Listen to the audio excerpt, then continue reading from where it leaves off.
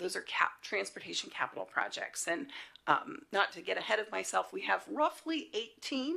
We'll talk about that as kind of a draft set of capital projects the city has. It's on your capital facilities element. It's actually on your transportation improvement program as well, that we think are, a really good move. These are going to benefit citywide mobility.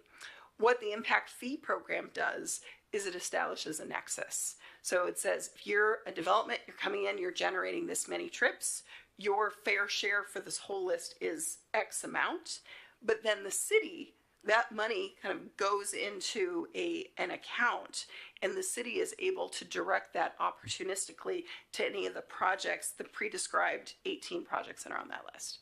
Does that answer your question? Okay. Okay, I will keep going. Wait, Mr. Prowlis has a comment or question or something. I was going to say that on that current slide you're on, we didn't get that in our packet.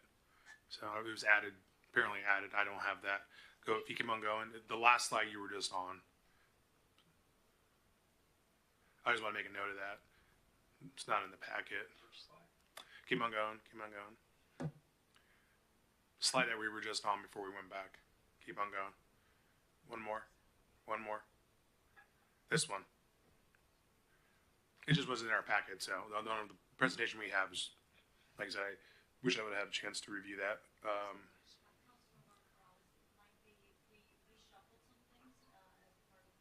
It's the last slide. Yeah, it's the last slide. Oh, okay. Never mind. It's on the very last one. Okay, great. Thank you. And yes, we thought it would make more sense to bring this slide in at this part of the presentation. So apologies for that confusion. I'm just making sure we're here.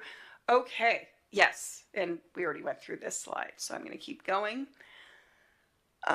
So state law provides a pretty clear path for how impact fees programs should be constructed, and should, Pasco move forward with developing an impact fee program, we would absolutely be following kind of that state prescribed process. So again, you start with a list of eligible projects that again have status. They're on kind of either your capital facilities element, that's kind of the general source. Transportation impact, transportation improvement program is also a great source. Then for each of the projects that were added to the list, we'd be kind of assessing their eligibility first, making sure, taking out any elements that are addressing existing deficiencies, and then also using the travel model to understand who's using those projects, because that also helps us to assess the eligibility. And once we kind of go through that process, we'll understand what those eligible costs are, then spreading that over the growth that Pasco is expecting over the next kind of 20 years, the life of your current transportation or your current comprehensive plan, to arrive at a cost per trip. And it's really that cost per trip that then is assigned to a fee schedule, which is related to the vehicle trip generation characteristics of development. So really, just put simply, this process allows us to figure out if you're developing a single family home or you're developing a certain amount of commercial square footage, how much should development pay into this program that Pasco can then use to help develop projects that are providing capacity for all this growth. So I would be remiss if I did not note that Pasco does have a transportation impact fee program on the books today. It's very old. First established 20 years ago and last updated in 2009, so it's been around for a while. And the rates, as you can see on the screen, are quite low. The fee is $709 for a single family home. It is $435 for each multi-family dwelling unit, and it is $43 per daily trip for commercial development. And so these rates were established quite a long time ago based on a different list of projects, based on different growth projections. So they're out of date. Also, they're not generating significant revenues for the city. So a scan of kind of Washington State and kind of what the context that you would be walking into, we looked at, there are more than, first of all, there's I would say there's even more than 74 cities in the state. There's a large number of cities in the state and counties that have transportation impact fees. Citywide rates generally range from $907 to over $15,000 per PM peak hour trip. So there's huge variation across the state, as you can imagine, across geographies, across different preferences of different communities. And on the average, when you look across the state, the average is $5,700 per kind of PM peak hour trip. So that just kind of gives you a sense of kind of that variation. When we look at your neighbors within the Tri-Cities, you can see the rates on the screen. Richland and Kennewick both have multi-district programs, so the amount that you pay per PM peak hour trip kind of varies per where you're developing within the city. Richland varying from $1,800 to about $5,000 per PM peak hour trip. Kennewick currently varying from $400 to $1,600 per PM peak hour trip. I will note that Richland's program is pretty recent. I think they adopted it within the last couple of years. Kennewick's program is a little bit more outdated. I was going to look up the date on West Richland's program, and I apologize, I did not do that in advance. Do you have a question for Mr. Harps? Thanks. So I just want to make sure I'm understanding this right. If the previous slide that detailed the state's required methodology says on that fourth bullet point, remaining eligible program costs divided by Pasco's expected growth in PM peak hour trips for next 20 years gives us the TIF rate? And if so, why on some of these cities or all of them does it range so much? And what other data kind of gives us that rate? So this is just a single cost. So when you see, for example, that range in Kennewick and Richland, they're going through the same process, but they're actually breaking their city into little pieces. And so it's having just a different rate based on where you're developing and what that nexus is with the infrastructure in their program.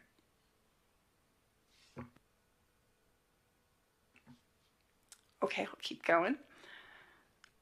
Okay, so I want to now zoom in on Pasco, because this is where it gets a little more fun. So first of all, we've been working with city staff to look at potential candidate projects that might be included in a program. And this map on the screen is by no means final, and we'd certainly welcome council input. But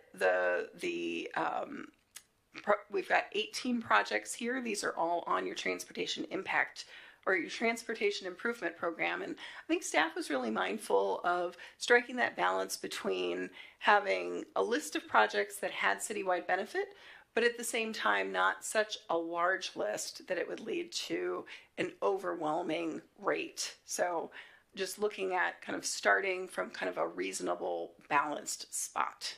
So that's kind of the projects just for preliminary discussion. Again, not final here.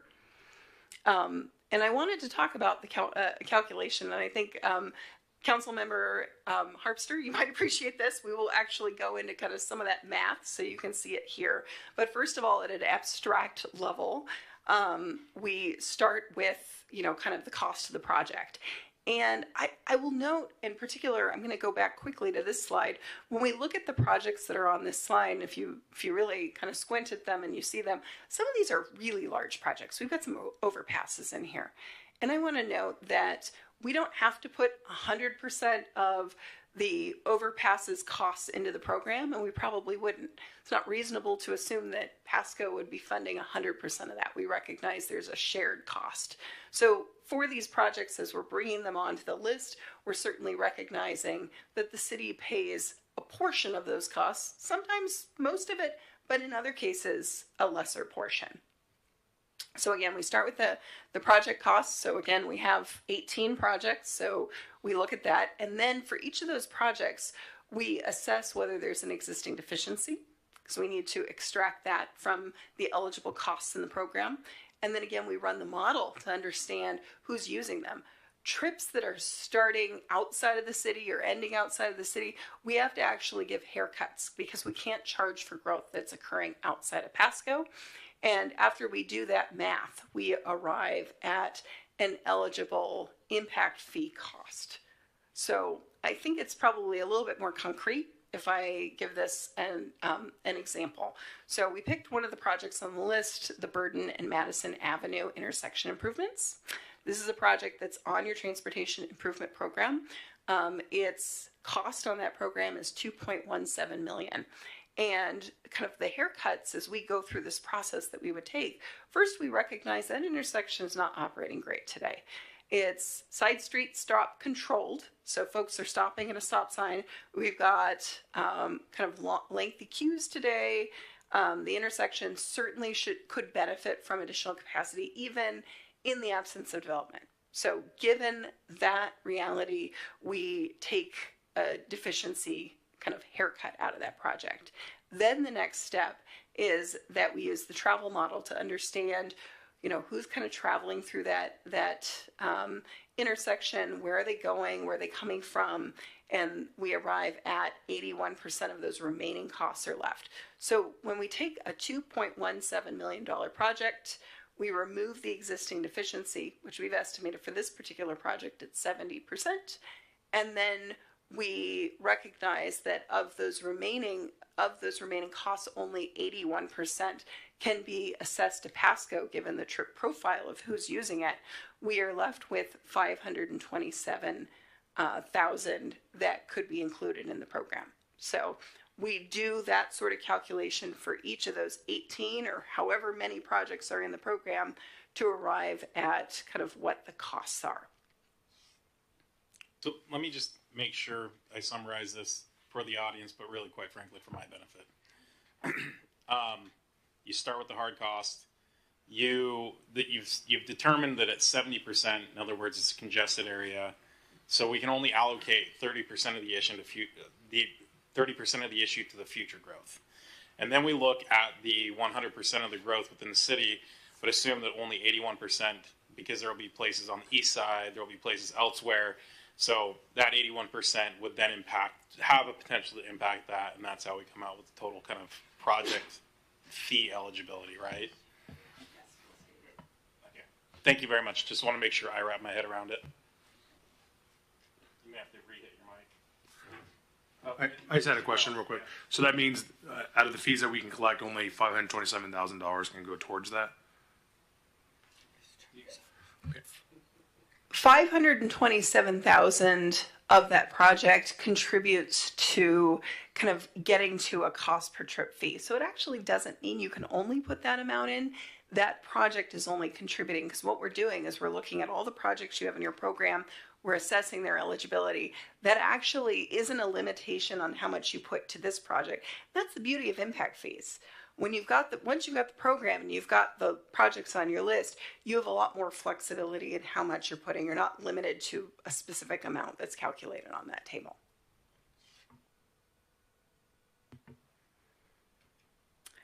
Okay, one other piece, and I'm not going to go into a ton of detail on it, but I think it's an important one to consider, is TIF districts. So one of the questions that I received here was, why do some cities have a range? And that's because they have multiple districts. That is something that we could certainly look to for Pasco.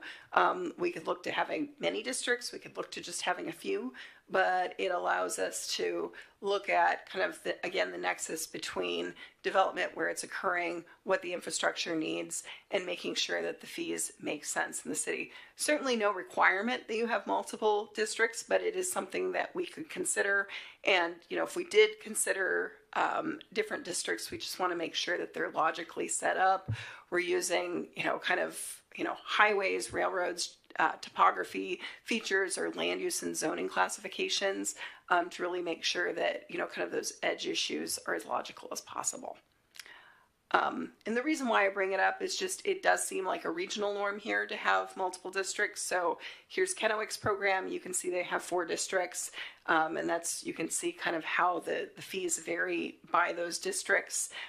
Similarly, Richland with their kind of newer program, here's how their fees vary by district. So I think this is my last kind of content slide. Just wanted to share with you where we are in our process before collecting any more feedback that you have. As you know, we've been kind of working on this analysis since kind of the beginning of the year. We are here today kind of to seek your initial feedback. Our next step would be ideally to kind of come back to this, first of all, to get your feedback tonight, and then kind of work on kind of developing a program that's responsive to kind of what we're hearing from you. Hopefully kind of coming back to you in April. And once we have a program that I think we feel is a good representation of meeting the city's needs, we'd also want to go out and speak to both the community and the development community to make sure they understand how this is moving forward and to seek their feedback. The end goal would be to have an impact fee program adopted in June. So I think that's it for me. Happy to take any feedback you have. Great. Thank you very much for the presentation. Very helpful. Mr. Perales. Thank you, Mayor. I'll go ahead and just start it off. I think the only 2 notes that I made was that I wanted to see if you can provide a recommendation to the city in regards to updating our TIF fees every so often. I think you made a comment earlier that like the city of Kennewick looks like they haven't updated it in some time. The city of Richland has recently done it. So, and according to our staff report, we hadn't done anything since 2009. So if you guys could look into that and see, probably around 3 years, 4 years, probably look into updating it. We can hire a firm, update our values and go from there. So that would be my ask or feedback. And the second one would be, I would like to see perhaps a draft for districts and what that would look like across the city, whether it's 2 districts, 3 districts, 4 districts. Obviously, you guys have the data. You see certain parts of the city aren't as developing as other ones, and we're more focused on the west side of Pasco. So I would just like to see what a district kind of rate fee structure would look like. Thank you. Thank you, Mr. Perales. Mr. Grimm. Thank you, Mr. Mayor. My sentiment's similar to Councilmember Perales that I think districting would be an important part of this. I think that having the same fee all across the city makes no sense at all, and would love to see it broken down into districts. But I think we should be very careful when we do draw those lines, even as an example or sampling, or because I think the second those lines are drawn, there's going to be a lot of eyes focusing on it. And, maybe there'll be some minds will be made up, and if we go back and change some of those lines too, and I know that's part of the process and everything, I just see the potential for I just upset people in that if we move those lines a whole lot. So again, Mr. Mayor, just to summarize, would love to see districts. This is probably 2009, long time coming, and this being updated, and we should just be, real careful. We want to be completely transparent, but at the same point, once those lines are kind of drawn, I think we just need to be really careful to speak how they are a work in progress. So people don't have their, hearts set in stone on what those lines are going to be. Thank you. Thank you, Mr. Grimm. Mr. Harpster. Yeah, one question for you is if you look at the Richland Kennewick zones, the zones with the highest fees are where the most development is occurring. So what kind of a process informs where the boundaries are proposed to be? Is it based on the amount of projected development? It is really city by city how we approach it. So I think the level of development, the travel sheds is important. The infrastructure quality and needs is important. I think if you can make a reasonable argument that there are certain areas of the city where people travel differently, they use the transportation system differently, those are things that kind of drive it in that way. I think to me at least, it seems fairly simple. I mean, we know where the most development's happening in Pasco. That'd be one zone. just looking at Kennewick, their biggest zone is zone 3 that they named all other areas. That's where development occurred decades ago. And, like there's not going to be that much more development. So I think it'd be a little bit of an easier process than what maybe we're all thinking up here. Although we're not the ones that'd be doing it. So, one comment that I did want to make is we hear from folks in the development community, they want more predictability, and this would help with that. It's, looking at, I was involved in a project in Richland and looked at their traffic impact fee areas map, and it was extremely easy to do the math to figure out what our fees were going to be. On a project in Pasco, we couldn't even come up with math that made sense to try to at least get an estimate because it was so unpredictable. And so this would take away that unpredictability. And again, like with the irrigation fees, the process to create these boundaries and the proposed fees, as long as we can explain it, I think I'm good with stuff like that. And what I typically hear from most folks in the development community, at least those that are level-headed, they're good with it too, as long as it can be explained. And the process you described, I think, is at least to some extent easily explained. With the proposed list, I did want to just make a couple comments. I was glad to see Convention and Sandifer on there, and then Lewis Street and Heritage. One that I would appreciate staff potentially looking at adding is Road 90 and Sandifer. And I'm not even sure if that's on the tip. I don't recall. But that's a intersection that's gotten very busy with all the commercial development on the north side, and then the schools going in even further north of there. So that's my 2 cents. Thanks. Thank you. I see no further lights, so I'll kind of throw out some thoughts. One, I do appreciate this. I think to your comment about predictability, you mentioned kind of financial predictability. I want to ensure that this also dovetails into process predictability. And I know we've talked about process improvement, and I'm looking to my right, not directly at you, ma'am, because it's more of for staff. I want to ensure that if we're going to adopt a new fee structure, that it kind of lays the pathway for these folks so they know what they're up against. They have a good, clear basis on their timing, because that's the predictability I think I hear more of, hey, we expected 1 iteration, we're down on 6, or we expected 1 month, we're on 4. Ms. Sigdal? Yes, Mayor, that's a big outcome of this whole process. And as we mentioned, it does not eliminate the TIA process altogether, but it definitely limits it significantly. For example, our Tier 1 TIA right now is 25 trips or over, which is not that hard to exceed. So we would be looking at what the next tiers look like for the city once an appropriate level of transportation impact fee is set. And also just the scope of that, because you might have a big project, but we might be just looking at the neighborhood transportation rather than citywide transportation and having to do a TIA that is a lot more complicated, that takes many months, and a lot of back and forth between the 2 traffic engineers. So it would definitely eliminate a lot of time in that process. Thank you. I appreciate that. And then my other comment is, I'm not really sure if I'm sold on the districting approach. I understand, as Mr. Harpster mentioned, we have obviously a very well, robustly built out, very limited infill on the east side. If the donut hole ever comes into the city jurisdiction, is annexed in, those are going to be infill projects, and I think that's going to be a different approach. I don't know if that means we need to zone it or just look and contemplate the rate accordingly. An infill versus a growth project, maybe that's the appropriate way to do it. That way, I think it really helps set the stage of not we're arbitrarily saying this is a particular zone or not. This is impacting through adding where maybe there's not capacity, as opposed to we're going to have to build a new road on the north side of the city, and there wasn't capacity ever needed. So those are my thoughts, but I think bottom line is, I appreciate where we are. I appreciate the update.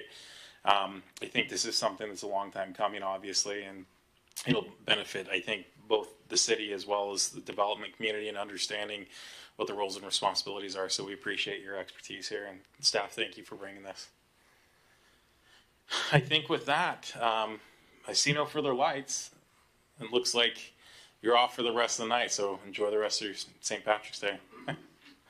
With that, we'll move on to item B, which is city manager recruitment. Looks like Ms. Matson, you're coming to join us.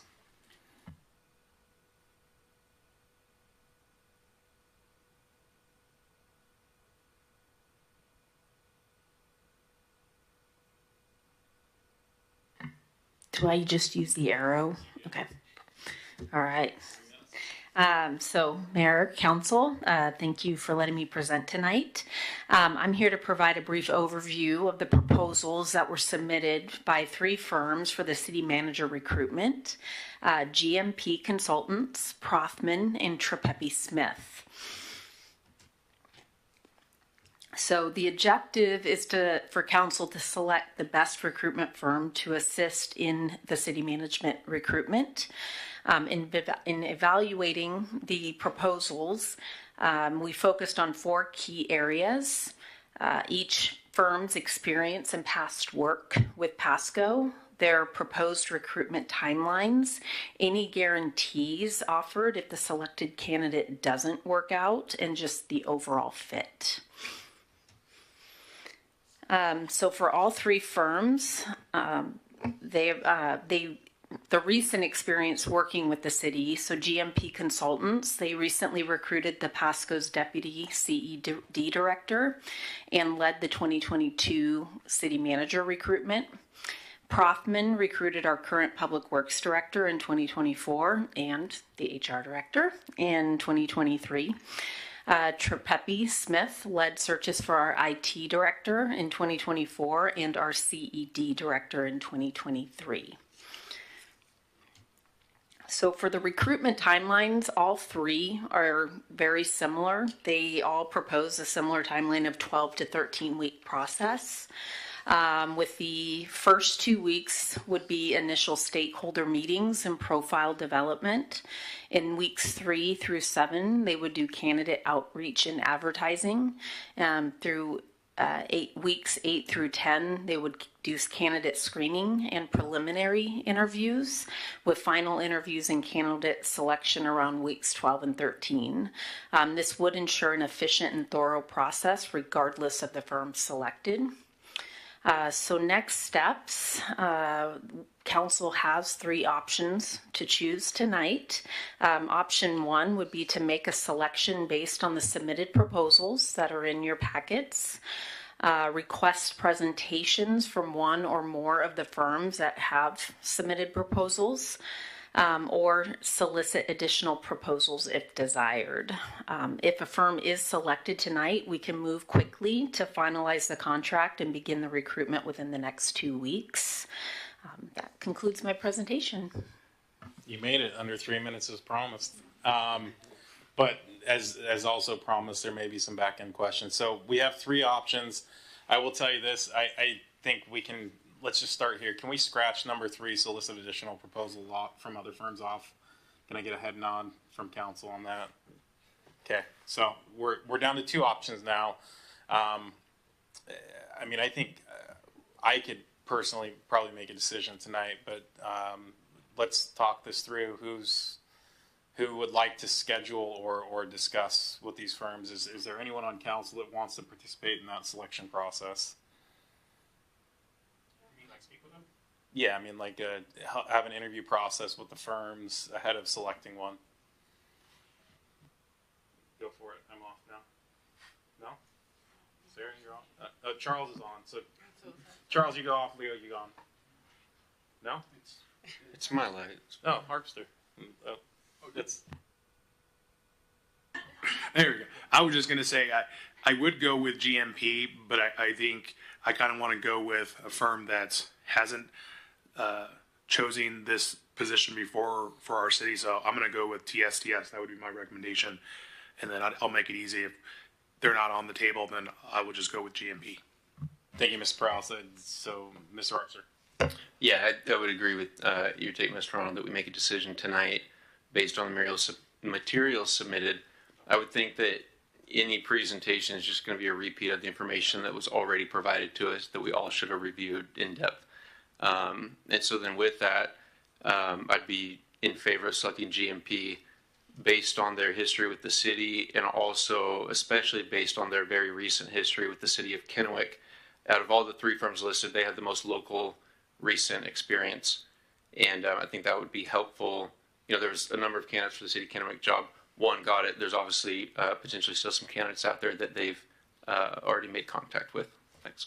Thank you, Mr. Harpster. Mr. Grimm, you had your life. Yes, thank you, Mr. Mayor. I'm in agreement with Councilmember Harpster. We should make this tonight. I mean, I have a little more, GMP or Prothman, either one would be fine with me. But yes, I don't think there's any reason to further interview. The information submitted is great, and we need to get moving on this. Thank you. Thank you. Go ahead, Ms. Barajas, you can go. Try that one. It's working. Wow. Okay.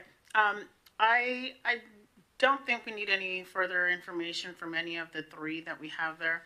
I would personally go with Prothman. I'm looking through their paperwork submitted, and I like their placements. We have worked with GMP.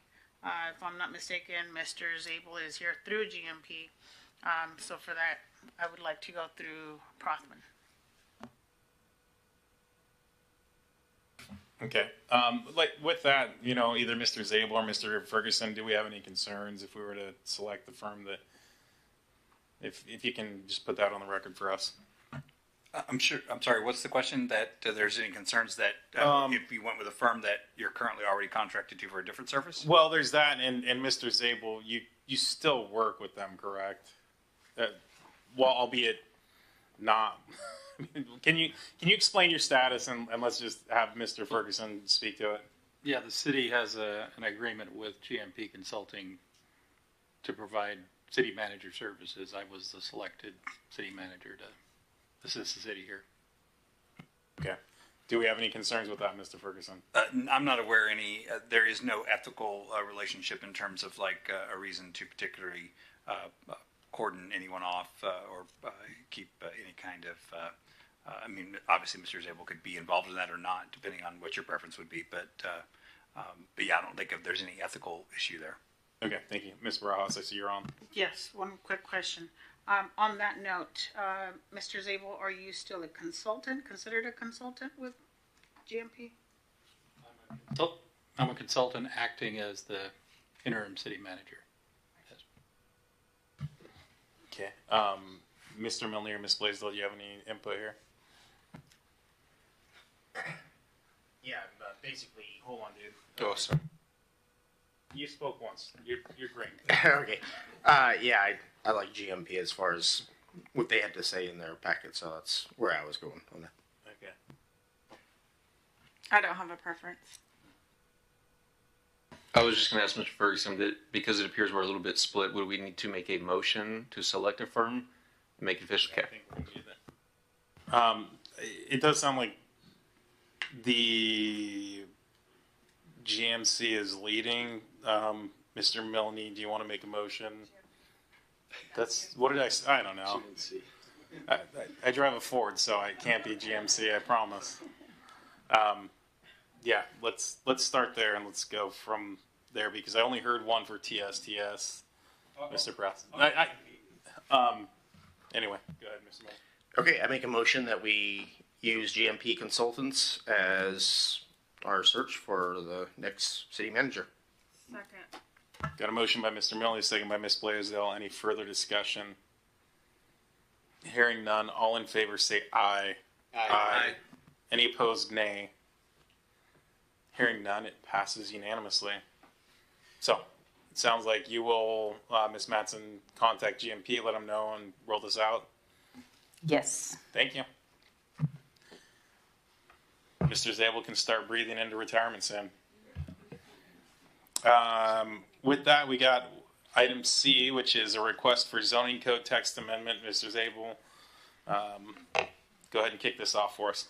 Okay, great. Thank you, and good evening, Mayor Council. So we're discussing this item as a result of a resident or property owner initiated text amendment to the city's zoning code. This particular item pertains to a proposal on a parcel located at Outlet Drive in Sandifer Parkway, and that proposal includes a car wash. The property is zoned C1, which does allow car washes.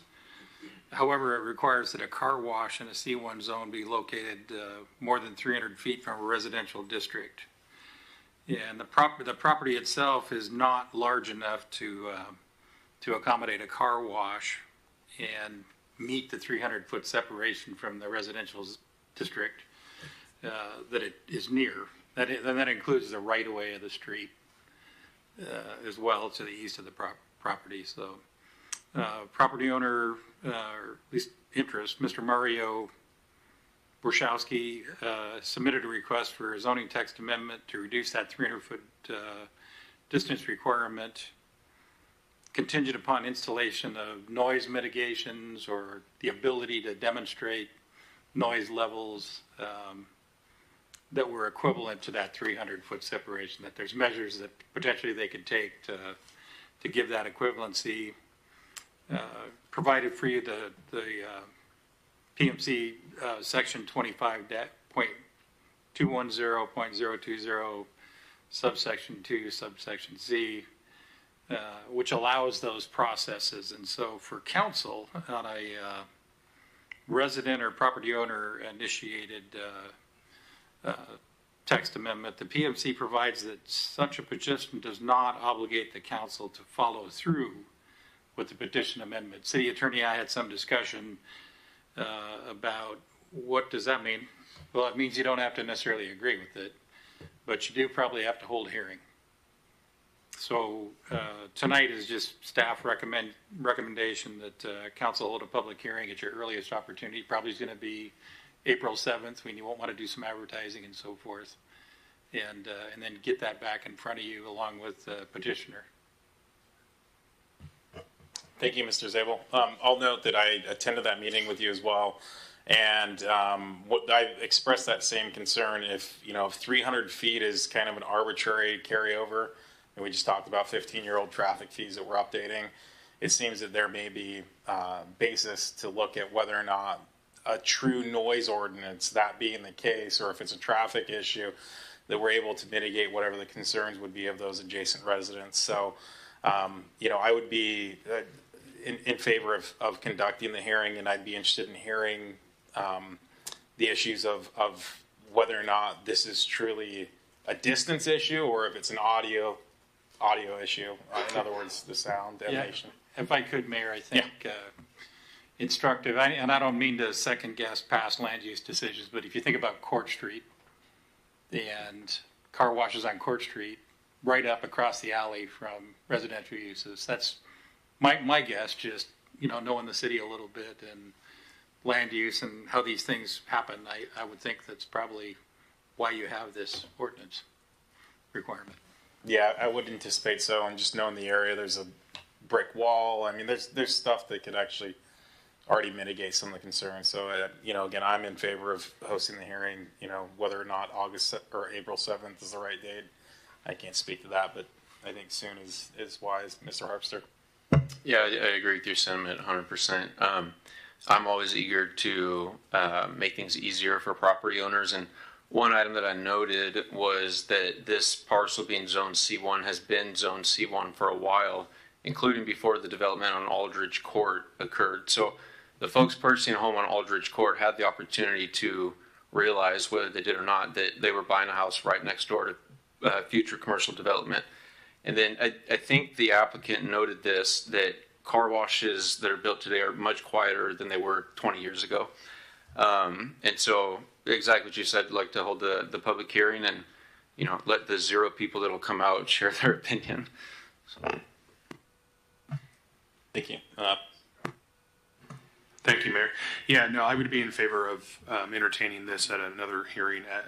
I agree with all the comments that have been made. I'll just note that, like right on Convention and Burden, there's a car wash, and right behind that car wash is a home. So, again, I think people had the time when they bought those homes right there on Road 90 to, well, not really. They bought homes and they developed it, and that was already a C1. So, I think we need to make things easier, like it's already been said, and I think we need more commercial development. This is going to go right across from that Corwin dealership that hopefully will be expanding there. So, I think we should be looking to entice more commercial development. So I'd be in favor of this. Thank you. Thank you. Mr. Ferguson. Yeah, just real quick, I want to clarify. This is one of these weird curveballs. So this is a petitioner, not an applicant. So it's a petitioner for a text amendment, which to your zoning code, which means it's a legislative act. It's not going to be a quasi judicial act. So you're going to have you can have an open record hearing, but it's not going to be to determine the specific rights of any particular applicant. It will be, you're going to hold an open record hearing to determine whether you want to change your own municipal code. So it won't, even though obviously we have a particular person who's petitioning for this change in the text of the zoning code, it won't be specifically related to them. So I just want to clarify, because that's where it can get a little fishy. Right, so just a summary, this is a blanket change to the code, not specific. It's initiated by a property owner, but it's not specific to the property. Excellent. I'm still good with that. I don't think that changes my analysis. Any difference for anyone? Good. It doesn't change for me either. I was just going to add that that's why it was okay for you to meet with them, because it's legislative. And tonight reminded me that I have a voicemail from him I forgot to return. So, yeah. Sounds good. Seeing no further lights on this issue, it sounds like staff has direction. Mr. Zabel? We're good? Okay. With that, moves on to miscellaneous discussion number 12. Mr. Zabel. Oops.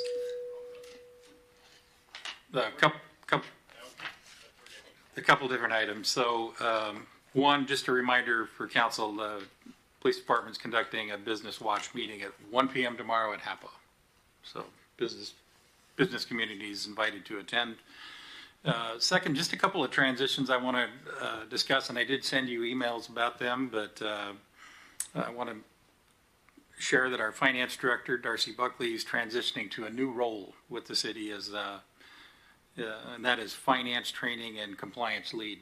And it's a really great opportunity for Darcy to be able to continue to provide leadership in the department and mentor and work with our professional staff. And also is a great opportunity for the city as it is. We have a really strong leadership team in the department. Obviously, this will vacate the director position, and we'll be recruiting for a new director in the next start that recruitment in the next couple of weeks. But going through this process I will share, it wasn't super easy for Darcy, because she wants to make Pasco the best it can be. And I think we hired Darcy, 11 years ago? No, not 11, 8 years ago. 2016. So about 8-9 years ago, and came to us and has just done an amazing job. And Aricha was here at the time as the finance director, and that department has just transitioned so far from where they were back at that period of time. I could go on. If I do, it makes the people that were here earlier than that bad. So I'm not going to. But it's an incredibly well-run department, and the reliability of the information and so forth, and the sophistication that Darcy and her staff have brought to it are just nothing short of amazing. So as the city manager that hired her, I have maybe a little bit mixed feelings. I'm super excited for her because this fits to where she wants to be professionally and personally.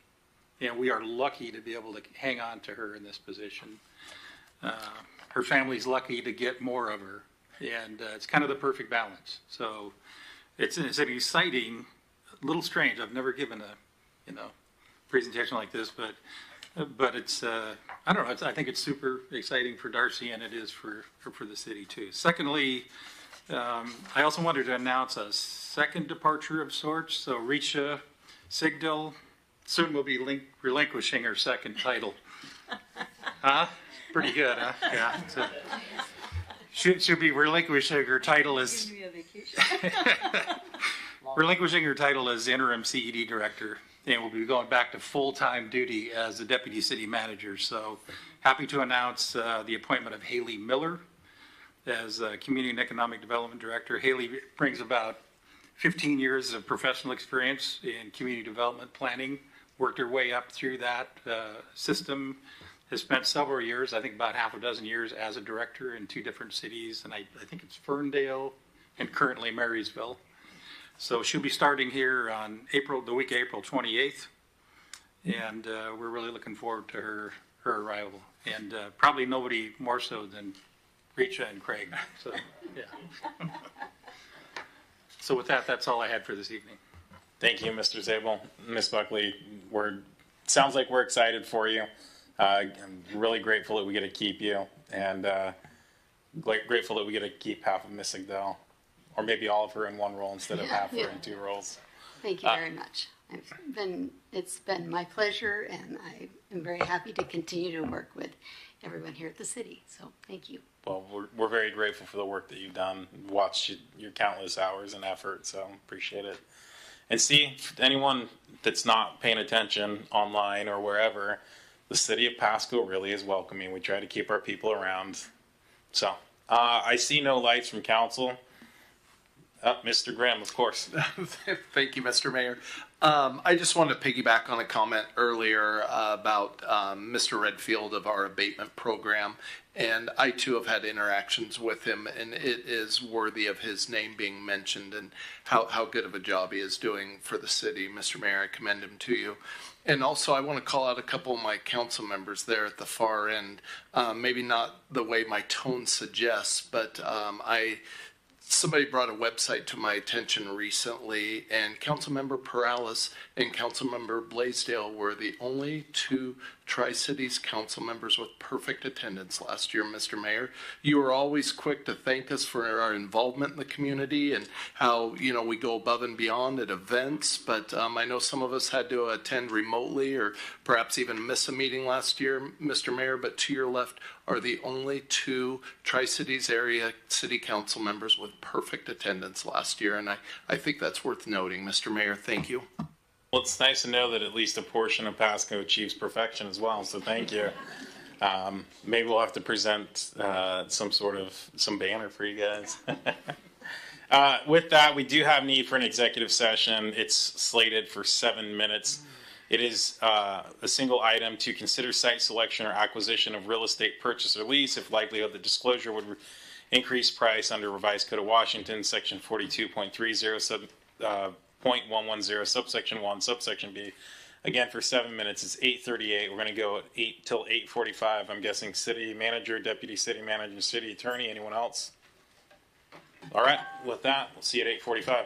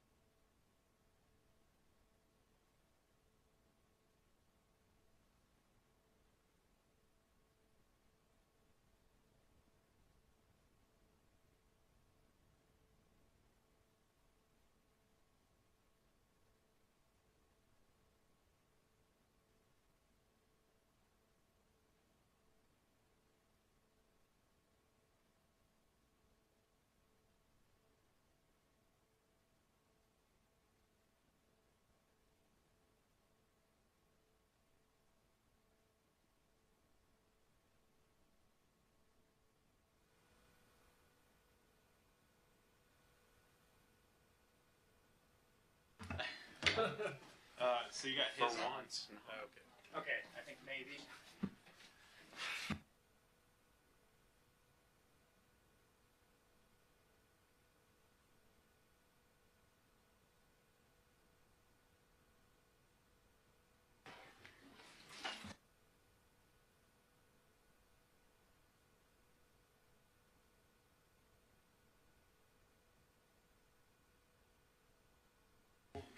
It is 8:45 and we are adjourned. Thank you for joining this evening. My son.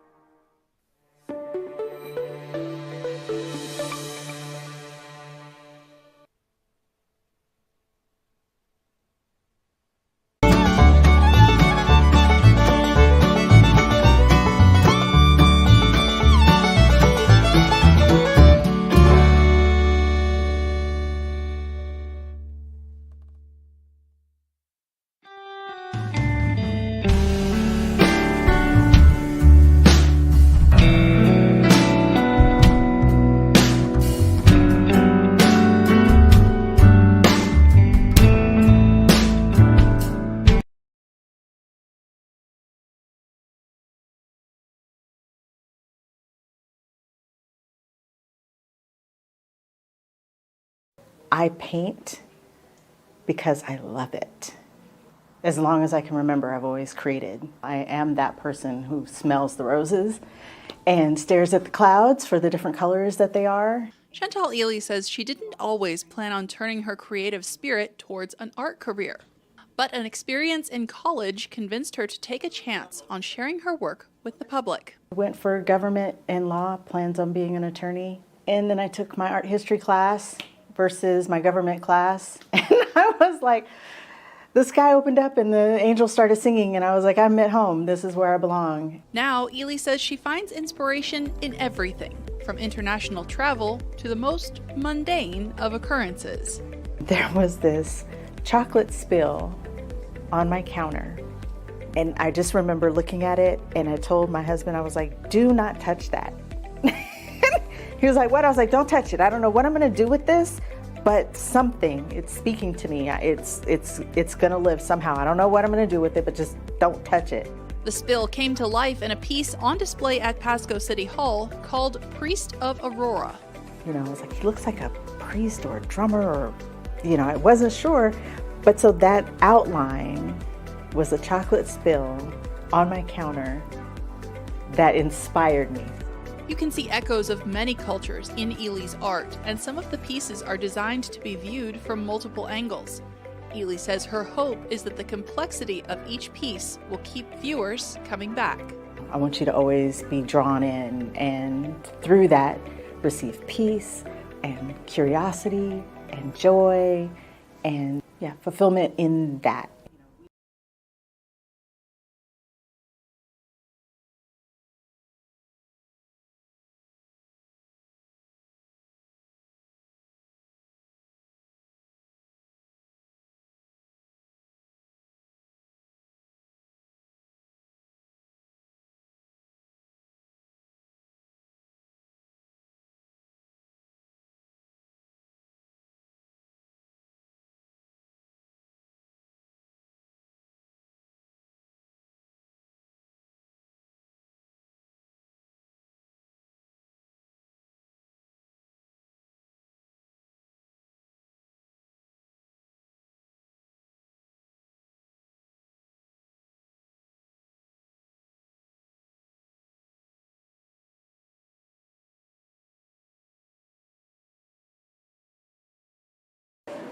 So we're going to need everybody's help because this fire engine, fully loaded, is about 52,000 pounds.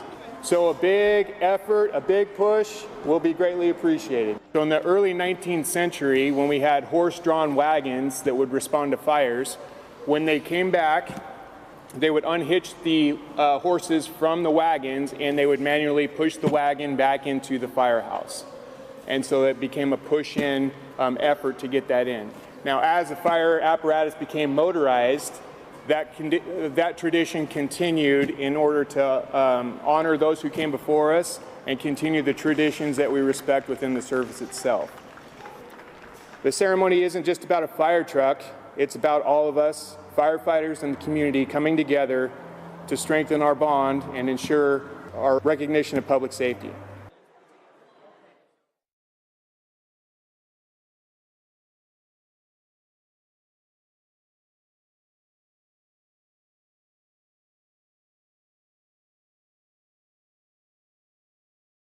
"2025 is your year to start a new business, and the City of Pasco is here to help. We have newly updated commercial kitchen space and vendor windows available at the Pasco Specialty Kitchen downtown. Mobile food vendors, we've made it faster and easier than ever to get permits and connect with customers, thanks to new citywide regulations for food trucks and hand carts. Visit pasco-wa.gov for more information and join the thriving Pasco community. Naturally transformative.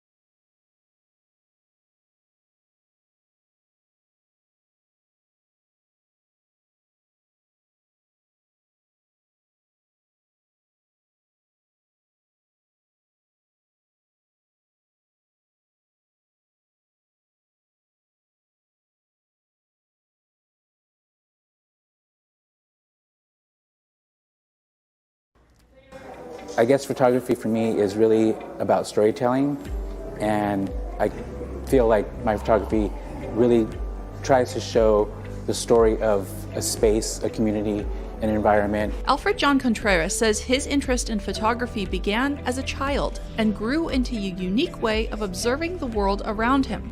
I would pass by people walking on the street and I saw certain things, patterns that I noticed, and then I would just start photographing just things that I saw interesting. It could be anything like something discarded on the ground that kind of interacted with different light, or how it interacted with the environment. Contreras captured those observations on film, now being showcased at Pasco City Hall with the exhibit Urban Tableau, Synchronicity in Everyday Life.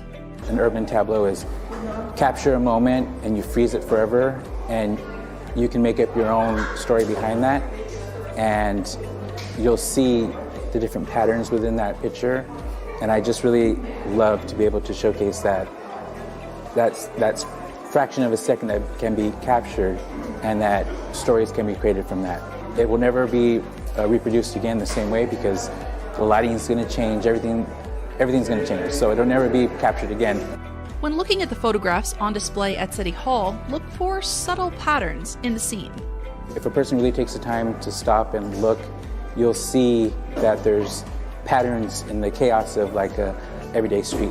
Contreras says his photography is a celebration of the beauty in simple things.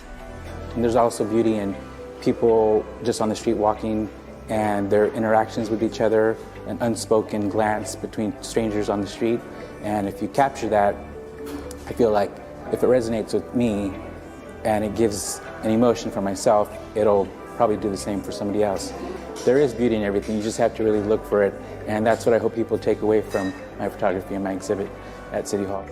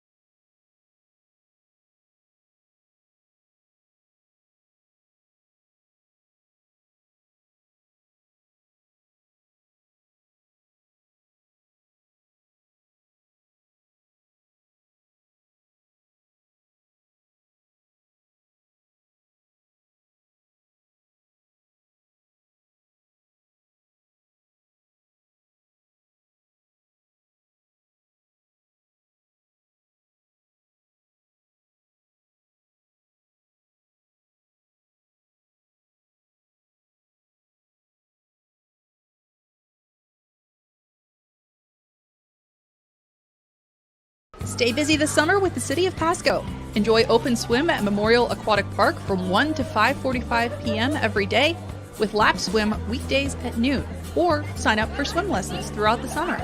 Join the all-ages Beat the Heat Run Walk Club on Wednesday mornings to earn entries for an end-of-summer prize drawing. Check out free, family-friendly movies and music at Pasco Parks, plus many more activities and events, all listed online at pascoparksandrec.com. Want to help wildlife? Don't feed them. While it's understandable that people both love to watch wildlife and want to help wild animals by feeding them, wildlife feeding is more harmful than helpful. Animals have evolved to endure a wide range of environmental conditions and food availability and they rarely need supplemental food from humans to survive. A major consequence of wildlife feeding is that it spreads contagious diseases. When animals are fed by humans, they come into close contact with one another at feed sites. If there's a sick animal in the area, these unnatural concentrations of animals can result in spreading disease more rapidly than if feeding wasn't happening. One of the most impactful diseases to deer, elk, and moose is chronic wasting disease, or CWD for short, which is always fatal.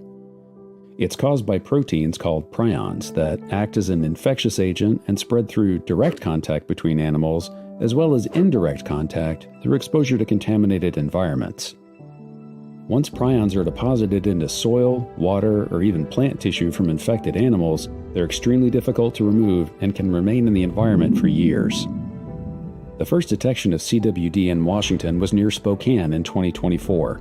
As a result of the disease being present in our state, the Washington Department of Fish and Wildlife enacted a statewide ban on feeding deer, elk, and moose in an effort to minimize transmission of CWD. Feeding any kind of wildlife, including the use of salt or mineral licks that encourages these species to gather together, is illegal.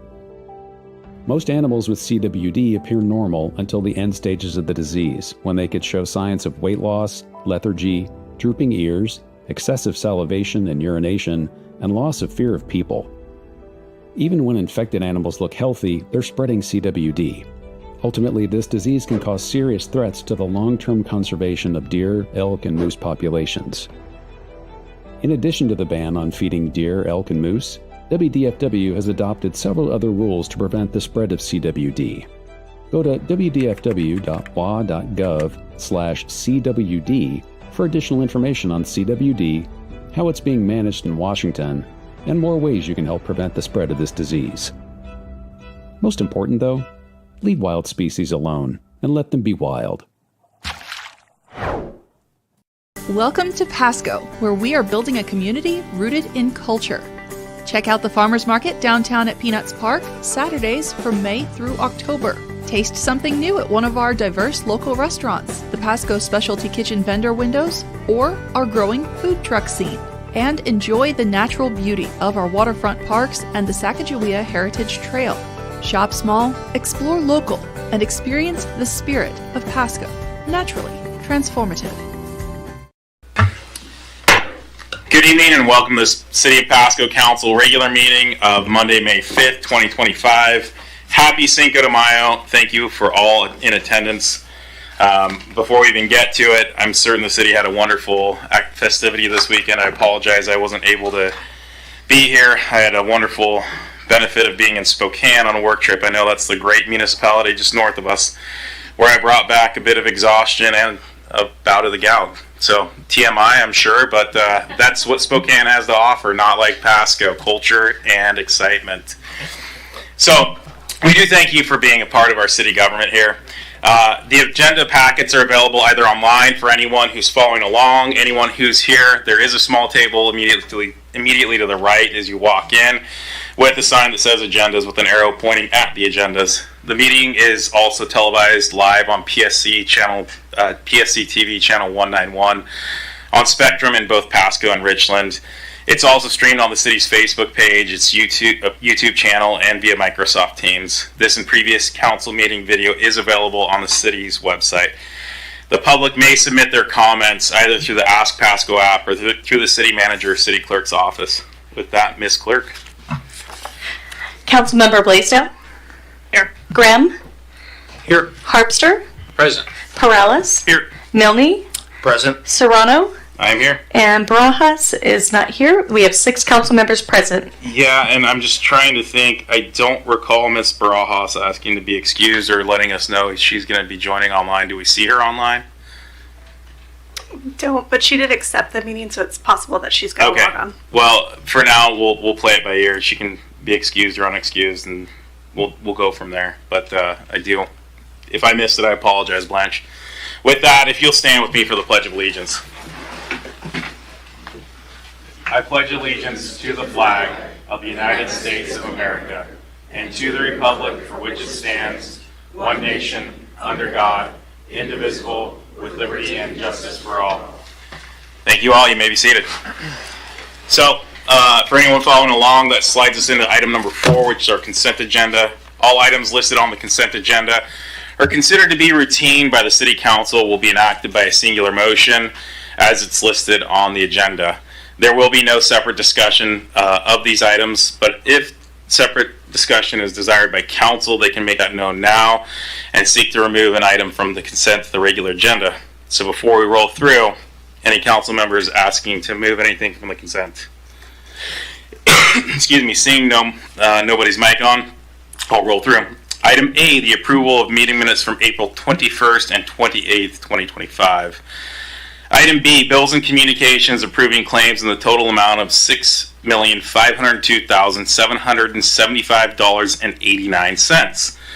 Ordinance number 4766, request for zoning code text amendment. And I will note for council and for the public's enlightenment, we did get an updated packet about an hour and 45 minutes ago that modified one quick thing that wasn't caught in the prior uploaded document, which is the striking of the C2 zone from these from the limitations on this, as I think Mr. Perales had advanced in our last meeting. Okay, and he has no comment, or he was good with that, he said. And we got Ms. Perales. So with that, we've got item D, resolution number 4595, West Pasco Water Treatment Plant Phases 3 and 4 Professional Services Agreement Acceptance. And finally, item E, which is resolution number 4596, project acceptance for the fire station number 85 site work. That's Road 100 and Maple Drive improvements, that project. Mr. Milne. Thank you, Mayor. I move to approve the consent agenda as read. Second.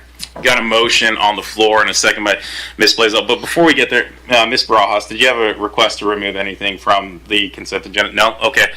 Then, Ms. Clerk, if you can roll call us. Councilmember Blaisdell? Yes. Grimm? Yes. Harpster? Yes. Perales? Yes. Barajas? Yes. Milne? Yes. And Serrano? Yes. It's unanimous. Thank you.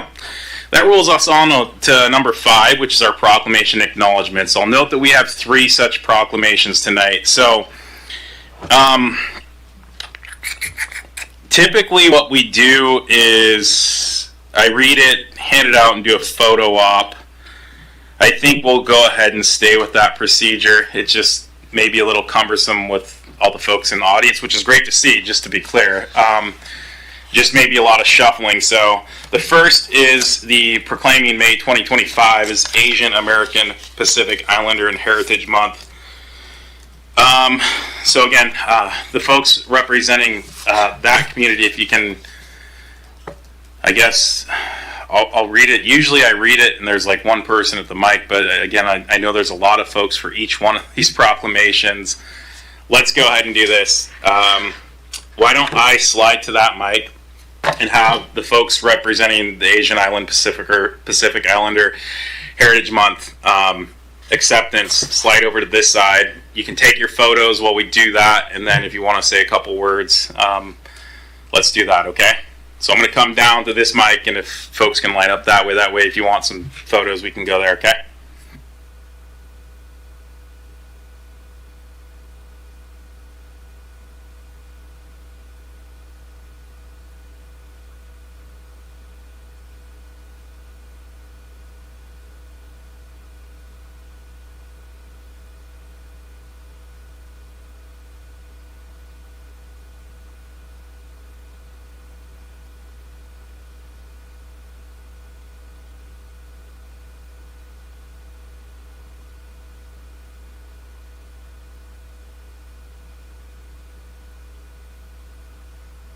Hopefully this makes for a decent shot. So, whereas Asian American Island and Pacific Islander or AAPI Heritage Month is a time to recognize the contributions and achievements of Asian Americans and from Asians from across the Asian continent, native Hawaii, and Pacific Island descent. Whereas the United States Asian Pacific Heritage Week was first celebrated in 1979 and was extended to AAPI Month, Heritage Month in 1992. Whereas the month of May was chosen as an Asian Pacific American Heritage Month to commemorate the immigration of the first Japanese citizen, Nakahama Manahiro, to the United States on May 7th, 1843, but also the anniversary of May 10th, 1869, completion of the first transcontinental railroad, built in part with the back-breaking labor of nearly 20,000 Chinese immigrants. And whereas today more than 20 million AAPI members live in the United States, whereas we celebrate their achievements and contributions which enrich our history, society, and culture through language and religions and make our communities more vibrant, prosperous, and secure. During AAPI Heritage Month, we acknowledge the additional determination, hard work, and perseverance AAPI put forth to be seen and to be heard. Whereas the 2025 theme is a legacy of leadership and resilience, and honors the hard work of AAPI leaders who established the foundation for future generations to thrive and adapt to change and adversity. Now therefore, I, Pete Serrano, Mayor of the City of Pasco, Washington, do hereby proclaim May 1st through May 31st, 2025 as Asian American Pacific Islander Heritage Month. Thank you.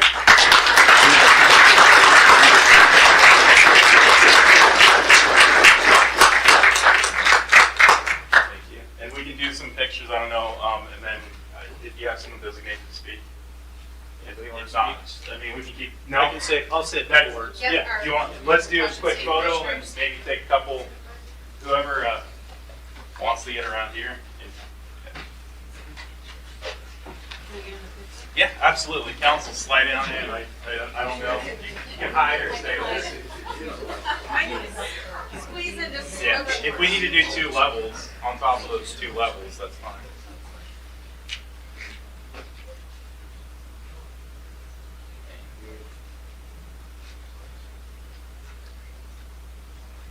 We good?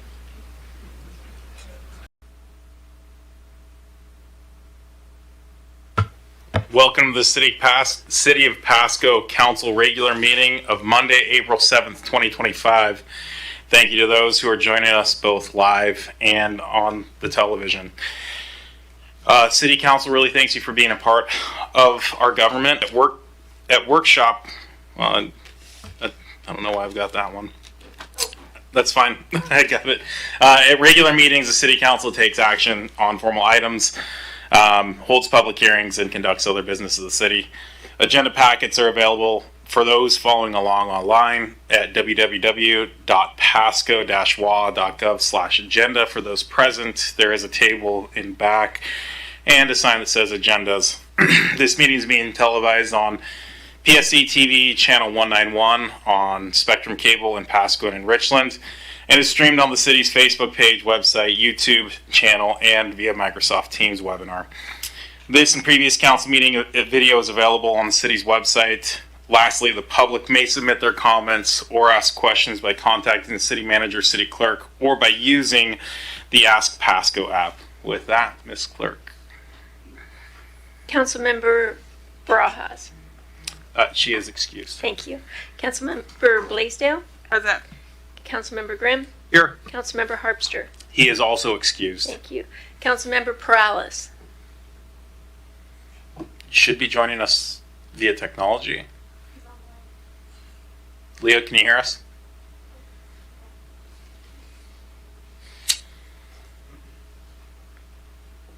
Give it a quick minute. If we can't get it, we'll circle back to him. Yes. How about Mayor Pro Tem Milne? I am present. And Mayor Serrano? I am here. Great. With that, it looks like give Angela one more minute. Okay.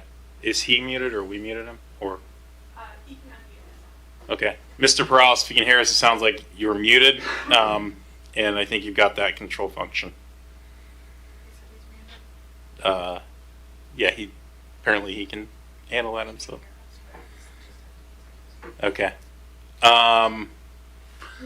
Let's go ahead and do the Pledge of Allegiance, and after that, Mr. Strong, maybe you can work to unmute Mr. Perales. I pledge allegiance to the flag of the United States of America and to the republic for which it stands, one nation, under God, indivisible, with liberty and justice for all.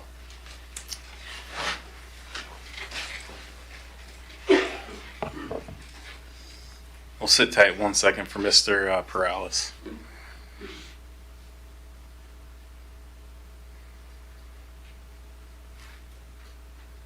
No luck. Go ahead, Angela. Councilmember Perales, your mic is available on your side.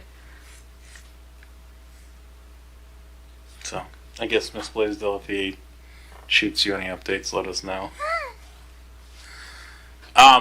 I guess I don't know how long to try to figure this out. For now, let's go ahead and okay, it looks like he signed off. Might be signing back in. With that, we'll move on to item number 4, which is our consent agenda.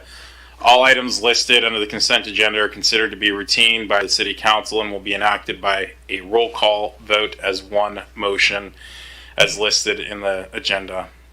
There will be no separate discussion of these items. If further discussion is desired by council members, the consent agenda may be removed from the item may be removed from the consent agenda to the regular agenda and considered separately.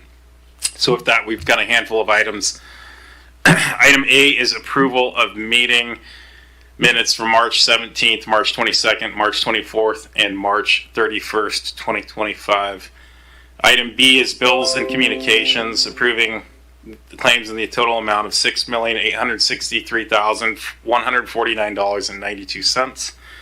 Item C is resolution number 4582, River Shore Sewer Interceptor upsizing Phase 1 design loan acceptance. Item D is resolution number 4583, professional services agreement with Consor North America Inc. for design services for the Sylvester Street Overpass pedestrian bicycle path pedestrian bicycle access project, excuse me. Item E is resolution number 4584, project acceptance for the well capacity upgrades project. Item F is resolution number 4585, agreement with Burnham for tax credit proceeds transfer. Before we make a motion, two things. One, do we have any update on Mr. Perales? It appears not. I see you. Oh, Leo, we got you. Can you hear me now? Yeah, we got you. There we go. Thank you much. Good evening. Good evening. So I just rolled through the consent agenda. Do you have any items you wish to remove from there? No, I don't. Thank you. Okay. Anybody else have any items they wish to remove? With hearing none, Mr. Milne, can you get us a motion, please? Thank you, Mayor. I move to approve the consent agenda as read. Second. Got a motion by Mr. Milne and a second by Ms. Blaisdell. And as I said, that'll come in a roll call form. So, Ms. Clerk. Councilmember Blaisdell? Yes. Councilmember Grimm? Yes. Councilmember Perales? Yes. Mayor Pro Tem Milne? Yes. And Mayor Serrano? Yes. It passes unanimously. Thank you. Does pass unanimously. Thank you for that. Next item is item 5, proclamations, acknowledgements. They're unlisted. That opens us to number 6, which is our public comments period. The public may address council on any item unless it relates to a later scheduled public hearing. This item is provided to allow the opportunity to bring items to city council or to express an opinion on an issue. Its purpose is not to provide a venue for debate or the posing of questions with the expectation of immediate response. Some questions require consideration by council over time and after a deliberative process with input from a number of different sources. Some questions are best directed to staff members who have access to specific information. Citizen comments will be limited to 3 minutes, which I'll follow that, and Ms. Clerk will so kindly help us keep time.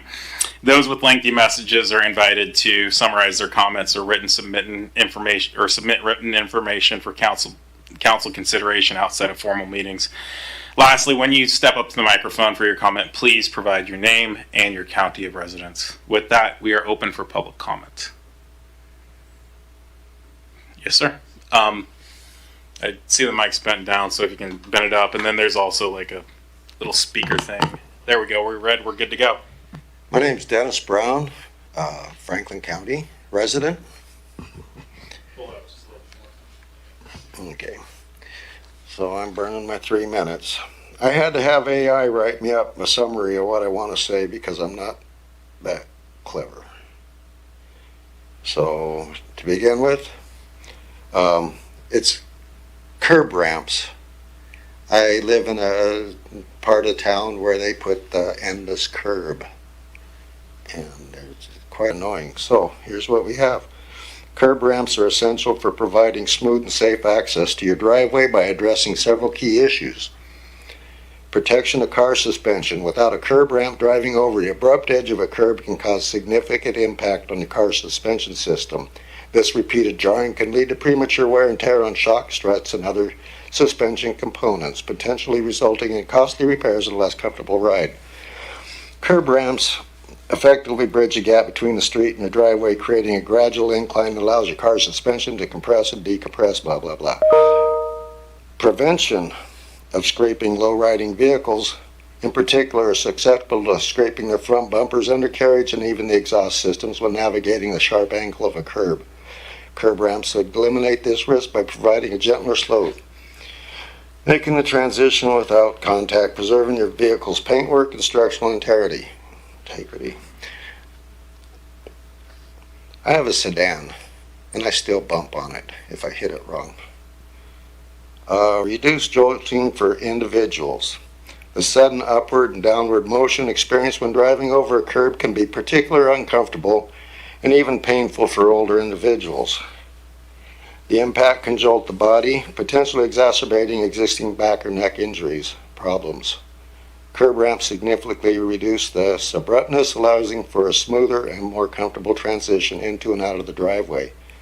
This consideration is crucial for maintaining the comfort and well-being of elderly passengers and drivers. Not just about convenience, they actually protect your vehicle from damage, prevent frustrating scrapes, and enhance the comfort and safety. So on that note, I'd like to see something in the code that allows me to install curb ramps, because currently at this time there aren't any. I found that out a couple of years ago when I tried to put a concrete one in and had to tear it out. Lessons learned. Thank you for your time. Thank you for bringing that to our attention, and I know staff's diligently taking notes, and something that we can address in the future. Thank you. Appreciate it. Oh, okay. With that, do we have any further public comments? Go ahead, Ms. Mahoney.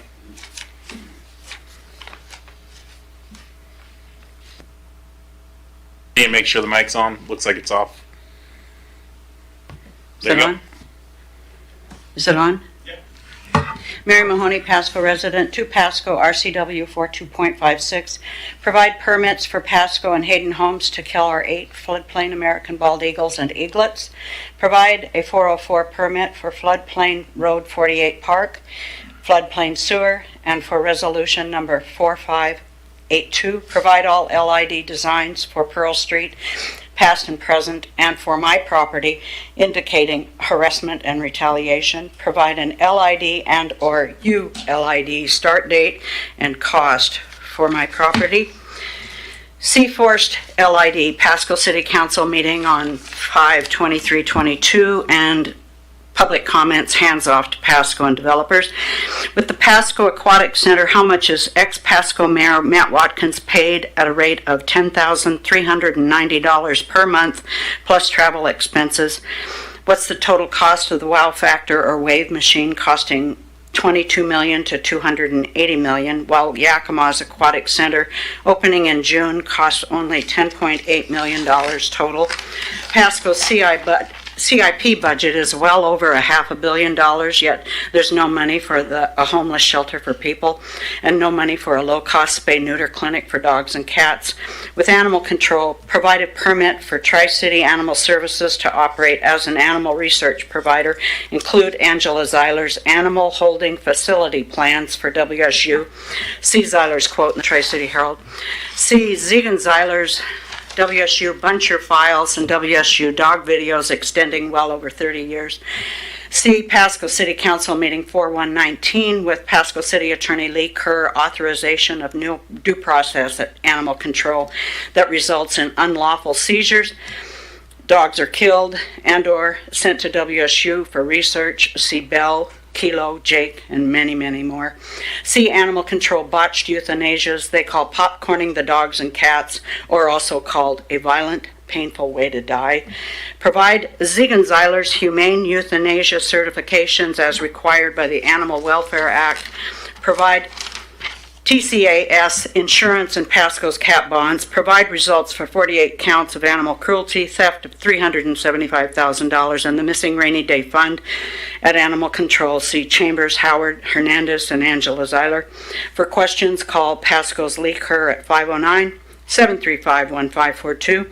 For a list of animal research providers to WSU, including bogus rescues, call WSU President 509-335-4200. Call Dr. Guy Palmer at WSU and at Paul Allen School of Global Animal Health, 509-432-3385. My comments tonight are for the record and to put Pasco on notice. Thank you. Do we have any additional public comments? Going once, going twice, third time, all right. Thank you. With that, we'll move on to item number 7, which is reports from committees or officers. Mr. Prowlis, do you have anything to report? No, I don't. Thank you. Thank you, sir. Ms. Blaisdell. Considering we haven't really met for the last 2 weeks, I have quite a bit. So I did attend Visit Tri-Cities meeting. We are looking for Ironman volunteers. I believe it's not till September, but they need many more volunteers this year versus last year to keep the event going. I also attended the Tri-City Regional luncheon and annual meeting, and then a ribbon cutting in downtown Pasco for Lucky Leaf. I believe it's their second location for Pasco. And I am happy to say Pasco High Dance Team took place in state in show and hip hop in third and Palm. So that was, again, a major accomplishment for those kids. So that's all I have. Thank you. With that, I guess that goes to me. I too attended the Lucky Leaf opening. Had a nice chat with either the owner or the manager, Slim, I believe is his name, and it's good. Well, sorry.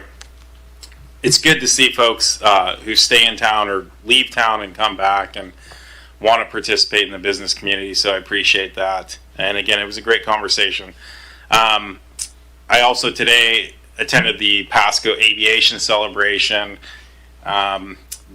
Yesterday marked 99 years of commercial aviation, starting with mail, which went from Pasco to Elko, Nevada, back when there was obviously no GPS, really rudimentary, if any maps. And so these guys were real cowboys of the West, willingly taking what was a 5.5 hour flight, which I'm sure now would probably be an hour and 40 minutes, give or take.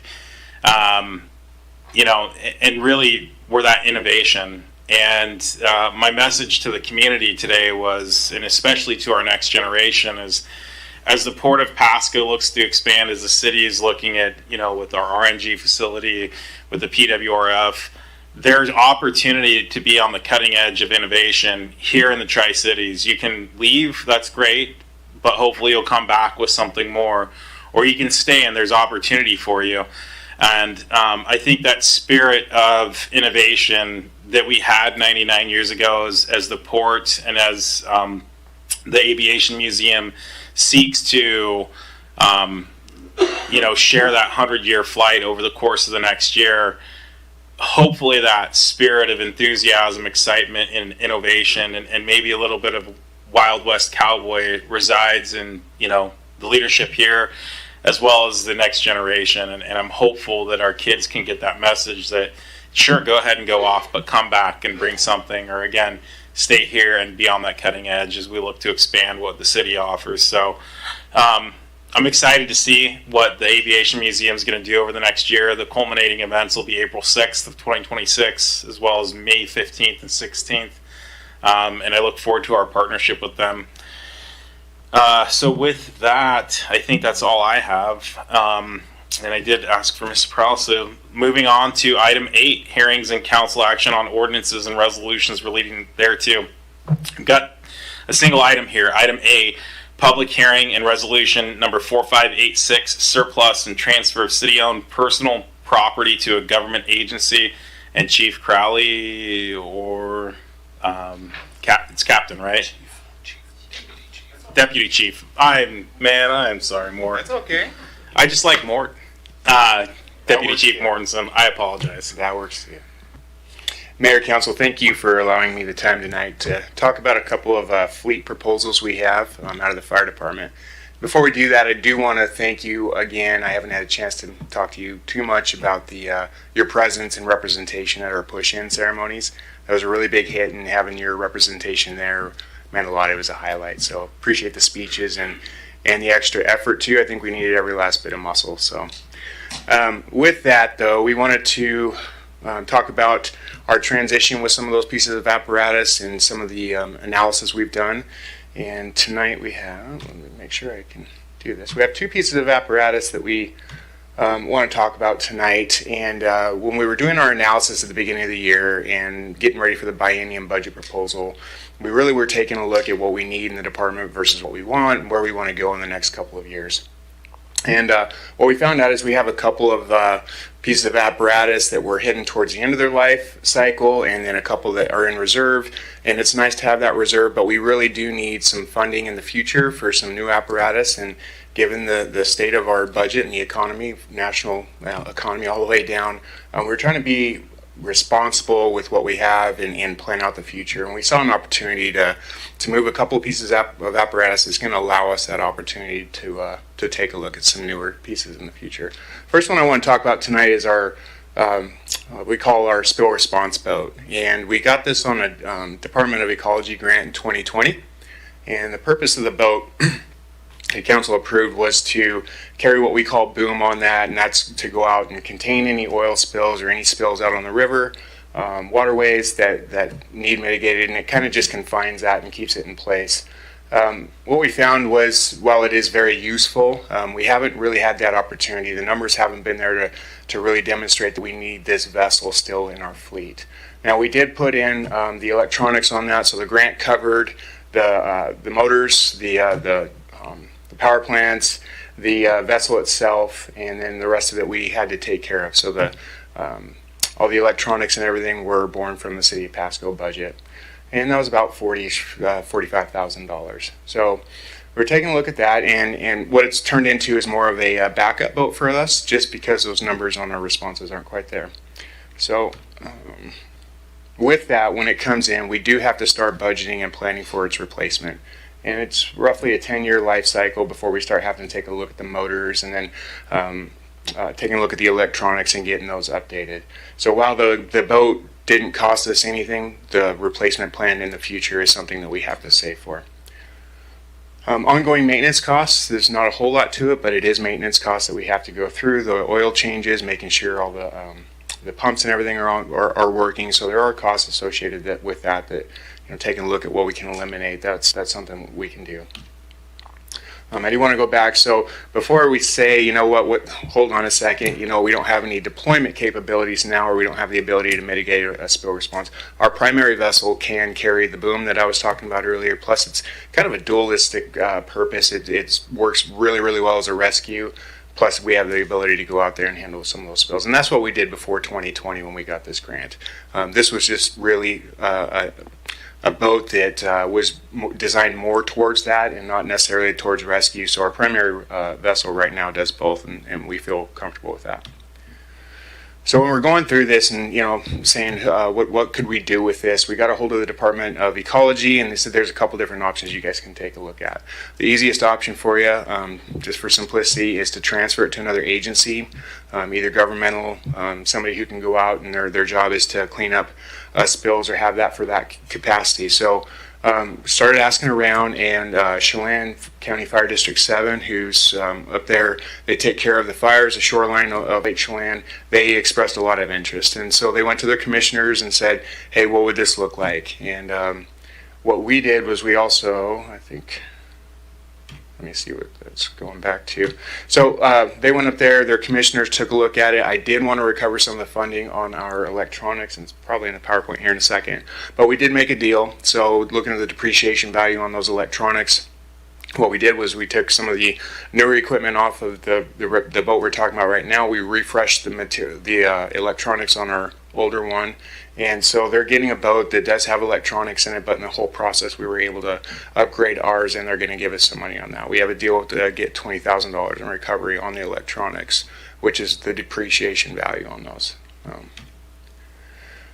So legal considerations, obviously, I'm sure you're well aware, to be able to transfer equipment with this value on it, or to be able to sell, we do need council authority, and we went through the legal requirements with the RCWs as far as putting it in the or advertising it in a local capacity. So we put it in the Tri-City Herald on March 23rd, so that the public was aware that we do have two pieces of apparatus. I'll talk about the ladder truck here in a little bit, but we had two pieces of apparatus that went into the Tri-City Herald.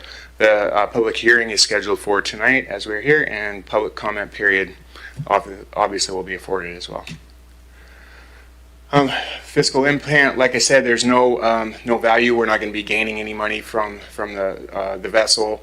That was something that they said was very problematic, even though we do own it, and the reporting period, the grant period is over. To sell this, given the fact that it was grant dollars, would be pretty problematic, and they said this would have to go up through the Washington State Supreme Court to kind of get a settling on this, and that's nothing that I was really interested in doing.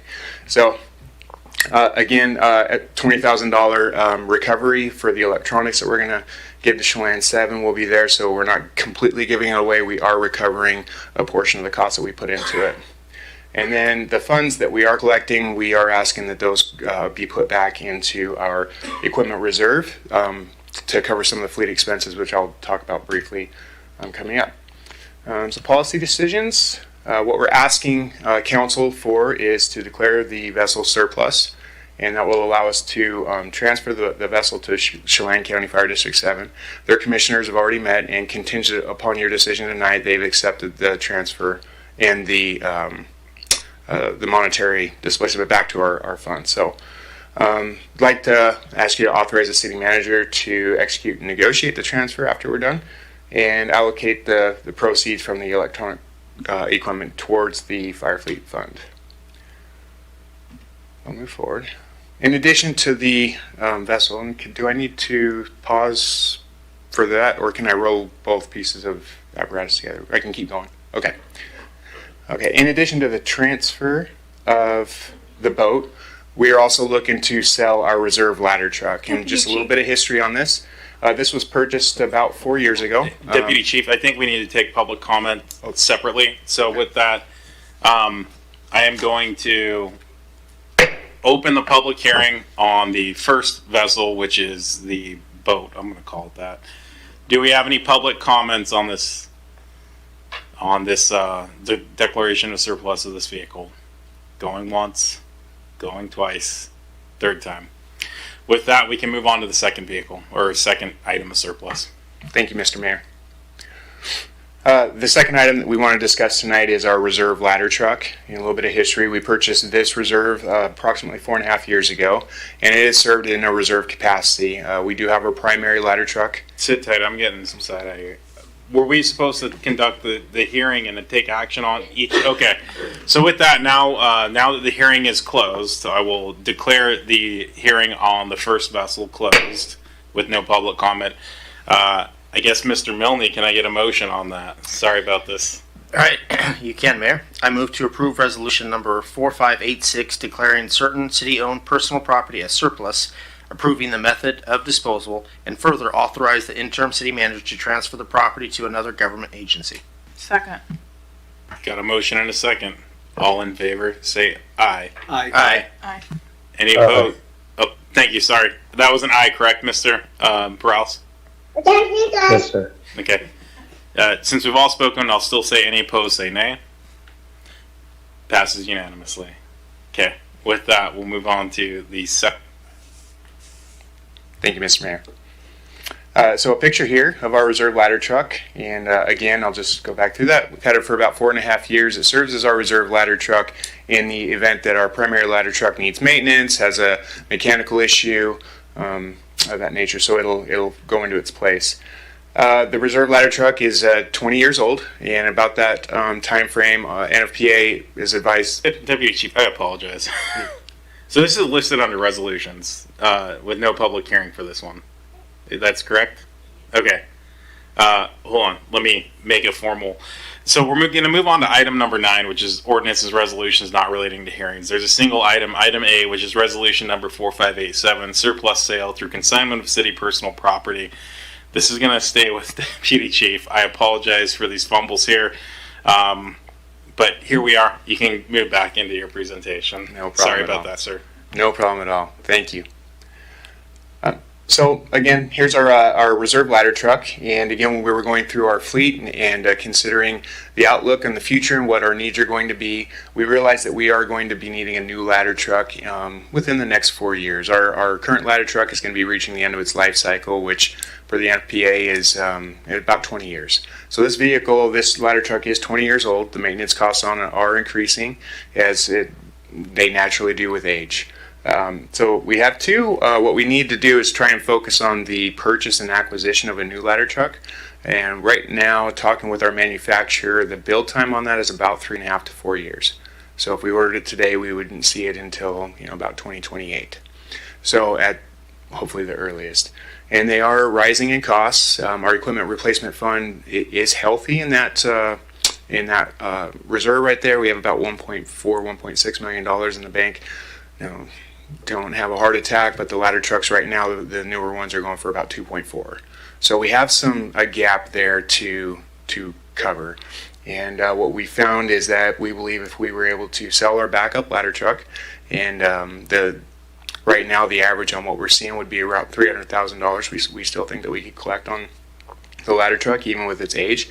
That would close that gap just a little bit closer, so that when we do need to go through the sales agreement for a new ladder truck and actually begin the build, we're that much closer, and then we can work with the financing options on what that looks like. So again, this is a 20-year-old ladder truck. We're feeling comfortable not having a reserve at this point. Richland and Kennewick run their cities without a reserve, and what we really rely on is that master mutual aid agreement, which helps us in the event that we need a ladder truck to come into our jurisdiction. If the current one has a mechanical failure or needs maintenance or anything like that, we do have that ability to pull from different agencies within the region. So we feel comfortable after an analysis with Chief Crowley and Deputy Chief Harkins. We feel comfortable that we will have the operational capacity from our neighbors if we need it. Our current ladder truck, it is incurring some more maintenance costs, which is going to be normal, but we feel pretty comfortable that the one we have right now is going to carry us through for the next 3 or 4 years until we can get a newer one put in its place. So with that, my ask and proposal tonight is to put this through the sales process. We want to use a company, it's a consignment company, to assist us with this sale. What they'll do is advertise it nationwide and then work through the sales process with us.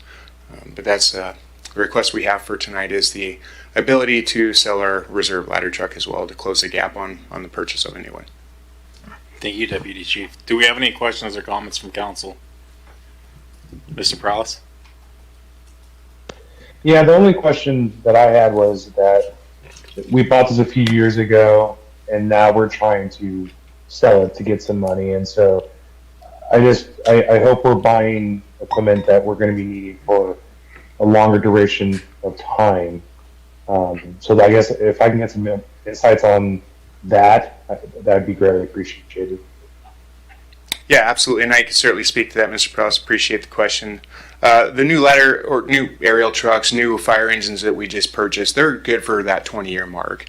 And that process of planning, we really try and start that 5, 6, 7 years out. But with the proper maintenance, and our shops do a very, very good job. And we have additional contractors in the area that can help us out that specialize in these apparatus. So we feel comfortable that moving forward with these new engines, they're designed to last a long time. We do beat them up, but they do last. The predicted lifespan on these is that 20-year mark. And when we go through, like I said, we're taking a look at technology, what will last, and we sole source with Pierce. and it's the biggest name in the industry, and you know they're workhorses, so we know we can rely on them. But well understood, and I think going forward, the next ladder truck is going to last us quite some time. Thank you. Mr. Perales, that satisfy? Appreciate it. Thank you for the insight. Thank you. Any other questions or comments from council? Seeing none, Mr. Milne. Thank you, Mayor. I move to approve resolution number 4587, declaring city-owned personal property as surplus, approving the method of disposal, and further authorize the interim city manager to sell the property through consignment. Second. Got a motion by Mr. Milne, second by Ms. Blaisdell. All in favor, say aye. Aye. All right. Any opposed, say nay. Hearing none, that too passes unanimously. Thank you, Mr. Mayor. Thank you, council. Thank you. With that, that moves us on to item number 10, which is unfinished business. See none, and I don't see a light from staff, so I'm assuming there is none. Then that moves us on to number 11, which is new business. Again, not seeing any lights from staff, so I assume we're good there. And that moves us on to item number 12, which is miscellaneous discussion. I do see Mr. Zabel's light on. So good evening, Mayor, Council. Apologies there on 8A and 9A. The difference between those is the boat was a value of over $50,000, and you were transferring it to another agency, so it required the public hearing. The other one is just an outright sale, the engine itself, so that's why the difference. And then secondly, a couple of things. I did get a note out earlier today, but all of you may not have received it, but the contractor's been hired to work on downtown cleanup. That work started today, already making an impact downtown, and I know that's something council had expressed concern about in recent weeks, so staff's been working on pulling that together. Thank you to Director Rice. And then secondly, city participated in the State Department of Agricultural Japanese beetle spray program. So all of our city properties, or a number of our city properties, were sprayed with the beetle containment area on late last week. So in case you get a question from a community member or what have you. So that's all I had. Thank you. Do we have any, Mr. Prowse, do you have anything? No, I don't. Thank you. Thank you. Anything else from council? I'll just simply note that I do know that in a couple weeks we have an Easter egg hunt coming up. I don't have those details right in front of me. I know it's the 19th, I believe, at noon at one of the parks. We'll get more details on that, and I just I'm excited to be part of that. I know my kid's got a baseball game, but I'm hopeful to run over and catch, and celebrate something that's critical in my life, which is the resurrection of my Savior Jesus Christ. And I'm extremely grateful for that opportunity that the city has to celebrate Easter as a community, and so I'm excited for that. So I appreciate the staff putting that together. With that, that moves us on to, are we still intending to do our exec session? Yes. Is our legal counsel joining us electronically? Electronically, okay. Yes. All right, so I just want to make sure I got the right folks. So we are on to number 13, which is executive session. It's discussion with legal counsel about current or potential litigation under Revised Code of Washington 42.30.110, subsection 1, Roman numeral 1, or I. Listed for 8 minutes. We're going to have the city manager, deputy city manager, assistant city manager? We're going to have the assistant city manager in the first to represent staff, the first item. Okay. And then the second item, it'll be myself and the deputy city manager. Okay, so. And the chief. And the fire chief? Or police chief, sorry. Okay. Yeah. All right, so in the first, we're going to have the city manager, deputy city manager, assistant city manager, police chief? Okay.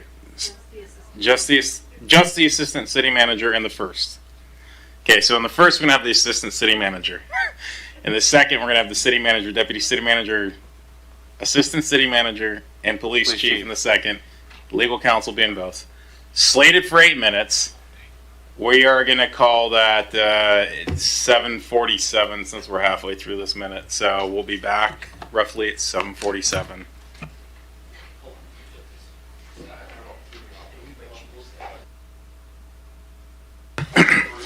It is 7:55. We have returned from executive session with no action taken. And with that, our meeting is adjourned. Thank you for joining us.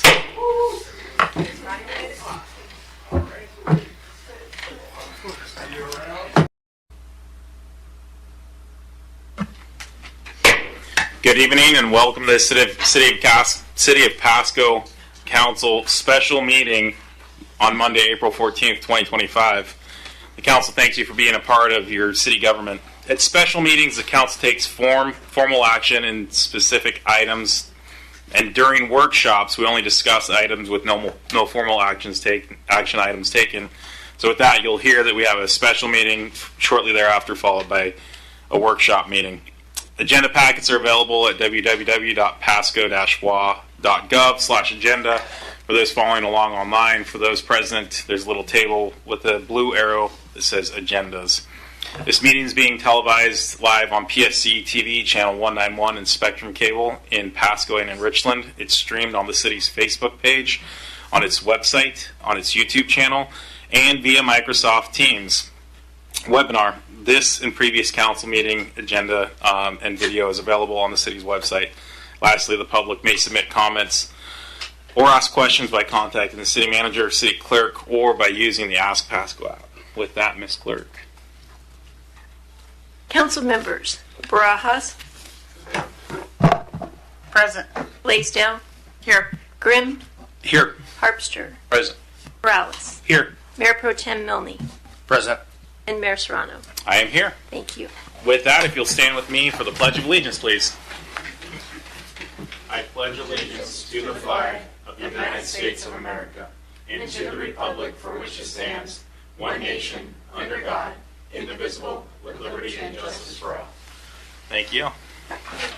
With that, again, we're in the special meeting portion for anyone following along. We've got a single item, well, 3 motions. Under new business number 4, resolutions number 4588, 4589, and 4590, use of temporary staff services, and it looks like the Assistant City Manager, Angela Pashong, will be presenting this. Good evening, Mayor and Council. So the purpose of the item tonight is we are seeking council approval for the 3 resolutions to authorize personal services agreements with the following temporary staffing agencies: Advanced Services, Inc., Infogenie, Inc., Persona Employment Solutions. These contracts will support seasonal and project-based and hard-to-fill roles across departments, primarily in the Parks and Animal Services divisions. There's many reasons why to use temporary service or temporary staffing agencies, including flexibility. They enable the city to quickly scale staffing for seasonal or emergent needs without the overhead of permanent hires. Cost savings, they reduce long-term employment costs as the city is not paying benefits or payroll taxes directly. Efficiency, agencies handle the recruitment, screening, and onboarding, saving time and resources. It reduces our risk. Agencies bear the burden and liability for compliance for several requirements, including those of family leave laws and L&I. Speed, agencies provide a pre-screened talent pool, helping us fill needs faster. Expertise, we bring in specialized skill sets without long-term training commitments. And then trial opportunity. Temporary roles can serve as a vetting period for potential permanent hires. We have seen particular use of this at our animal services for our kennel tech positions. Those positions are, you may think you're in for walking dogs only, but it's a lot harder than that. So that's been a very beneficial setup for us. So a little background on agency selection. To align with procurement best practices, in February 2025, the city issued an RFP for proposals, which we received 24, and we have selected 3 agencies based on their capacity, pricing, and qualifications. These contracts are for 2 years with an optional 1-year extension, so it gives us an opportunity to build a relationship with them, see how it's going, get the reporting mechanisms and requests that we have for them, and then if we see that it's a good fit, to continue with that opportunity. So fiscal impact, expenses are budgeted in departmental operating budgets. So annually we hire primarily for our park seasonals. So those are the individuals out mowing the grass, our boulevards, and doing that. We hire 16 of those positions every year. and that's about $300,000. And then we also have one rollout at our cemetery because as irrigation's turned on, the grass grows, and we need to make sure that that is maintained. These annual needs align with our irrigation season. And in 2021, there was we had a higher budget for seasonals for our parks crew, but we converted 7 of those into permanent positions with the expansion of our facilities and our needs. We did have the need for year-round. We just don't have need for year-round for this many individuals. So the request to council tonight is approval of the 3 resolutions, and I'm happy to answer any questions. Thank you. With that, Ms. Barajas. Thank you. Quick question. You probably do have this, what is the overall savings on going this route versus hiring full-time jobs through the city? So the biggest savings is going to be, and I'm not going to give you a flat dollar amount, I can definitely get that for you, but without the need of full-time 16 additional staff, it would be exponentially more expensive to bring them on. You'd be paying salary and benefits year-round. And so there is a markup when you do a temporary staffing agency, but it's less than if you had them full-time with benefits. Do we have any further council discussion on this issue? Seeing none, do we have, it's a special meeting, do we have any public comment on this issue? Going once, going twice, third time. With that, we're going to close public comment. With that, Mr. Milne, can I get a motion? Yes, Mayor. I move to approve resolution number 4588, authorizing the interim city manager to execute a personal services agreement with Advanced Services Incorporated for temporary staffing services. Second. Give that to Ms. Bras. Got a motion by Mr. Milne, a second by Ms. Bras. All in favor, say aye. Aye. Any opposed, say nay. Hearing none. Go ahead with the second, and bless you, Mr. Harpster. I move to approve resolution number 4589, authorizing the interim city manager to execute a personal services agreement with Infungi Incorporated for temporary staffing services. It's going to be a motion by Mr. Milne, a second by Ms. Bras. All in favor, say aye. Aye. Aye. Any opposed, say nay. That too passed unanimously. Let's go for a third time. All right, third time's a charm. I move to approve resolution number 4590, authorizing the interim city manager to execute a personal service agreement with Persona Employment Solutions for temporary staffing services. We got a motion by Mr. Milne, a second by Ms. Barajas. All in favor, say aye. Aye. Aye. Any opposed, say nay. Sounds like we got a third unanimous. With that, we are going to adjourn our special meeting. I'll give the clerk a few seconds to make sure she has time to crane her neck to the clock. I think we're good. Okay, did I see the signal? We're okay to roll. With that, I am going to open our workshop meeting. It was listed for 7:05. We're 3 minutes late, so Chief Roski, I apologize. We've consumed that extra 3 minutes. I'll make it up by skipping items 1, 2, and 3 and moving on to item number 4. Do we have any verbal reports from council members? Mr. Grimm. Thank you, Mr. Mayor. I attended the Benton Franklin Transit Board of Directors meeting. We talked about the strategic plan and ridership and had a lively discussion about trip costs per person, management of the fleet, and it was really a fruitful discussion, fruitful meeting.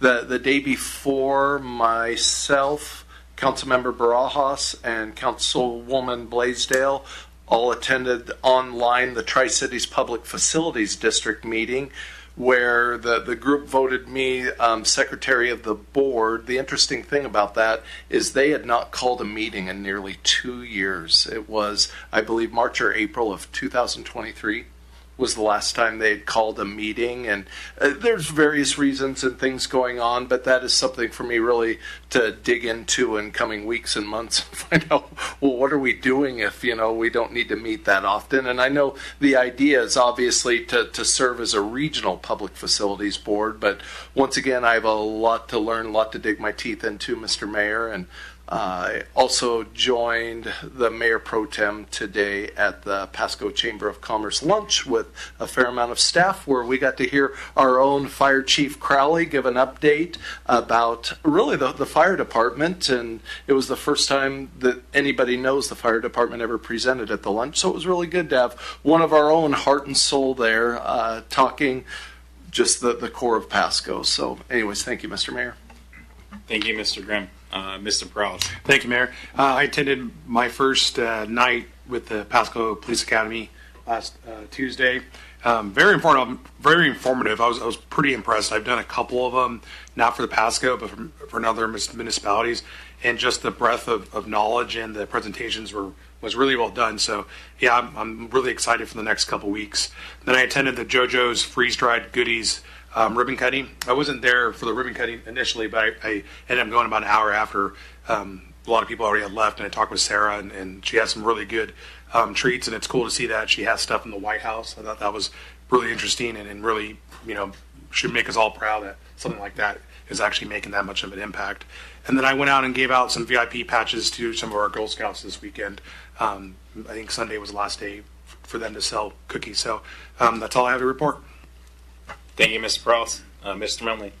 Yeah, thank you, Mayor. I was there for also the JoJo's Freeze Dried Goodies, and phenomenal stuff. I can't say enough about it. I didn't think that a freeze-dried pickle would taste so good, but it it was really good.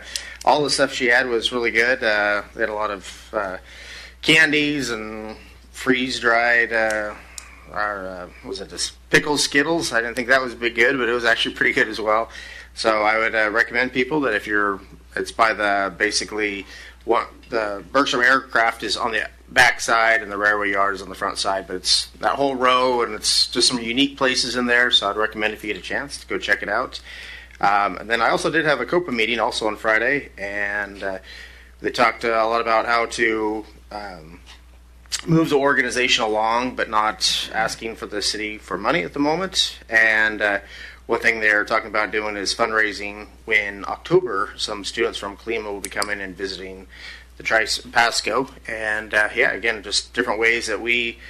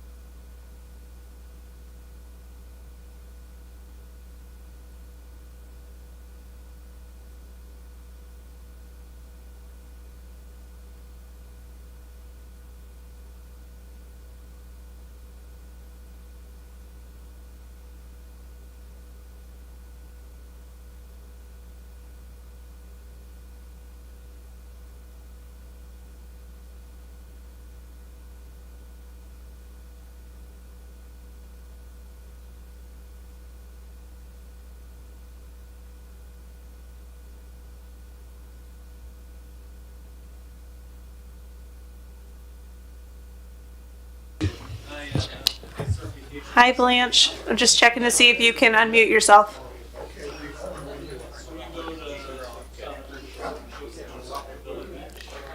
Hi, Blanche. Can you unmute yourself? Just double checking your sound.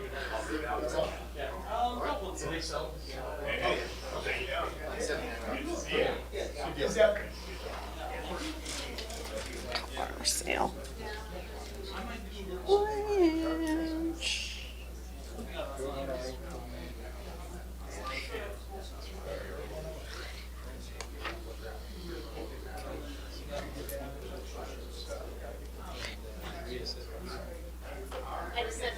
Hey, did you hear me just now? Angela, I don't think we can hear you over the Teams meeting. I think we're only hearing you over the broadcast.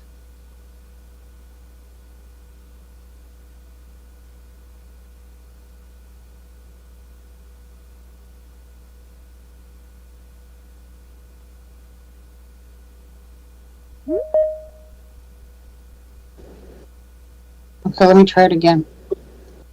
Can you hear me? Okay, got it. Thanks, Angela.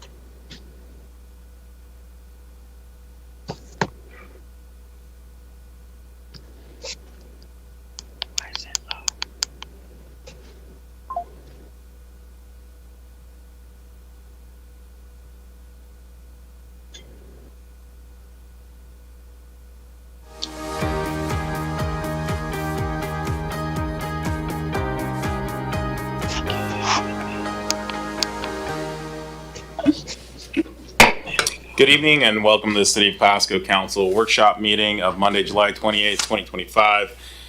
The council thanks you for being a part of your city government. At workshop meetings, the council discusses issues, but no formal actions taken. Agenda packets are available for those following along online at www.pasco-wa.gov/agenda. For those present here in the audience, there's a little sign that says agendas on the back table in the back to your right. This meeting is being televised via PSC-TV channel 191 on Spectrum Cable in both Pasco and in Richland. It's streamed on the city's Facebook page, website, its YouTube channel, and via Microsoft Teams. This and previous council meeting video is available on the city's website. Lastly, the public may submit comments or ask questions by contacting the city manager or the city clerk or by using the Ask Pasco app. So with that, Ms. Clerk, if you'll call our roll. Thank you. Councilmember Barajas? Present. Thank you. Blaisdell? Here. Grimm? He is excused. Harpster? Present. Perales? Present.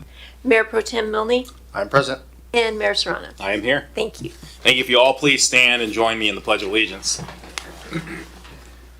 I pledge allegiance to the flag of the United States of America and to the republic for which it stands, one nation, under God, indivisible, with liberty and justice for all.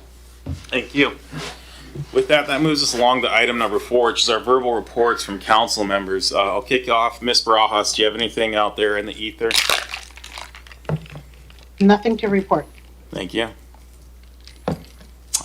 Seeing no further lights, I think that moves us along to item number 5, which is our items for discussion with opportunity for public comment. Now, this is an opportunity where we're going to discuss items. Again, no action taken, but we do offer up to 8 aggregate minutes of comment. That's 4 minutes per side, either pro or con, but limited to 2 minutes per person. So again, it boils down to you have 2 minutes. There are up to 2 of you if we find that folks are taking a particular side on a subject.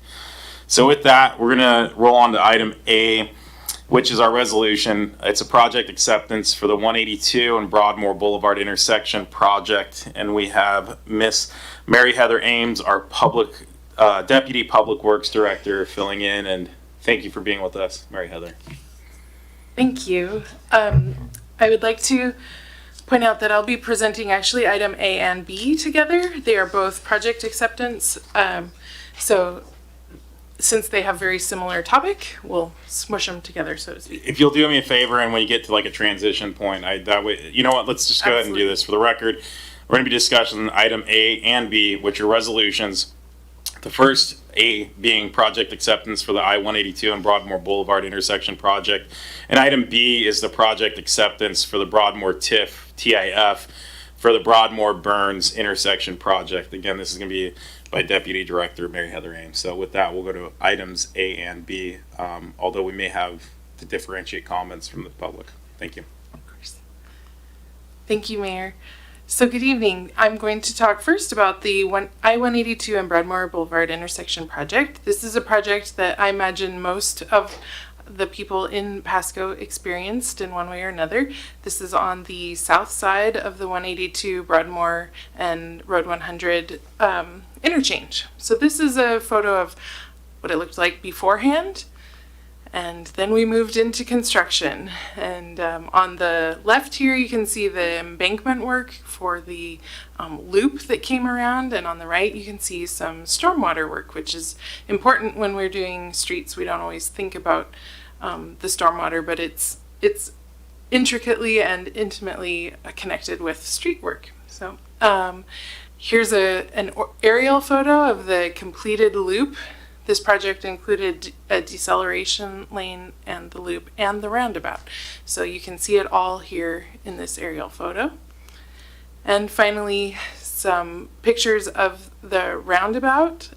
This has the colored and stamped concrete, which helps to differentiate between that and, or between the road surfaces you should drive on and surfaces you shouldn't. And this is from the south looking north. It's difficult to see see something from this angle, but you can see the median that was installed and the roundabout in the distance. So overall, this project had an engineer's estimate for construction of 7.056 or 8 $100,000 or 7.058 million. I apologize. The bid award came in at 6.69. There were change orders to the amount of $720,244.94.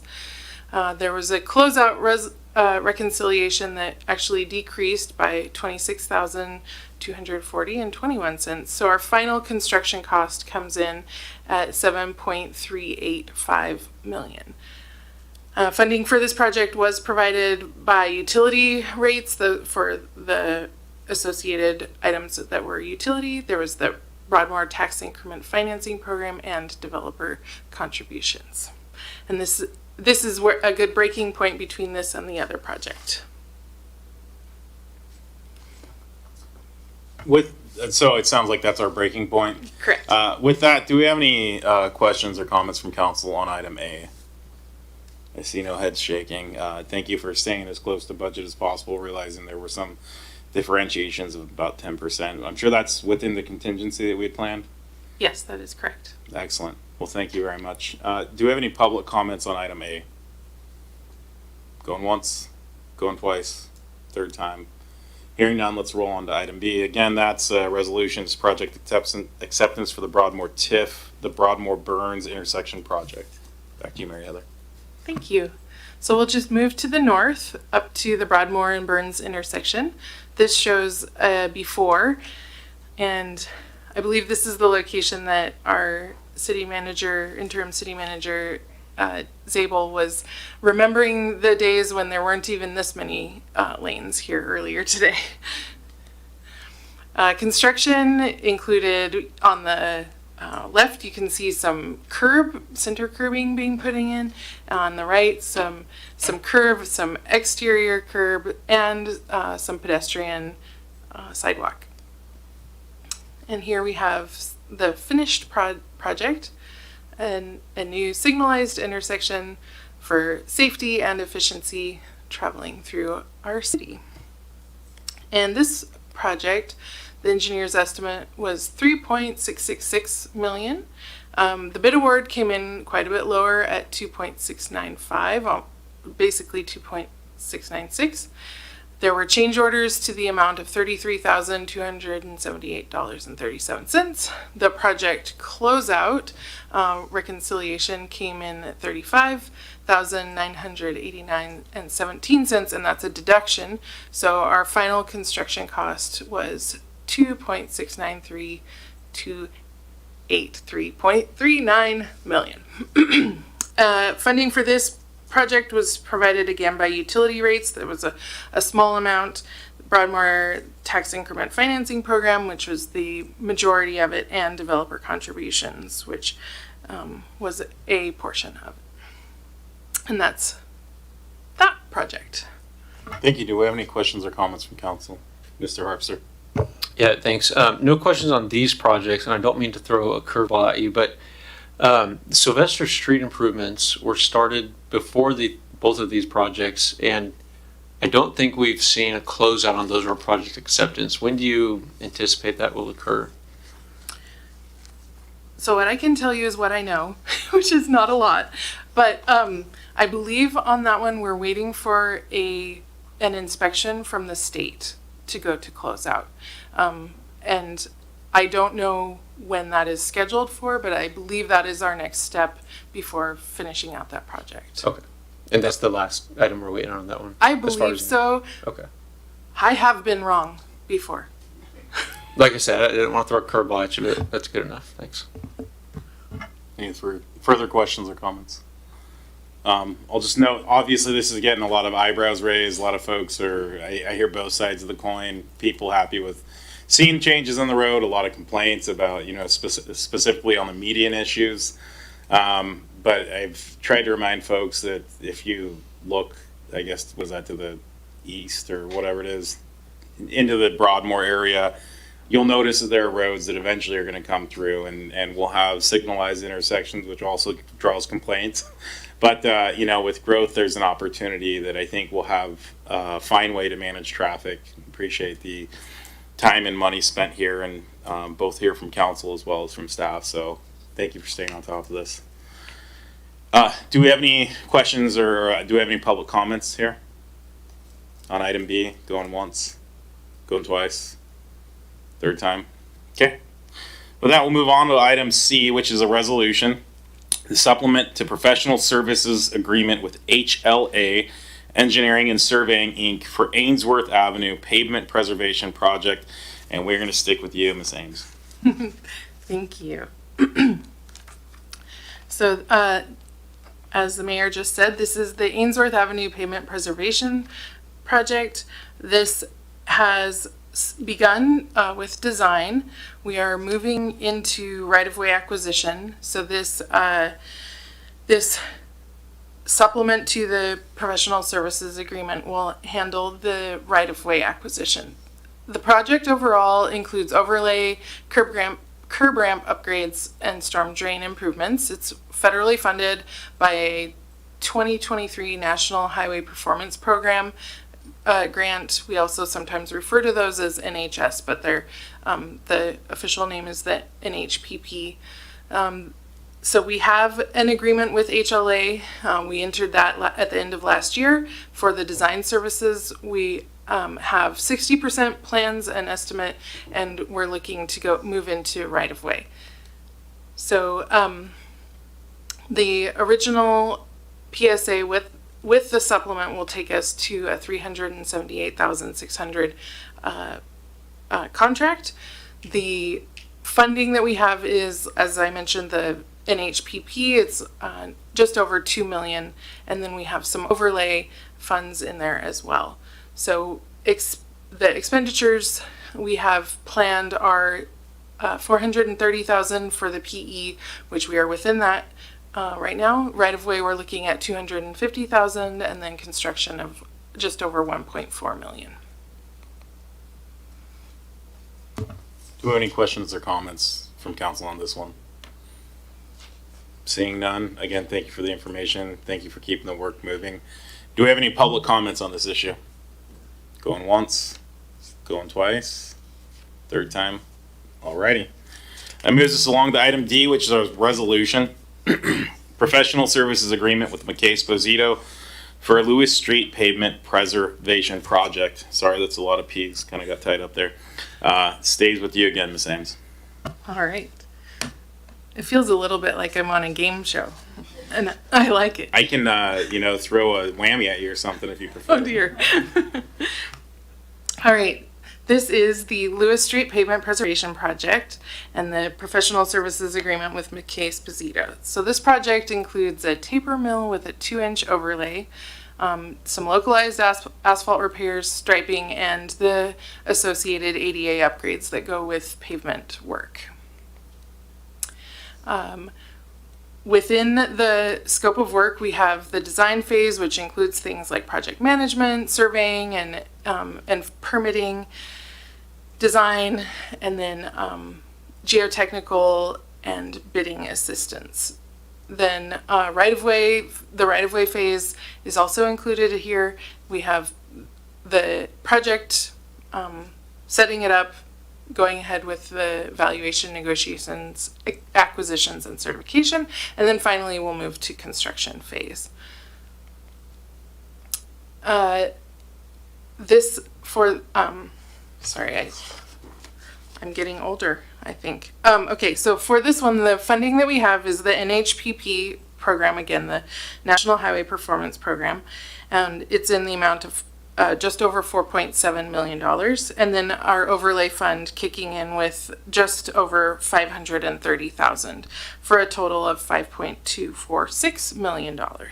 And the way we're planning to spend those is by the preliminary engineering of $707,000, right-of-way of $250,000, and construction almost at $4.3 million. And this agreement with McKay Esposito falls within that preliminary engineering. Their scope and fee has come to $649,447.75. All right. Any questions or comments from council? Ms. Barras, I apologize. I haven't called you by name, but I've assumed if you've had something, you'd kind of chime in. Anything here or for the first 4 items? No. Okay. I would have chimed in. Thank you. I figured you would, but I wanted to at least remind folks that you're here, even though you're not physically here. So there you go. You're getting credit. Thank you. So with that, do we have any public comments on item D? Going once, going twice, third time. Okay, with that moves us along to item E, which is our resolutions approving 2 developer reimbursement agreements with RP Development LLC. And Director Miller, this is going to go to you. Thank you, Mayor. Good evening, Council. Tonight before you for this workshop is 2 different developer reimbursement agreements from the same builder, RP Development LLC. Constructing Barker Ranch was required to construct improvements on both Road 104 and 108 that entailed 3/4 street improvements. And so per state and local codes, the developer is allowed to be reimbursed for this by setting up a reimbursement agreement with the city. And here is a little bit of background on what was required for the developer to construct, and then stipulations related to receiving a proportionate share back for part of the construction that benefits adjacent property owners. And the legal framework is listed on the screen, and this is permitted through state codes and Pasco's municipal code. Some details on each project. This is for the Barker Ranch Road 104, and there's some pictures on the screen here of the road construction, and then details on what the engineered road included there. Some more photos of the road being built in action here on the screen. And then also for Road 108, similar construction. You can see the paving there and the improvements that were completed. And these reimbursement agreements are approved at the city manager level, and bringing this forward to council tonight to workshop, and happy to answer any questions that you may have. Thank you. Thank you. Do we have any questions or comments from council? Seeing none, thank you for taking care of this and getting it moved along. Do we have any questions or any public comments out there? Going once, going twice, Third time. All right, with that, we'll move along to item F, which is another resolution, agreement with Natural Selection Farms for wastewater biosolid beneficial use. Back to you, Ms. Ames. Good evening once again. Tonight I get to talk about wastewater, which is one of my favorite things. So, this is for an agreement for the beneficial use of biosolids. I wanted to first cover what are biosolids, because it may not be something that everyone talks about all the time as much as I do. So biosolids are a product of wastewater treatment. They are literally the solids that come out of the wastewater early in the process. They're nutrient rich and they're well suited to enhance plant growth. There are several ways that cities dispose of them. In Washington State, land application is a beneficial use, so that is what we do. So our Pasco's biosolids, on the left you see an aerial photo of our wastewater treatment plant. The process starts sort of in the upper left-hand corner and works its way down, and the drying beds are in the lower right-hand corner, and that's where they're spread and then collected and taken to natural selection farms. In the past, we've done this before. Each year it comes out, we've had as low as $60,000 and as high as $103,000. So we're expecting around $100,000.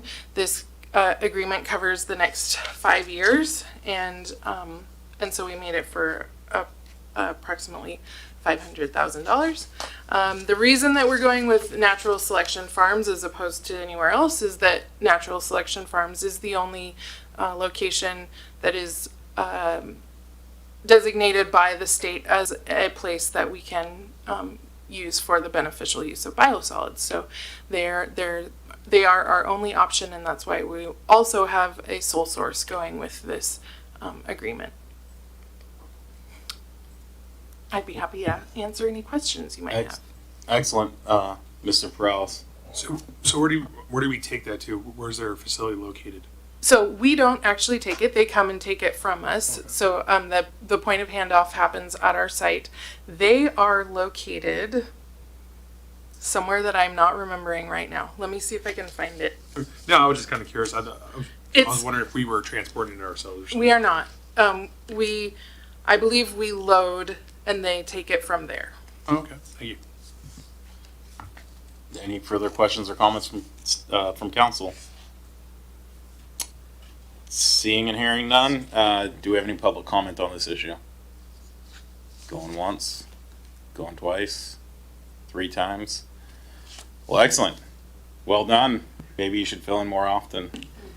Don't tell Maria I said that.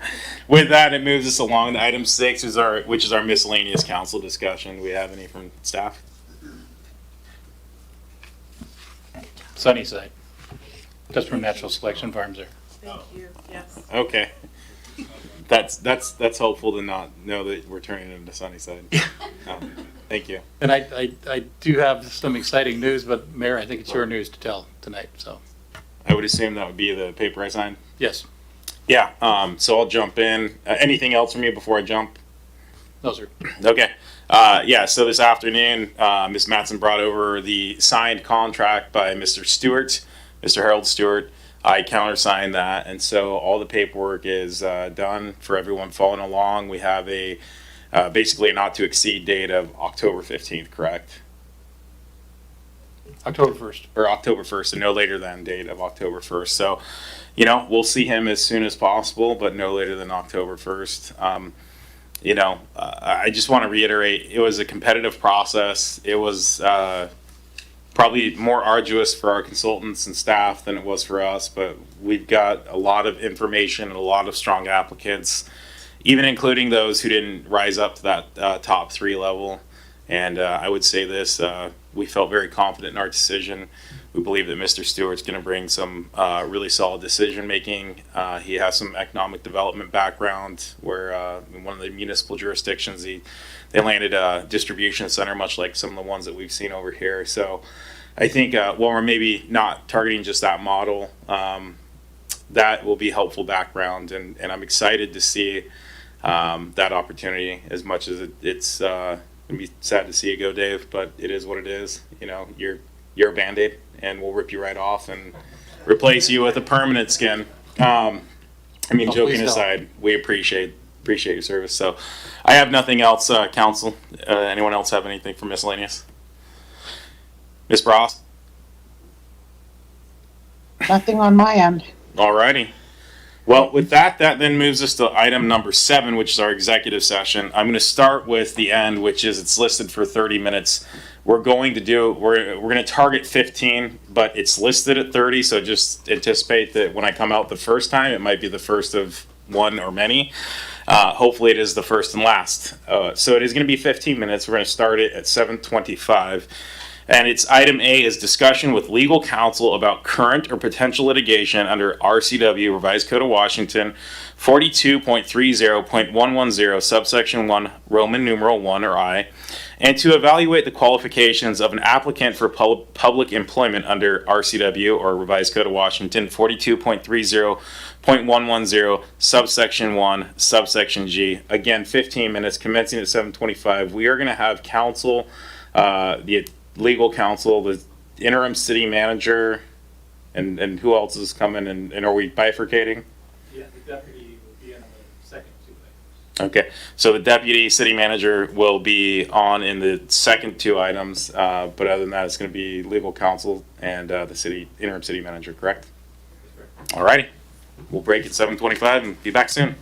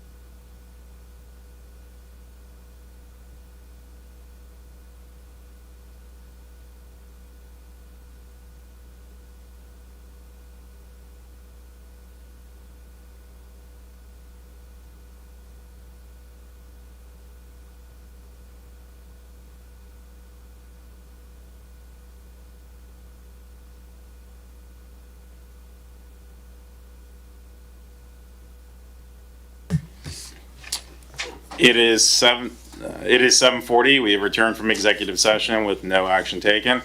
And that leads us into our final item of the evening, which is, I believe, number 8. Yep. And that is our adjournment. Thank you for being a part of our meeting tonight.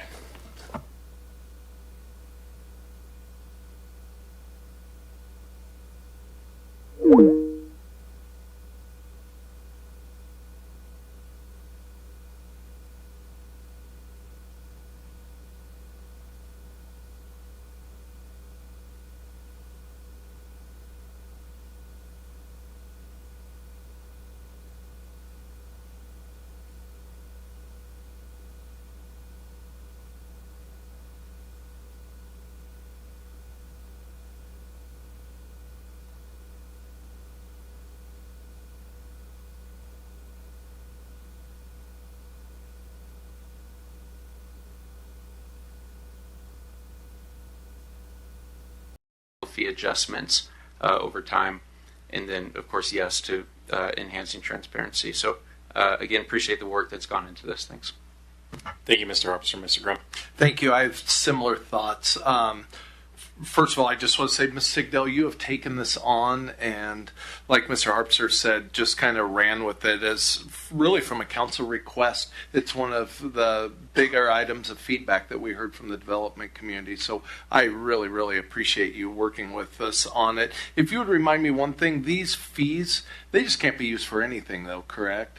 They can be only used for permitting and development related activities. Just within that, we can't put more police on the road with No, we it or cannot. anything. Okay, I always got to ask. I'm always there. So,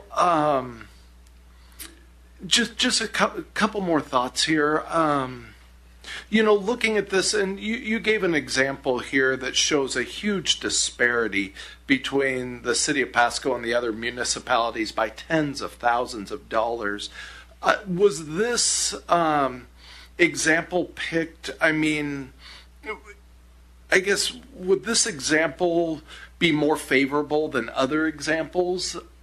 Or is this pretty much kind of an average? I mean, I guess what I'm asking is if we picked a different development with a different fee, would it show just still as lopsided, or would it be a little more even, do you think? Or I do think that it would be fairly lopsided based on this particular type of activity.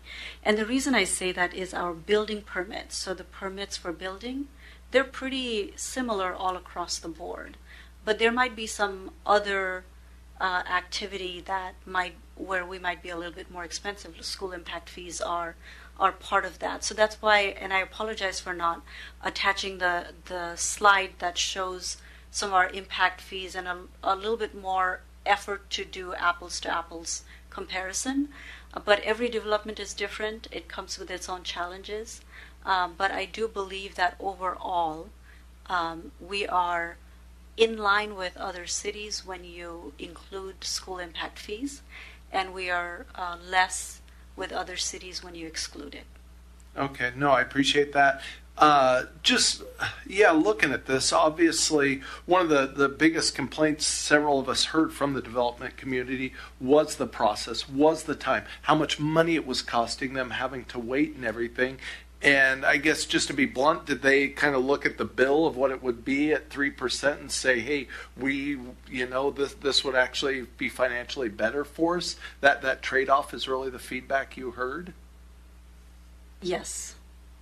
Okay. I do believe there is a desire for things to be better, and I think we can definitely accomplish that. We're looking at transportation impact fee, which is a key area that is the biggest challenge.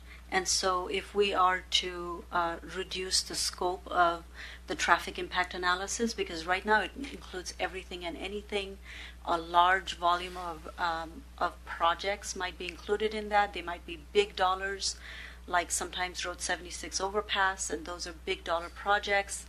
And so it's a sticker shock, and then it's a long drawn out negotiation process.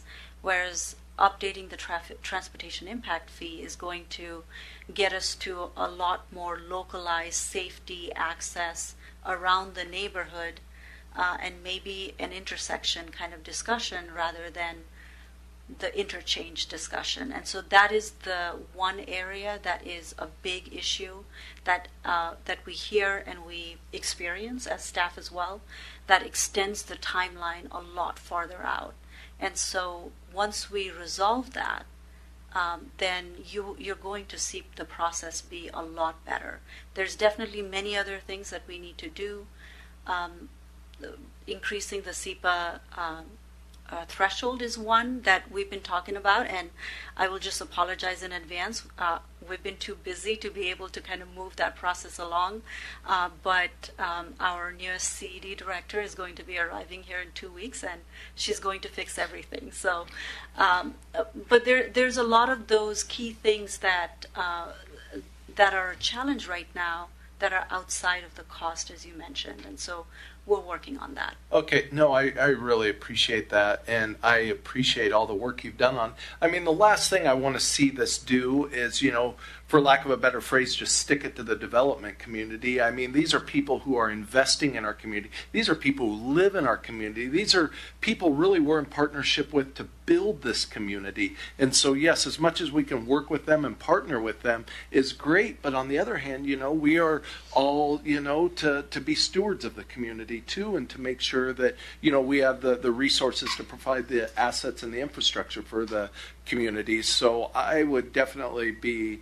supportive of some kind of middle of the road approach that gets the development done, allows the city to have the resources they do, but makes us more attractive than our neighbors across the creek. So I thank you so much, Ms. Sigdell, for all of your work on this. Thank you. Thank you, Mr. Grimm. Mr. Moon. Thank you, Mayor. I'll be somewhat brief. I just want to say that when I saw the $100, I thought that was also quite low. I'm also amendable to the 150 or in that range, depending on what staff thinks is the best course of action on that. And then just so we have a fourth vote, I'm also for spending the $90,000 on the study. So just letting you know where I'm at, and I again agree with all the council members that have spoken so far. So thank you. Thank you. Mr. Prowse, I see your light. I want to get in a couple comments before I circle back to you. I think, if we're going to stopgap this, one of the concerns I consistently heard was when we do the hourly rate, there's time that's spent that's on administrative work that takes away when we're billing. And then from the development community, what I hear is what they're really most concerned about, and obviously an exorbitant increase, they were concerned about that. But the primary concern was consistency in our review process and in our review timing. Now, I understand that this is a question of what it should cost. But I do believe that that's some of the cost-benefit analysis that needs to be driven here. I suspect the rate study is not going to achieve that, will it? No, the rate study will give, what we have is a rate that has been built up over time. And so it does need some fresh eyes.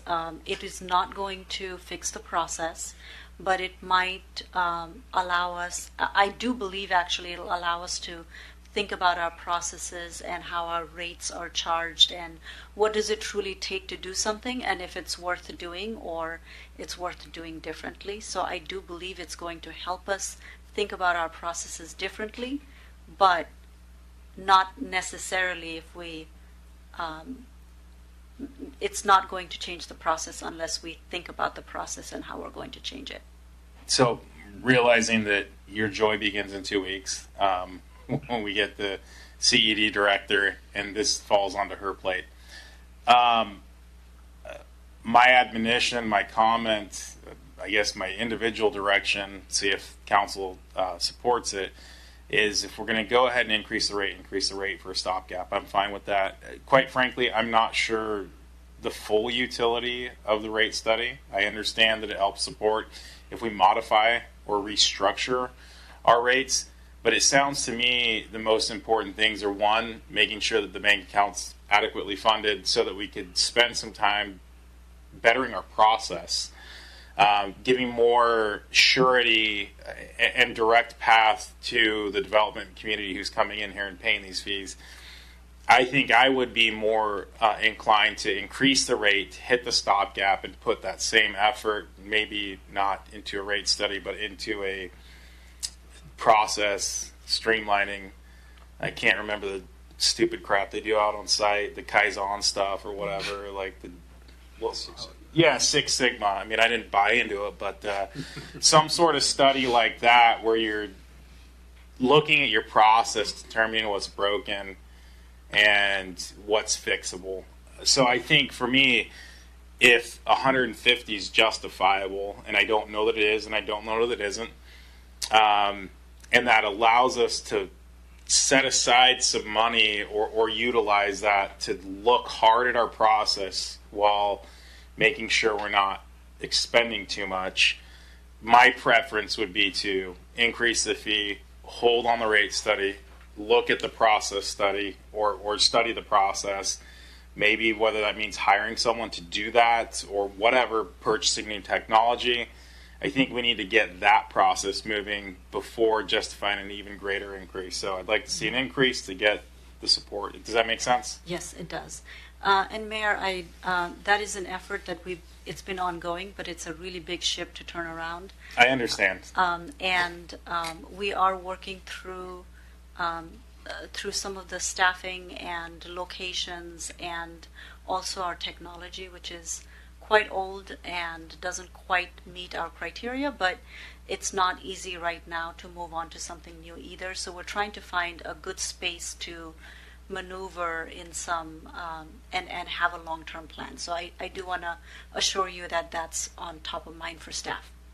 And I appreciate that. And I guess just my kind of parting comment is if we can bank the money to fix that or streamline or improve that, again, to me, that seems to be a priority rather than really understanding the rates, especially if we were bringing at least to quasi-market value. Mm-hmm. If we're losing out on money, so be it. It's not going to bleed us. But if we have more money than we have today for the same efforts, that's money that we can use either for staffing or understanding what part of our process absolutely needs to change, what should change, and what can change. And I think, again, from my perspective, from what I'm hearing from both staff and the development community, is that's almost a higher priority. So we can recover our funds and work towards that. Again, that's my personal kind of direction. But again, you're asking about a different study that sounds like folks are supportive of. I'll stand by whatever we decide. Mr. Prowse, a couple quick questions. Thank you, Mayor. No, I'll put a bow on it. I mean, so I pulled up Northwest Co-Professionals. It's probably not apples to apples, but I mean, one of their rates for commercial fire plan review is $125. Isn't that, I mean, they're essentially an arm of that same department, right? CED. Mm-hmm. And we're only going to charge $100. Again, maybe not the same thing, but I mean, residential plan review is $85. I mean, I want to be able to cover the cost of the labor, at least put some money away, rainy day fund, so we can employ more people, do marketing, do whatever we got to do, upgrade technology. I mean, if we're going to go through a percentage, then if I understand, again, across the river they're doing 3%, 2%, 1%, then 0.5%. I mean, we have to increase this, but again, I'm not in favor, I guess at this point, for doing a $90,000 review for some consultant that's going to take 9 months, and then before we know it's going to be a year, and then we're still talking about this in 2026. I think we need to get presented with some different options other than that. And if that's the case, then I would like to see something coming back to us. What rates are we talking about then? But it just seems like we really need to put money into that department, and $150 is a drop in the bucket. I'm sure those developers would be okay with that. They were concerned about the percentages and it going up to $60,000 to $70,000 to $80,000, $400 to $500 an hour. That's what they were concerned about. That's what I heard. That's what they've talked to me about. And I think $150, they would be happy with that. $200 probably wouldn't even bat an eye.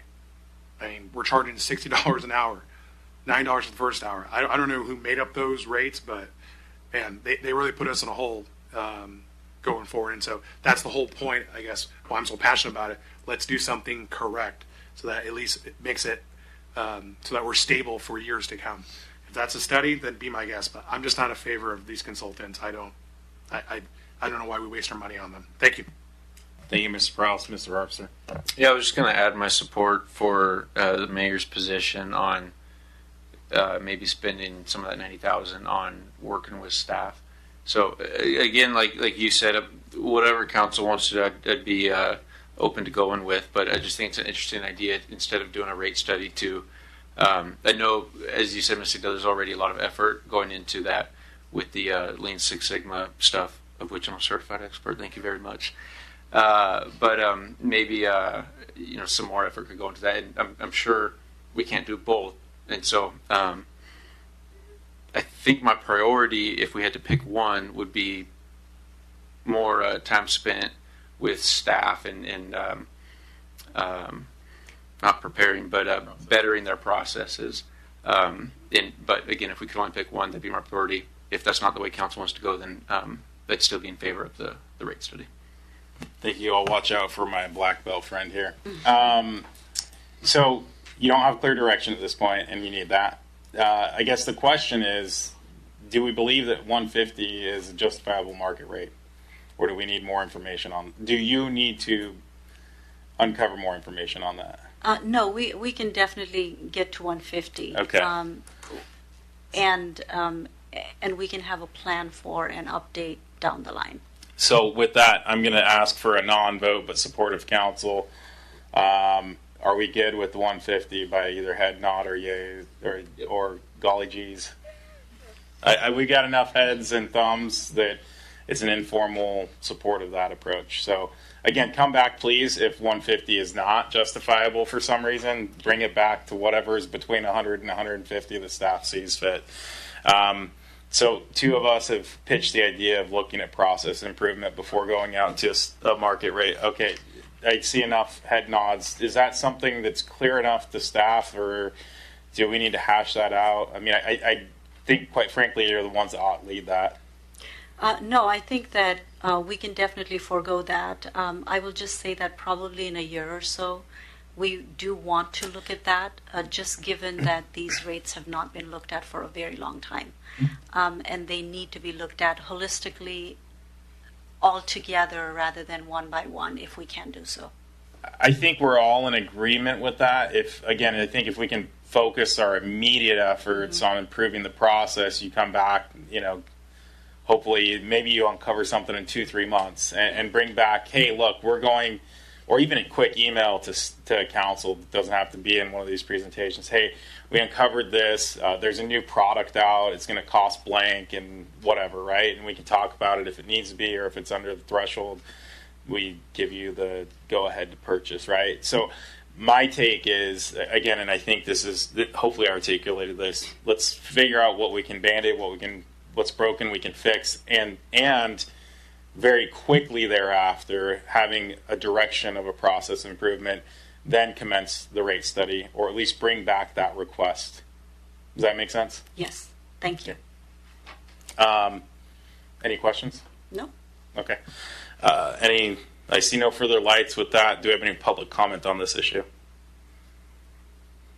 Sorry for anyone napping. Going once, going twice, third time. With that, we'll move on to item C, Resolution Second Amendment to RH2 Professional Services Agreement for Northwest Irrigation System Upgrade. This is from Director Sarah. Good evening, Mayor and Council members. We are presenting to you an amendment for the irrigation system upgrade project. We had talked recently about irrigation system. Next slide, please. And this project is the project that will make possible receiving water from the South Columbia Irrigation District and pushing that water through a pump station into our system. So this pump station is proposed to be located in the Broadmoor and Iris Lane vicinity, and as you're seeing in the screen, there is a set of parcels that are yet to be created through a plat, and the city will be acquiring some of those. So through the past several years, we've been working with the Bureau of Reclamation, USVR, to get an agreement with them for the municipal and industrial water contract, in which we would be able to lease water from them. And the district, the South Columbia Basin Irrigation District, would be the ones basically delivering that water to us. And RH2 was selected to do design of this pump station. They have helped with the coordination and permitting for it. We had worked through the special permit to locate a pump station within a residential area, and due to the extensive work that has taken place and some changes with planning requirements and permit requirements, we are in need of increasing the dollar amount for this design to allow for stepping back from a 90% we had prepared, go back to 60, and accommodate the changes that are needed to make this project happen. We are very close to having the M&I contract in front of you. Actually, it was preliminary scheduled to be tonight in front of you. There were some edits that were expected, so we are expecting a new draft agreement from USBR, and we hope to be back with that agreement to you in 2 weeks. And at this time, what we're focusing on is getting this project designed and ready to be advertised in the summer, should all the other agreements come to fruition, so that we are able to be operational in 2027. And with that, I think I have one more slide. Thank you. This is some of the changes that you're seeing. The previous site plan accommodated parcel shapes and roads and other things. There are some big changes in the plat that need to be accommodated, as well as changes that were imposed through the special permit process. Next slide, please. And finally, a summary of the original PSA and the changes that are needed. Again, this new PSA would get us through support during construction.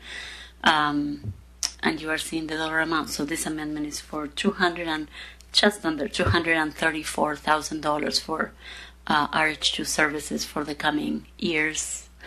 Thank you. Thank you.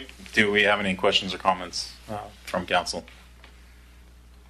Seeing none, do we have any public comment on this issue?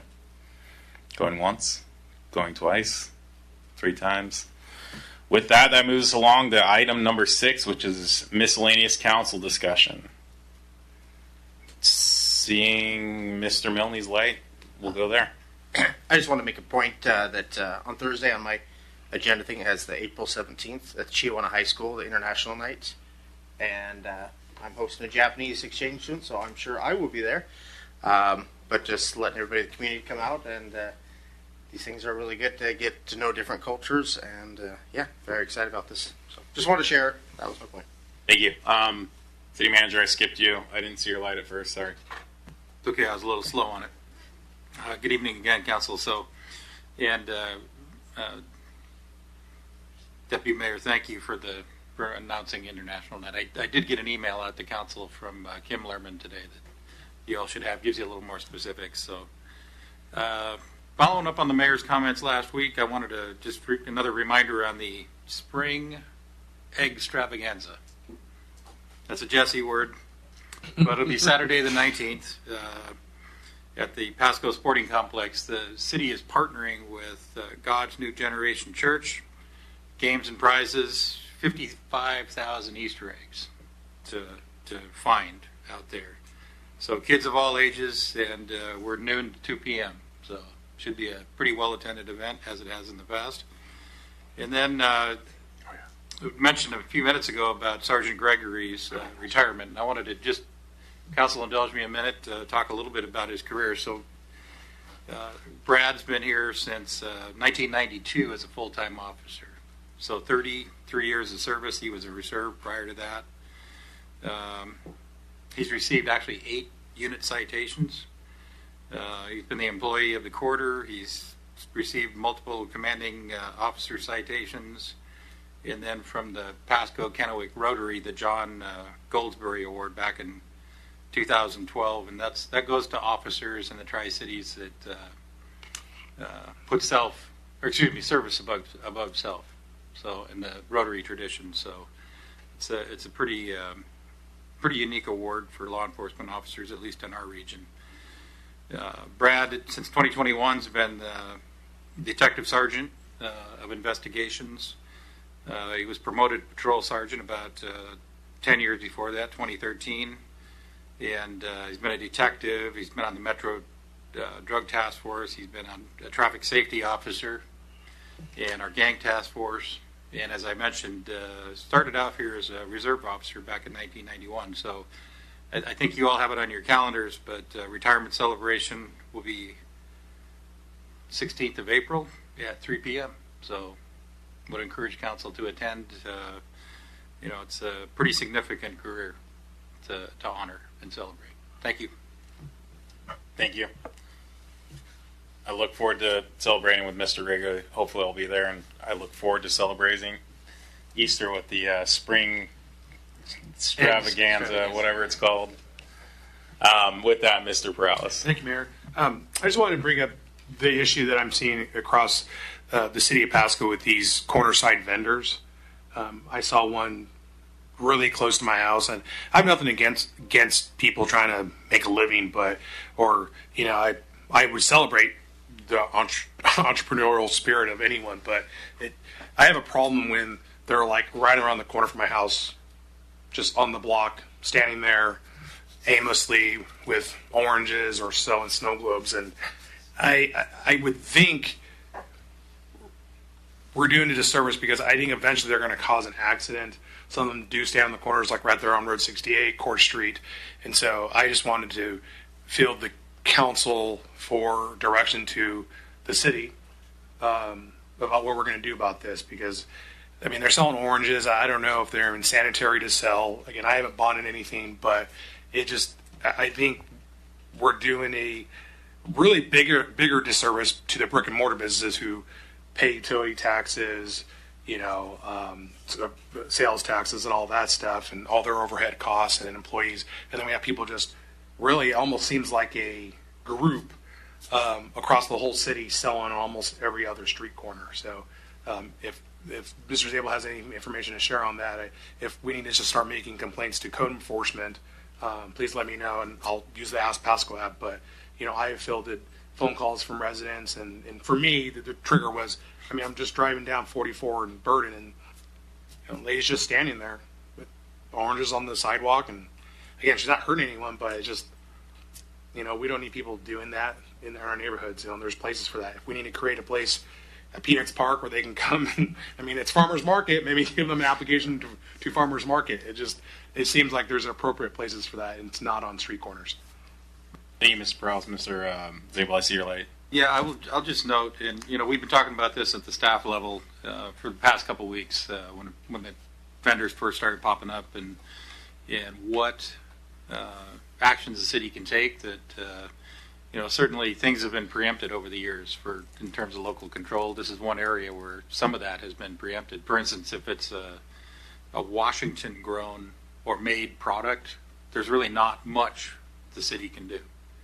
But what I think would be helpful, and what I was kind of kicking around today, was to be able to have legal our police and codes here in a workshop setting, perhaps our next workshop, and council have the opportunity, give you a presentation on it and what we can and can't really do, and have council the opportunity to ask those kind of questions. I think that would, one, help council understand some of the challenges of this, and two, it would give the public something that they'd be able to see, where we have our subject matter experts in a position where they can advise and discuss this issue with council in kind of a comprehensive manner with all three of those disciplines represented. I will say that if anybody is blocking or causing traffic problems specifically, that is something the police can do something about right now. So ask Pasco or call 911 if their behavior is dangerous or presenting a danger to the community. I would encourage people to call 911 and deal with that. But I think if council can be patient and give us a couple weeks to come back with a kind of a detailed presentation, and I think that'll be beneficial rather than trying to solve it tonight.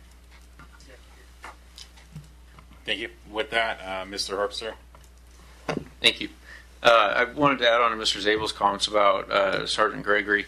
I thought I'd share sort of a humorous first interaction. My dad started with PD in the late 90s, and at the time, and I could be mistaken on details, but what's burned in my memory is Brad Gregory, not yet a sergeant, was working undercover and had a mullet that was permed and a cut-off Raiders jersey And I remember my dad introduced me to him. I'm like, this guy's not a cop. Like, something's going on here.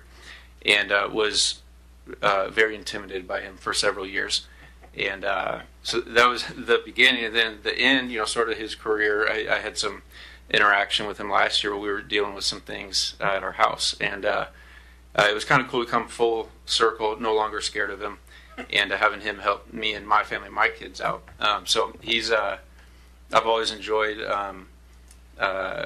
seeing him, and not always, I guess. In the beginning I didn't, but have really, we're lucky as the city of Pasco to have somebody like him who has worked for this city for 33, 4 years. And so I'll be there Wednesday and hope to see you all there as well. On the vendors selling the oranges and tomatoes, I would definitely love a workshop presentation. I think that'd be super helpful. Not just for my own knowledge, but folks reached out to me last week on two things. One, the smell that was going on whatever day that was, that seems to have been asked and answered. And then these vendors, and I don't have a good answer for them. And so the workshop would help me to be able to have an answer. And I also, like Mr. President, I want to know what can we do and what can't we do? Where are the limits?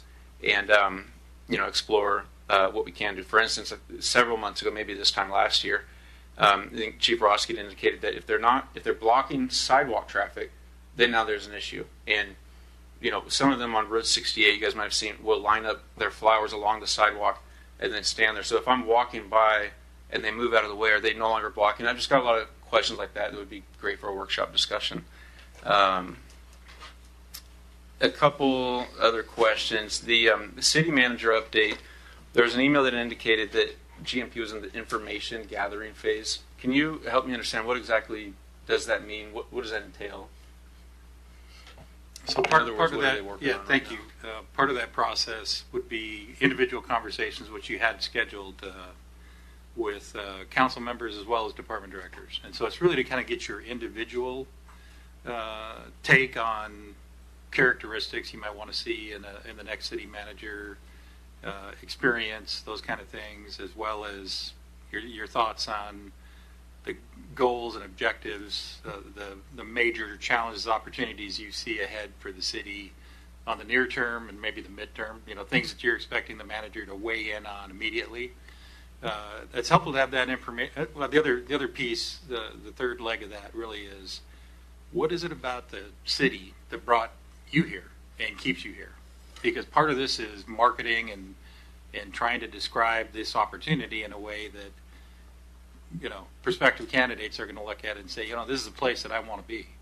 This looks really exciting, and it's a reflection on the corporate outlook of the city council as well. So then the next piece of that is, after we have that kind of information, is this meeting that was going to happen tonight, talking to council about corporate view and very similar questions. And also, I think the other piece of this is, Greg was going to talk to you about market and salary range and things like that too.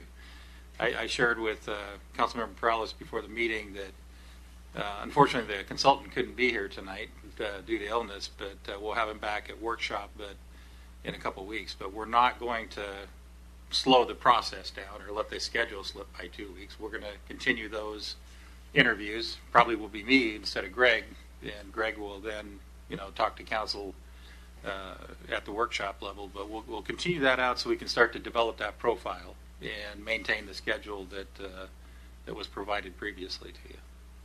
So the other piece of that is your key staff talking. We have the city manager has a number of direct reports, and so those similar kind of questions will be asked of key staff. I mean, this is your employee, and your stamp needs to be on it.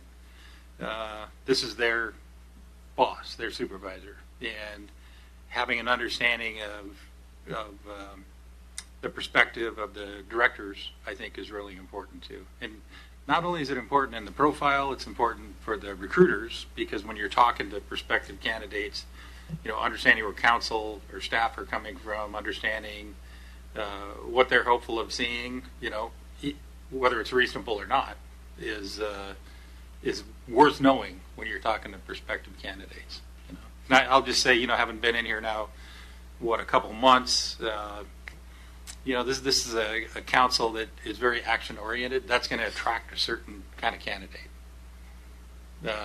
It'll probably not attract candidates that are more process oriented. So those are the kind of things we want to communicate in a profile to them, is how this council operates and what their expectation of their employee is.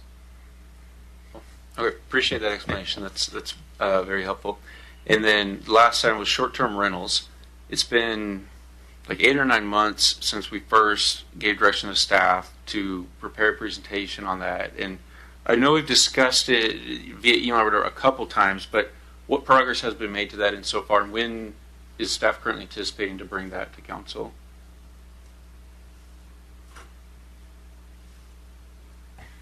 Well, not a cop out, but I wasn't here for short-term rentals, and it's been on our list. And I know I've mentioned it in a couple reports to you that we want to have that discussion with you. Our real hope was that we could have had some time in the past couple of times, the 31st or this past Saturday, to have that discussion. What I think what we can do now, and we had talked a little bit about, we have some Fifth Mondays coming up at the retreat. Remember the last agenda on the item was, or the last item on the agenda was to discuss with council a potential second retreat where we'd get into budget and some of those other issues. I think where council was at, or where I kind of sense we left it, was we're not probably necessarily looking at more Saturdays, but let's maybe have a little bit longer workshop. I heard the idea of starting at maybe 6 on a couple of those, and that might give us some opportunities to dig into an item, for instance, like short-term rentals. It seems to me that we're probably a half hour from having some pretty good direction from you. We just need to have the opportunity to have that discussion, give you the presentation, get some feedback on what you're looking for that'll be concise enough that'll give legal and our planning staff the ability to go put regulations together and bring them back to you. Yeah. So I would suggest, if council, following up our conversation on Saturday, if their desire to try to move up next couple workshops, maybe not the next one, but the one after, to 6, maybe that's a great opportunity to add that as an item. Yeah, I for one would love to do that, because like I said, it's been 8 months, and I bring this up because yesterday, front page of the paper was headline, why 2,000 workers were just hired at Northwest's only nuclear power reactor, in the subheadlines about how most short-term rentals are full. And unfortunately, City of Pasco didn't get to take advantage of that.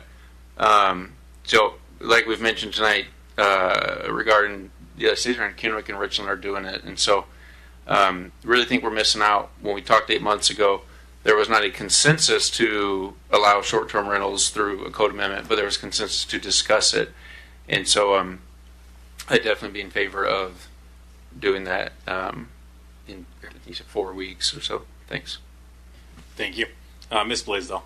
I just have a question regarding the vendors on the side of the road. If that would qualify under a peddler's license, and if when you do present that, if you could include peddler's license, so we understand what that is versus people selling on the side of the road. Thank you. We will certainly go over that discussion. Thank you. And Mr. Grimm. Thank you, Mr. Mayor. I was just going to add what is now a fourth head nod that, yes, I would love to see that vendor discussion as soon as possible, for really all the reasons Mr. Perales brought up, but also it's just becoming an eyesore. I mean, a lot of us are here because we don't want to be in California, but it's things like this that kind of make us look like that. And as much as, we can get away from that as possible, yes, and I would love it at staff's the earliest time they can bring it back, because we're in springtime and they're just going to get more entrenched and into the community, and as soon as we can get them out, for lack of a better phrase, would, I think, behoove the quality of life of our community. So thank you, and I would also, yes, love to have that short-term rentals discussion in 4 weeks as discussed. Thank you. Thank you.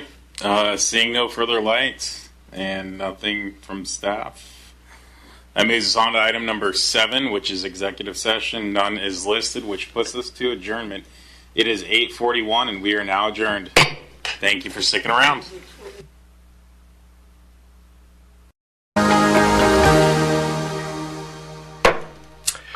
Well, good evening, everybody, and welcome to the City of Pasco Council meeting. The City Council thanks you for being part of our city government.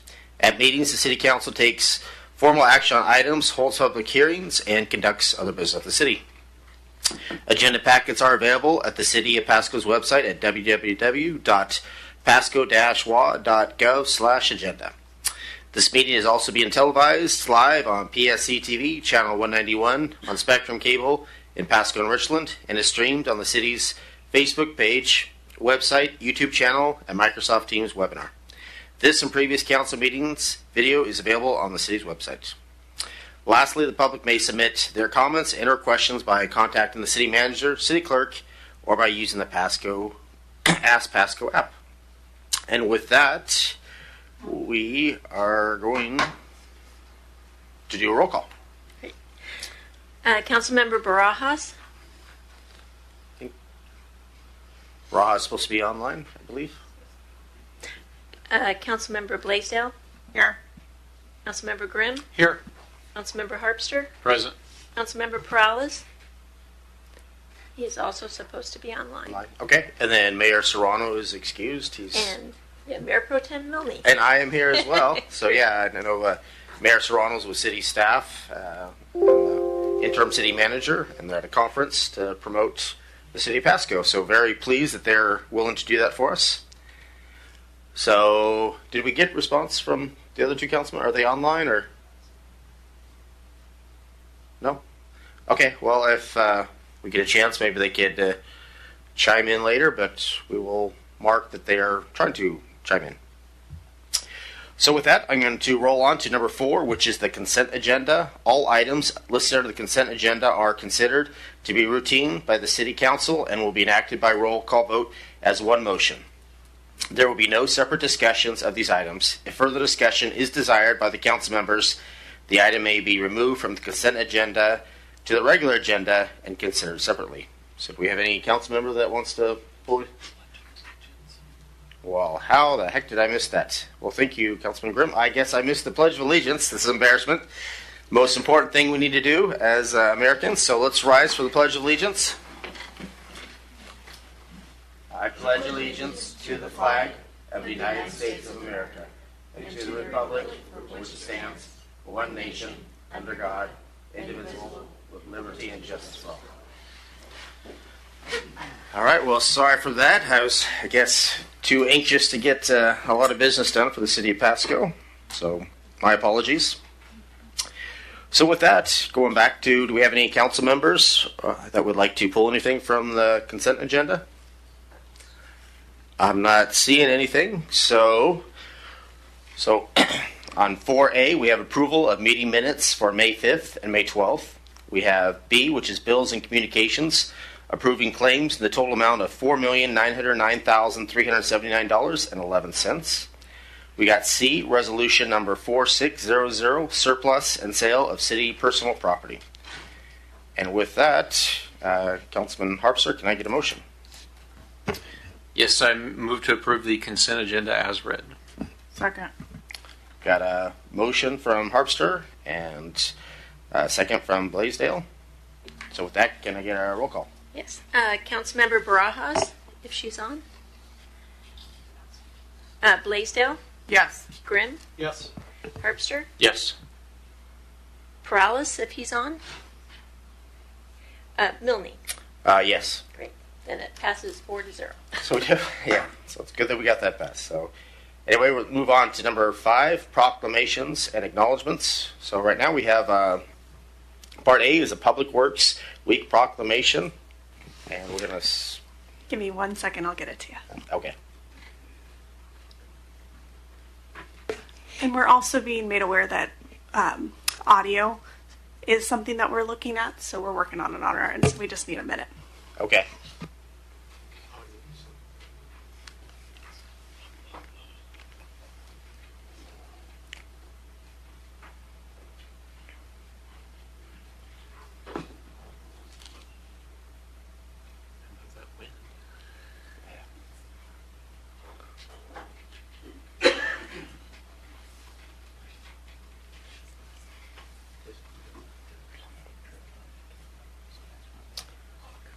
Thank you.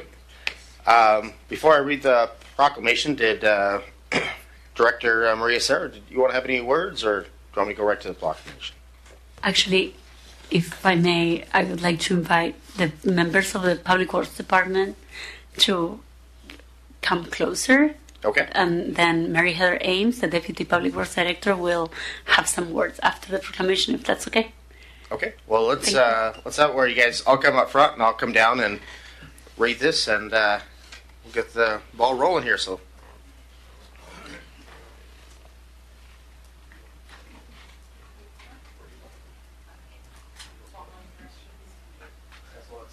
Stand here? Yeah, stand in front of the council.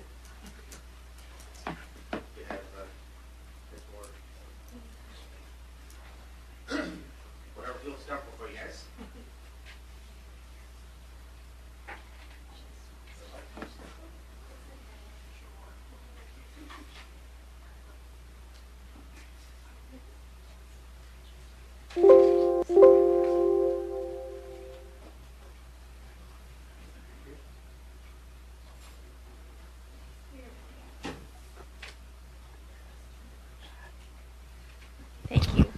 All right.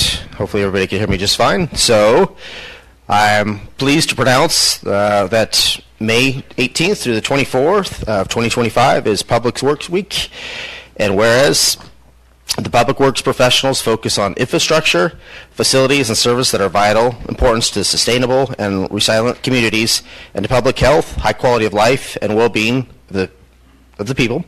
And whereas these infrastructures, facilities, and service cannot be provided without the dedication effort of public work professionals who are engineers, managers, and employees of all levels of government and the private sector who are responsible for rebuilding, improving, and protecting our nation's transportation, water supply, water treatment, and solid waste systems, public buildings, and other structures and facilities essential for our citizens. 100% true. You guys are doing a great job.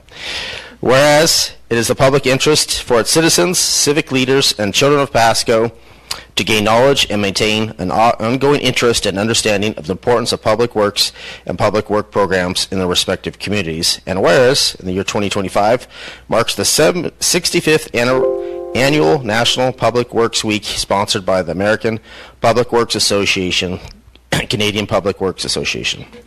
Now, therefore, I, Mayor Pro Tem David Milne, in the city of Pasco, Washington, do hereby proclaim May 18th through the 24th Public Works Week. So it's a great honor, and you guys do a great job.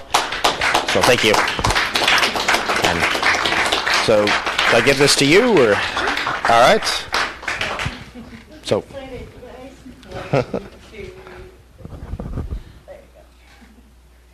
Thank you. Is there anything you'd like to comment, or?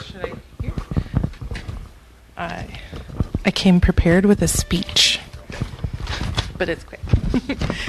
So, good evening, Mayor Pro Tem and members of council. My name is Mary Heather Ames, and I am your Deputy Public Works Director. I'm absolutely thrilled to be here tonight for the proclamation of National Public Works Week in Pasco. I've been a fan and supporter of Public Works since I learned what it meant while working as an intern watering street trees and entering customer concerns in a database during the summer before my senior year in college. And I appreciated the idea that I could use my skills to make the place where I live better for all the people who live and work around me. So when I graduated, I started a career in Public Works. The theme for the National Public Works Week this year is people, purpose, and presence, which really resonates as public works professionals. Each of the people here find their purpose in meeting the needs of people. You and I know that public works makes communities safer, more vibrant, and a better place to live. So whether we're sweeping the streets, producing clean water, installing signs, treating residential or industrial wastewater, or making roads and sidewalks passable after a winter weather event, Public Works is always there when people need them. So our department is divided into 3 divisions, and we have representatives from each here tonight. So first we have the engineering division, led by Andre Avedisian. Next, we have Michael Hanau, who leads the Environmental Compliance Division. You want to like raise your hand or something? Andre? Yay! Michael, thank you. And finally, Kent McHugh heads up our Operations Division with close support from Derek Wiedela, who could not be here tonight, Jason Etzler, Steve Brewer, and Tom Holmes. I would also like to note that our 2024 Employee of the Year is here, and that's Colby Lindgren. He was nominated and awarded for his work ethic and great attitude. So on behalf of this entire group, which includes the one unmentioned person, Ryan Mahaffey here, on behalf of this entire group and our Public Works Director, Sarah, I would like to thank you for the recognition and support both this week and year-round. Thank you very much. If we could get maybe one more picture, we could get Director Maria Sarah and Mary Heather Ames. And I'd like to have the council down here as well. Sometimes they're up higher and they kind of feel disjointed. So if we could get everybody down here, that way we could show that we're one big community. So if we could maybe have you guys closer here, where it says, yeah, well, if you two could be in the middle. If we could have the council members. We got, all right, we got Grimm and Harpster, so got the whole gang here.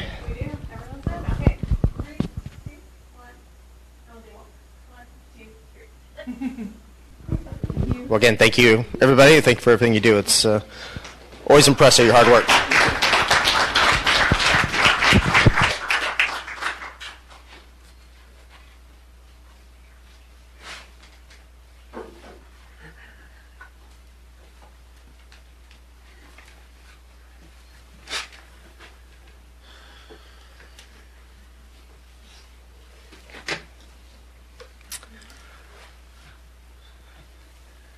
All right, we'll wait a quick second here. All right, now they're great. All right, David. Okay, well, just to clarify, we do have both other council members, so there's actually 6 of us online here, or total. So with that, done with 5A, we are going to jump into 6, which is public comments. So the public may address council on any items unless it relates to a scheduled public hearing. This item is provided to allow the opportunity to bring items to the attention of the city council or to express an opinion on an issue. Its purpose is not to provide a venue for debate or for the purpose of questions with the expectation of an immediate response. Some questions require consideration by council over time and after a deliberate process with input from a number of different sources. Some questions are best directed to staff members who have access to specific information. Citizen comments will normally be limited to 3 minutes each by the mayor and the city clerk. There's a timer up here. These with lengthy messages are invited to summarize their comments and or submit written information for consideration by the council outside of formal meetings. Lastly, when called upon, please state your name and the city of county residency into the microphone before providing your comments. And I have heard that we do have a Hispanic interpreter, so if anybody needs his services, I believe he's right over there. Was that correct? Yeah, okay. Just making sure I want everybody to be heard. So with that, anybody who'd like to give public comment?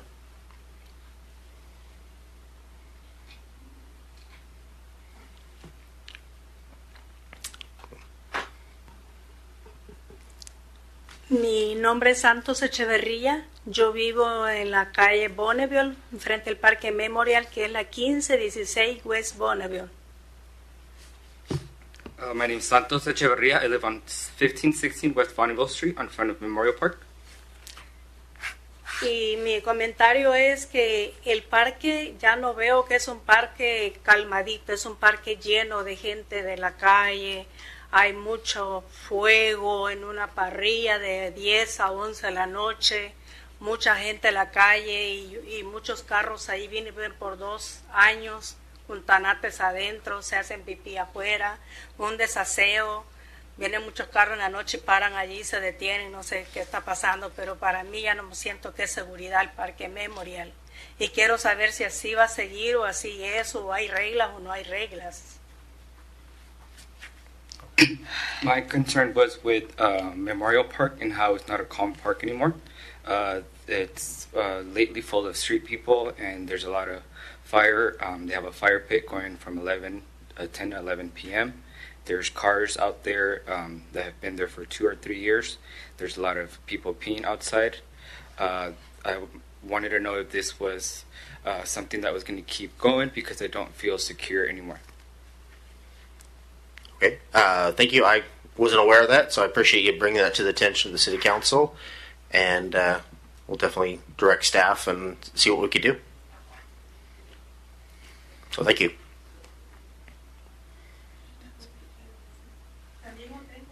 Otro problema con el Can I vecino. add something? Quiero que Okay. a ver si me ayudan. Hay mucha bulla, celebran fiestas cada 8 días, cada 15 días. Una música bien en alto, hasta me vibran los vidrios y ya ando buscando ayuda. He venido aquí y me han mandado cartas a ellos y no han hecho caso. Yo voy y les digo que no quiero esa bulla. Se empiezan desde las 12 de mediodía y a veces son las 10, las 11 hasta las 12, 1 y la gran música alta. Yo sé que ellos como que no son dueños de la casa, han llegado a rentar esa casa porque el dueño ya no vive allí. Pero yo quiero acudir a donde me pueden ayudar porque me han robado mi tranquilidad con esa gran bulla de música. Digo yo que no va a haber algo que pueda ayudarme. I wanted to add that there's a neighbor that has constant loud music every week or every other week. They have really loud music where the windows shake. I've gone to speak with them. I've sent letters. They've sent them letters, but they start from like noon up until 10, 11. One time, 1 in the morning, and it's really loud. I think they're renting there because the owner I've never seen, and they've stolen my peace. I don't know where to go. I've come here, and I want to know what I can do. Okay, I appreciate you. Again, we only have 3 minutes, so what I would suggest is call code enforcement and then go from there. But usually, code enforcement would be your best option, or Pasco Police Department for noise violation if it's after I believe it's 9 o'clock. All right, thank you. All right, do we have anybody else? We got the gentleman in the back.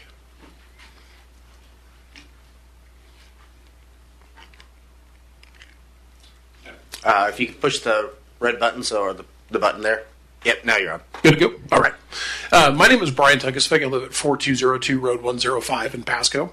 I'm here tonight because I wanted to express my family's concern on the increased residential density and zoning for housing in the area and how it affects our current low-density neighborhood.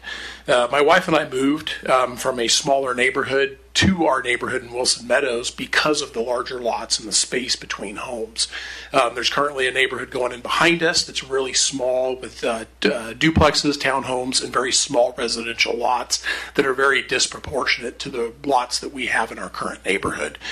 My concern with that is because we wanted the space and the peace of mind that Wilson Meadows has delivered on all counts, really. Currently now the equipment is rattling our homes. We get the dust and the view and the beeps of the equipment going through and doing all the construction, and that's going to be taking place for probably the next 5 to maybe even 10 years, depending on how long it takes. It feels to us like the neighborhood we moved from is coming right back to us. The reason I came down here, and I know that that's not everything that's the city's responsibility. I know the state is driving some of this with their current growth management plan or their Urban Growth Act. But what I wanted to offer was, after looking through some of the residential zoning documents, I wanted to offer there's no bridge between low density residential and medium density residential. And my concern, even from the start of this planning, it was that there's no transition. There's no ease of from smaller lots to bigger lots and vice versa. It's just, cram-packed right behind us. So what I was going to offer was a addition of like an R1 to R3 zoning classification that could allow for from bigger lots that could blend in with the smaller lots that would help would maintain the characteristic of our neighborhood and also ease that transition from the bigger lots to the smaller lots. Unfortunately, we feel like we're the ones getting left holding the bag. The city's going to make money on property taxes. The developer's going to make money on selling the homes. And my increased property tax, I get to watch a small, tight, packed neighborhood go in behind me. I don't feel like that's a good deal for me and a good return on investment as a taxpayer. Road 68 is super busy. I see Road 100 being just as busy because the growth of the city is moving to the northwest corner.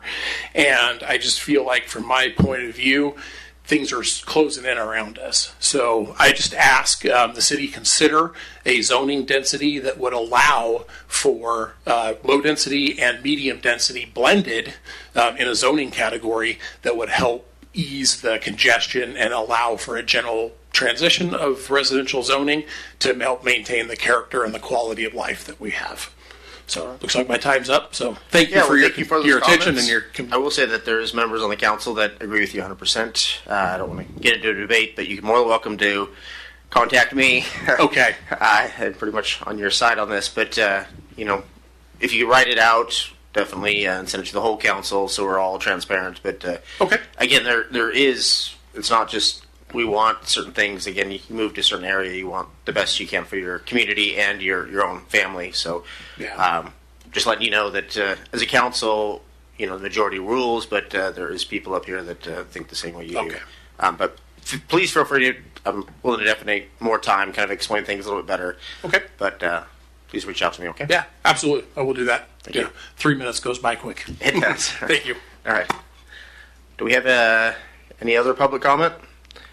I think we got the two ladies in the back, and then we'll jump to Mary there.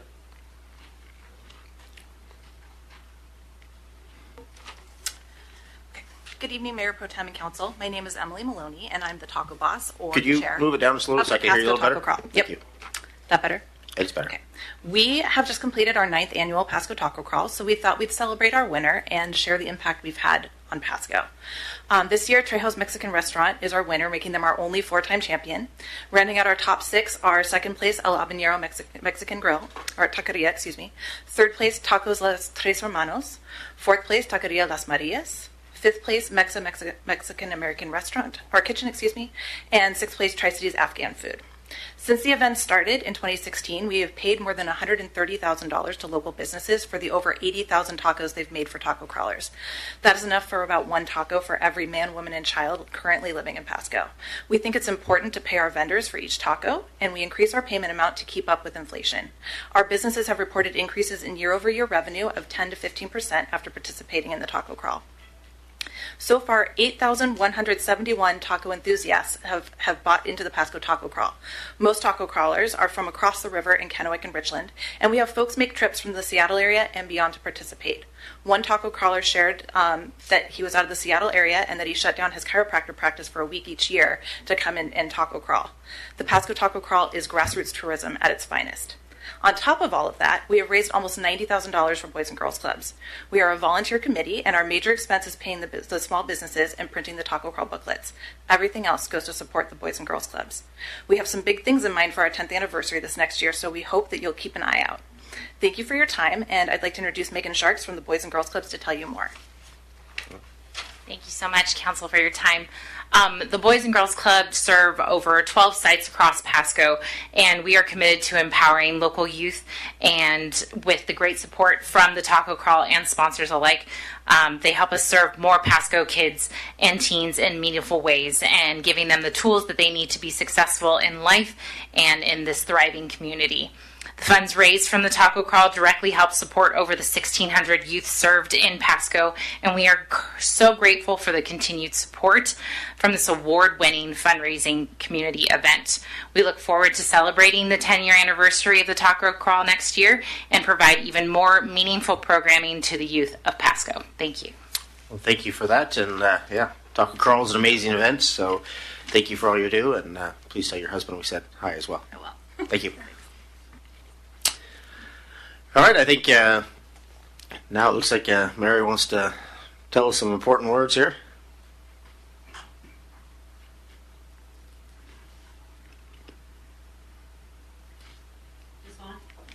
Not yet. Now it is. It's on. Mary Mahoney, Pasco resident, to Pasco via RCW 42.56. Add the following to my comments made to the Pasco City Council on 5/5/25. Provide the fines paid by Pasco and spot zoning developers Hayden Homes for killing our 8 floodplain American bald eagles and their eaglets. I have over 500 photos. And provide a permit number 404 that allows Pasco to develop our floodplain and destroy our wildlife habitat and more. Regarding the Pasco Aquatic Center, provide ex-Pasco Mayor Matt Watkins and or Watkins Endeavor LLC provide his total travel costs for the search of the Wow Factor wave machine that costs anywhere from $22 million to $280 million, include passport entries and trips on cruise ships. Reminder is that Yakima's Aquatic Center opens in June for a total cost of $10.8 million. Provide the YouTube video of the Pasco City Council meeting on 4/1/19 with comments made by Pasco City Attorney Lee Kerr. Include a copy of the termination agreement regarding the contract between WSU and Animal Control. Mr. Kerr stated he would provide a copy of the termination agreement, and Mr. Kerr has not provided that copy. Provide all communications between Pasco City Attorney Lee Kerr and the Washington State Bar regarding Mr. Kerr's self-reporting of his authorization of no due process at Animal Control, now called Tri-City Animal Services. See the YouTube video 4/1/19. For the year 2024, provide the number of dogs and cats that the Tri-City Animal Services has sent to WSU for research and the money that WSU has paid for those dogs and cats. Contact the Washington State Attorney General and Pasco City Attorney Lee Kerr and provide the results of the 48 counts of animal cruelty, the theft of $375,000, and the missing rainy day fund. See Chambers, Howard, Hernandez, and Zeiler. Provide all past and present LID and or ULID designs for my Pasco property, include LID and or ULID start dates and costs, include also all Pasco officials' communications regarding harassment and retaliation to me and to my property. I reserve the right to amend this request upon further discovery. Reference number P001447-051625. My comments are for the record and to put Pasco on notice. Thank you. Anybody else in the audience that would like to comment on anything? All right, I'm not seeing anybody jump up.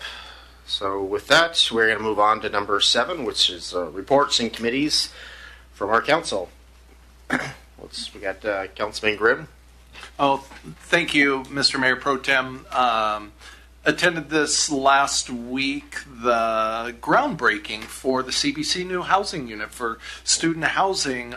Dr. Woods hosted, I don't know, it seemed like there were 50 or so people there for this new housing unit right on the corner of Argent and 20th there. Going to house 156 students. Apparently there's a waiting list already, and it's affordable housing for kids going to school, and looks like they're just doing great things over there.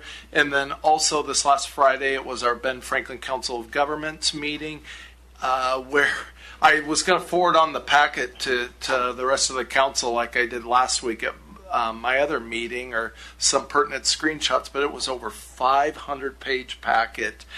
Few of the kind of highlights were Daisy did a presentation on safe routes to school, just looking at every school in the entire Tri-Cities area and looking at the safest way and mechanism of getting kids to and from school, and all the way down to looking at where maybe trees need to be added in high concrete areas to make it more, I guess, appealing to kids to walk to and from school. It was very, very comprehensive. And speaking of comprehensive, we also talked about the comprehensive action plan, which really just has a lot to do with traffic in the area and accidents in the area. And just a couple things worth noting is this says statewide crash numbers mirror the data of Benton Franklin counties. the overall number of crashes is decreasing, but deadly crashes are rising. Just a couple footnotes real quick. Statewide crashes were down 10% in the last 6 years, but up 5.5% in Benton Franklin counties. Fatalities were up 48.2% statewide. 86.4% in Benton Franklin County. Serious injuries were the only one where we were slightly down from the state average. We were 50% even. They were 52.5. But overall, what they call FSI, fatalities and serious injury crashes, 51.7% up statewide in 6 years.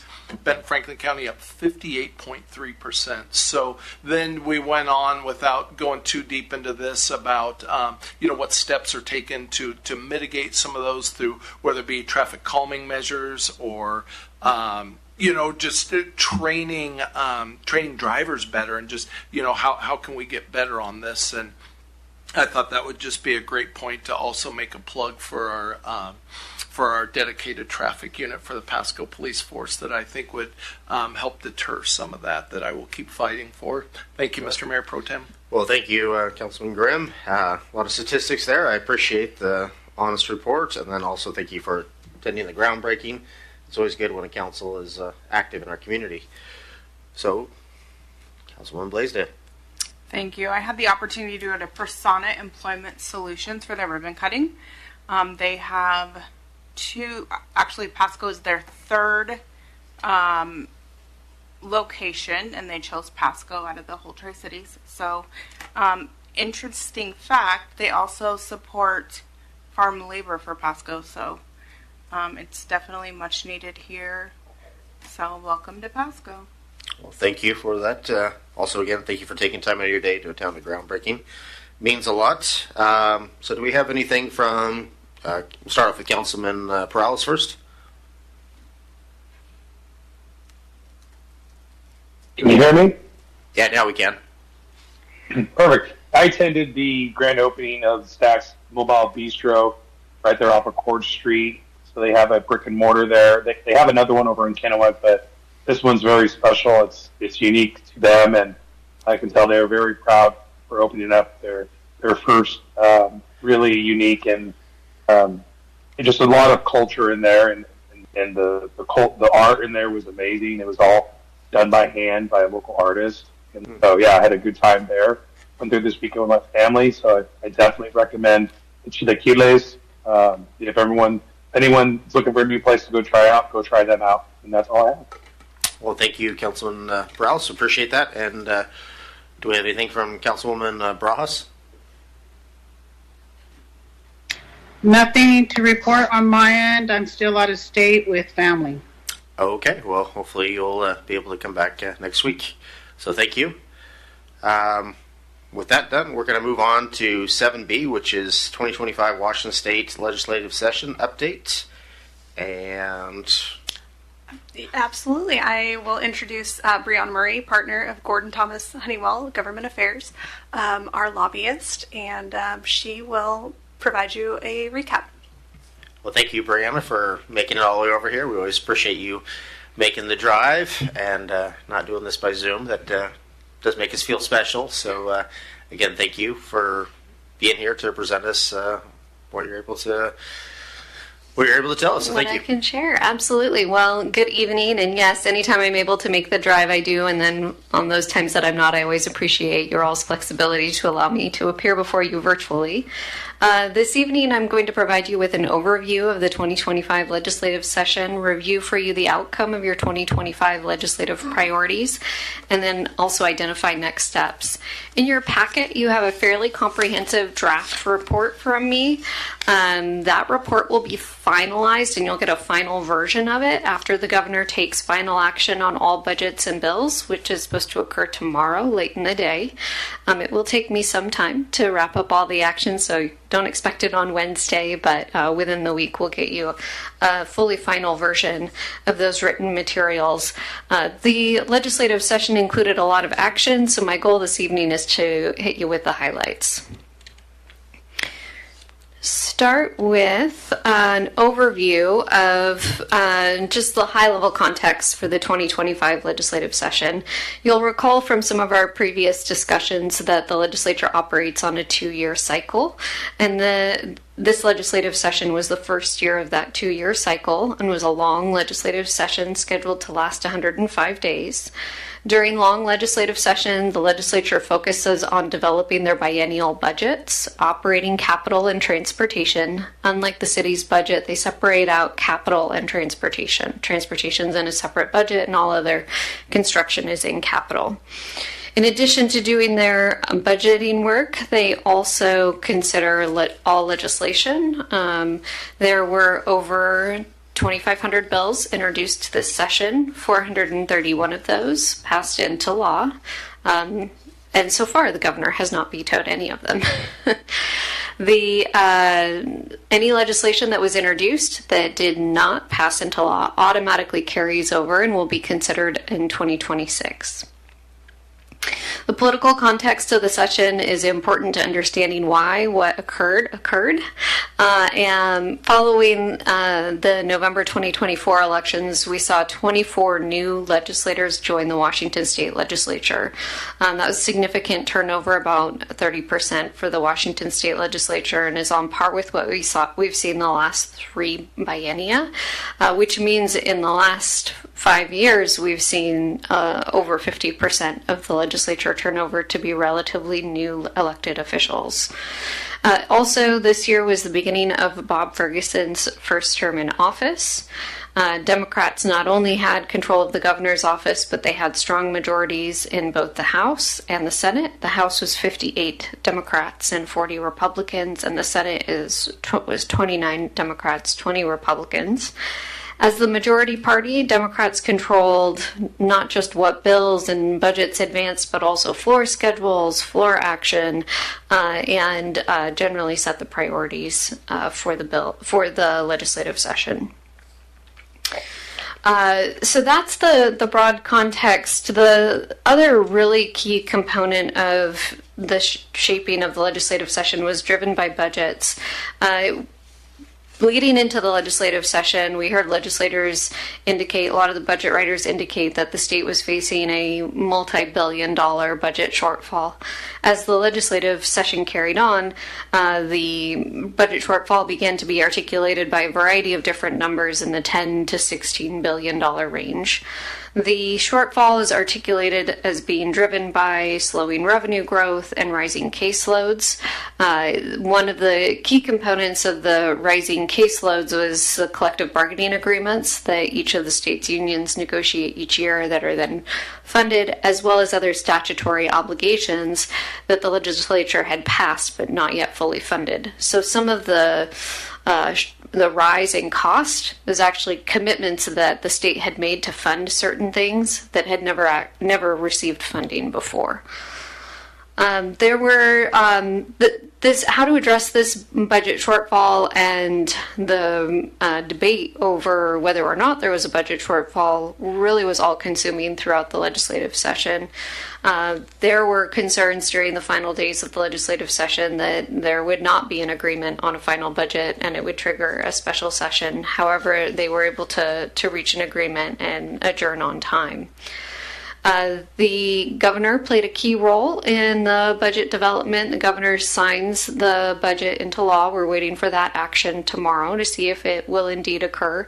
But he issued several press statements asking the legislature to be more conservative in their budgeting or to select various revenue sources, some indicating he liked some more than others.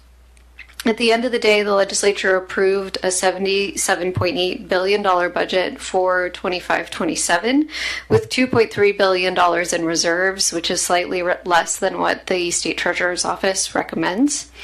As part of that, the legislature raised $4.3 billion in new taxes for this fiscal biennium. If you make that into a 4-year outlook, it's over $9 billion, which is the number that most of the media grabbed onto, was $9 billion in new taxes. This is one of the largest tax packages we have seen in state history, and the governor has yet to sign it into law. The capital budget was much more stable and not facing the same level of shortfalls. The capital budget supports infrastructure like schools, housing, libraries, behavioral health facilities, and is also the budget that we tend to ask for city projects funding for. Within the capital budget, while there was not a shortfall, it was more constrained than in previous biennia. In 2023, $231.8 million was allocated to various community projects, and this year we saw $30 million less, $201.3 million. The average local and community project award going out to various communities was $604,000. I want you to remember that number when we get to the next slide and we talk about how well you all did, because it was better than average.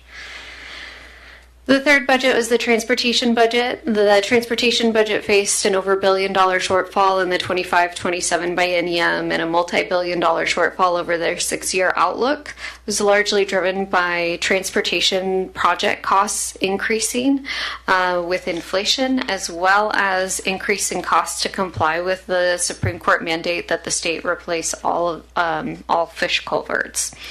The legislature ended up balancing that budget with $3.2 billion in new revenue sources, including a 6-cent gas tax increase. In addition to raising revenue to have that budget balance over the next 6 years, they also delayed several projects that they had already committed funding to. At the end of the day, they did not fund any new projects and approved $15.5 billion for the current biennium. So with that political and budgetary context in mind, I want to transition into talking about your specific legislative priorities and funding requests. You all had 2 capital funding requests. The first capital funding request was for MLK Community Center Phase 3. This was a request for $900,000 to renovate the southwest building of the MLK Community Center. The final capital budget, which is scheduled to be signed into law tomorrow, appropriated $927,000 to that project. Before you get too excited about that extra $27,000, it's allocated so that you can pay the Department of Commerce admin fee. The second capital funding request you all had outlined was a request for $500,000 for Road 80 neighborhood improvements. That exact amount was included in the final capital budget, and I believe because it's below the $500,000 or below, that admin fee doesn't apply. You all outlined 3 different transportation funding requests, $5 million for the Road 76 project, $3 million for the US 12 A Street traffic study, and $3.3 million for Lewis Street underpass demolition. We did some great lobbying and education on these 3 projects, not just me on the ground on a day-to-day basis, but several members of council made the trip over to Olympia and participated in advocacy for those 3 projects. At the end of the day, the transportation budget didn't fund any new projects, and so the city didn't receive funding for any of those. Neither did any other community in the state, so don't feel too bad. The one note I will make is, as a reflection of the advocacy work that was done, the Senate put forward a transportation proposal that would have funded new projects. It relied on a significantly higher gas tax increase, as well as transitioning the culvert obligation, the obligation to replace all the state-owned culverts, to the capital budget, and defunding several capital budget programs, including the Public Works Assistance Account. And it relied on a pretty hefty transfer from the operating budget to the transportation budget, which would have had to be backed by a larger tax increase to fund the operating budget. So by doing all of those things in the Senate's proposal, they were able to put forward a list of new projects that would receive funding, and the Lewis Street underpass demolition was included on their list of projects that would receive funding. At the end of the day, the legislature chose to be more modest with their tax increases than what the Senate had proposed. I wouldn't describe the tax increases as modest, but more modest than what was initially proposed. And so that was not those new transportation projects were allocated funding, but I just want to highlight that as a reflection of making progress. I know it can be frustrating that you all spend your time and energy to make trips over to Olympia. You see me spending time and energy and city staff spending time and energy, and then to not get allocated funding can feel very frustrating. And I want you to know I certainly feel that as the person on the ground pounding the marble to make it happen. But looking at these little measures of like we are being heard and we are seeing progress help with that.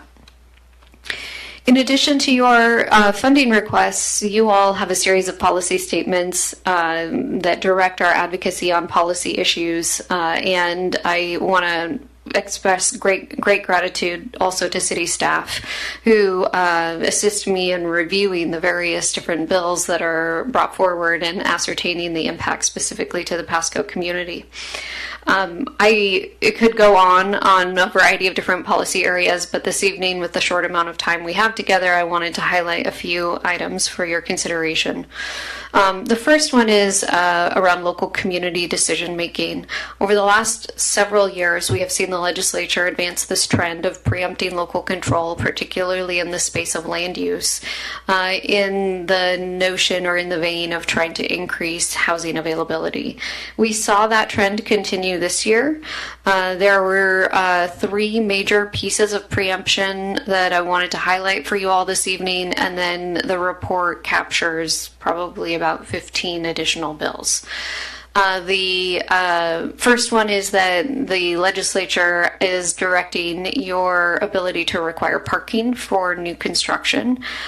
So for residential housing, you may not require more than 1 parking space per single family home or 0.5 parking space for a multifamily unit.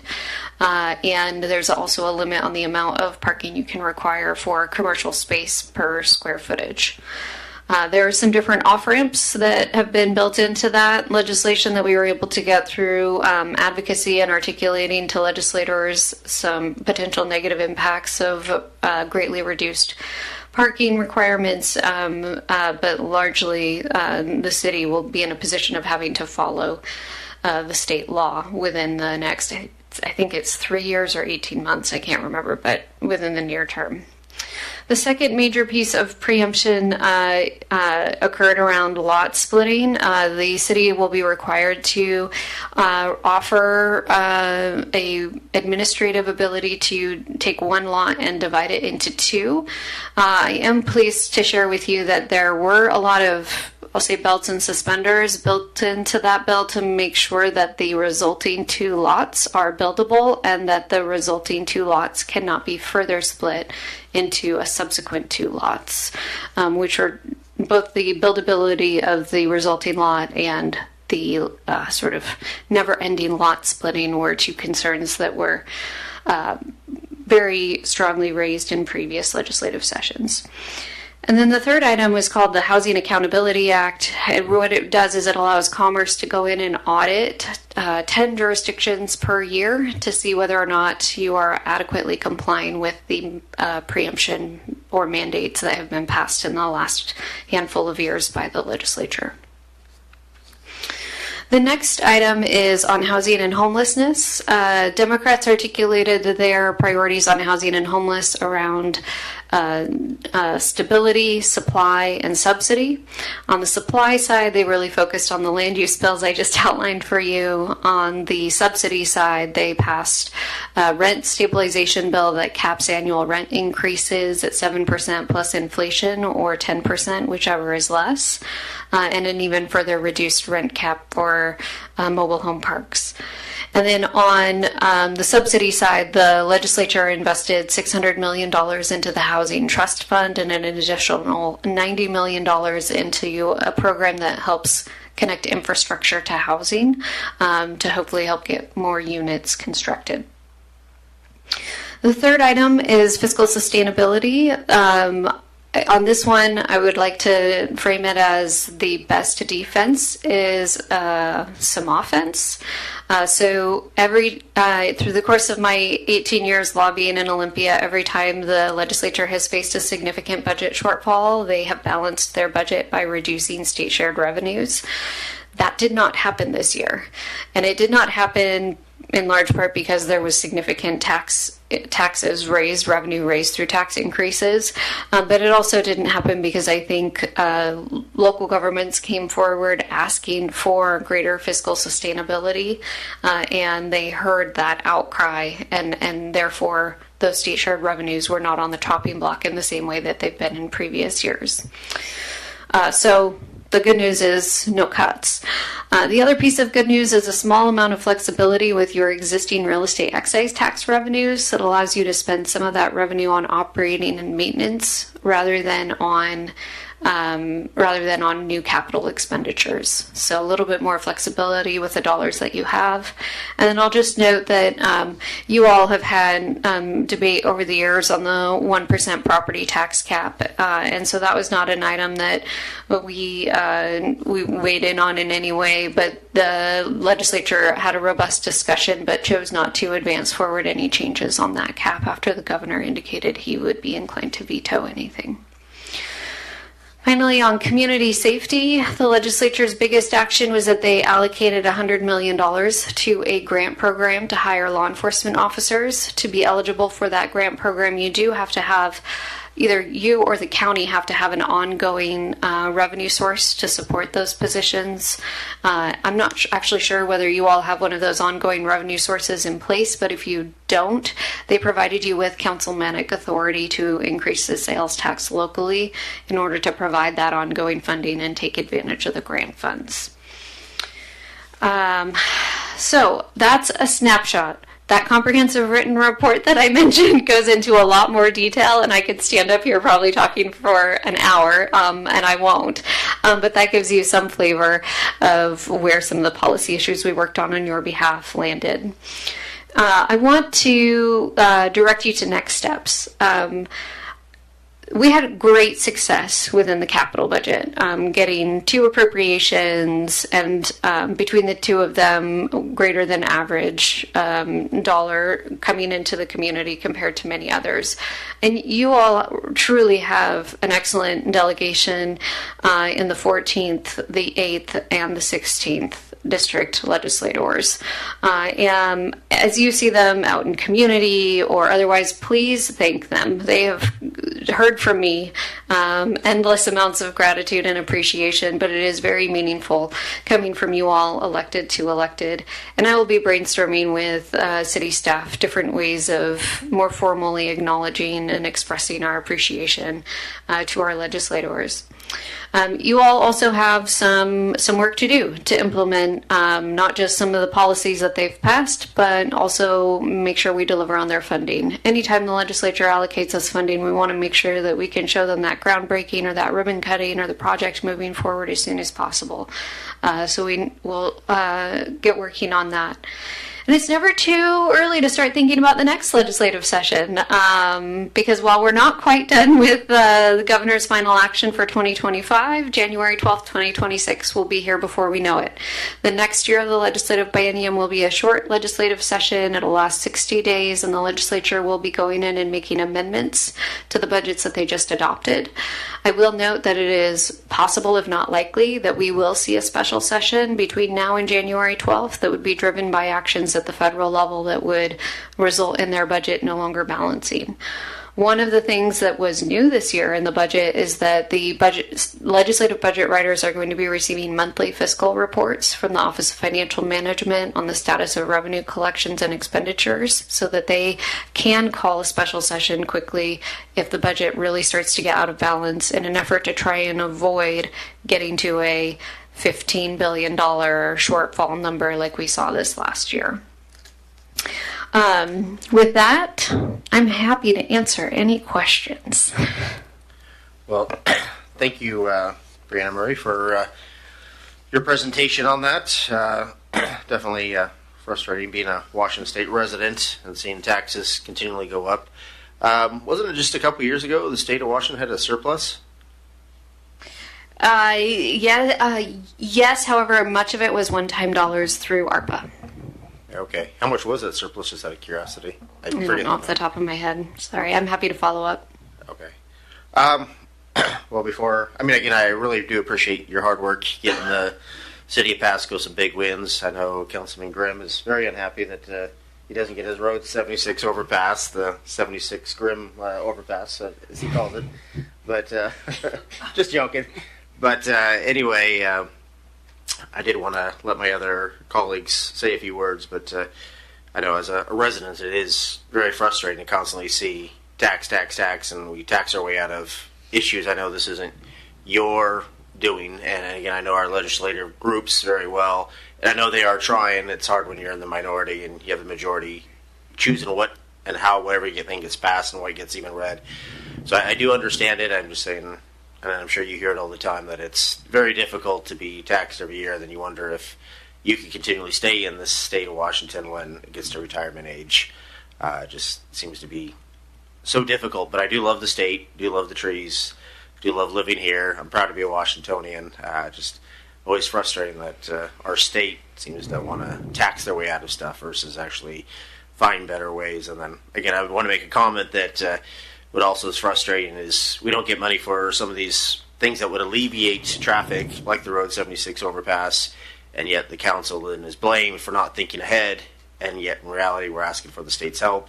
They say no, and then you have heavy traffic, and then people say, well, what did the council, why did they resolve these issues when they had a chance? And it's because of stuff like this. So again, I realize you're doing your best. Again, I do want to say I appreciate it, just that as a councilman and as a citizen, it's very difficult to constantly hear no, and then you get blamed for it as personally as far as you're not seeing into the future. So Yeah, one comment I want to make in response to that is that I really view our work together as identifying a legislative agenda where we can accomplish things for the Pasco community in the political environment we're in. You all on this dais can't control who has the majority in Olympia. I, single-handedly, as your advocate, cannot influence whether or not they're going to increase taxes or not. But what we can do is take advantage of different opportunities as they come about in the various political environments to make sure that there are investments being made in the Pasco community and do the best we can within the environment that does exist. And I do think that the legislative agenda we put together accomplished that. While we didn't get anything on the transportation front, we did on the capital front. I think we were asking for the right dollar amounts for the fiscal situation that the state was facing and the majorities that existed. So I hear your frustration, and also would encourage you to think about the approach to the city's legislative program as one of looking at how to make progress for the community in any environment. well, thank you for that. Again, sounds like we're on the same boat there. But thank you. Let's turn over to Councilman Grimm.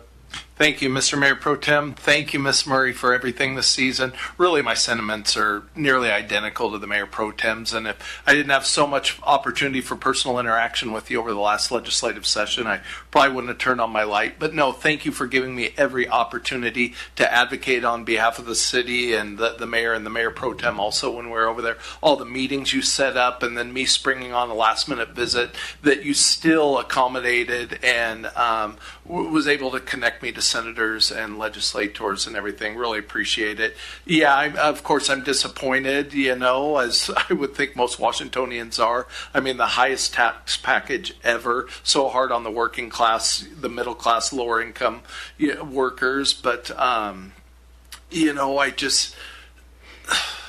I think about those transportation projects not getting passed, but the way you word it, it's hard to imagine we could afford any more taxes at that point, and if that's all where it's coming from. And I am grateful that the governor threatened to veto the property tax increase and threw the majority party a curve, and I know that was kind of one of the scenarios playing out for most of the legislative session with the new governor, exactly how he was going to interact with them, and the fact that he stood his ground on a few key issues that I really appreciate. I think it made it a much more contested legislative agenda than perhaps we had, and I saw by the final number of bills that got passed. To me, that's a good thing when they pass less legislation out of Olympia. But, I just want to say in the time I was over there, it looked like you were very well received, you were very well respected and working hard. And even like I sent that picture, my daughter getting a selfie with the governor, and there's you and your assistant in the background working hard as I looked into the finer details. Just says so much about your work ethic over there and what you're doing on behalf of Pasco. So thank you so much. Well, it's truly my pleasure. I love what I do, and I invite any of you to make the trip over to Olympia at any point during session. And happy to host you and get you connected and see part of our world. Thank you for that. Do we have any other councilmen or on the dais here? No. Do we have any from Mr. Perales or Bras?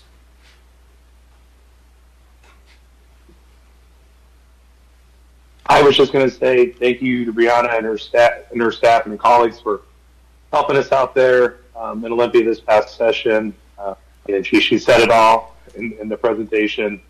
I think a lot of things from this last session. Many people in the community, many people in office, like Mayor Pro Tem Milne said, are not very happy. And I think it's just, I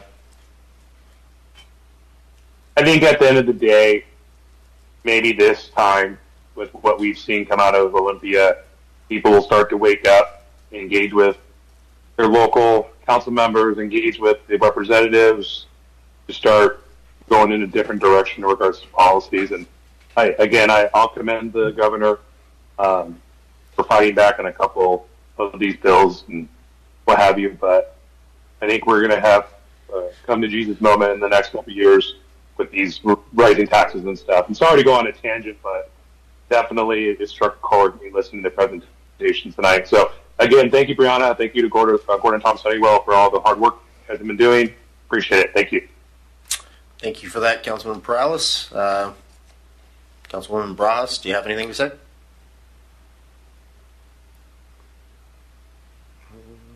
Maybe we lost her. Anyway, since it's quiet, I guess we'll move on. Again, I do appreciate you taking time out of your day and driving all the way over here. And again, thank you for your hard work. I've seen you in action when we were there a few months back, and I know you are really trying hard. I try not to be negative, but it's very hard to read the news constantly and say, like, oh, crap, here comes something else. And especially when you go to other states and then you see gas so cheap, and then you come back to the state of Washington, and it just seems like we're being gouged. So, but again, thank you for everything you do. I do want that to be the main point. And again, thanks for all your hard work trying to make Pasco a great place. Thank you. Well, with that, we are going to move on to number 8, which is hearings and council actions on ordinance and resolutions related thereto. We have 8A, which is a public hearing for the 2026-2031 Transportation Improvement Program. And we are going to have a report from Maria Serra. Good evening, Mayor Pro Tem and council members. We are talking about our 2026-2031 Transportation Improvement Program, and some of the slides will be a reminder of what we have been discussing since earlier this year, but I think is appropriate since this is a public hearing setting to provide all the information to the public. This program is evaluated yearly. It's a 6-year program that is proposed and updated every year in consideration of RCW 35-77-010. The deadline to get this program approved is July 1st of each year, in this case 2025, and it must include bicycle and pedestrian facilities, as well as be consistent with our comprehensive plans. Next slide, please. As we have talked in the past, this Transportation Improvement Program includes the names and scopes of the projects, the estimated cost, a proposed schedule. Those costs are then divided between the cost of each phase of the project, so design, right-of-way, and construction. For those that have all those phases, it also includes plans and studies, as well as programs, which are annual programs that are recurrent activities done to improve our transportation system. And it must list the anticipated funding sources. Many of those are not secured at the time the program is passed. Others have been secured and are indicated as such. This TIP is showing the projects that are anticipated to be delivered by the city. It does not include projects that are to be performed by private parties. And of course, we pay special attention to our federal and state funding, because this list is the base for the State Transportation Improvement Program, which is the way that we access those awarded funds through federal and state agencies. Next slide, please. Okay, so we have been working on this list for a couple of months now, and we had some outreach. So the current list that is provided to you in the current packet and in this presentation includes 44 projects, 3 programs, and 5 studies. So there are some inclusions from the prior version.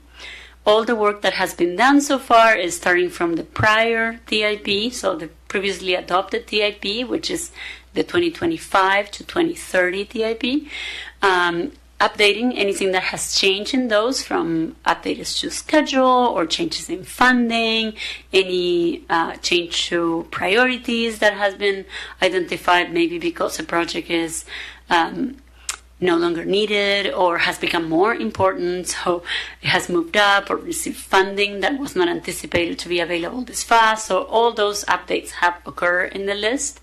We completed our outreach efforts.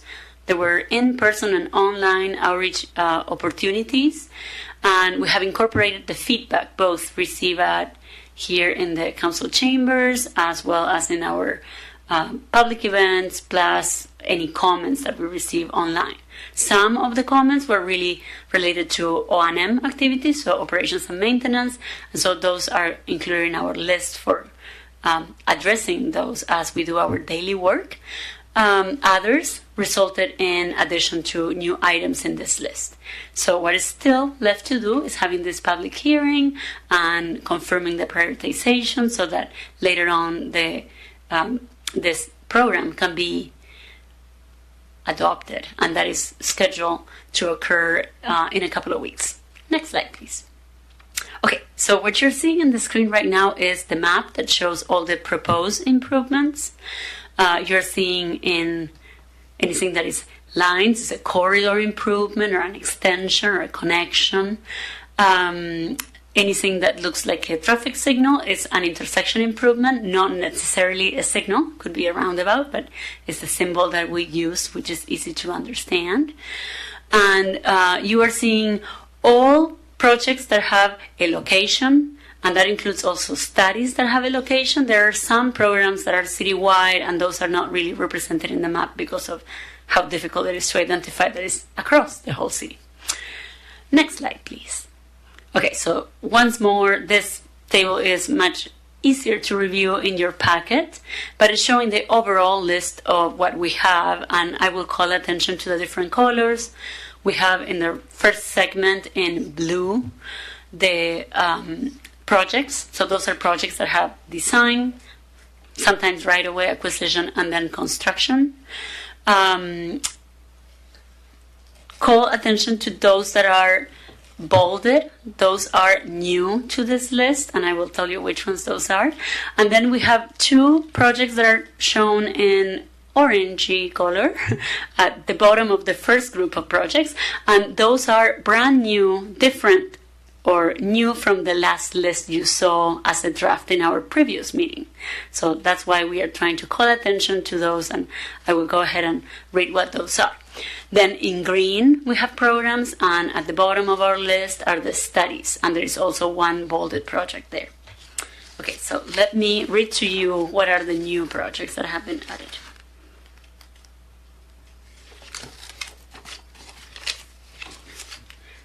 Okay, starting with project number 16. This is the Road 68 Payment Preservation Project that is new to this TIP, did not exist in the previous TIP that was adopted by you all.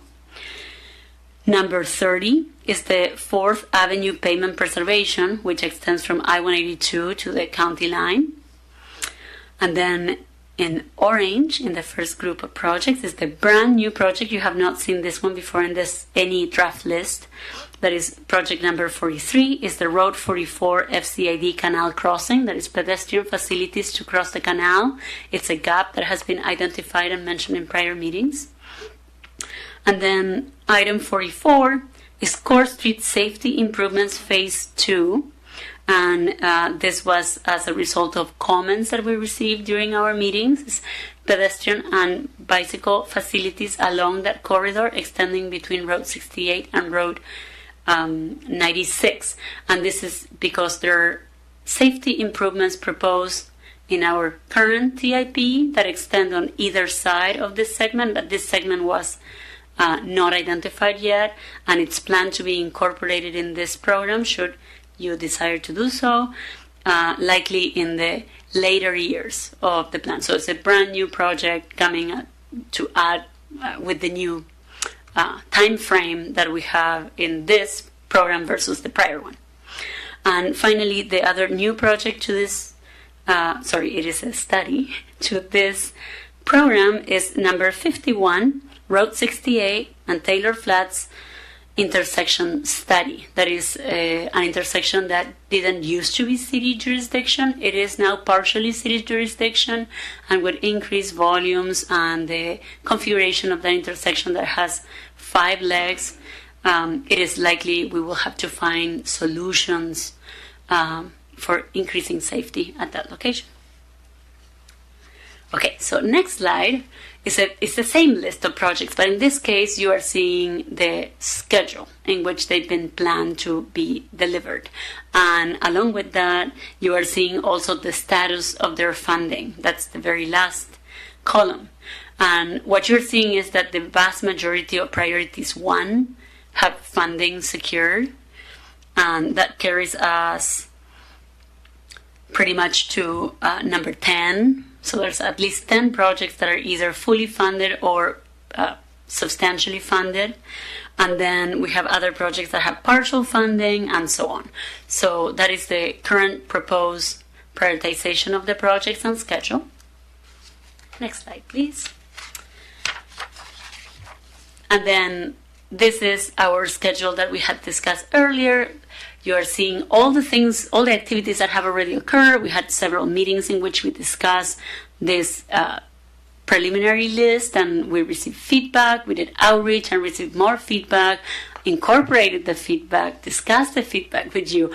And so today we are right here in the public hearing date. And the next steps would be potential edits to DIP that could occur based on the feedback we received today and your direction.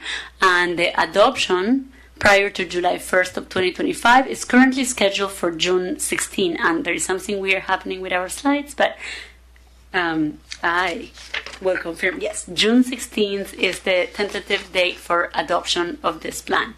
Should there be more changes by that date, we can still plan for a special meeting on the following Monday. So we have a lot of time and opportunity for making this program be exactly what you want to see. Next slide, please. Oh, perfect. So with that, that is an overview of our program. And I would be happy to answer any questions. And if there are no questions, we can move on to the public hearing. Thank you so much.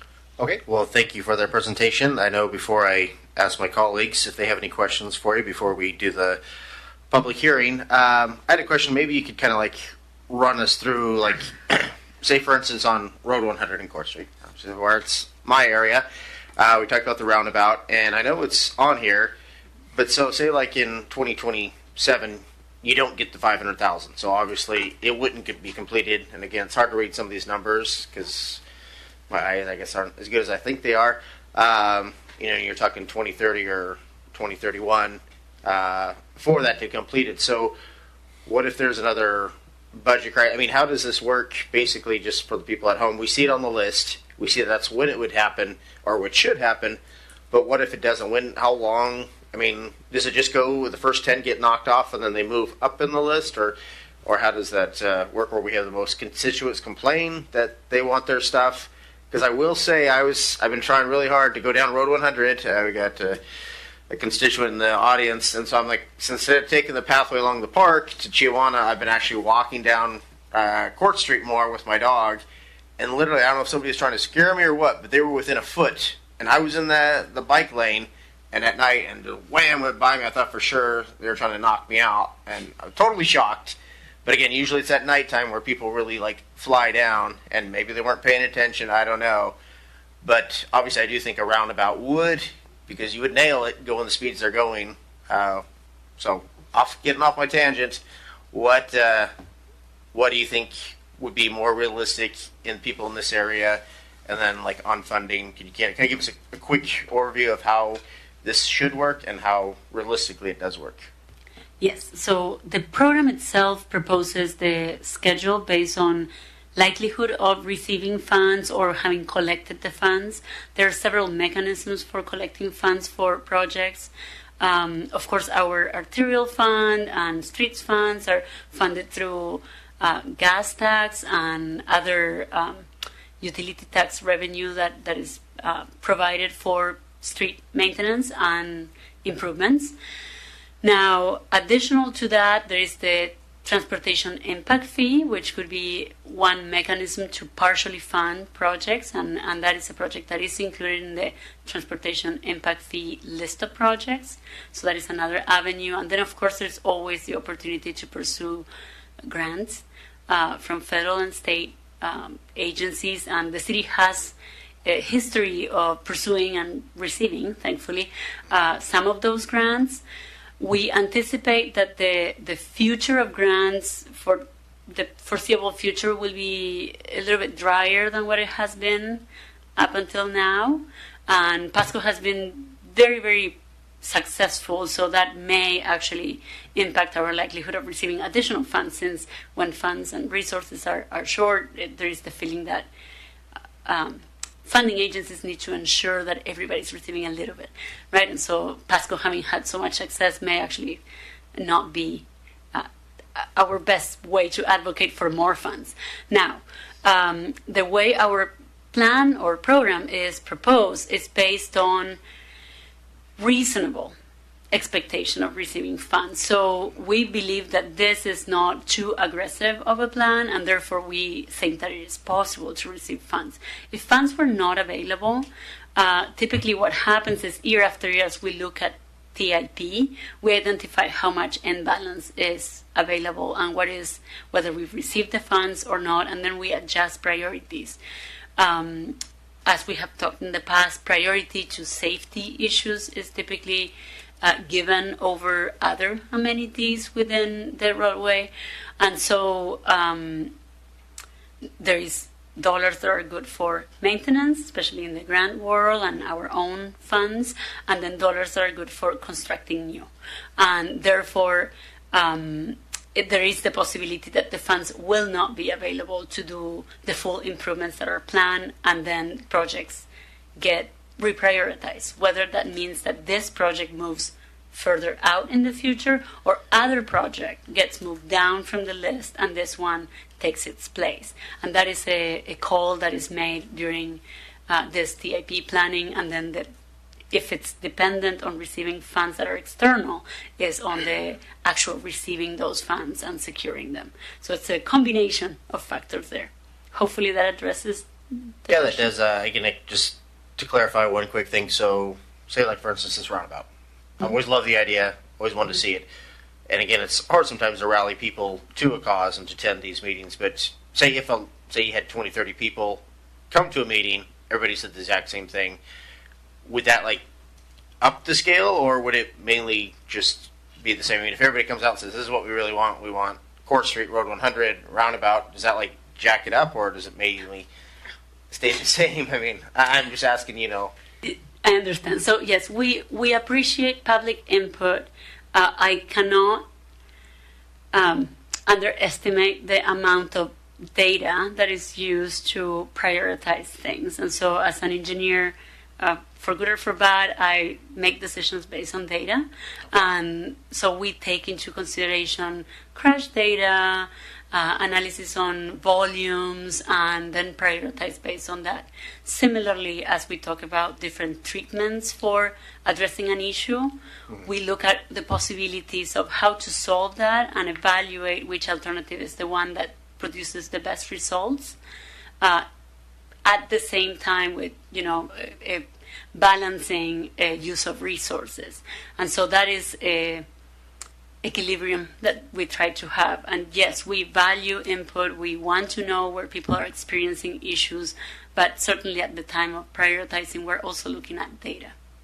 Okay. Well, again, I know sometimes you have data and how many people get hit and stuff like that moves it up, but then at the same time, we don't want anybody getting hit. So again, this is what another frustration you you can only do so much with so much money. But as council, I will say, if you walk down Court Street at night on the pathway, where there's some people that, if there was a cop there, man, he'd be given ticket after ticket after ticket, because it's sometimes it feels like a racetrack, and I'm not wearing a helmet. So, but anyway, so I don't want to talk all the time. Let's go with Councilman Grimm, and then we'll work this way. Thank you, Mr. Mayor Pro Tem. Thank you, Director Sarah, for your presentation. Thank you for all your work on this. And I know why we have been successful in getting so many grants. I've had a couple of different little birdies tell me you are excellent at writing grants. So thank you for all the funds you're able to get us for the city of Pasco. And I look at this list, and, holy smokes, we are a growing city, and there's just a vast amount of projects. It's almost just pretty overwhelming, just the financial impact and just the needs of the city. And so I really appreciate you prioritizing and getting these all the way down. Even the very last one, I mean, it's like number 52, but just the sign reflectivity analysis implementation, how important that is. I mean, I've seen the new signs with the red strips down and the larger stop signs. Those things really do help. And there's so many, crashes at intersections, like I was just talking about earlier in my reports, the comprehensive safety plan, that I think those things really will help. So I appreciate you including that on the list. I see over there, just in my district, the traffic analysis for US 12 and just how important the need is over there. I mean, there's so much focus on West Pasco, but just over there, I mean, there's a huge need with congestion, and we've had some serious accidents over there. I just want to ask a specific question, though. Up towards the top of the list, I see Court Street. It was one of the new ones added, the pavement preservation south, not Court Street, south 68 between 182 and Court Street there. And just not to get too far in the weeds, but I look at that section of the roadway, especially between I-182 and Argent, and think, aren't we planning on widening that at some point anyways between Argent and the interstate? And how does that, because I didn't see it on the list, and how does that get prioritized? I mean, I drive up 68 every day, and my old war wagon bounces up and down. It really needs help too. But if you could just talk briefly about the priorities there, and perhaps when maybe 182 to Argent might end up on this list. Yes. So this project addresses specifically pavement preservation, the one that you're seeing in number 16. Mm-hmm. And the reason for it is there's the opportunity to apply for funds through a national grant, which is specific to pavement preservation. This is, I believe, the last corridor that the city is to overlay, utilizing the funds through that program. And so we incorporated it because we had already kind of tackled the other corridors that were eligible, and that is NHS corridors, so National Highway System corridors. So that you're seeing that project there. We have areas that have been recently incorporated and others that were city. So it's a combination of kind of joint jurisdiction, which sometimes made it hard to do pavement preservation. And therefore, now that the vast majority is city, we have worked with the county, and we have collected information, and we're able to address those needs for pavement preservation specifically.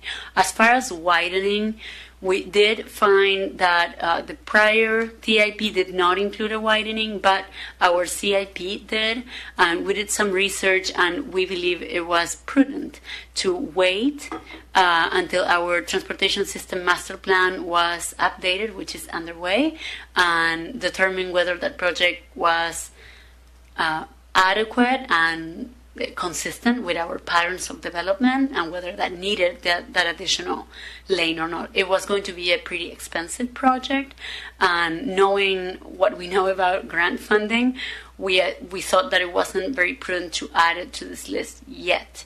Of course, if this is something that you really want to see added, we could add it. It could be, our addition maybe after item 44, could be item 45, and then we have it in the list, and we keep an eye out for it and see what the results of that TSMP tells us, right, with the new land use and volumes and so on, to identify exactly what is needed. That is in areas it is 2 lanes, in areas it's 3 lanes, and so if we were to widen, like, is this a 5-lane corridor. 5-lane might be excessive. And then 4-lane has the problem of the left turns, right? So there's some further analysis that would be needed to support the widening as we understand it. And I do have my engineering manager in the audience in case he wants to add anything. But I think that's why we have what we have today in the list. Okay, no, thank you. I appreciate that. Yes, I'd much rather have an overpass than, that wide. No, and I appreciate all your work on it. And I've got an idea for pavement preservation too, that maybe I can catch you and the city manager offline and try to work through or whatever to preserve more of our roadways. So thanks again for all your work. Well, thank you, Councilman Grimm. And just in case you don't know, I mean, we do appreciate all the work. We appreciate all the grants. I know sometimes members up here on the dais don't say it, but I know we all do really appreciate you guys, everything you can do to make Pasco a better place and the roads better. It's always appreciated. I'm not seeing anybody else's lights. And Councilman Perales, do you have anything you'd like to mention or have a question? I have a comment. I sent the email off earlier. I just want to put it on the record. I would like to see a potential project, a enhanced crosswalk at Road 44 and Hilltop Drive. And really, across the whole city, I think we should be partnering with the school district to find funds to enhance our crosswalks for our kids. So here's my plug. It's for the kids. It's not for me. It's not for my district. It's for our children who are trying to get to school in the mornings. And we all know we have a speeding problem, and we want that dedicated traffic unit. So, but this came across my emails, and I've had phone calls about this intersection, but I really just want to say we need to be doing this, enhancing our crosswalks across the whole city. So I'll go ahead and put that on the record. Also, too, I like where Mayor Pro Tem Milne was going with the roundabout, and I think we should probably seek out, like we're doing right now, comments from the public about what they would like to see done first as a priority. I know we have a list of stuff, and staff gets together the data and stuff and then believes that we should go after funding for this project or that one. But I think from time to time we should really sit down and really look at this list and decide which ones we believe should be a priority, and kind of compare that to what the community believes is a priority, and then direct staff to go seek funding for those projects. So that's just my 2 cents, and I'll yield. Thank you. All right. Well, thank you, Councilman Perales. So with that, May I address one of the comments? I appreciate the email. I received it. We appreciate making us aware of crossing issues. And then as far as collaborating with school district, our engineering team has a standing meeting with school district staff specifically to discuss future projects and support for infrastructure surrounding schools. Every 2 years, there is a call for projects for grant funding specific to Safe Routes to School. And historically, we've been successful. We actually are about to put out to bid a project for 2 crossings that were highlighted. And so this will be added to our recurring conversations, and we will identify this and any other location that can be paired up so that it's an attractive project for funding. So I appreciate it. Thank you. Okay, well, thank you for the comments. Thank you. With that, I'm not seeing any other ones, so I want to open it up for a public hearing and hear from the public. So with that, and people that would like to speak, we'll give you 3 minutes. Please, again, bring your comments to just 3 minutes. And with that, I'd like to know, do we have anybody from the audience that would like to speak on this topic? Mr. Green.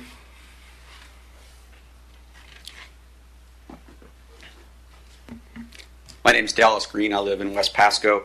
Real quickly, Project 20, Road 100 and West Court intersection. I recognize the comments tonight about roundabout or stop where signal, and I really believe living nearby, we should look at a roundabout.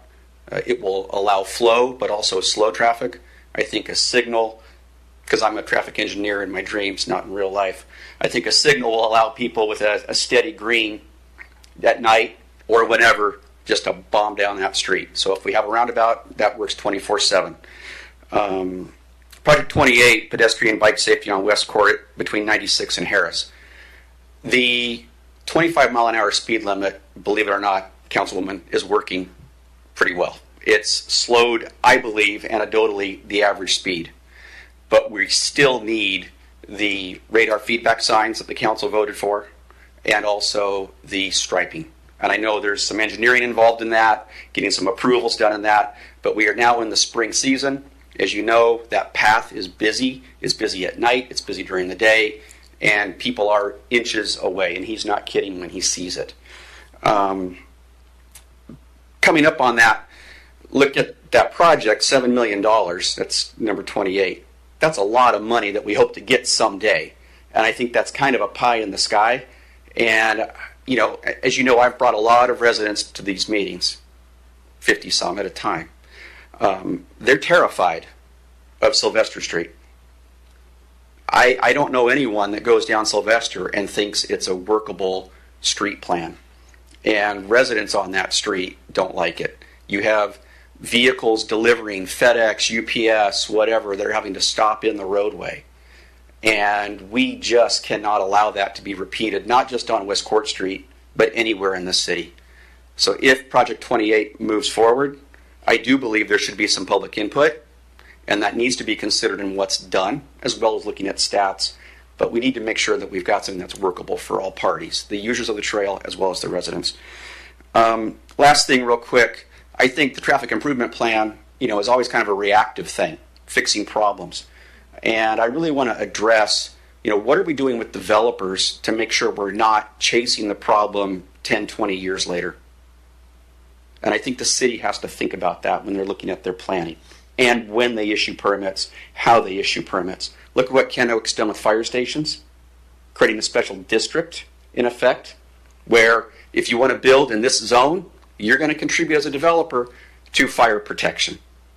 You're also going to contribute, in my book, to traffic flow. We notice people 300 and some feet out. Why aren't we making those developments pay for traffic impact 300 and some feet out or more? And I think it's going to really start at the planning level with your input. Thank you. Do we have anybody else from the audience that would like to talk about this? My second call. And third and final call for public comments regarding the topic. Not seeing anybody. So again, thank you for that. So we're going to close the public hearing. And with that, we'll move on to number 9, ordinances and resolutions not related to hearings. And we have number A, resolution number 4601, setting a date to consider a notice of intent to commence annexation proceedings for SG Management LLC and Oregon Farms LLC annexation. And again, we got it's going to be a report from Haley Miller. Thank you, Mayor Pro Tem. Good evening, Council.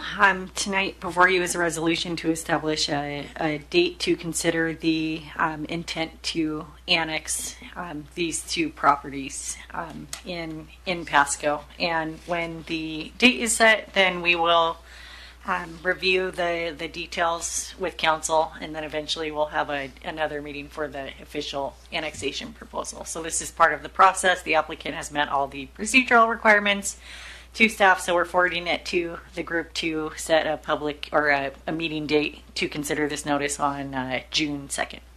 Happy to answer any questions. All right. Do we have any other questions before we do a motion? I'm not seeing any.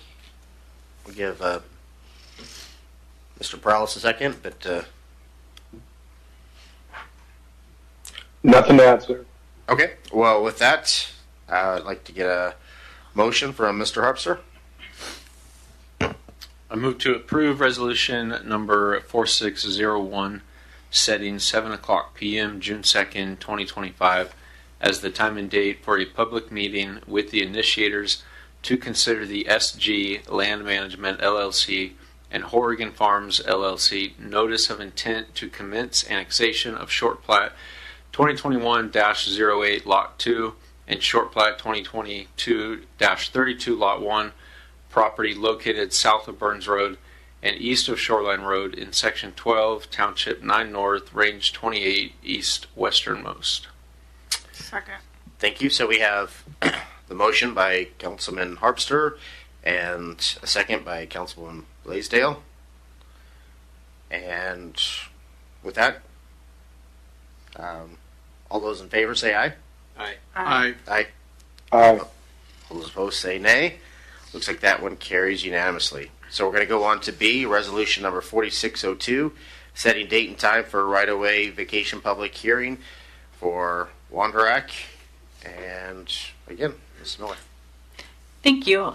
This is also a resolution to set this is a public hearing date for right-of-way vacation for Wanderack, and this is a property located over on 2502 North 4th Avenue, and this is a fueling station, and the front portion of their property that faces the street has a right-of-way there, and this was initially brought to staff in 2024, and we were researching whether the state owned it or the city owned it, and we landed on the conclusion that the city of Pasco does have ownership over this, so the applicant will be proposing to vacate this portion, and council will be hearing this matter during a public hearing on this date if the date is set tonight. Happy to answer any questions. Okay, do we have any questions from council?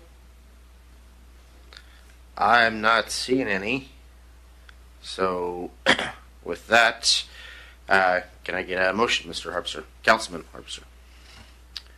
I move to approve resolution number 4602, setting 7:00 p.m. Monday, June 16th, 2025, as the time and date for a public hearing to consider the vacation of a portion of right-of-way along North 4th Avenue in Pasco, Washington, and waiving the requirements for an appraisal, title report, and payment of compensation.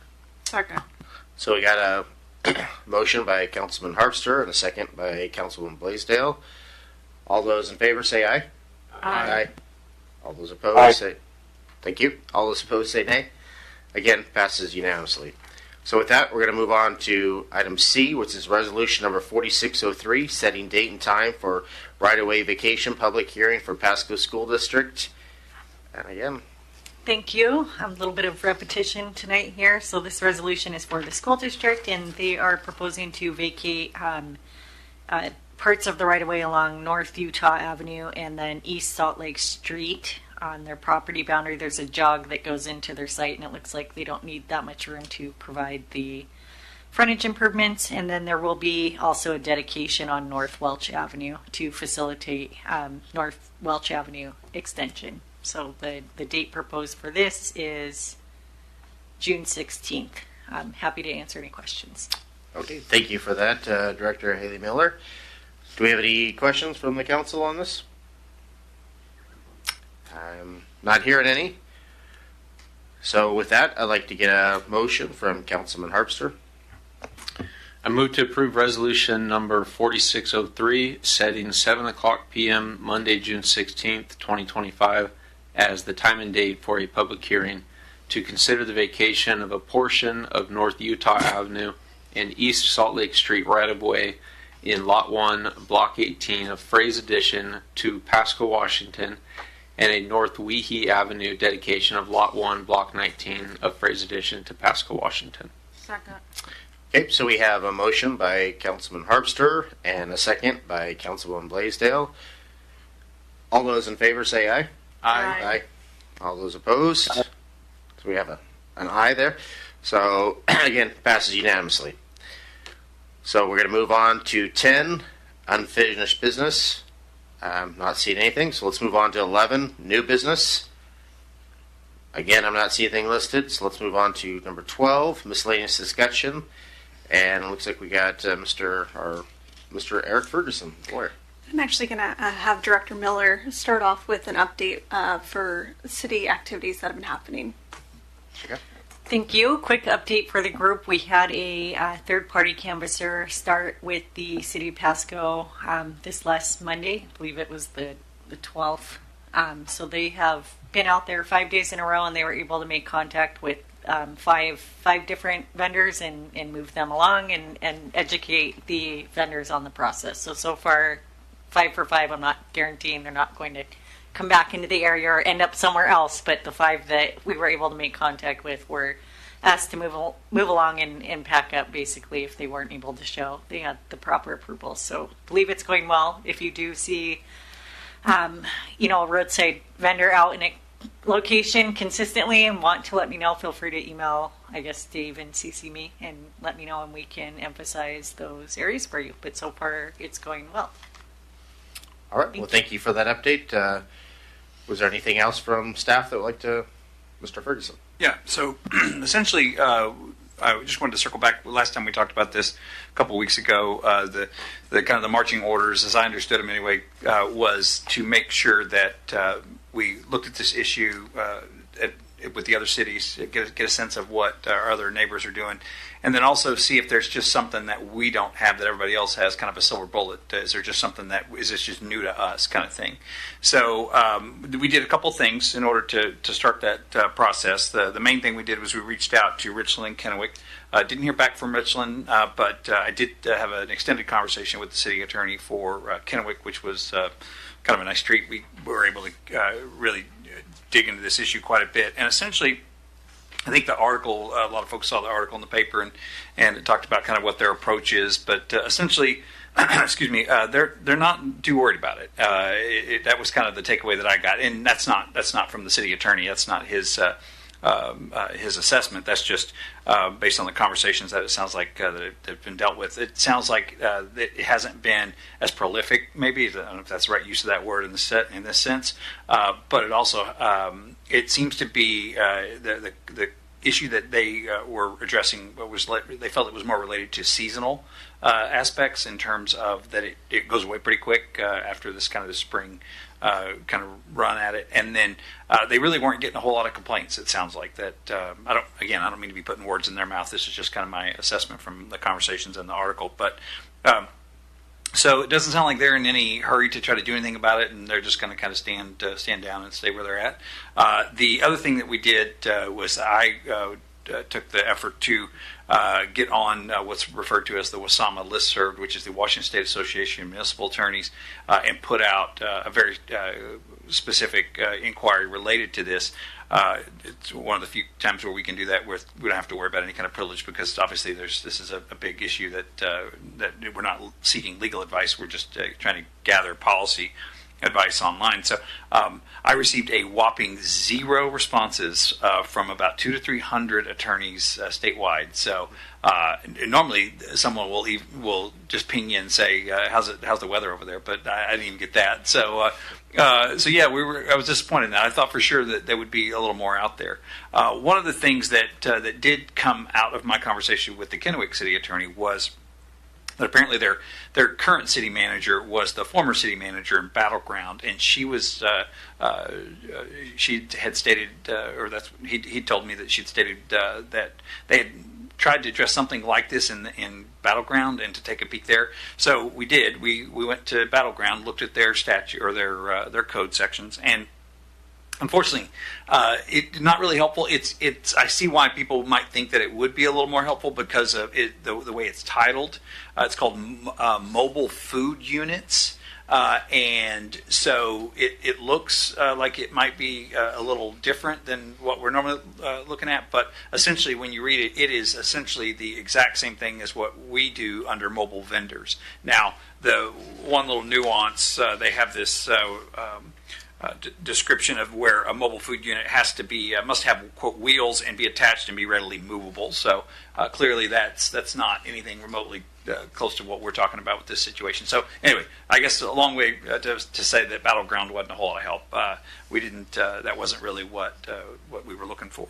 So with that being said, really what we're stuck with is kind of on our own in terms of like really kind of pioneering this and seeing, okay, what would this look like and what do we have? So to that analysis, that's really where kind of the legal analysis kicks in. And this statute is very interesting. It's very broad. I don't know if for folks like me who get excited about stuff like this was actually originally passed in 1897. That is 9 years after statehood, for those that are keeping track at home. And it was really interesting because the title of the act in the Session Law of 1897 stated that it was an act to permit farmers, gardeners, and manufacturers to dispose of the products of their labor. So that was essentially the overarching title of it. It's changed a few times in terms of adding some language. They struck some language that talked about that they struck out a bunch of fish and milk and poultry and stuff like that. But long and short of it is it's really been around for a long time, and pretty much it's standard form. It shall be lawful for any farmer, gardener, or other person without license to sell, deliver, or peddle any fruits, vegetables, berries, butter, eggs. So it's still pretty close to the way it started, and there's been a few iterations. But really, what it comes down to is the statute that we start with really is an exception to, and these are rare situations when the legislature. Maybe not so rare anymore, but they used to be rare situations when the legislature would really preempt local government's authority to regulate certain things. And so this was kind of an extraordinary thing that really limits the local government's ability to regulate something. So it really just takes it off the table the way it's drafted. So it's a very strong, broad statement right at the get-go. I'll just refresh everybody's recollection here. It shall be lawful for any farmer, gardener, or other person without license to sell, deliver, or peddle any fruits, vegetables, berries, eggs, or any farm produce or edibles raised, gathered, produced, or manufactured by such person, and no city or town shall pass or enforce any ordinance prohibiting the sale by or requiring license from the producers and manufacturers of farm produce and edibles as defined in this section. So that's a really broad statement there, and so broad, in fact, that that's why it's accepted in our mobile vending stuff. So. And as we talked about last time, this is really this one little narrow area, which is we're not talking about folks that are selling food, any kind of food products that's been produced or manufactured anyway. We're talking about produce, and that's not as clear either in some of our analysis in terms of trying to analyze, does that include flowers, which we do believe it does based on the statute. So. Anyway, long and short of it is, what it really comes down to is we're really talking about this narrow little area. We know we can't regulate. The statute couldn't be clear that we can't require a license on private property. We know we have our mobile vending requirements or our ordinances that allow to regulate who can sell these food products, and then those do allow some use of the right-of-way, but it's very specific in our code as to how that can be utilized. Then we have people who sell certain things along the roadway that we know we can regulate that, like products, things that they may sell, kites or what have you, other items. Excuse me. So we know that those can be regulated. So this is just one of those really narrow situations where you have a statute that says you otherwise can't regulate this activity, but you do have, these are your rights of way. This is the local government does have the ability to regulate what goes on in the right of way. So it's a nuance. I will say this though, the one thing that really, one of the things that we started to look at, well, would there be a way to have, say, a permit for this type of activity, since you're essentially giving someone the ability to be in your right of way to sell, to engage in this activity. And we know we can actually regulate this activity on private property if somebody calls the police department and they come out and say,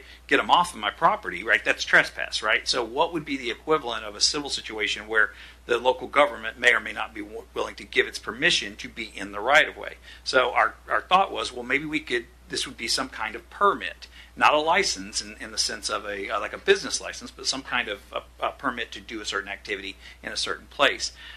And that's not going to work.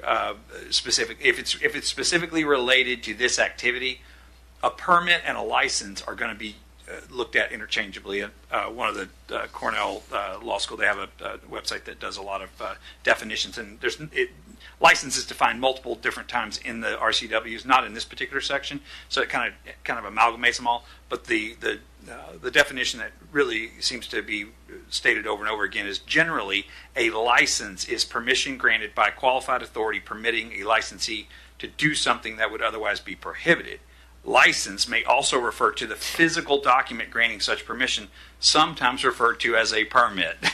So there we're right back to where we started. So I think there could be a way to regulate your right-of-ways in a way that would make sure that anybody engaged in any particular activity had to adhere to certain standards. We have some guardrails kind of outside of that. Don't block traffic. We have some kind of criminal statutes that if they're really causing some kind of disorderly conduct or something like that, those are clear. But you would have to be unrelated to this specific activity. So what I'm getting at is we were hoping that there would be a very precise tool that we could find and utilize and give the council an option to adopt a policy that would really engage in just regulating this one particular aspect. And I don't think I don't think we're going to be able to get there from here. I think the way it's going to have to go is you're going to have to really look and say, this is about permission to be in the right of ways for all activities, and they're all going to require a certain amount of licensing. But if it's specifically related to this activity, it's going to be viewed as requiring a permit to do an activity that the state says that you're otherwise allowed to do. So with that, sorry, I don't mean to go on and on, but we've had quite the law school debates about this. So anyway, happy to try to answer any questions, but a whole lot of talk to tell you that this is new, and this would be something that that would have risk. Okay. Well, thank you for that, Mr. Ferguson. Do we have something from Councilman Grimm? Yes, thank you, Mr. Mayor Pro Tem. Thank you, Mr. Ferguson, for digging in and trying to get to the bottom of this and really just giving us more information than what we had before. And I appreciate that. Just a couple follow-up questions. The first one that comes to mind, I guess I don't think anybody has an issue with what's going on private property. I mean, ultimately, that's for those property owners to deal with and all that. The complaints that I've heard are especially along the Road 68 corridor when they are on the sidewalks. Perhaps maybe it's a fruit, maybe it's a knick-knack, but here's the light changing, and suddenly you're waiting for heavy traffic already, and people to set down their phones in their cars, and now we have to wait for a transaction to finish. And so I think the right-of-way regulation is that's the feedback I've heard from the community that I think just creates a safety concern, and so I don't know if there is a way of pursuing or a resolve to do so. But the other aspect, I mean, are we liable for this if there is an issue there? I mean, do we have a liability in this? And what can we do to mitigate our liability? Or, I mean, can we name the state as a, I guess, third party. Yeah, think you need a lawyer to straighten it out for me. But, I mean, what do we do with that? That's a great question, and I think it's an open question, and I certainly obviously wouldn't want to speculate about it in this venue, but that is something that we would want to look at because I think those risks are always there. Anytime that you have something that is controlled by the city, that's something that you're going to want to be careful to make sure that you knew or should have known that you're regulating or that you're taking any kind of safety precautions. So again, I don't want to try to give legal advice in open session, but I am worried about that. Okay, yeah, and I guess that would just be my one concern. Again, private property is private property, but again, I look at one of the busiest intersections in the entire Tri-Cities where it's prone to crashes, it's prone to safety issues, so much so that we've put a red light camera there to try to mitigate some of those. And so that I guess that would be the one thing that I would hope we would have the resolve to maybe move forward is just in those areas to look at that. But that's just my opinion. Thank you again for all your work. Thank you, Mr. Mayor Pro Tem. Thank you, Councilman Grimm. Do we have any other staff? I know we have a Memorial Day agenda here, so if I could probably get I will actually just hand it over to Director Rice, who will talk about the upcoming event and then do a brief update on Memorial Pool. Okay, thank you for that. Good evening, Councilor Mayor. Yes, so next Monday, Memorial Day service at City Cemetery, starting at 11 a.m. So looking forward to host that between, again, 11 and 12 noon. We'll have one of our own staff as our primary speaker, as well as the mayor to kick that event off. So also make note that no council meeting next Monday, because that will shift to Tuesday as well. I think more on that if we need, but otherwise I do have an update on our Memorial Pool Dome project I want to share with you, some of the progress that we've made, some of the items that we've discovered, and some additional expenditures due to those, so that council is up to date as we try to wrap up this project in the next week and bring that project bid closure to you soon. So brief update, 2018, the city recognized the need to have a year-round swimming pool in the community, and decided to add an air dome cover project to Memorial Pool to the capital improvement plan. 2024, City Council approved the purchase of the pool dome cover, so manufacturing could begin for delivery in 2025. And then just this March, the city awarded EFS Construction the contract to install the pool dome foundation and deck totaling $757,000 for completion prior to the general pool opening. So kind of brought us up to date. As with several projects, particularly something that was built in the 1950s and has been remodeled through the years, there are several unknowns that have been discovered since construction started, resulting in about 64,000 of approved or pending change orders to allow planned public opening of the pool. The change orders will be presented as part of the project acceptance, but wanted to review them now as we are incurring the costs as the project completes. Further delay to the pool usage impacts our lifeguard training, resulting in delays to general pool opening and swim lessons. So if we hadn't kept moving forward, it just kind of cannonball right into the middle of summer, which we've been trying to avoid, especially with the start of our swim lessons. So a couple examples of these. Shade structure. We had a pretty large shade structure that was installed several years ago. We found that the contractors found the foundation encroached in the pool decking area that we needed to replace. And not only did it encroach, it was a very large chunk of concrete holding that in, so it required additional labor and equipment to remove. We found an unknown manhole in the parking lot requiring a reset for future access and maintenance. We think this is from the 2009 construction project when we did the last remodel there. So you can kind of see it buried in the middle, but that required resetting and setting to the level of the parking lot so we can maintenance that in the future. The previous pool remodel backfill was unstable. You see it's a combination of this pea gravel and the sand. It was continued to fall in, so it required additional labor and forms to stabilize for the new pour. They located the original abandoned pool deck, which I think would have been from 2 remodels ago. As you can see, this rebar on the left side of the picture that needed to be cut out and removed. Not only the removal, but then we needed to procure additional concrete to help fill that back to the deck level. And then a couple of additional things. We paid for a couple of extra work days or overtime for they're working 4/10 schedule, so either Friday or Saturdays to help round out those days, keep the project moving. Additional labor materials to support the installation of the bulkhead, which is ultimately the pool lane divider that we'll use when the dome covers on to expand the swim opportunity. Discovered unknown fiber optics line, gas line, and fence line that all intersected together in the same spot, so we worked on moving those things around. Labor and industry required some electrical bonding to reduce stray electrical current throughout the system, and then some additional electrical changes related to changes in the foundation. But the project is on track to be completed by May 26th. Facility staff have been given the go-ahead to start draining the water out of the pool and then filling up this week. Recreation staff will perform lifeguard certification in the following weeks. We'll slip in a quick swim meet, and then the pool will be open to the public on June 14th. Everything progresses as planned this week. And then pool dome delivery will be in September with installation to follow right after the end of the swim season in October. So far on track, but as council has asked before, they'd like to hear about some potential changes before we expend them. This is kind of like the middle ground because I'm expending them, but I'm giving you the heads up that I'm spending them. So hope to be a little bit more project timing where we can stall the project and seek permission first, but doing the best we can to tell you what's going on. With that, any questions? Do we have any questions from the council? I'm not seeing anything, so thanks for the update, Director Rice. I do appreciate it. Okay, thank you.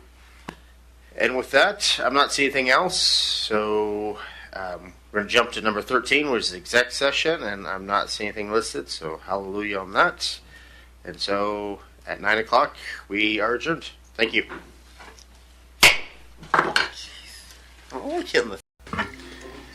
Good evening and welcome to the City Council special meeting of Tuesday, May 27th, 2025. I know it is odd for us to meet on Tuesdays, but yesterday was a Memorial Day, so hopefully you all celebrated that and remembered those who have fallen before us.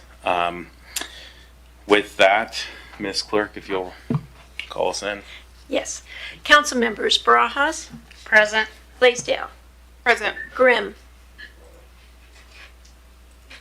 Okay. Harpster. Present. Perales. Here. Mayor Pro Tem Milne. I'm present. And Mayor Serrano. I am here, and I apologize, I did skip over our typical read-in, so for those following along, their agenda packet's available on the back of this table right there, next to Mr. Grambois, who's there presently. For those following along, www.pasco-wa.gov/agenda. The meeting's televised on PSC-TV, channel 191 in Spectrum. In Pasco and Richland, it's streamed on the city's Facebook page, website, YouTube channel, and via Microsoft Teams. This and previous council meeting is available on the city's website. The public may submit comments either using the Ask Pasco app or through the city clerk or city manager's office. With that, we've had the roll call read, and if you'd all join me in the Pledge of Allegiance. I pledge allegiance to the flag of the United States of America and to the republic for which it stands, one nation, under God, indivisible, with liberty and justice for all. Thank you all. That'll move us along to item number 4, which is our public comment period of the special meeting. The public may comment on topics scheduled for final action identified in the agenda for this special meeting. Citizen comments are normally limited to 3 minutes by the clerk and myself and via the clock. Those with lengthy messages are invited to summarize their comments or submit written information to either the clerk or to council through the city manager's office. Lastly, if you're called upon, please state your name and your county of residence. So with that, if you have public comment on final actions to be taken in this special meeting, I invite you to the podium.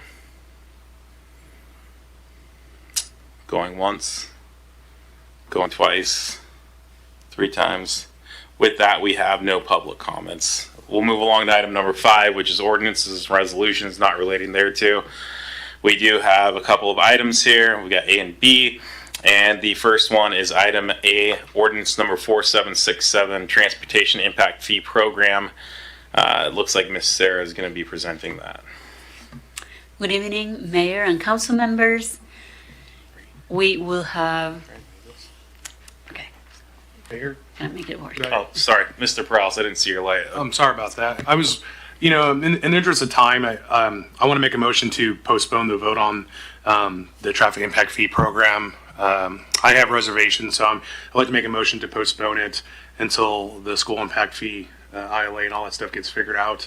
I don't think adding another fee on top of other fees, perhaps that shouldn't be in motion right now. It's not prudent to do with a lot of the housing affordability issues we see. And so rather than have Director Sarah give us a presentation, I just want to or make a motion for that. And if that can pass, and we can bring this back at another date, preferably when the school impact fee ILA and stuff is addressed. Okay, so we've got a motion to table this vote until the school impact fee ILA is addressed. Do we have a second, Mr. Officer? I'll second with discussion. Okay, so we've got a motion and a second. Let's open the floor for discussion. I would just say I concur with Ms. Prowse's comments. If there's a way that we could vote on it this evening and ensure a specific date that it does not go into effect till, I'd also be open to that, but I think the easiest path may be to just postpone it until such time as Mr. Prowse mentioned. Thanks. Thank you. Do we have any further discussion? I will note that I believe I was CC'd on an email from Mr. Grimm indicating similar thoughts. I don't want to speak for you, Charles, but I don't hear you. Mr. Grimm, can you hear us? And if so, oh, there we go. Thank you, Mr. Mayor. Yeah, my thoughts are pretty much expressed in the email. I just don't think it's fair to the developers of the Costa Home to have both these on the books at the same time.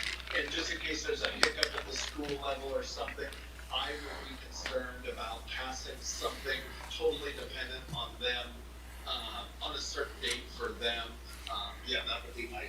concern. Thank you. Thank you, Mr. Grimm. Mr. Milne. Yeah, thank you, Mayor. So if we were to table this, do we have an idea of like how long this would be tabled or what would be recommended? I'm not sure if you're aware of. I mean, when would you say realistically that this would come out with what Mr. Councilman Perales is talking about? What kind of time frame are we looking at? Well, just from a procedural standpoint, one of the things you have to do with an ordinance is it has to have an effective date. You can make that date very well into the future, but that's why they call it an effective date, not an effective event. You can sometimes make things condition precedent so that things have to happen before something else takes place. But the problem with this situation is that the ordinance is going to modify large portions of the code, and so you really would need to have an effective date, say January 1, 2026 or something like that, if you went forward on one of these options. So it really, from a procedural standpoint, if the council wants an absolute guarantee that something's going to happen prior to moving forward, then tabling it would be the preferred route, I would think, because if you pass something and make it effective, then you may have to come back and unpass it later on. Okay. Well, thanks for the clarification. Thank you. Thank you. Hearing that, I liked Mr. Harpster's idea of utilizing a condition precedent, but hearing from our legal counsel that's not advisable. I do think it makes sense to sit on this until we have things worked out with the school district. I appreciate the points before me not needing to re-raise them. Any further discussion? If not, let's go ahead and do a roll call vote on this one, Ms. Clerk. Sorry, just to remind folks, because it's been a while since the motion was made, this would be to table this to a date. Do we want to set a date post enactment of the school district, like the first regular meeting? I guess that's technically a modification. So at this point, it's just open-ended. And then we can direct staff the time according to if we move. It sounded like, correct me if I'm wrong, Mr. Perales, but I thought the motion was to table this until such time as the school impact fee amendment can be effective. Is that correct? Okay. And you can make that an event. Okay. Sounds good, Mr. I would just say, yeah, my suggestion, this is the way council wants to go, would be to just schedule them both for the same night. You can deal with the school impact fee. That'll have an effective date. You can match the effective date of the school impact fee, the effective date of the traffic impact fee. Are you requesting that in the motion, or is that something we can direct that's adequate direction? I think if there's no objection to council, I think we can staff can just bring it back at the same time. I don't know, we necessarily need that as part of the motion. Any objections to that approach? Okay, so with that, I think we know what we're going with. We got to vote here, Ms. Clerk. Okay. Councilmember Grimm.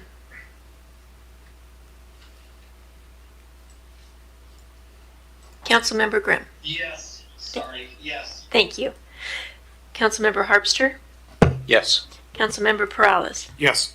Councilmember Barajas. Yes. Councilmember Blaisdell. Yes. Mayor Pro Tem Milne. Yes. And Mayor Serrano. Yes. Passes unanimously. Okay, so sounds like you all know what you're doing and we know what we're doing, right? Thank you. Thank you for being prepared, Ms. Sarah. With that, we'll move along to item B, which is joint resolution number 4604, extension of the interlocal and financing lease agreement for the HAPO Center facility until December 31, 2025. Interim City Manager Zabel, looks like it's yours. Thank you. Good evening, Mayor, Council. So, as Council is well aware, the city and county have had a long-standing partnership over HAPO Center for about the last 30 years. And that partnership, for the benefit of the audience, exists formally through an interlocal agreement, which actually dates back prior to that in 1994. A little bit of history over the years. Pasco's invested about $7.7 million into that facility.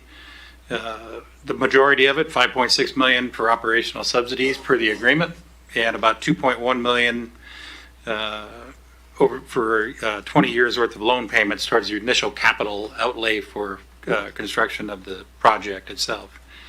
So the original agreement was a 30-year agreement, and it was set to expire on May 24, 2024.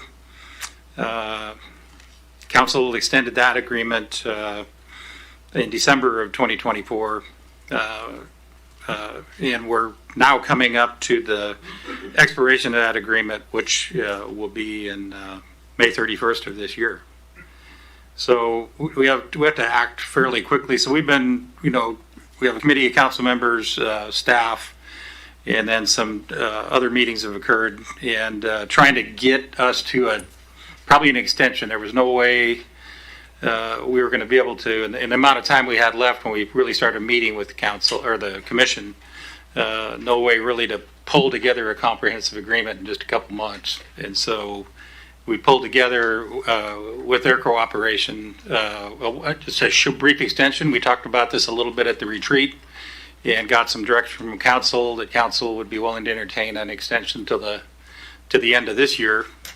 But council had some conditions on that extension. There were some things that they specifically wanted to talk about having to do with governance, which has been an area of discussion over the course of the agreement, finances, whether that's capital or operational, even down to what the facility, what's the best use for that facility. We talked about review of cost centers and when it comes to finance, to look at operating revenues and expenses and make some fresh determination as to whether or not the split, the 50-50 split that's in the ILA now is appropriate.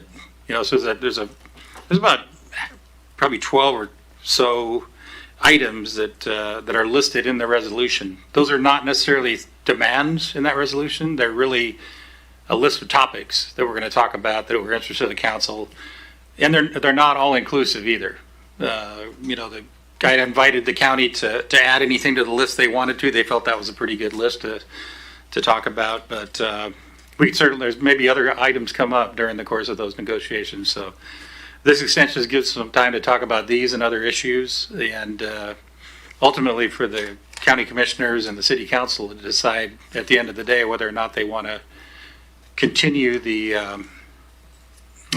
relationship through a successor interlocal agreement or a pretty beefed up extension that would probably very much modify the initial thing. I think one other piece of that is that I want to bring up, because it's something that we've talked about quite a bit, is the disposition of the land leased by the city or by the county, by the city from the county for the ball fields. And so that's also another piece of that. As council's aware, that's typically been on a 5-year lease. It's $1 a year. Maybe the last couple times it's been a little awkward, I'll say, between the agencies, $1 a year. It's getting to be pretty valuable real estate, although on the other hand, the county or the city has invested millions of dollars literally in that site to develop those ball fields. It was sagebrush before it was ball fields. So both the county has ownership of the land, the city has a huge investment in that parcel. So that's another big piece. And what council had directed staff at the retreat was we need to be working towards long-term security for those ball fields, rather, because they play such an integral role in our community. Those more than every 5-year lease with an option to extend. So those are the pieces. Tomorrow, the Franklin County Commissioners will be considering the same agreement. It's on their agenda. And if it passes here tonight and passes across the street tomorrow, we will have some time to negotiate all these issues, A through I, in the resolution, and probably more. And staff's recommendation is the council approve the agreement. I guess one other piece probably worth mentioning is that it keeps the original ILA status quo in terms of the subsidy share and operation responsibilities, things like that. Thank you, Mr. Zabel. Do we have any questions or comments from council? Mr. Harpster. Yeah, I just want to comment that it's a little aggravating. We're doing a third extension over the last, I think, 18 months or so. However, I am pleased with the leadership changes at Franklin County, and specifically Mr. Dansel, their new county administrator, and have been able to talk with him about this. I've talked with Mr. Zabel about this, as well as one of the commissioners, and I think extending this one more time is what's in the best interest for the residents of Pasco and Franklin County for the long term. And so I don't want to say I'm happy to extend because I would hope that we'd be further along, but I think we're making good progress. Thank you, Mr. Harpster. Mr. Prowse. Thank you, Mayor. Yeah, and I agree with a lot of the same sentiment from Councilmember Harpster, but I'll say this. I think my plan on behalf of the committee is this is the last one. I don't care if we're here on Christmas Eve, but before the end of the year, this needs to get done. And we're working diligently with our counterparts across the street, but I do intend on seeing this being the last extension.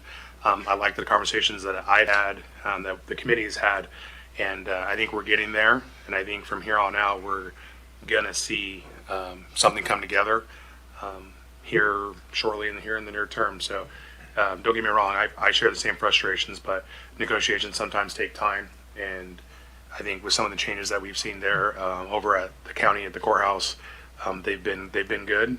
Again, the conversations have been great, and so this is on the list to get done for the end of the year. So thank you. Thank you, Mr. Prowse. Ms. Prowse. This is a question more for staff, and I'm looking at Ms. Sigdell. We've extended this a couple times.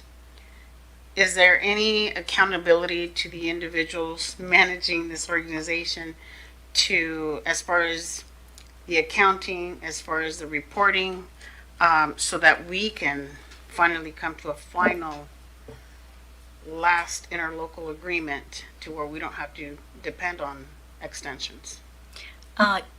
In terms of accounting and some of the financial concerns that you're stating, we are working with the new leadership in county and have received some much more detailed information than we have in recent past. And it is definitely an item that is addressed as a point of discussion and clarification for the new ILA, so that we are not in the same position that we have been in the last 5-6 years. Thank you. Thank you. Mr. Grimm, do you have anything? No, thank you, Mr. Mayor. Thanks for asking. Not a problem. Thank you. With that, do we have a motion? Yes, Mayor, I'd like to make a motion to move to approve joint resolution number 4604, modifying the interlocal cooperation agreement between the City of Pasco and Franklin County, Washington, regarding the financing, acquisition, and ownership of a multi-purpose arena and exposition facility, the Hapo Center. Second.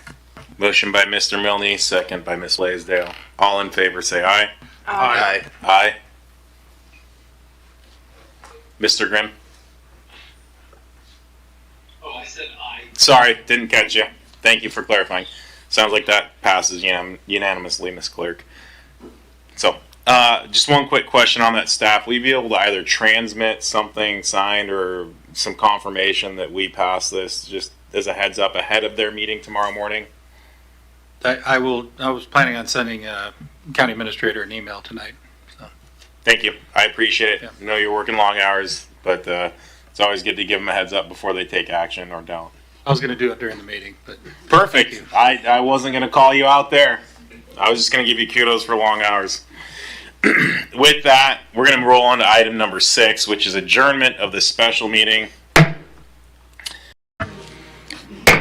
Good evening and welcome to the City of Pasco City Council regular meeting of this Monday, June 2nd, 2025. Hard to believe we're already in June, but here we are. The city welcomes you and thanks you for your attendance. At regular meetings, the City Council takes action on items, holds public hearings, and conducts other business of the city. For anyone following along, agenda packets are available either here on the small table in the back immediately to the right under the sign that says conveniently agendas. If you're online, www.pasco-wa.gov/agenda is where you can find it.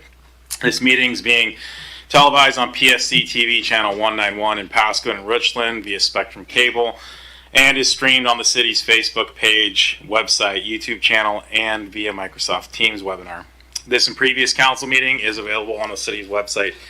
The public may submit comments or ask questions by contacting city manager, city clerk, or by using the Ask Pasco app, and of course during our comment period tonight. With that, Ms. Clerk, if you'll read in the roll. Thank you. Council members Barajas, Present. Blaisdell, Present. Grimm, Here. Harpster, Present. Perales, Present. Mayor Pro Tem Milne, Present. and Mayor Serrano. I am here. Thank you. Thank you. If you'll all please stand with me for the Pledge of Allegiance. I pledge allegiance to the flag of the United States of America and to the republic for which it stands, one nation, under God, indivisible, with liberty and justice for all. Thank you all. With that, I'll move us along to item number 4, which is our consent agenda. We have a handful of items. All items listed on the consent agenda are considered to be routine by the City Council or enacted by a singular vote, by a singular motion. There will be no separate discussion of any of these items unless one of the council members asks for removal and further discussion. Then it would be removed to a later portion of the meeting via the regular agenda. So with that, item A is approval of meeting minutes for May 19th and May 27th, 2025. Item B is bills and communications, approving claims in the total amount of $4,387,389.29. And item C is resolution number 7605, the 2025 to 2029 Tri-Cities Home Consortium Assessment for fair housing. With that, do we have anyone seeking to remove any of these items? Hearing none, Mr. Milne, can we get a motion, please? Thank you, Mayor. I move to approve the consent agenda as read. Second. Motion by Mr. Milne and second by Ms. Blaisdell. Ms. Clerk. Councilmember Barajas, Yes. Councilmember Blaisdell, Yes. Councilmember Grimm, Yes. Councilmember Harpster, Yes. Councilmember Perales, Yes. Mayor Pro Tem Milne, Yes. and Mayor Serrano. Yes. It passes unanimously. Thank you, Madam Clerk. With that, we'll move on to item number 5, which is proclamations and acknowledgements. They're not listed. Moving along to item number 6, we have public comments. Now, this is the opportunity for the public to address council on items unless it relates to a scheduled public hearing. And we have one of those listed in item in section 8. So as long as you're speaking on something not addressing that item 8, you may address us at the podium. This is the opportunity for folks to bring items to the council, to our attention. Excuse me, to provide your opinion on an issue. It's not an opportunity to provide for debate or expecting some sort of immediate response either from staff or from council, as some questions do require deliberative information and further consideration. We do appreciate your participation. Comments are limited to 3 minutes, as you'll see by the clock that's running to my right. As you approach the podium, it'll be to your left. And those with lengthy messages are requested that they summarize them, and then you're always welcome to submit further comment, again, as I mentioned, via the Ask Pasco app, City Manager, City Clerk, or if you have handouts, you can hand them to the lovely City Clerk, who will then pass them down to us. When you approach the podium, if you can provide us your name and your county of residence, that'd be great. So with that, I'll make a couple of calls. This is the first call for public comment. Go ahead.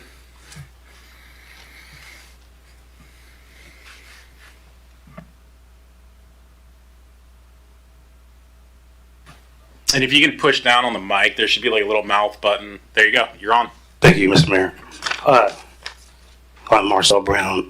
I'm coming to address the council about a cell phone tower that they want to put in my front yard. I live on Riverview Drive. I've been there for 25 years.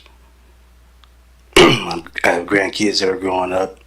It's radiation, property value, and a whole bunch of other things. And I don't think that I should have to pay taxes every year on those the place that they were going to put it, and then they can say, well, I just do it whatever I want. So if they own it, then why am I paying taxes? So I just don't think that they should be able to put that there. That's about it. I just don't want it there. We certainly appreciate you bringing that to our attention. Thank you. Ma'am?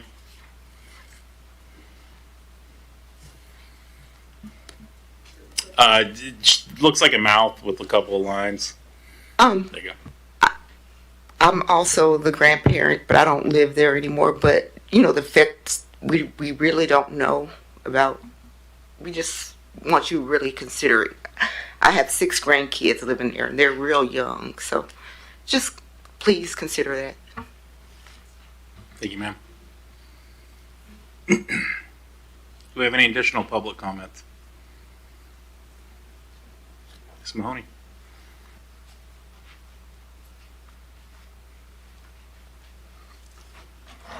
This on? Yeah. Mary Mahoney, Pasco resident, to Pasco via RCW 42.56. Pasco City Attorney Lee Kerr took an oath to follow the U.S. Constitution that says no person shall be deprived of life, liberty, or property without due process. Yet, Mr. Kerr authorized animal control with the right to seize, kill, and/or send our family dogs and pets to WSU for research without the semblance of due process. So Mr. Kerr did not tell the truth when he took his oath to follow the Constitution and to comply with due process. See files for Bell, Jake, Kilo, and thousands more. Further, Mr. Kerr falsely stated he would provide a copy of the termination agreement between WSU and Animal Control, now called Tri-City Animal Services, or TCAS. Mr. Kerr did not provide the termination agreement, and Animal Control continues as an animal research provider to WSU, and also as a high-kill facility with no spay-neuter program and no adoption program. See Tri-City Animal Services rehire Angela Zeiler's quote, "The dogs euthanized at WSU were ones we would have had to kill anyhow," end quote. With that, provide how much money WSU pays Pasco, the Animal Control Authority, and/or Tri-City Animal Services for our dogs and cats for WSU research. Provide Tri-City Animal Services Zegan Zeiler's training in humane euthanasia methods to end botched and painful deaths that Animal Control calls, quote, popcorning the dogs and cats, end quote. Provide the results for 48 counts of animal cruelty, the theft of $375,000, the missing and/or stolen rainy day fund at Animal Control. See Chambers, Howard, Hernandez, and Zeiler.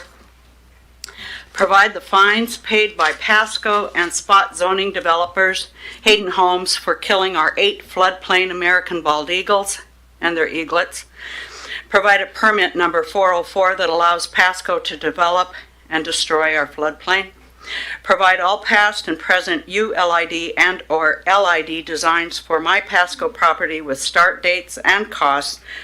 Include all Pasco officials' communications regarding harassment and retaliation against me and my property. See requests made by me on May 5th and May 19 to Pasco regarding payments to ex-Pasco Mayor Matt Watkins regarding his directorship or his LLC and Watkins Endeavor LLC. How much are we paying him? And Pasco's cap bonds. My comments are for the record and to put Pasco on notice. Thank you. Do we have any additional public comment? Yes, ma'am.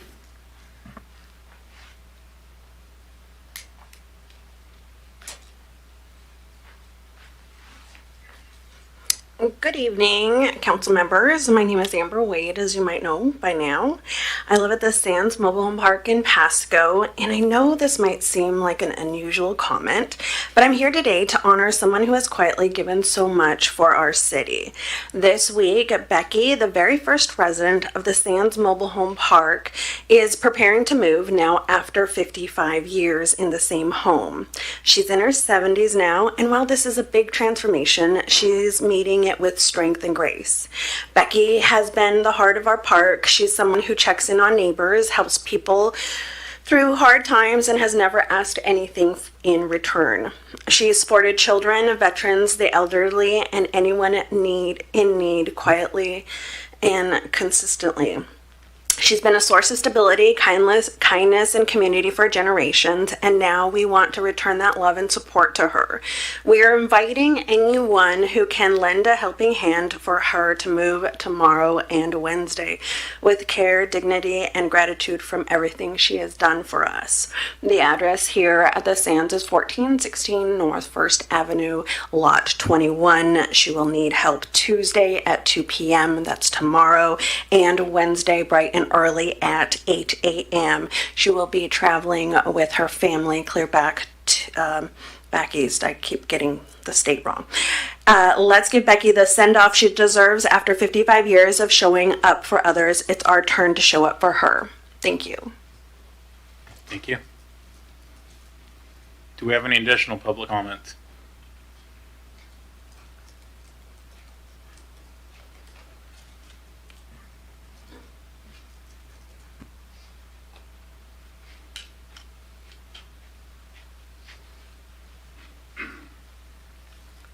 Good evening. My name is Frankie Hurley, and I live around the corner from Marcel Brown. And I also object to having a telephone tower put on my property as well. And if Verizon decides to put the telephone pole on his property, what's going to stop them from cutting into other people's property? And we also know that the tower, the poles, irradiates some type of poisoning, and so I would totally object to that. And I think each property owner should be able to object to that and have you all address those concerns. Thank you. Thank you, ma'am. Do we have any additional public comment? Going once, going twice, going a third time. Thank you. Appreciate those comments. With that, we'll move on to item number 7. There's a single item. Item A is verbal reports from council members. Mr. Prowse. Appreciate it, Mayor. Sorry, I've not been talking all day pretty much. I met with the Housing Authority of the City of Pasco and Franklin County. Just had a meeting just about kind of what they're doing. They're going to be doing lots of growing here for the next couple of years. The last time Matt Truman came in and actually talked to the council was well over 2 years ago. So I reached out, we had a meeting, and just they're going to look into perhaps buying some land, and they're going to need partnerships and working with the city to get permitting and stuff. So it was a really enlightening meeting, and yeah, he's looking to start really expanding their housing stock. So it was a productive meeting, and I think as of right now, he wants to extend an invitation to perhaps come and present to the council, give an update. I mean, it's been 2 years since he's been here, and just kind of tell us their plans for the future. Then I also just met, I stopped in at ProMade Homes today to discuss the the dust storm from this past weekend, and they're going to work better at making sure that their ground is more saturated and that they have individuals out there on the weekends. But at that point where it was really windy, you can put water in all day. It was so windy, the water was just kind of just flowing in the air. So I know a lot of people were upset on social media, people who reached out to me, maybe other council members, but ProMade's going to do better. And so I guess we'll just find out on the next dust storm. Thank you. Thank you, Mr. Prowse. Ms. Blaisdell. Sorry. Thank you. I attended the Visit Tri-Cities board meeting last week. Hector Cruz shared that the Washington Recreation Park Association had the opportunity to visit downtown Pasco and eat some good tacos. So they were pretty impressed with downtown Pasco. Also, I attended the District 2 Community Police meeting. Areas of concerns were racing and mini bikes as the weather gets warmer. And I also attended Farmers Market this last Saturday, and I believe that'll be going on every Saturday until October. Is that correct? So, and that's from 9 to 1. Thank you, Ms. Blaisdell. Mr. Milne. Thank you, Mayor. On Thursday, I had got to come here to City Hall, and we had some students from Virgie Robinson Elementary. They got a tour of City Hall and the police department, and I got to play mayor, and they had wanted to know all about council and told them all about it, and I had 2 classes, and it was quite a lot of fun, and the students got to sit up here at the dais. Everybody wanted to get the mayor's spot. Yeah, my spot wasn't as everybody wasn't fighting for that one. So, but anyway, it was good. It's been a couple hours, and again, hopefully represented the city well. And then on Friday night, I did attend the TCRA graduation with the local firemen, and it was really good. Had a good turnout. I was also Councilwoman Brajas was there as well. So I think we're the only two elected officials there, but it was a good time, and it was really good to see the upcoming graduation class, and they did a video and get to hear their stories. And again, I was glad that I was able to take time out of my Friday evening and be part of it. That was me. Thank you, Mr. Milne, and thank you for covering that event. I'd hoped to come to see the kids, but duty called, and I got to see the beautiful city of Spokane. That's certainly not as good as the city of Pasco, but I won't pull punches. Ms. Brajas. Thank you, Mayor. Well, just wanted to mention that, yes, I was at the graduation. Very proud moment to see, 16 graduates. But I do want to highlight 2 of those graduates that came to Pasco, and that will be Cooper Famright and Jerome Needhold. So congratulations to them, and welcome to City of Pasco. Also did attend a luncheon, but I'll leave that to Mr. Harpster to talk a little bit more about that. But again, congratulations, Fire Department. Thank you, Ms. Barajas. Mr. Harpster. Yeah, I attended a luncheon with Ms. Barajas. We attended the Tri-Cities Chamber of Commerce luncheon, which was legislative update from Senator Torres, Senator Binky, Representative Clicker, and Representative Manjarez, I believe is how you pronounce her last name. It was sort of a depressing presentation. We all know already what's happened, but I did want to note Senator Binky's remarks at the end kind of brought it all full circle. And if I could summarize his comments, it was something like, there's wins and losses, a lot of losses for those folks this year, but we keep fighting and we keep pushing. And in the meantime, we respect the people who are in the position they're in. He specifically mentioned Governor Ferguson, and keep trying to work together and make our communities better. And so that took me from sitting there wishing I hadn't attended, frankly, to just more motivated to keep doing what we're doing up here and keep supporting them as we can. So it was a good luncheon. And then Saturday, as Councilwoman Blaisdell mentioned, I did attend, I guess, the farmers market. And the one thing that I noticed was that whole area appears to be just so much cleaner than 12 months ago.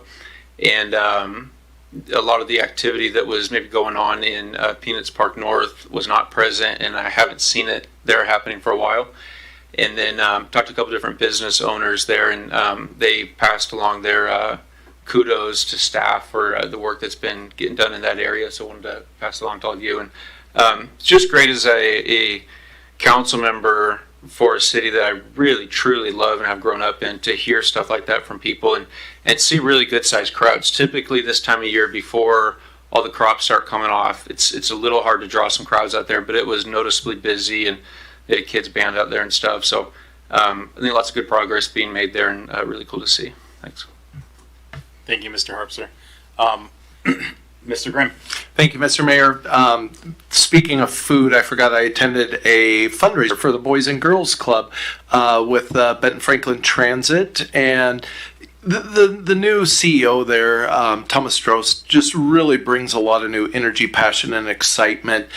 Some of you may have seen online that they are starting express trips to the Tri-Cities Airport, and more kind of investment as it directly relates to Pasco. He has envisioned this perhaps a little bus, as he calls it, the shopper, that maybe just takes little trips around downtown Pasco, connecting people with close residents to kind of the downtown shopping areas. So he really comes to the table just with some great ideas, great enthusiasm, and even for somebody like me, it's inspiring to be around. But Boys and Girls Club looks like they had a very successful fundraiser, investing in the lives of so many children in our communities. So great turnout, and great to be a part of. Thank you.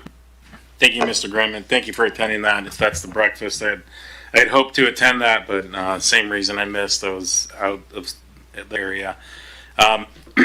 Wednesday, I had the opportunity to cross the river. A friend of mine Sergeant John Davis received what they call the John Goldsberry Award.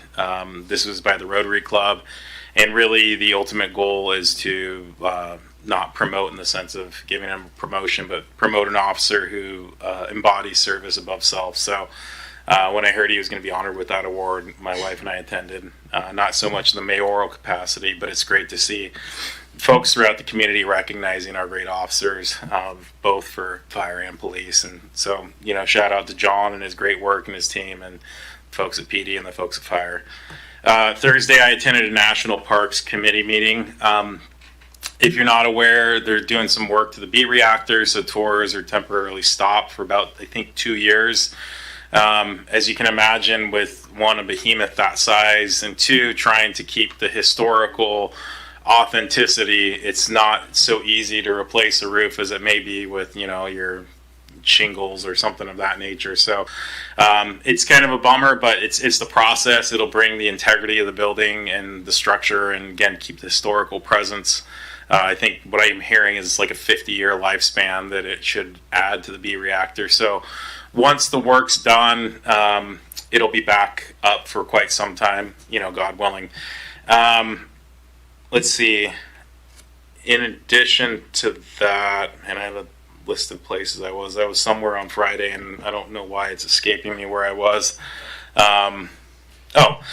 Friday night I attended the Dust Devils game with the Amazon folks that invited me and my son over, and we were recognizing, back to the Boys and Girls Club, Amazon donated $40,000 as a community partner to Boys and Girls Club. Robert, the Youth of the Year from Pasco, was one of the individuals throwing out the first pitch, so it was pretty cool to recognize not only the commitment and the partnership between Amazon and our community, but also, you know, recognize one of our local youth.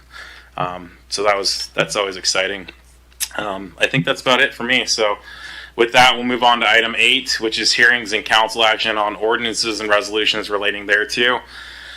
We've got a single item, item A, which is a public meeting and resolution number 4606, accepting notice of intent to commence Annex SG Land Management LLC and Horgan Farms LLC. It's a 10% annexation petition, and this is going to come from Director Miller. There's the button. Thank you, Mayor. Good evening, Council. Tonight before you is a resolution to accept a notice of intent to commence the annexation procedure. And this topic was discussed at a prior meeting. And the purpose of this meeting is to set the stage for the next steps in the process, where staff will take in the annexation application and begin reviewing it. And then eventually the specifics of this application will be brought forward back to Council.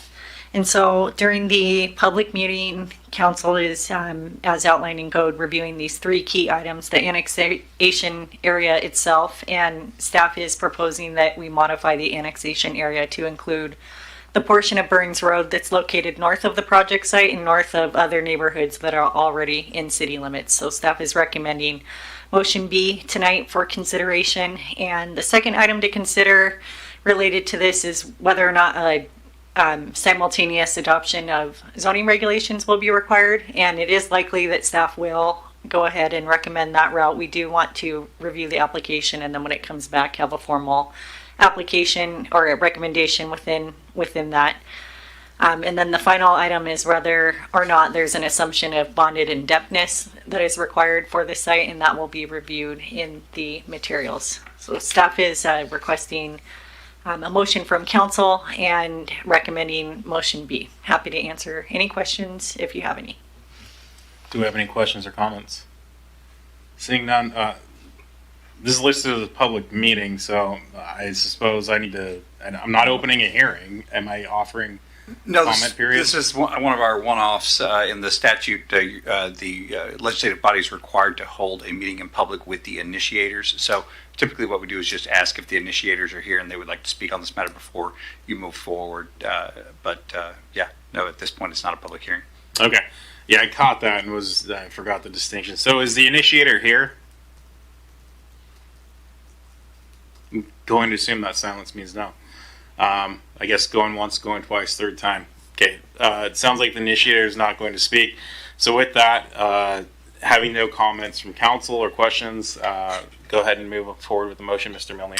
All right, so I'm going to move with motion B. I move to approve resolution number 4606, accepting the notice of intent to commence annexation proceedings for the SG Land Management LLC and Horrigan Farms LLC annexation, providing a determination on the boundary to be annexed, which includes a portion of the right-of-way of Burns Road, and whether simultaneous zoning and assumption of bonded indebtedness will be required.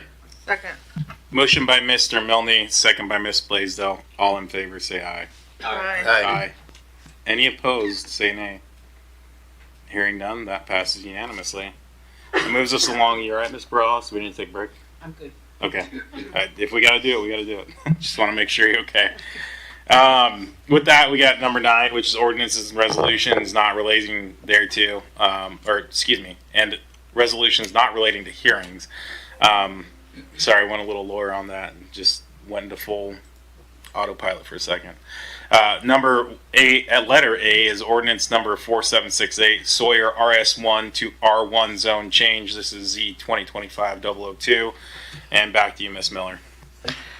Thank you, Mayor. This item is an ordinance, and this is part of a quasi-judicial process where this rezone has been notified to the public, and a public hearing was held by the Pasco hearing examiner, and the meeting for this was held on April 9th, where all aspects of the project was reviewed, and the hearing examiner did recommend approval. There were no appeals received, and details can be found in the packet, specifically the hearing examiner decision. And with this request specifically, the applicant is requesting to rezone the site from RS1 to R1 low-density residential. And this change will allow for additional density on the project site. And staff is recommending approval of this matter. Happy to answer any questions. Thank you. Do I have any questions or comments from council? If I could, Mr. Mayor, this Yes, is sir. a quasi-judicial matter, so I'll just run through the script Yep. real quick, if you don't mind. So this is a quasi-judicial hearing or proceeding to render a final decision on the materials presented. It's defined as a proceeding in which the council defines the legal rights, duties, privileges of the specific parties in a hearing, proceeding, or other contested proceeding. The appearance of fairness doctrine applies, and the hearing must be fair in 3 respects: form, substance, and appearance. All council members should consider whether they have potential conflicts as follows: A, a demonstrated bias for or against any of the parties; B, any direct or indirect financial interest in the outcome of the proceeding which would affect the council members personally; C, whether there has been any prejudgment of the issues prior to hearing the facts; D, whether there has been any ex parte contact with anyone other than staff prior to this hearing; and finally, E, any other conflict which a council member believes would prevent them from hearing this matter fairly and impartially. If any council member has any of these concerns or disclosures, now would be the time to make them known. Seeing none, are there any members of the public seeking to disqualify a member of the council from participating in these proceedings? Seeing none, please proceed. Thank you. With that, do we have any questions or comments from council staff? Seeing none. And we don't need to open that for the public comment, correct? Okay. Mr. Milne. Thank you, Mayor. I move to adopt ordinance number 4768, amending the zoning classification of certain real property located on the east side of Road 40 near the intersection of Road 40 and West Pearl Street, Pasco, Washington, further authorized publication by summary only. Second. Motion by Mr. Milne, second by Ms. Blaisdell. All in favor, say aye. Oh, Aye. Aye. Aye. Any opposed, say nay. Hearing none, passed unanimously. Was that supposed to be a roll call, Ms. Clerk? I saw you poke your head up. Okay, just want to make sure. I saw you give me that look. I thought I was in the right lane. Just wanted to make sure. With that, we'll move along to item B. Do you want to go ahead and kick us off with the quasi-judicial? Sure. Yeah. So same pretext that we just or premise that we just moved forward on, except just a reminder that any council member should consider whether they have potential conflicts related to demonstrated bias for or against any of their parties, any direct or indirect financial interest, whether there's been any prejudgment of the issues prior to the hearing, whether there's been any ex parte contact with anyone other than staff, and finally, whether there's been, or if there's a council member believes there's anything that would prevent them from hearing the matter fairly and impartially. Any council member with any of these concerns or disclosures would need to make those known now. Seeing none, any member of this public seeking to disqualify a member of council from participating. And seeing none, please proceed. All right. With that, we are going to kick ordinance number 4769, Stutzman RS12 to R1, zone change Z 2025-003 to Ms. Miller. Thank you, Mayor, and apologize for going out of order on the last item. This is a similar process, and this is for a rezone from RS 12 to R1. And this application was forwarded to the hearing examiner, and a public hearing was held on April 9th. And there was an approval recommendation provided by the hearing examiner. No appeals were received. There was opposition that I noticed in the public testimony summary of the hearing examiner meeting, and there was just concerns in general about the duplexes that were already under construction, which the zoning does allow for. And this rezone would allow for the owner to subdivide the duplexes so that they could be separately owned parcels. So the hearing examiner reviewed that, took in the input, and recommended approval. And I'm happy to answer any questions on this if you have any. Thank you. Do we have any questions or comments from council and staff? Seeing none, Mr. Milne. Thank you, Mayor. I move to adopt ordinance number 4769, amending the zoning classification of certain real property located in the corner of West Sylvester Street and Road 34, and further authorize publication by summary only. Second. Motion by Mr. Milne, second by Ms. Blaisdell. All in favor, say aye. Aye. Aye. Any opposed, say nay. Nay. Nay. So did I hear 3 nays? Is that correct? Okay. And did you catch those? And then Mr. Milne. So our book ends and then Mr. Milne. So Perales, Milne, and Grimm. Okay. With that, it passes on a 4-3 vote. Moves us along to item C, ordinance number 4770, amending sections of the Pasco Municipal Code regarding work exempt from permit. It's going to stay with you, Director Miller. Thank you, Mr. Mayor. This item was workshopped last week with the group, and this is a great slide. Thank you for pulling this up.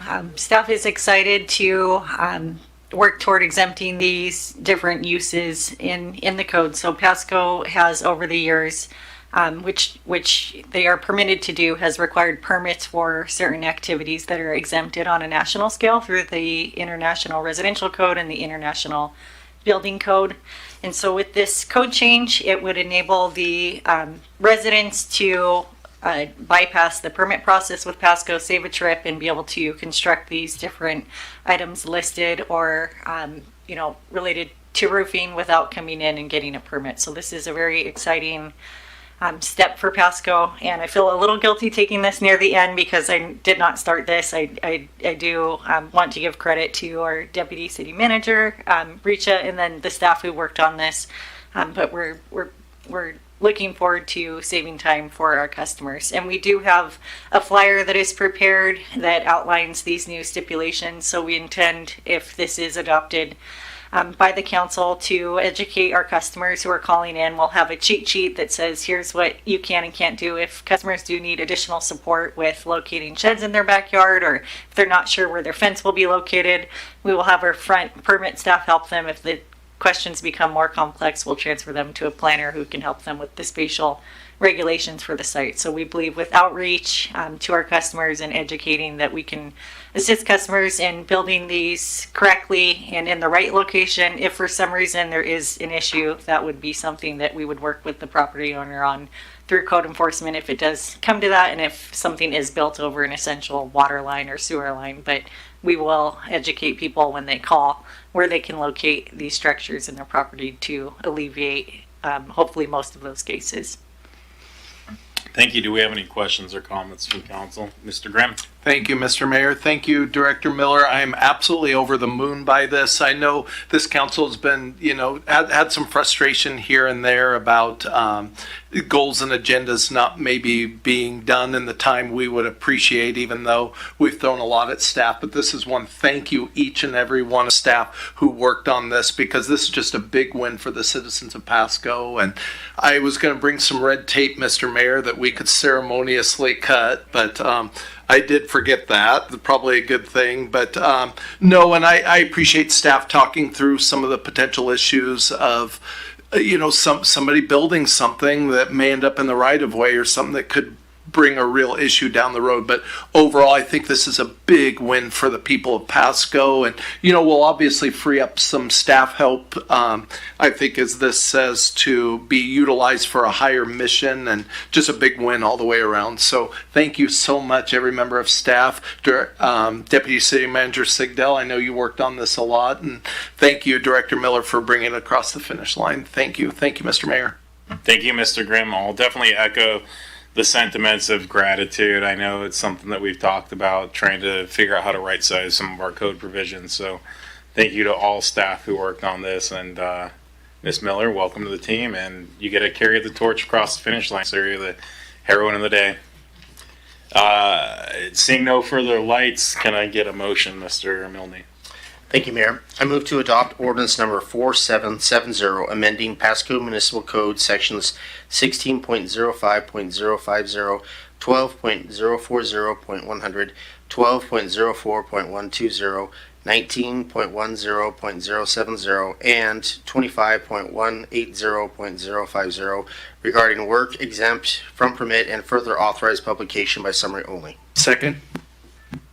Thanks for the quickness on the mic there, Mr. Graham. No personal investment there. So we've got a motion by Mr. Milne and a second by Mr. Grimm. All in favor, say aye. Aye. Aye. Any opposed, say nay. Hearing none, that passes unanimously. That moves us along to item D, which is resolution number 4607, interagency agreement with Washington Traffic Safety Commission to conduct dedicated DUI enforcement patrols and ordinance number 4771, amending the 2025-2026 operating budget, allocating funding for the increased overtime to conduct dedicated DUI enforcement patrols. It's listed as Chief Roski, but is it Lieutenant or Sergeant? Lieutenant Decker? Lieutenant Decker. All right, got you right. Not as attractive as Chief Roski, but other than that. We still like you. Oh, thank you. I'm your guys' favorite, aren't I? No one's our favorite, but you're all our favorite. All right, it's not about me. Let me get you. So I'm seeking your guys' council, mayor, thank you very much for being here. I'm seeking your approval for a grant that has been funded. Just waiting for approval from this council, from the Washington Traffic Safety Commission / federal. It's a grant that we had sought previously for a year program. We weren't part of that. It was awarded to 2 other departments, but in that, the Pasco shined so bright that they gave us a second grant that they put aside for us. So I'm requesting approval of a grant for $43,500 in grant funding to support a targeted impaired driving prevention initiative. This project will fund overtime DUI enforcement shifts, overtime mentorship focused on DUI investigations, and enhance public education efforts through outreach and social media.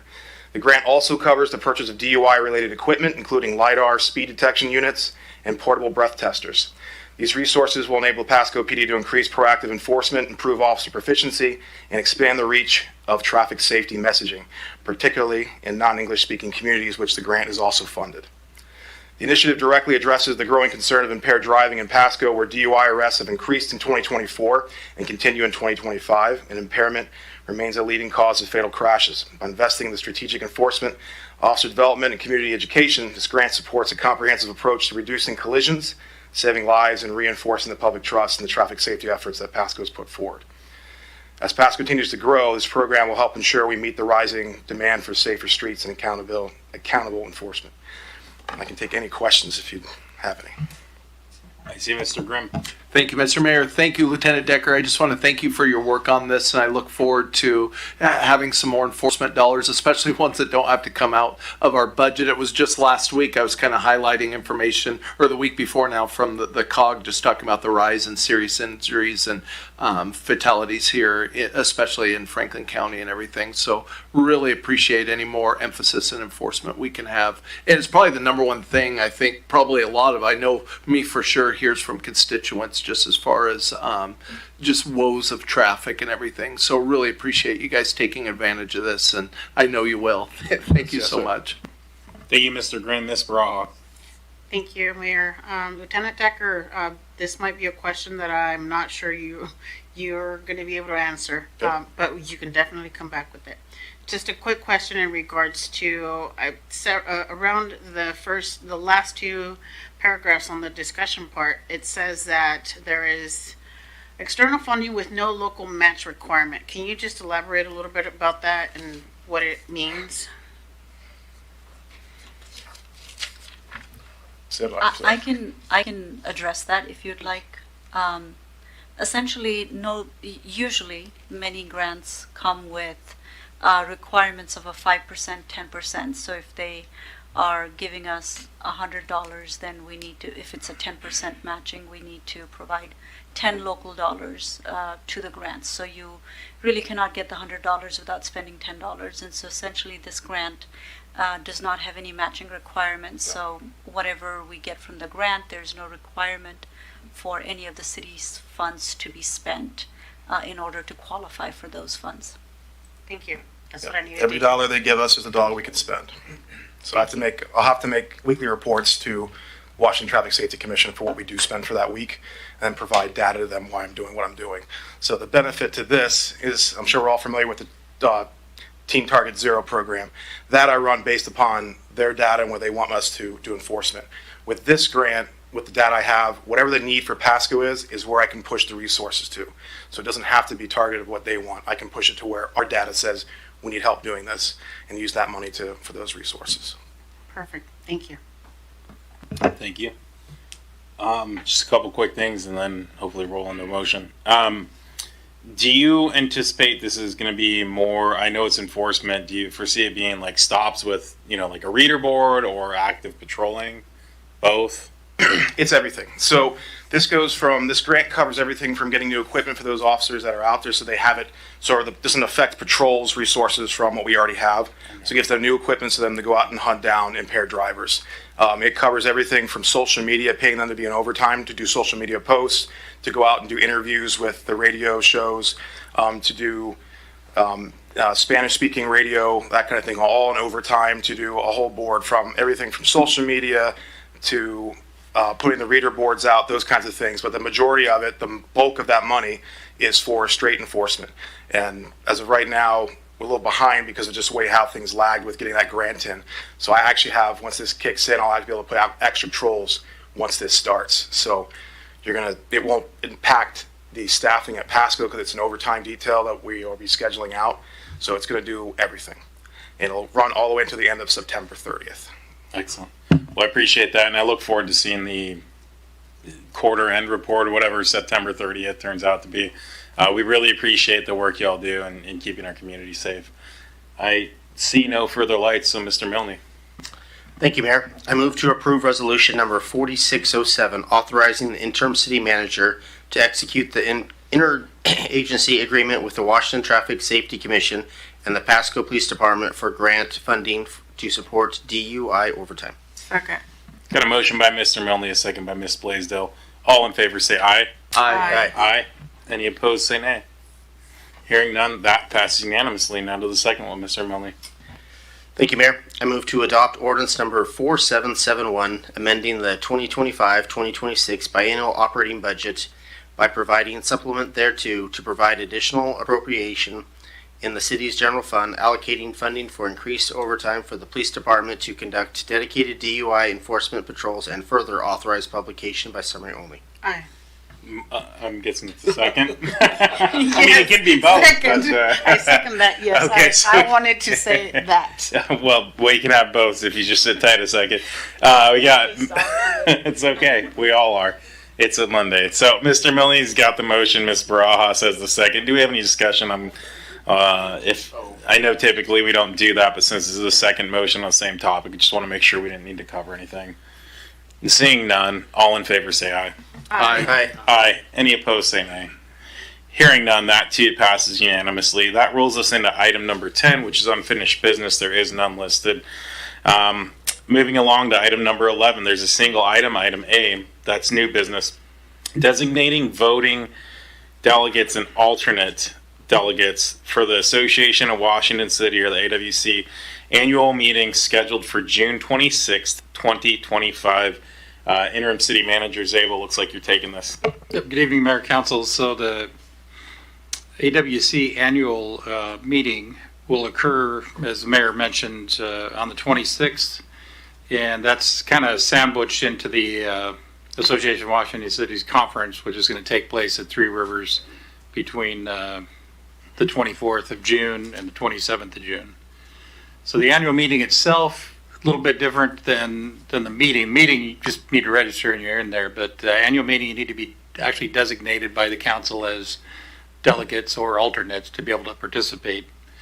Kind of a rough agenda is election to the board, AWC board of directors and officers. There'll be an update from the AWC Chief Executive Officer, update on 2025 legislative session, and then voting on amendments to AWC bylaws and AWC policy statement. So there's a lot of opportunities for council and other city officials to participate in this. Council needs, like I said, council needs to delegate. We need to report in advance who the alternates are to AWC, delegates and alternates are. And so tonight we're asking you to kind of flesh out that slate as to who you want. As far as I know right now, I think Councilmember Barajas and Councilmember Perales are registered. I'm not sure if other council members have registered in the last few days or not, or plan to register. You don't really necessarily have to be registered to show up to the annual meeting. You can attend online, or you can participate in it, I believe, in person as well. There's also a number of staff, registered staff are available to be alternates or delegates as well. So my recommendation is that you designate 3 delegates and a couple of alternates. Sounds good, thank you. So before we get into the appointing or whatever we're doing, are any of the other council members not listed intending on attending? I know Mr. Zabel, I've sent an email saying I might, but that's as far as I've committed. So I just want to make sure, okay. So my suggestion is, with that, unless there's a reason not to, we appoint those 3 council members as our delegates. So you're certainly committed, Ms. Blaisdell? Okay. So it sounds like you do have one action item after this, which will be to make sure she's registered. I mean, not you. You can delegate that downward, sure but for staff. So, I mean, I guess let's go ahead and take these 2 pieces, or 2 actions at once, or 2 separate actions. So the first one would be to appoint our 3 delegates. Would be Mr. Perales, Ms. Blaisdell, and Ms. Barajas. Does anyone? I see your lights on, Ms. Barajas. I have a follow-up question for Dave after we're done with this. Okay. I guess with that, does anyone having discussion? Anyone oppose those 3 names as our delegates? I hear none. So can you go ahead and make a motion on that, Mr. Milne? This would be that first half of the motion. Okay, I move to approve up to 3, Mr. Perales, Blaisdell, and Barajas, as the City of Pasco's voting delegates in the June 26th, 2025 Association of Washington Cities annual meeting held at Three Rivers Convention Center, Kennewick, Washington. Perfect. Got a motion? Can we get a second? Second. Got a motion by Milne, a second by Ms. Barajas. All in favor, say aye. Aye. Aye. Aye. Any opposed, say nay. Hearing none, that passes unanimously. Ms. Barajas. Question, Dave. Will the City of Pasco be participating in the Parade of Flags this year? Yes. Okay. That's all I needed to know. With that, we still have the second action, which is to appoint our 3 alternates from that list. Now, Mr. Zabel, does this conflict with other sessions, or is this separate from the? Yeah, the business meeting separate from the session. So it's not like if we pull, some of our executive staff out, you're missing something that's ultra critical. This is. Matter of fact, other attendees can sit outside of the delegate area, the non-voting area, and observe. Okay. So seeing the list has a handful of folks on the slate to my right. Let me start with this. Does anyone over there not want to do this? I mean, this is your out. This is not going to reflect on your performance. If you don't want to attend this and you'd rather sit outside, I don't know why you would, but air conditioning works there too. Okay, I guess if there's no one that doesn't want to do this, it seems to me it makes sense. Mr. Zabel, Miss Sigdell, there Miss Pichon, or since Director Miller's here and listed, maybe we could hand it to her. What are your all thoughts? We want Pichon or Miller, since Miss Miller's here. And Miss Miller's here. you cool with that, Miss Miller? Okay. So we're gonna go Zabel, Sigdell, and Miller. Any further discussion on that? Okay, can you make that second half of the motion, Mr. Milne? Thank you. Yes, I am making a motion that we designate Zabel, Siddell, and Miller as substitute delegates in the case an approved delegate is unable to attend the AWC annual meeting. Second. Got a motion by Milne, a second by Blaisdell. All in favor say aye. Aye. Any opposed say nay. Hearing none, that passed unanimously. I know it's a little bit of a split process, but we got it done. Miscellaneous discussion. Mr. Zabel. Just one item I wanted to get on council's radar. June 17th, we have the Basic Law Enforcement Academy graduation at Hapo Center. That'll be at 10 a.m. As I said, June 17th. So, can you make sure a calendar invite gets sent out for that? There probably is one already, but usually I look day of to make sure I'm not screwing things up. I'm just going to throw myself under the bus. Okay, anyone else have miscellaneous discussion? I see Mr. Prowse. Thank you, Mayor. Just a couple items. In my meeting today with Matt Truman, he was telling me that Paul Cook, who we approved back in August of last year, still not approved by the city to be on the housing authority.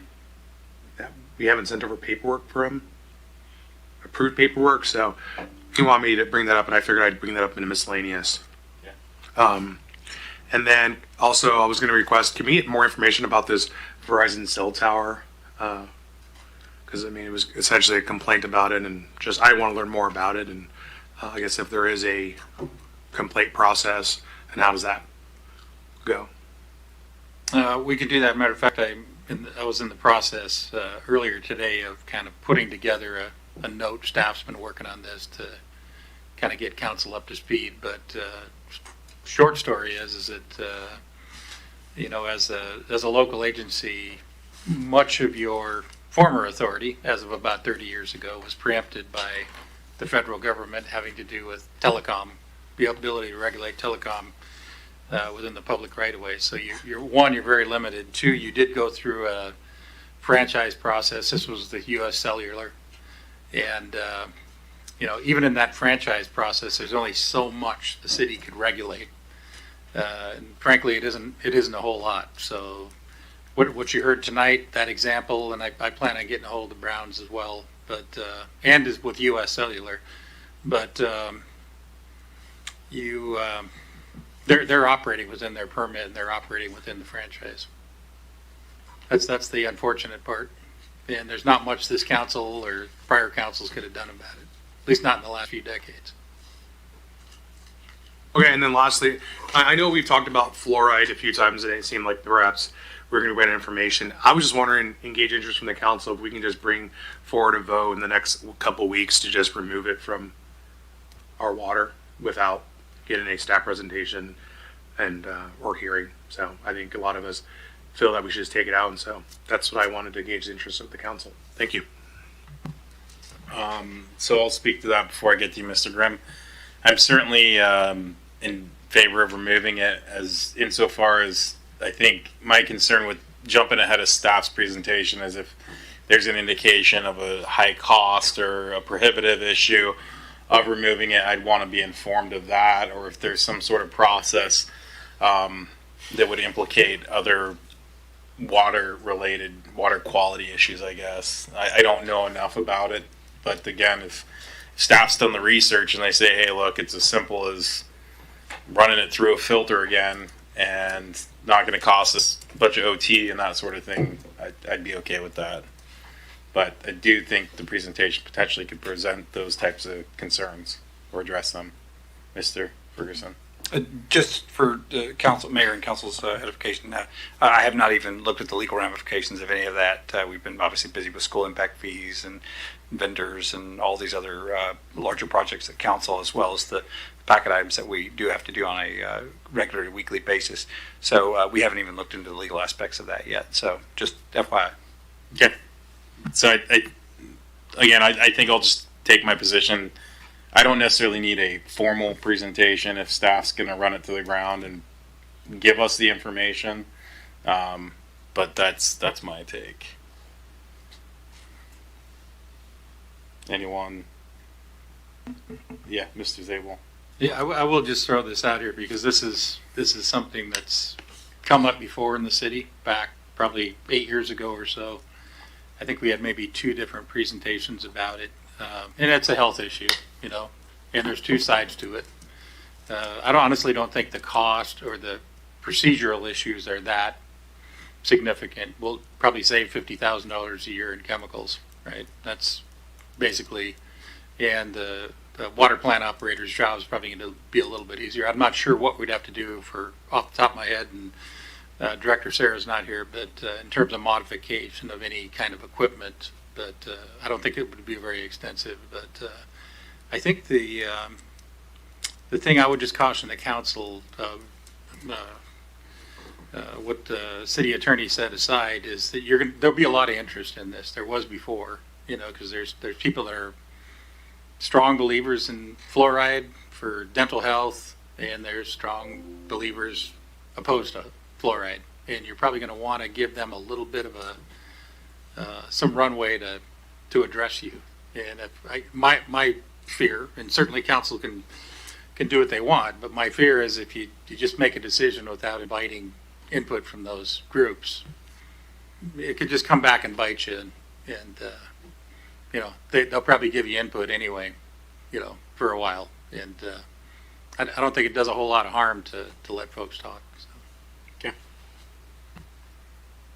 I guess with Mr. Grimm, is your light still on or newly It's on? both. Or both? Well, it's both. Let's address fluoride, and then we'll go back to comment. I guess I'm good with what the rest. I was just kind of writing a note that yes, to the best of my recollection, it was yes, just asking for staff to put together a resolution or whatever it took to remove it. But with that, yes, if we were looking for some information or whatever that might be helpful, my stance is probably with you, Mayor. If there was some information they thought would be helpful in the process or whatever, I would definitely be amenable to that. And I think too, our legal Mr. Ferguson, his advice is this was still planned for another month or so down the road. So yes, the fact that he hasn't gotten to it yet, I think there's some grace there. Totally understand. So thank you. Okay, Ms. Barajas. It's on that same issue. You're correct, Dave, on saying that it was about 8 years ago, if I'm not mistaken. It was former councilman Bob Larson that had brought it up several times, and we had a full room full of people from the Department of Health and other citizens. So I think it's in our best interest to have that open conversation before we decide on anything concrete. Okay, thank you. Mr. Harpster. A quick Google search indicates that Washington State Department of Health must be notified 90 days in advance of making a decision to start or stop fluoridation. And so, sort of to Mayor's comments, I'm certainly in favor of removing it. Several cities across the state have been doing that in the last couple of years. But even if we wanted to vote next week, I think we need to, I'm not an attorney, but it seems like notify the Department of Health, then 90 days later make a decision at a minimum. So there's my 2 cents. Sounds good, Mr. Milne. Thank you, Mayor. Yes, I'm also for removing it. I've done quite a lot of research, I think, on this, and brought it up at a couple of retreats, but it didn't go anywhere. So it's good. At least we're going to vote on it and see how it goes. Are you looking for a presentation? Sorry. Let's just do it the correct way. So what Mr. Ferguson recommends, I'll just let him decide and then go from there. But as long as it's going to come up for a vote this year, that's what my main concern is. Okay. Ms. Blaisdell, you have anything? I would like to go the proper channels. Mr. Prowse? Hey, I was just going to say, then can we direct the city staff to notice to the Department of Health, Washington State Department of Health, that we're looking to do this, and then as that plays out, we can get together information, have presentation, and then we can make a vote. Seems like prudent to me. Go, Mr. Grimm, you went on. I want to just get back to Mr. Brown at some point. Okay. Mr. Mayor, thank you. I guess from my perspective, I'd like, in case there's something in that process and notice, I'd like Mr. Ferguson to advise us. That's my take. I feels like it's, if there's a process, if we're just going to unilaterally say we're going to start it, that's great, but I don't know that what it takes to bake it out. Now, if it can be elevated up the sheet, that's great. That's my take. Does anyone have any different opinion?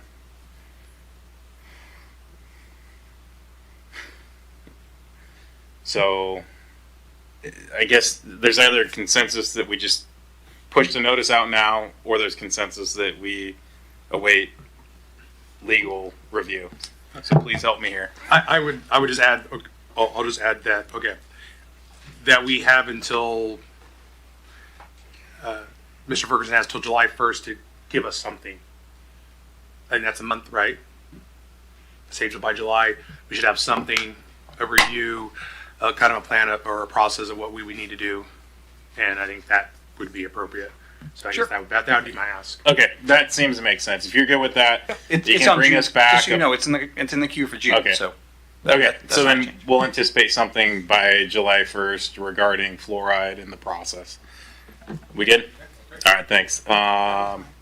Go ahead. My comment was going to be that if it's further along in the proposed agendas, so just follow that schedule. But if it's for July, I'm good with that. Thank you. Okay, sounds good. Mr. Grimm. Thank you, Mr. Mayor. Just wanted to get back to Mr. Brown's comments, as even brought up by Councilmember Perales there. He did reach out to me personally, and I know he also reached out to Councilmember Barajas, and she probably has some thoughts on that too. But I share his concern. I mean, I think that's, kind of where we're at even with the fluoride thing here. There are some unknown health risks that have come to light because of 5G internet technology that are concerning, and it is unfortunate that it sounds like, as our interim city manager said, that our hands are tied at government levels beyond the local level. But I really share Mr. Brown's frustration, and what might be in the right of way or an easement in his mind is in his yard and what he has maintained and mowed and all of that. So man, I really feel for his concerns, both in the intrusion into what he feels is his property where he's lived for a quarter of a century and maintained, but also the potential health risks with that. And so just kind of frustrated and feel for him. Thank you. Thank you, Mr. Grimm. Ms. Barajas. I just wanted to follow up on that. Yes, I've had several conversations. Thank you for passing along the contact. Mr. Marcel Browns lives very close to me, actually. We are in the same district. Did reach out to him, had a conversation in regards to his frustrations around the antenna that is literally going to be, well, the proposal is that it's going to be in his front yard on an easement, just 3 feet from the sidewalk, basically. So he is frustrated. I've been having conversations with him routinely. We are getting together again to have that conversation as far as next steps, what to do, who to reach out to. We have reached out. He has reached out to our staff, Dave, and I think there's a meeting set up for the conversation. But this is ongoing. This is something that not only he is affected, his neighbors, but I think it's something that affects a lot of individuals within our city. So on my end, I'm just meeting with him and having that conversation just to see what next steps we can take as far as much as we are allowed to. So yeah, just an update on that. Thank you for that. Seeing no further lights, we're going to move along to item 13, executive session. None listed. That moves us on to item 14. It is 8:05 and this meeting is adjourned. Thank you for joining us. Good evening and welcome to the City of Pasco Council special meeting this Monday, January 23rd, 2025. The City Council thanks you for being a part of our city government. At special meetings, Council takes formal action on specific items, and then during workshops, which one will occur after the conclusion of our special meeting, we only discuss issues with no formal action taken. Agenda packets are available, as always, on the City of Pasco's website at www.pasco-wa.gov/agenda for those present on that same table with the little blue agenda arrow. This meeting is being televised on PSC-TV, channel 191 in Spectrum in both Pasco and in Richland. It's streamed on the city's Facebook page, its website, its YouTube channel, and via Microsoft Teams. This and all prior council meetings are available on the city's website. For any of those who want to submit their comments or ask questions, they can do so by contacting the city manager, the city clerk, or by using the Ask Pasco app. Public comment will be available after our executive session in this meeting, and then the same rules apply as with all prior workshops of the 2 minutes comment limitation. We'll get to that though in time. With that, Ms. Clerk. Councilmember Barajas, I believe. I believe she's absent and excused. Thank you. Blaisdell. Present. Grimm. Here. Harpster. Present. Perales. He is en route. Okay, thank you. Mayor Pro Tem Milne. Same. Okay, and Mayor Serrano. I am present. Thank you. Well, if you'll all join me in the Pledge of Allegiance. I pledge allegiance to the flag of the United States of America and to the republic for which it stands, one nation, under God, indivisible, with liberty and justice for all. Thank you. That moves us along to item number 4, which is our executive session. We have a couple of issues that we're going to discuss. The item is to evaluate qualifications of an applicant for public employment under Revised Code of Washington, RCW 42.30.110, subsection 1, subsection G. Second item is to consider site selection or acquisition of real estate purchase or lease if likelihood that disclosure would increase price per RCW 42.30.110, subsection 1, subsection B. We've got these action items listed for 50 minutes. For the first 15 minutes, it's going to be council alone. At that point, or shortly thereafter, we will bring in the city manager, the city attorney, and our consultant for the application, for the applicant qualifications. So with that, we're going to go back to our executive session. And Ms. Clerk will get you the time that our other 2 council members arrive. Pardon? I can make sure that we get you the time. Okay?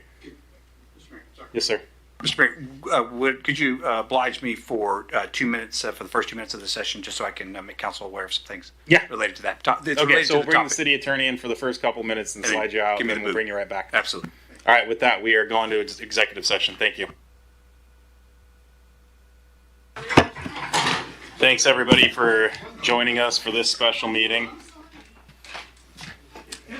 It is 6:55. We're now out of executive session, which rolls us into the rest of our meeting. Give me 1 second. Oops. Okay. So this opens us to our public comments, limited to 3 minutes each. Does anyone have any public comments at this point? Going once, going twice. We don't have anyone signed up to speak online, do we? Going a third time. All right, with that, we have no public comments. That moves us on to item 6, which is our unfinished business. We have 2 items. We have item A and item B. Item A is ordinance number 4777, budget amendment for upsize water program, or for upsize program water and irrigation. Director Sarah. Good evening, Mayor and... Real quick, sorry, I'm going to recuse myself from this item. Thank you. Go ahead, Director Sarah.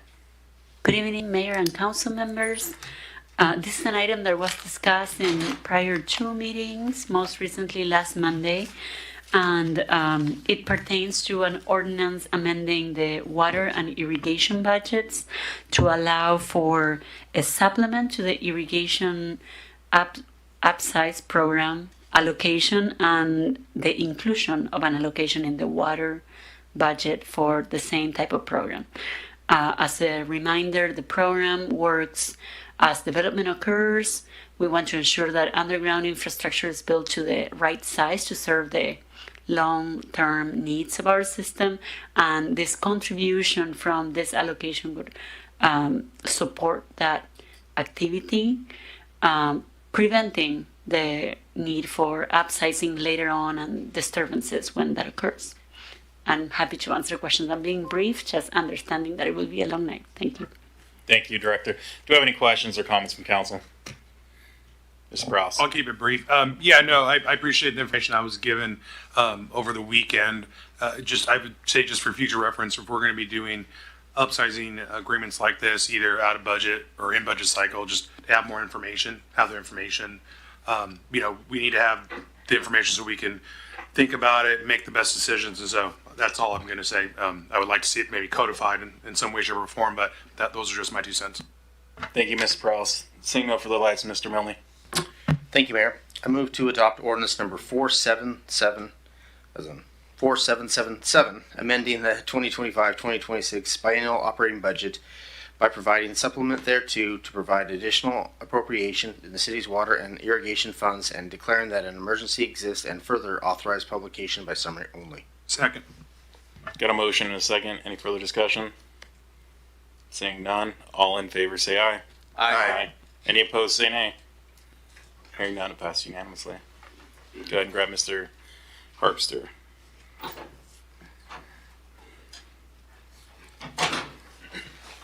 Moves us along to item B, which is resolution number 4619 and ordinance number 4778, authorizing the interim city manager to execute the purchase and sale agreement to purchase parcel number 1153-50010 and amending the 2025 to 2026 capital projects budget. We've got you, Deputy City Manager Sigdal. Thank you, Mr. Mayor and Evening Council. This is an approximately 3.9 acres of property that would be a future site for Harris Road overpass, Road 108 overpass. It's a project that has been in our capital plans for a long time. A project that is supported by many traffic studies, essentially to connect the commercial area, the 2B commercial area with existing residential area, similar to Road 76 overpass.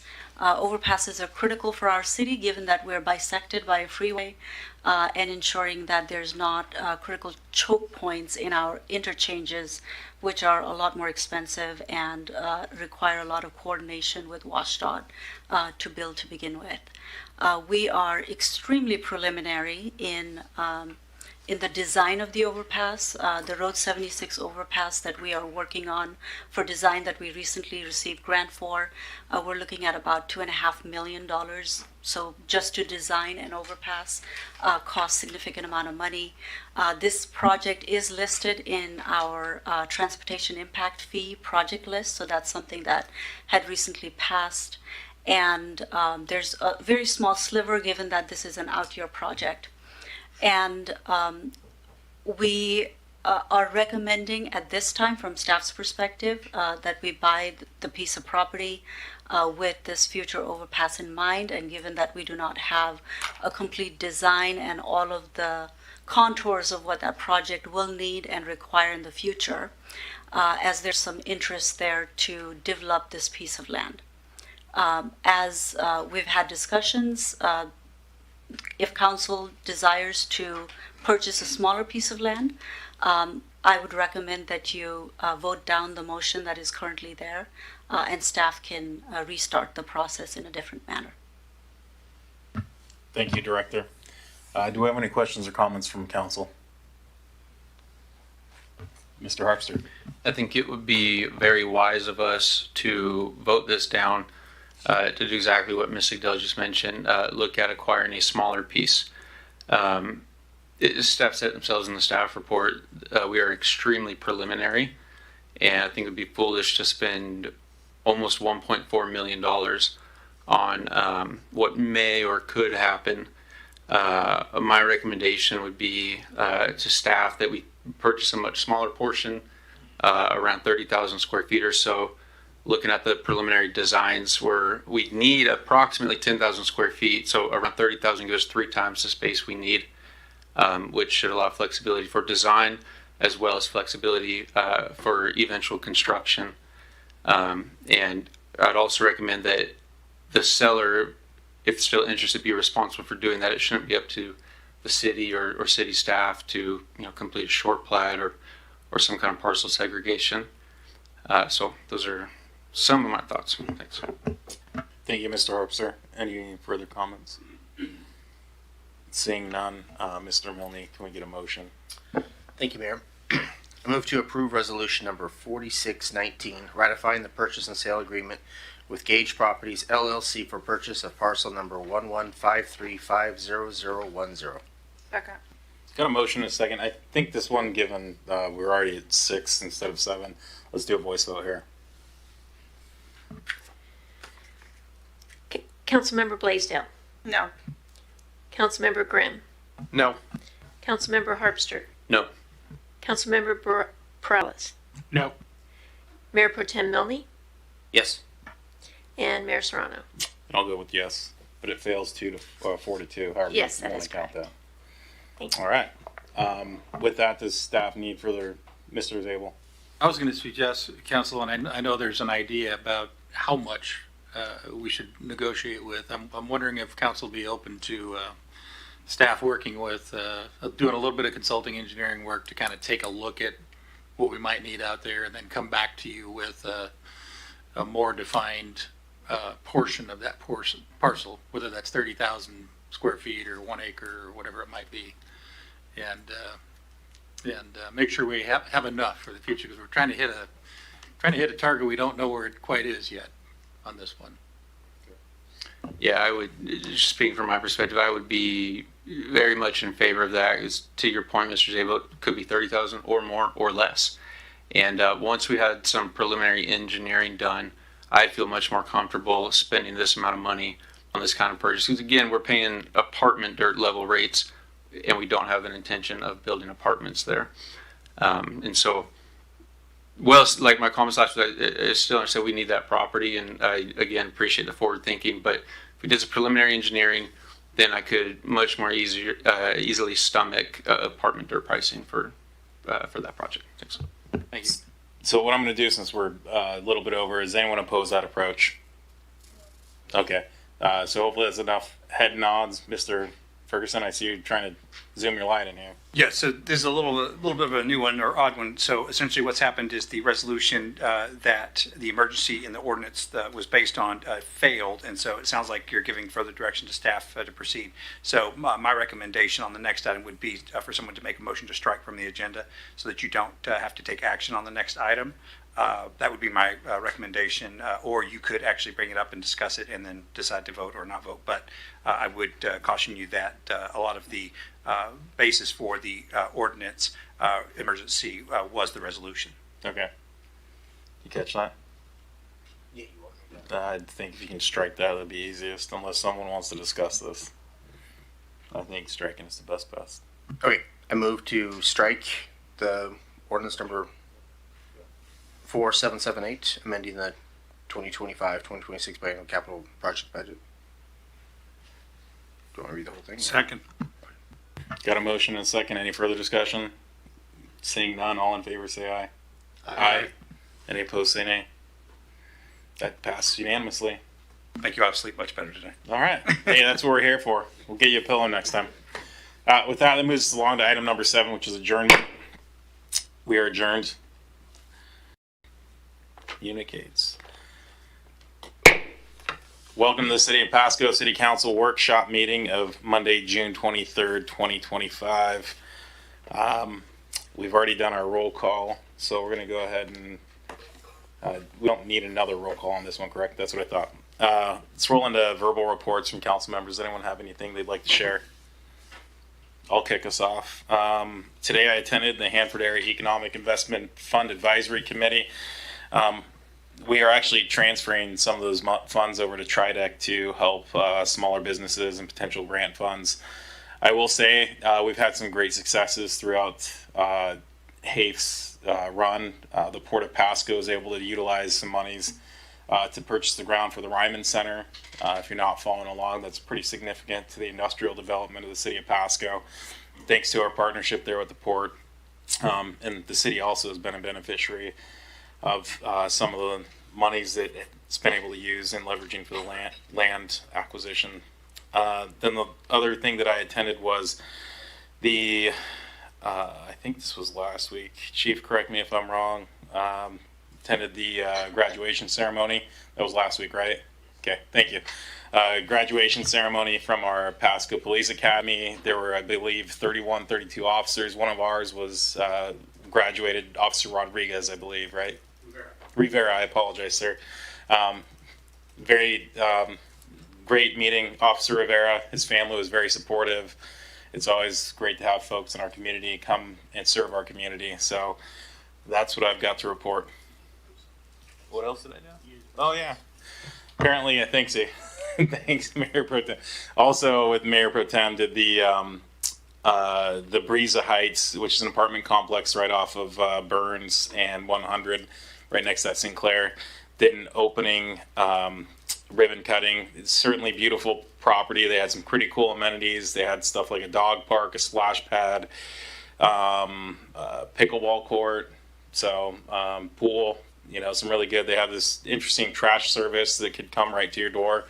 So I guess for anyone looking at apartments, that's one of the nice new facilities that we have. It's nice to see folks building here in Pasco. Anything else? Mr. Grimm?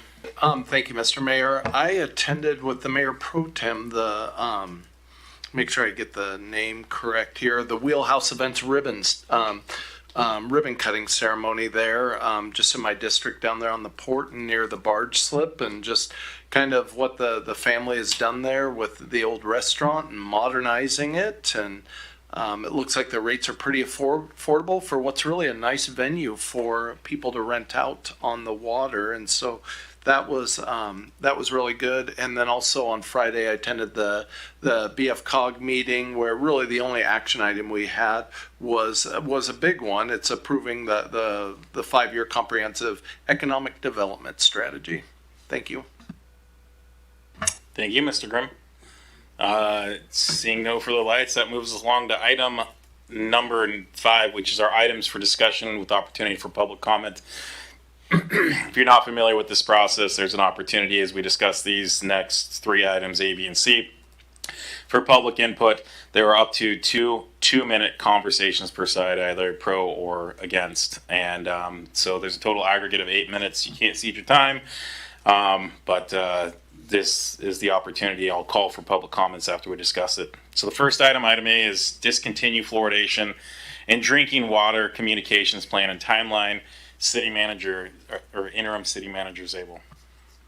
Thank you, and good evening again, Mayor and Council. So following up on the Council's discussion and direction that you provided at the June 16th meeting, and our need to maintain compliance with WAC 246-290. 460. We put together a communications plan, which is an attachment to this agenda report. And that communication plan talks quite a bit about means and methods by which we might be able to get out there the message to the public. The council's considering the discontinuation of fluoride in drinking water. That decision to discontinue needs to be preceded by 90 days of notice to the public. So the communication plan talks a little bit about a number of different means: TV, radio, social media, mailers, use of our billing system. We can put a message on the bills, and I think we talked a little bit about this previously there's also a kind of a classification, if you will, of system users that may not get a bill. You know, those folks that might be in a mobile home park or that may rent an apartment in an apartment complex where there's a master meter. So the manager of the apartment maybe gets a bill, but each of the residents don't. And so we need to think about how we might get that information that council is considering this. And so, as I mentioned, a couple things we probably need from council tonight is your comments or thoughts on the communications plan. If there's things in there you like or don't like, I think we're working backwards. We need probably an idea of council's goal. When do you want to be able to be at a decision point? And from there we can kind of build a schedule with that 90 days backwards in it, and time some. If council wants to have public hearings where the community, and suggested that again at your June 16th meeting, it might be more orderly if we kind of have specified times for folks rather than just whatever meeting they want to come to and take it over, because it's a pretty complicated topic, and it's probably would be difficult for a lot of folks to try to keep their comments within the 3 minutes of a regular city council meeting. So council could certainly limit comments to 3 minutes, but I know some folks and some presentations may take a little bit longer than that. So just looking basically for input from council on how you wish to proceed and what your scheduled date is or goal is in terms of wanting to be able to be at a decision point, and then whether or not you'd want to have some scheduled public meetings so we can kind of work those into a schedule working backwards from when you'd want to be able to make a final decision. Thank you, Mr. Zabel. Go ahead, Mr. Grimm. Thank you, Mr. Mayor. I'll kick it off. Appreciate staff giving us all these, options we have, and just going down them quickly, just kind of thinking out loud here. Recorded phone messages, I'm probably not too big of a fan for, just because how many people are actually listening to them. I think we probably all read our voicemails more than we listen anymore. Love the idea of emails, though. Advertising it on our social media channels through the city, I think, is also a great idea.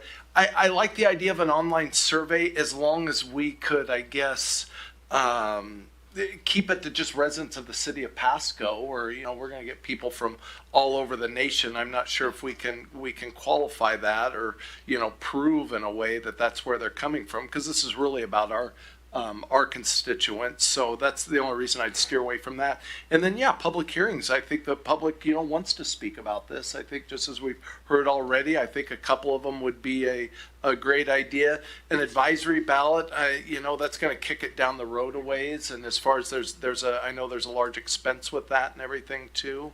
And so, those are kind of my preliminary thoughts. If I go down here, I see staff, gave us some more exhaustive, kind of options for this, as far as make sure it's in English and Spanish, and just giving the public an opportunity to interact is, I guess, where I'm at, just for starters. Thank you, Mr. Grimm. Mr. Prowl. Thank you, Mayor. I agree with everything Councilmember Grimm initiated here right off the bat. My only concern was just, I hope the information we put out is more neutral in tone. After reading the staff report this week, I'm not sure who put it together. I kind of felt like the anti-fluoridation section seemed a little bit more hedged and qualified. I looked at words like phrases suggested, however, further research, while like the pro side seemed a lot more prominent. So I'm not sure who's reviewing this, but I don't want us to be accused of putting a narrative out there that's more bent towards the pro. I think I would be more in favor, if we're going to have this discussion and debate, for the information to be as neutral as possible, reviewed properly, so that we're not like we're putting our thumb on the scale. That would be my 2 cents. I think any social media platforms we use would be beneficial. Perhaps put it on some of the new billboard, the digital reader board signs we have, take the survey, things like that. I think that would be great.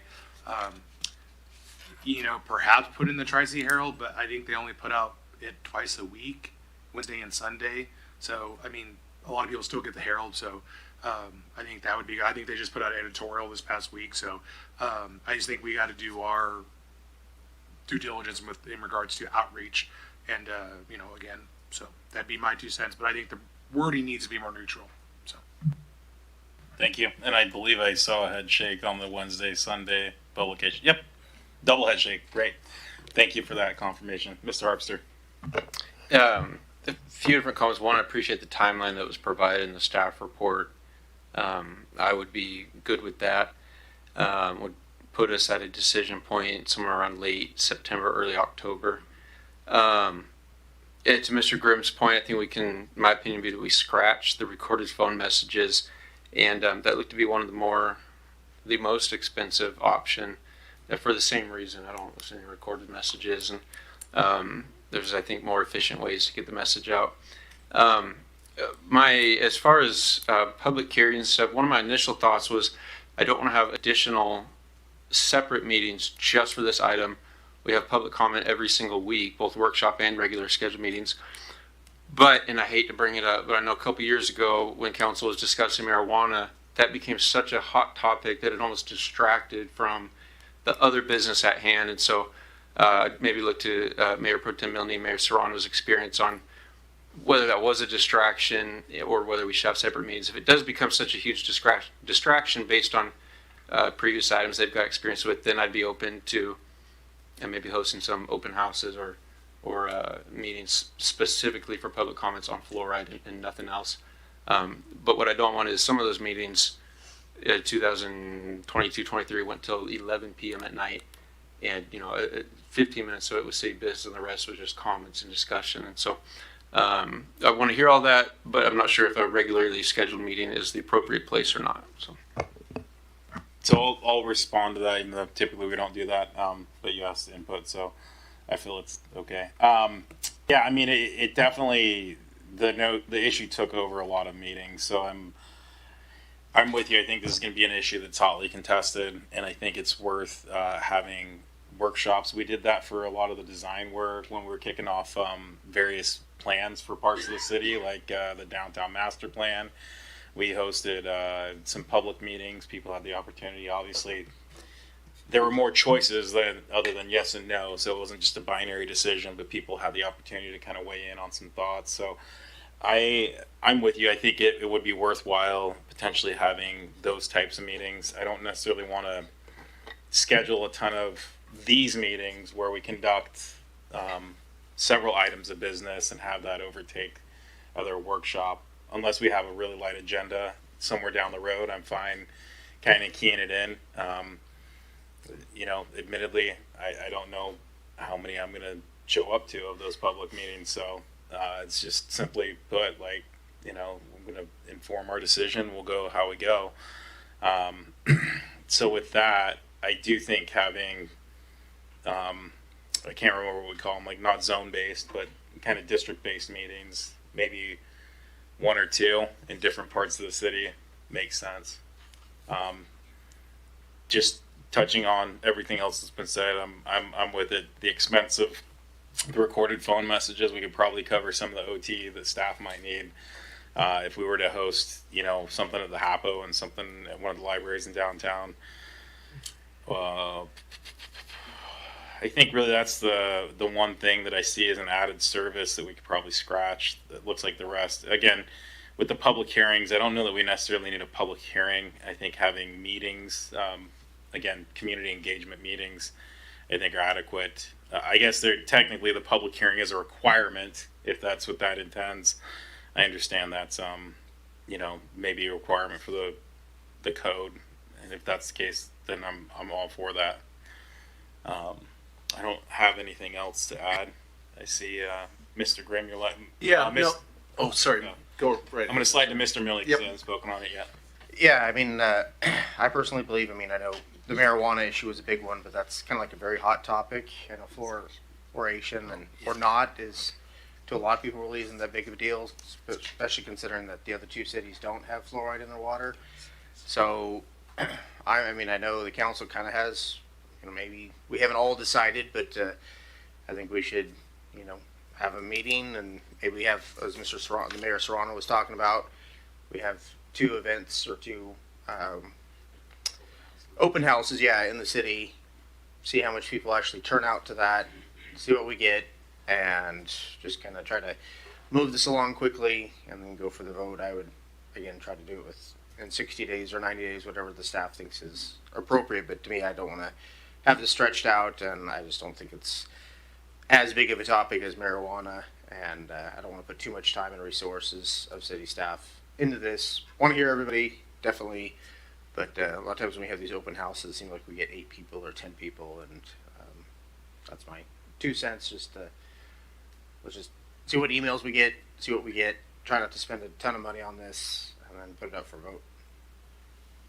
Thank you, Mr. Milne. Back to you, Mr. Grimm. Thank you, Mr. Mayor. Yeah, and I just wanted to quote, or just to comment on the timeline too, that yes, I'm also for the timeline. I know the 90 days comes from the Department of Health and their statute or their regulations that they have governing this. And then, the only reason I kind of threw out the idea of the public hearings or something of that sort is so that, you know, we have a lot of other important things we're also trying to do. And so those don't get in the way of every meeting or, you know, bog down some of the other business that we're trying to accomplish at that point too. So thank you. Thank you. Mr. Rouse. I think if I remember, I attended quite a few of the marijuana public hearings, and it was just essentially a mic, and I think staff just stood there. People came up and talked, so it could be beneficial. But I mean, I'm not married to it. I mean, if we can do it here, that's fine. But that's essentially all it is a platform. I think they hit record, and we just kind of heard both sides. So that'd be my 2 cents. Thank you. And I'll make one last point and then back to you, Mr. Zabel.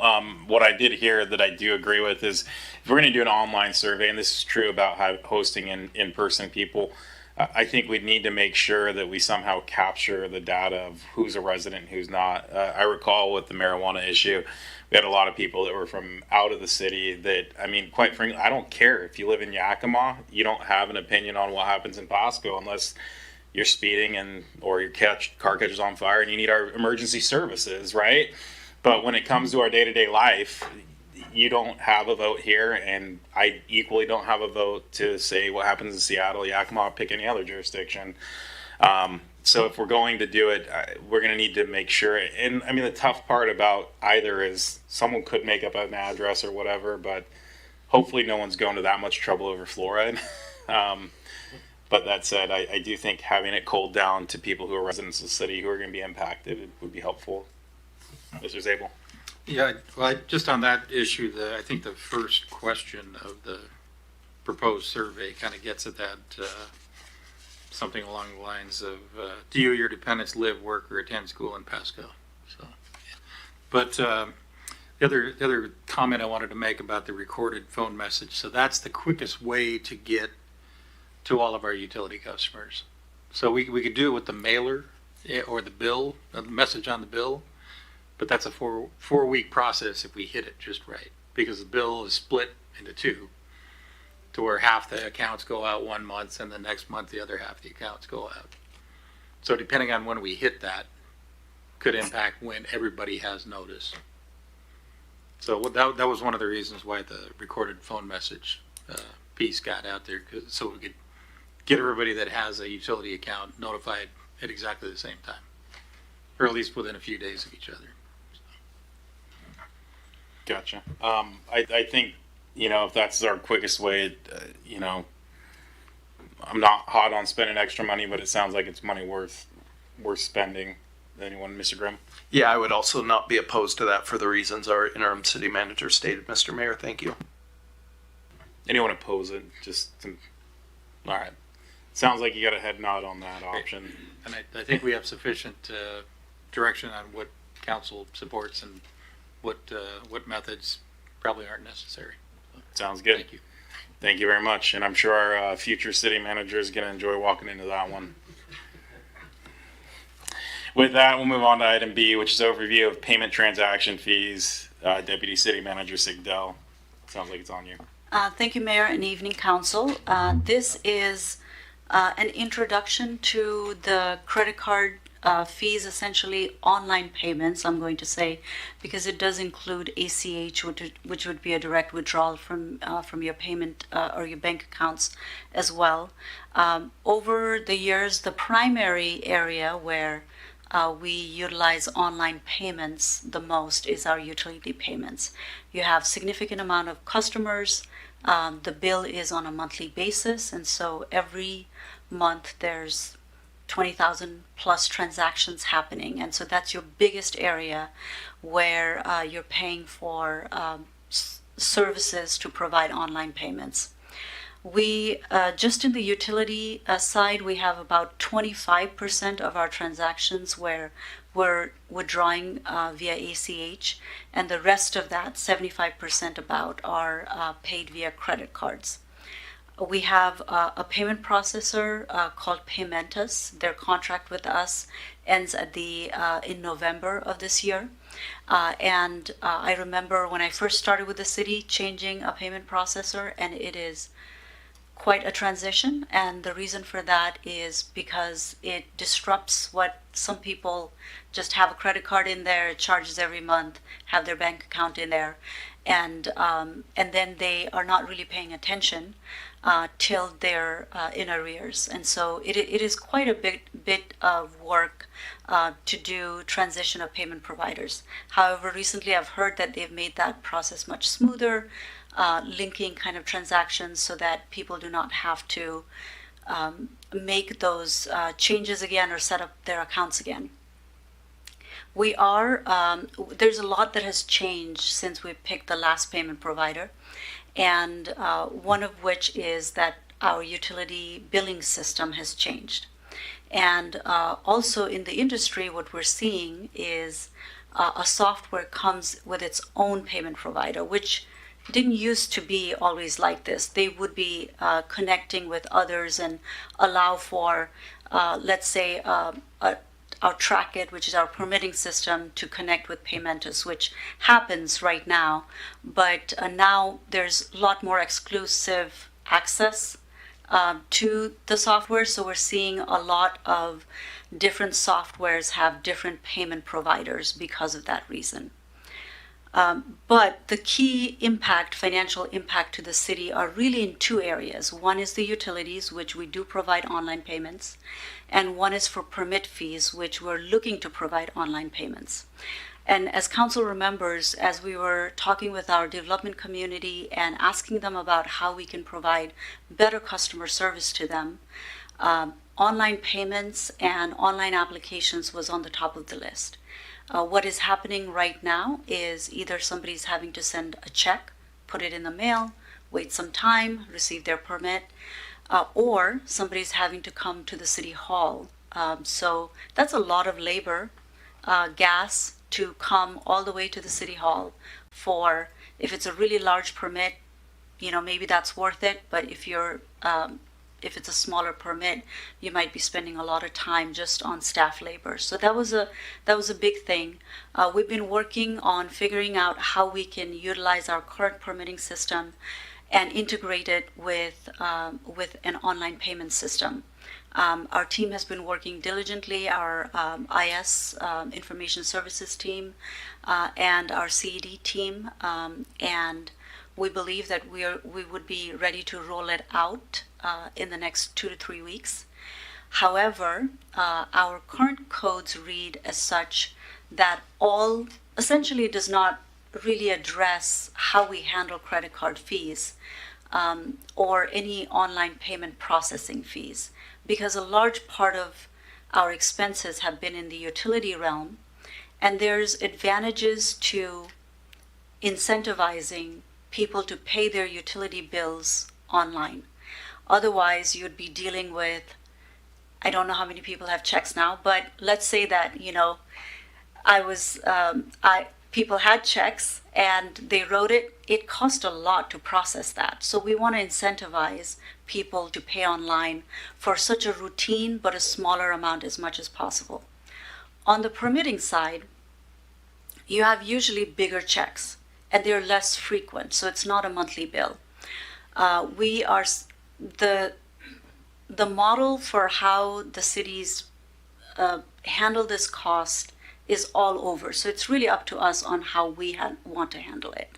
But there are cities that just absorb the cost. There's no limits to the permitting fees, how much they can pay with a credit card. There's ones where they have a limit. So if it's more than 5,000, let's say, then you have to send a check or do it via ACH. They pass on all of the cost. And council was also interested in knowing how much are we spending on payment processing fees. So overall, at this time, you're looking at about $530,000 annually. And as our accounts grow, as our transactions grow, that is without permit fees. So as your permit fees transaction, once you fold that in, that's going to get a lot bigger. Just talking about what exists right now, that $530,000, because large portion of that is utilities. Our utilities funds reimburse that cost to our general fund. And so our water, sewer, ambulance ratepayers are essentially paying for that service via the rates. For our permit fees, all of that would be general fund. And my estimate was around $160,000, I believe. That would be impact of absorbing all of the fees for what I will call non-utility payments, because there's really those two criterias, utilities and non-utilities. And that's really based on some of our prior year's transaction, assuming that 25% will pay via ACH and the rest will pay via credit cards. There's a lot of people who will pay via credit card, especially if it's a large transaction and there is no fee because they earn points on those credit cards. So there's a lot of variance on where we think it will go. The question in front of council that staff has is looking for your discussion and your guidance on how we want to handle the permit fees, the online payments for the permit fees.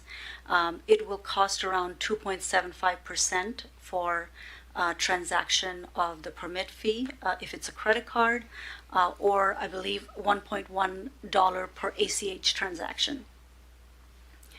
That's a decision that we need to make and make changes to our code in the next month. And then we have another decision that we're proposing be down the line in November. If we choose to change our provider, there's an opportunity there if you want to change the model for passing on some of the costs for our utility customers as well. For example, if you chose to say, if you draw it from your bank account and it's an ACH transaction, it's free. If you pay with credit card, then we pass on that cost. That's a model that exists.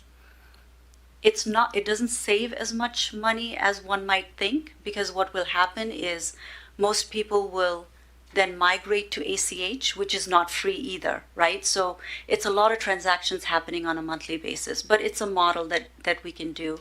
However, changing it now is going to be essentially a waste of time and a lot of confusion for our customers, because we're going to be working on that transition and then our contract will end, and it will get us in a spot where maybe we're stuck with this payment provider when we don't want to be, and there's other better options. So at this time, we're looking for two things. One is, how would you like to handle the permit fees? And the other one is, are you okay with us not discussing the utilities, changing the utility online payment fees at this time, and we bring that back to you sometime in October? Thank you, Deputy City Manager. Mr. Grimm. Thank you, Mr. Mayor. Thank you, Ms. Sigdell, for bringing this back to us. I just in almost a year in review here in June, and I just think about really all the council goals and agendas that you have worked on and brought to us through permitting, and even before we were blessed with Miss Miller down there at the end, and all your hardworking community and economic development, just with our mobile trucks and just so many other things that you've brought before us. I just really appreciate it. And this is one just really I wanted to see just for the savings to the ratepayers and the taxpayers. And so I do have one question, and then I'm happy to share how I feel about this too. For the non-utility payments, you said number 3, absorbing ACH fees while passing on card fees with an estimated annual impact of $7,000. Is that just the savings, or is that what we would be passing on? I guess I wasn't sure how to read that. That would be what it would cost us. So Okay. I counted transactions of, how many permit transactions did we have last year? And there was about 7,000, a little bit less, but I extrapolated it for maybe a little bit more in the future. And if we absorb that ACH fee, it would cost the city about 7,000. So we're essentially incentivizing online payment by taking on the ACH fee. There's also a psychological element to it, which is you're taking it out of my bank account. Why are you charging me this? I mean, there's people who feel like that, and so taking that away might be a policy decision for council to consider, but it would cost to allow for our customers to not pay for ACH fee. It would cost the city $7,000. Okay, thank you. One more follow-up question before I really chime in here.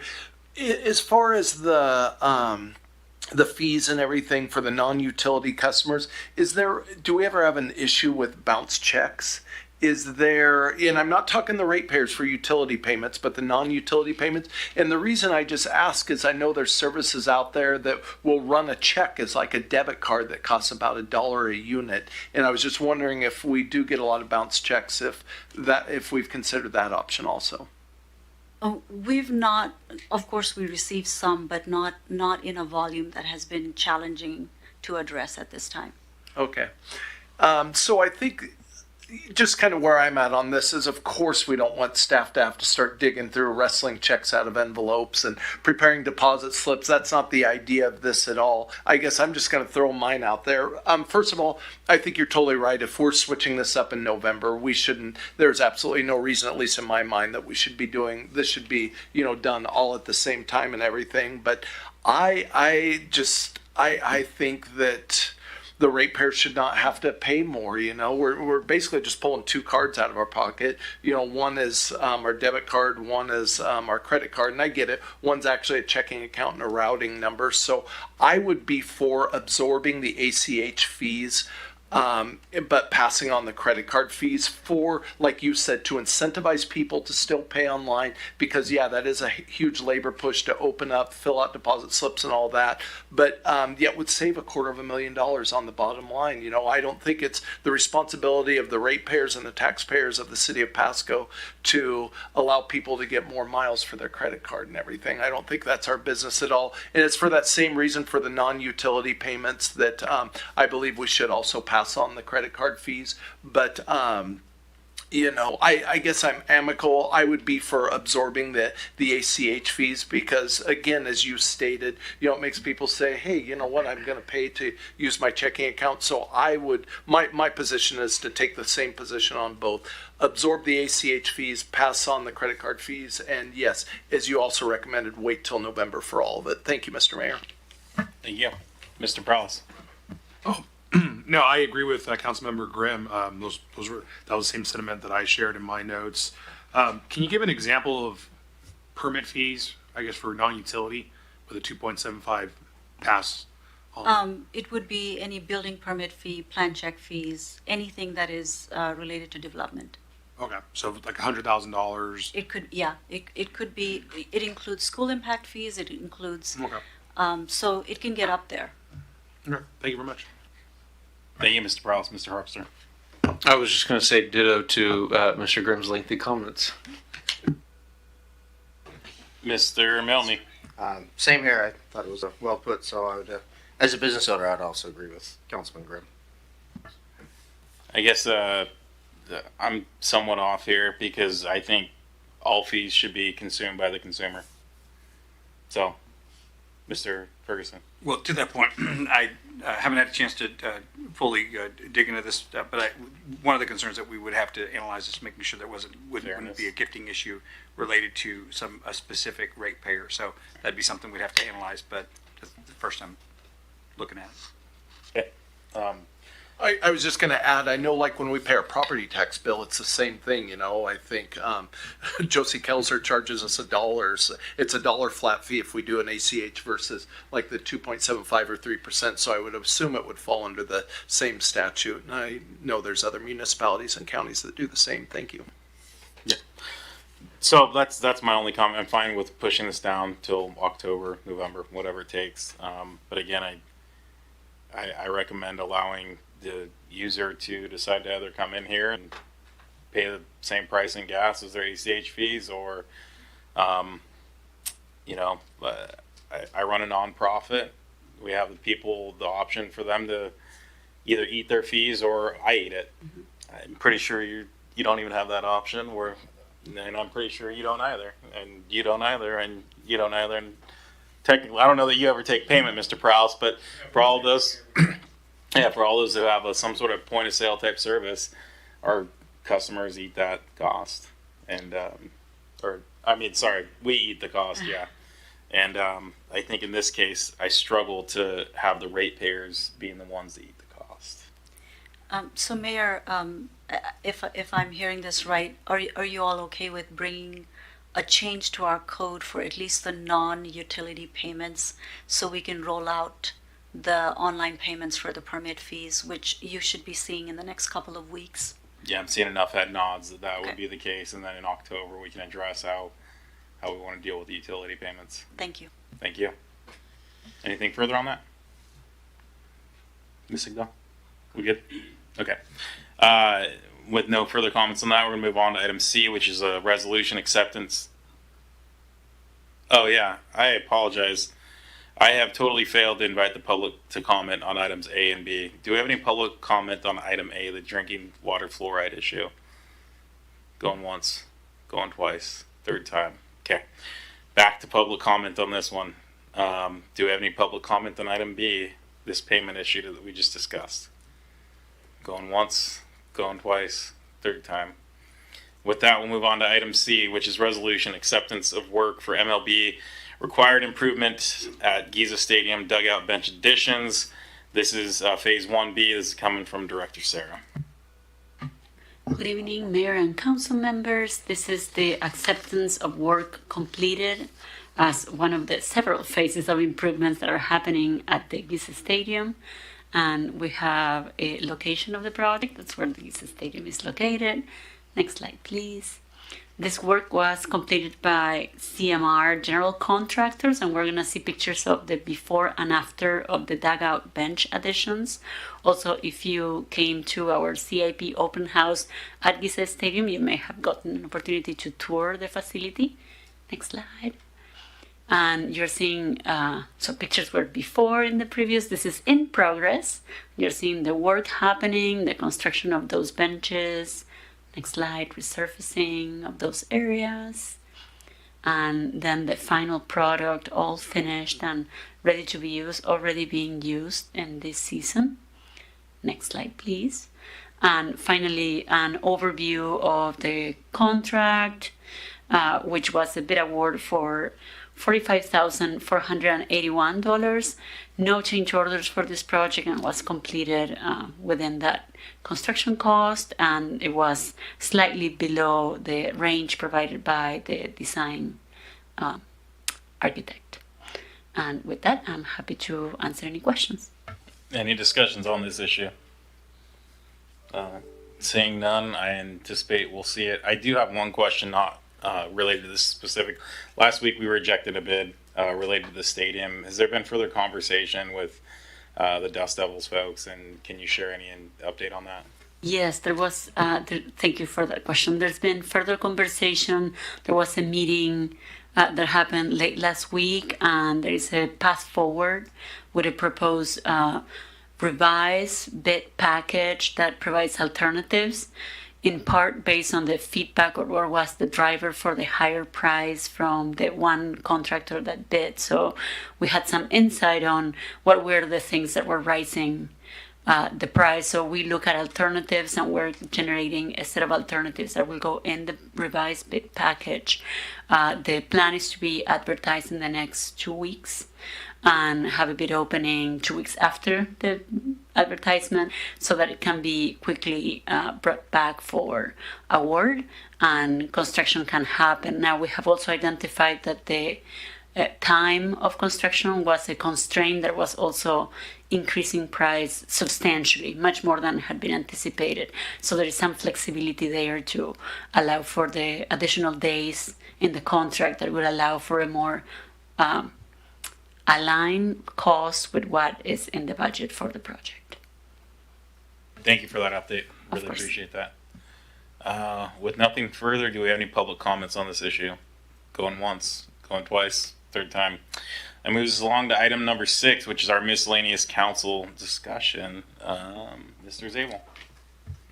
Council, we have got some input from the community about 4th of July holiday coming up and fire, and I asked the chiefs if they wouldn't mind coming up and just sharing their thoughts and some of their preparations on what we can expect from the two departments, how they're going to be working together over the holiday.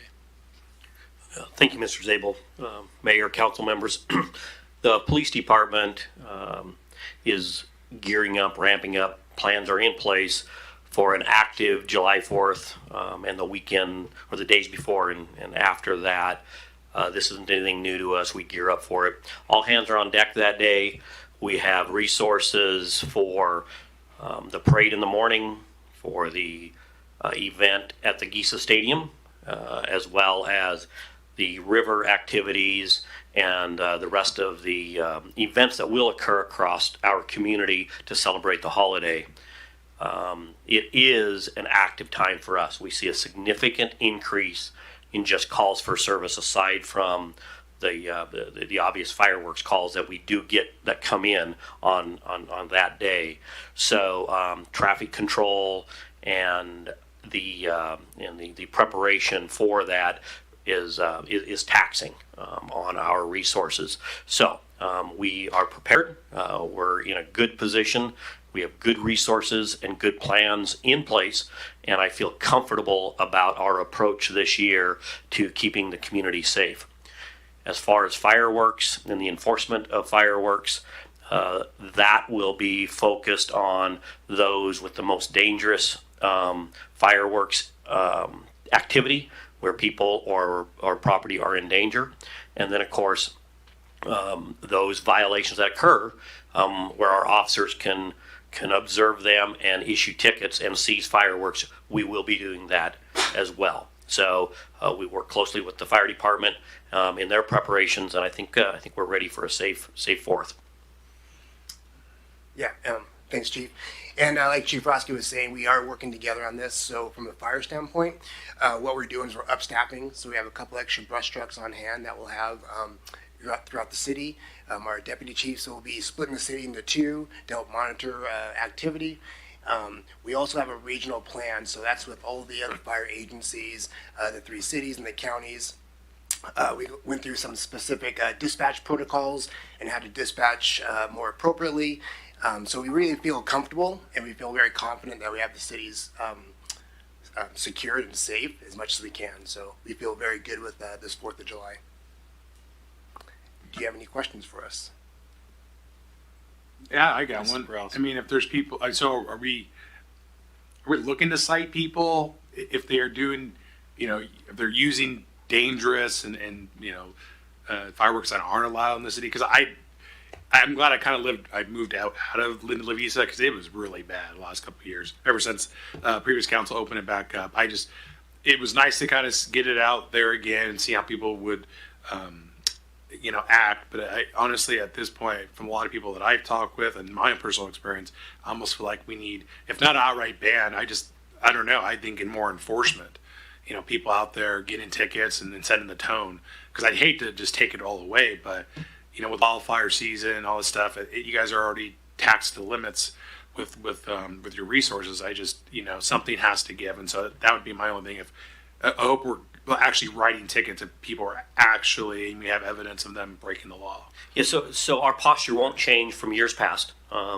Those violations that we can write tickets to, that we can catch, but just like as in years past, the focus will be on those fireworks or those issues that are most dangerous. We aren't seeing an increase in fires during the 4th or people being injured by fireworks. So our focus will be on those things to make sure that doesn't occur. But yeah, as you'd mentioned, our resources are tasked and maxed on that day. Simple to say more enforcement, but you only have so many resources, and the obligations are there. We have to be in a ready posture as well. That's not uncommon for that weekend to present violence to us as well. So we need to be in a position to pivot to address violent action and calls for service that occur. Thank you. Mr. Milne. Thank you, Mayor. I know, as you know, Mr. Roski, I've done quite a lot of police ride-alongs on the 4th of July. I do love it. I'm going to do one again this year. I will say that it was phenomenally hard to catch people. I mean, I'd be riding with Pasco, we'd see this stuff going off. We'd turn the corner, he'd fly down the road, hit the corner, and they were gone. I mean, you see seats, the chairs, drinks on the sidewalk, everybody's gone. I was shocked on how many people could run that fast or get away that quick. I mean, it happened over and over and over again that whole night. So I guess my question to you would be, and I realize it would be difficult to have like unmanned cars or not unmanned cars, but unmarked cars. But is there anything? Because I mean, again, it seems like people have a sense when a cruiser's coming down the road, and they're assuming that's Pasco PD, and by the time you hit the lights again, we never caught one person the whole night, and it was again quite a shock that people are watching, or they're really, when they're doing the legal stuff, they're really very vigilant of, they know it's wrong, they're doing it anyway, and then they scatter. So and we will have unmarked vehicles out, unmarked resources as well. However, they aren't just focused on people committing fireworks violations. There's drunk drivers, there's activity, other things going on that are, we put in a priority response that the most dangerous to the public, drunk drivers, etc., we will be responding to first. But those undercover vehicles and those undercover officers will and have, same posture as in years past, we do catch people with those undercover approaches and stuff. But you're right, it is difficult. And then the time that we have to put those resources in, do we need to be putting those at traffic control, monitoring the Giza Stadium, the riverfront? We still have a downtown corridor and a whole city that is celebrating in a lot of different ways. So again, directing our resources, we have them all, everybody's in service that night, everybody is working those days. Both of our lieutenants will be out. It's a busy time for us. Okay, well, thank you. I do remember last year when I was riding, the only person we caught was a guy that was shooting his 9mm into the ground, and the amount of police that had to attend that, get the interviews, and then arrest the guys. I mean, it took a couple hours to do everything. So obviously that was 4 vehicles that couldn't be patrolling neighborhoods. So I'm just saying, I do realize there's people that are drinking, doing crazy stuff, but a lot of times that's what causes all the police attention, and then people get upset that there's nobody when the guys are shooting off the fireworks. So it was really interesting to actually ride along with you guys, see what is the priority. Obviously, a guy with a gun is a huge priority versus the kids shooting off the legal stuff. So I do commend the Pasco Police Department, and just say there's a lot more different circumstances why you can only attend so much when you get alcohol and fireworks and guns and all that kind of stuff out there. So again, just thank you, and just letting you know it's a lot more complicated than I thought it was. Thank you, Mr. Milne. Mr. Grimm. Thank you, Mr. Mayor. I just want to take the opportunity to tell both the chiefs thank you.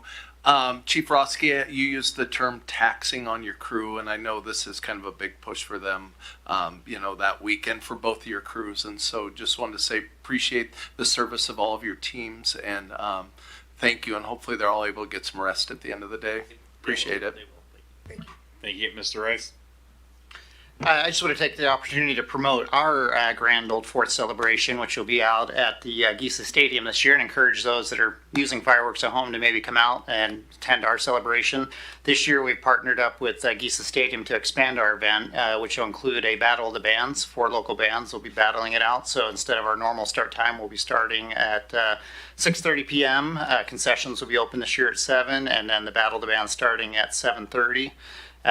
Every half an hour until the fireworks start. And then also just want to say a quick thank you to our sponsors at Edison Valario at State Farm and Renewal by Anderson Windows. So please come on out and join us on the 4th for that at Gisa Stadium. Thank you. Thank you, Mr. Rice. Mr. Zabel, do you have anything else? Just one other thing, of course, this is a double plug, AWC this week, and then part of that is there's a transportation committee, legislative committee tour of some public works projects across the Tri-Cities, including in Pasco. So they're going to take a look at I-182 Broadmoor interchange improvements and the Court Street roundabout, some things like that. And they'll be leaving from Three Rivers Convention Center. So I think that's on Wednesday, is that right? Tomorrow. There we go, tomorrow. And Director Sarah will be representing the city on that, talking about those projects with the legislators. So, thank you. Thank you, Mr. Zabel. Mr. Prowse. Thank you, Mayor. I'll be brief. I did brief the mayor and city manager Zabel that I would be bringing this up tonight. It was a piece of legislation during the this past legislative session in regards to public safety funding and different tools. And so essentially HB 2015 passed, and now it allows cities to adopt a 0.1% sales tax increase, which would be dedicated to police, safety, fire, EMS, and justice services. And so I wanted to gauge the interest of this, of our council here. This is something we can task our staff to look into. It's a two-for type of piece of legislation. We also have to be eligible for the grant funding and what have you, but I think this is a good opportunity. I know we've talked about dedicated traffic units, expanding our fire departments as we grow. I think this is a tool in our tool belt, and I think we should use it respectfully and carefully. But the sales tax is, in my opinion, is more equitable, even though it is regressive to people who don't have a lot of disposable income. However, they all use the same services that we're talking about. So I would just like for us to kind of be proactive and look to perhaps getting staff involved and start kind of workshopping this for us.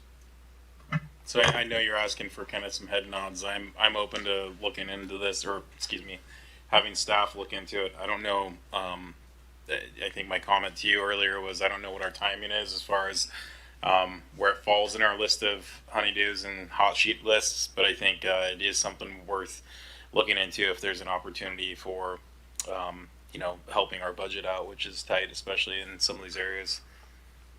So I support Mr. Milne. Oh, okay. I was going to say, as a business owner, the more you increase taxes, then people go to other cities that are less across the river. So, again, I'm all for fire, all for police department, 100%. Obviously, once it adds to the sales tax, it never goes away. It'll always be there. Again, you can have a look, but again, unless there was something dramatic, I would be a no. Again, it's so difficult when things cost cheaper on the other side of the river than in Pasco, and we already have difficulty of sometimes getting people even into Pasco to buy from our stores. So I don't think we need to have less revenue. I know it's just 0.01%, but again, it all does add up, especially when you're talking a table saw or a drill press, and people go to Amazon and get stuff. And so I'm just saying it's very challenging for a business owner and a councilman to say, hey, let's keep taxing when we are the highest out of the 3 cities, and that's my 2 cents. And and you guys can do what you want, but I would probably be voting against a sales tax increase, considering that we've already increased the sales tax for the aquatic center and other issues. So that's my 2 cents on that. I appreciate that. And again, I think at this point, unless I misunderstood, the goal is to look behind the curtain and get some analysis and determine whether or not it's even viable or helpful. Let's go to you, Mr. Harpster. Yeah, I would be in favor of Mr. Prowse's request to just get some more information and learn more about it. Thanks. Thank you, Mr. Grimm. Thank you, Mr. Mayor. I wouldn't be opposed to getting more information, but for the same reasons the Mayor Pro Tem listed, I would likely be a no as far as anything added to the sales tax or the property tax is pretty much with us forever, and I don't think that's the best direction to go, even though I'm very pro-police and pro-fire. Thank you. And also one last comment. We did not vote for the aquatic center. That was by vote of the public. Thank you. Thank you. So it sounds like you at least have enough interest in gauging that. Maybe just look at the hot sheet, get us a generalized timeline, and then kind of figure out what that analysis looks like, maybe what revenue it could bring in, ensure that we have needs based on what it can benefit, that sort of thing. Mr. Zabel? We can give you probably a high level at the June 30 budget workshop. Okay. I wasn't going to commit you to that, but sure, I'll take it. Okay, and then one more item, and it's in regards to noise ordinance reform. I get a lot of emails from individuals in the community, in my district, outside my district, and according to the MRSC, I kind of did some digging on this. Our code's pretty outdated, and it's really hard to enforce, even according to them. They gave me kind of insights into like Camden, Bellevue, and they use a public disturbance noise standard, which doesn't involve a decibel meter. I think it's time to look at, I know we've talked about this a lot, looking at our codes and update them. I think this is something that really needs to be looked at. I had a resident send me a video of someone just nonstop right next to their home in a residential neighborhood. It was a good fight, like a minute video, and it was just bang, bang, bang, with power tools and stuff, which is great. And there's some other issues with that, but no one should have to live next to noise ordinances or noise issues like this. And I feel like I get a lot of them through my emails, and so I want to do my best to address every issue that comes through my email or through a phone call. And so I'm just requesting hopefully a review of our codes and perhaps draft something more in line that has some teeth, that can give our law enforcement the ability to start citing people for noise complaints and issues. So that was it. Thank you. I don't know if anyone has any thoughts. As I emailed you earlier, I think that's something that's kind of for me is down the line, especially like weighting some of the issues that we have. I'm open to looking at some of these issues in our code. I have no desire to do so now, given that we'd have to shuffle some. I mean, especially if it was checking into the sales tax increase versus that, my interest would be more leaning towards making sure our budget's as flush as possible. So, from a perspective of asking for assistance or head nod, I'd say sure down the line, but not now. Mr. Harpster. I was just going to say basically the same thing. Definitely something I'd like to take a look at in the future.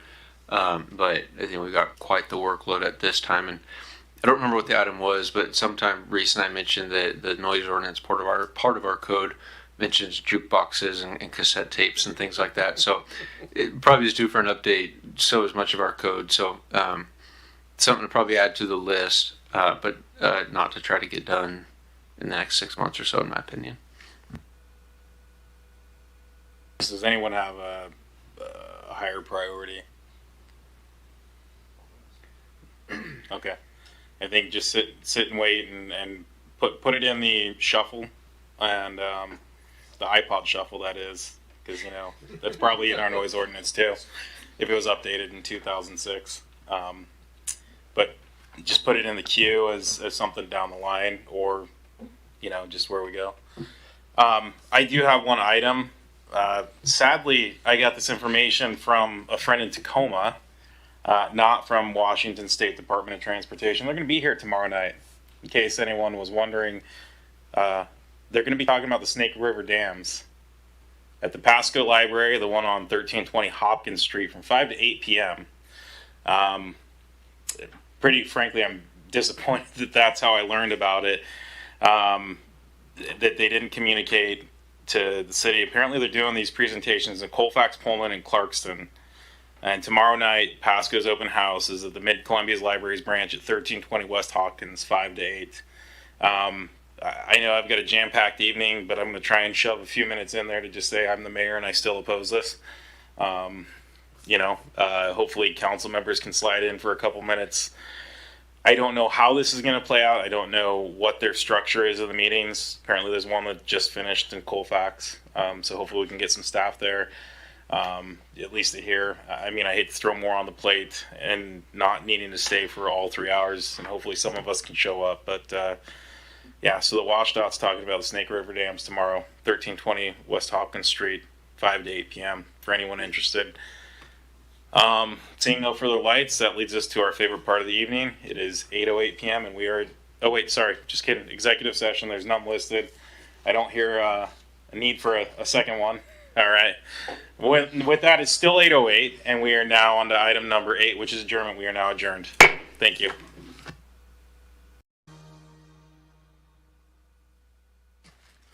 Good evening and welcome to the Pasco City Council. We're good? Okay. Good evening and welcome to the Pasco City Council meeting. The council thanks you for being part of our city government. At meetings, the council takes formal action on items, holds public hearings, and conducts other business of the city. Agenda packets are available at the City of Pasco's website at www.pasco-wa.gov/agenda. This meeting is being televised live on PSC-TV, channel 191 on Spectrum Cable in Pasco and Richland, and streamed on the city's Facebook page, website, YouTube channel, and Microsoft Teams webinar. This and previous council meetings video is available on the city's website. Lastly, the public may submit their comments and or questions by contacting the city manager, city clerk, or by using the Ask Pasco app. With that, if I could get a roll call. Councilmember Barajas, Present. Blaisdell, Here. Grimm, Here. Perales, Here. Milne, I'm here. and Harpster and Serrano are excused. 5 council members present, Mayor Pro Tem. Thank you. Much appreciated. If we could all stand for the Pledge of Allegiance. I pledge allegiance to the flag of the United States of America and to the republic for which it stands, one nation, under God, indivisible, with liberty and justice for all. All right. Well, that moves us on to the consent agenda. All items listed on the consent agenda are considered to be routine by the City Council and will be enacted by roll call vote as one motion. There will be no separate discussion of these items. If further discussion is desired by council members, the item may be removed from the consent agenda to the regular agenda and considered separately. So we have A, which is approval of meeting minutes for June 9th, 16th, 23rd, and June 30th. We have bills and communications approving claims in the total amount of $8,419,368.36. Resolution number 4620, acceptance of work of MLB required improvements at Giza Stadium, dugout bench additions, Phase 1B. We got Code Enforcement Board reappointments of Dwayne Spear and Daniel Galetchuk. I got E, which is HAPO Center Advisory Board reappointment of Jennifer Golinsky. We got F, Historic Preservation Commission appointment of Jay Hender and reappointment of Divy Tate. We got G, Pasco Housing Authority of the City of Pasco and Franklin County Board of Commissioners reappointment of Paul Cook. We got H, which is Park and Recreation Advisory Board reappointments of John Morgan and Mark Middleton. We got I, Pasco Public Facilities District Board reappointment of Spencer Gillette. We got J, Planning Commission appointments of Rob Waits and Austin Crawford, and reappointment of Dana Crutchfield. With that, can I get a motion?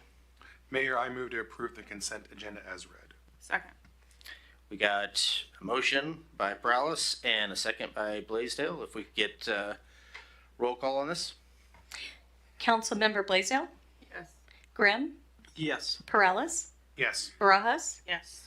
and Milne. Yes. It passes unanimously. Thank you. So move on to number 5, which is proclamations and acknowledgements. I'm not seeing anything. Which leads us to number 6, which is public comments. The public may address council on any items unless it relates to the scheduled public hearing. These items is provided to allow the opportunity to bring items to the attention of the city council or to express an opinion on an issue. Its purpose is not to provide a venue for debate or for the purpose of questions with the expectation of an immediate response. Some questions require consideration by council over time and after a deliberate process with input from a number of different sources. Some questions are best directed at staff members who have access to specific information. Citizens' comments will be normally limited to 3 minutes by the mayor, and there's a clock up there. Those with lengthy messages are invited to summarize their comments and or submit written information for consideration by the council outside of formal meetings. Lastly, when called upon, please state your name and city or county residency into the microphone before providing your comments. So with that, do we want to do the ones online first? Yes, so Mayor Pro Tem, it looks like Lori Thompson is online, and then we do have a call-in, but it's a phone number, so I don't have their name. But you do have 3 that had signed up for tonight. Okay, so let's start off with, you said Lori Thompson was the first one, so let's start off with her first.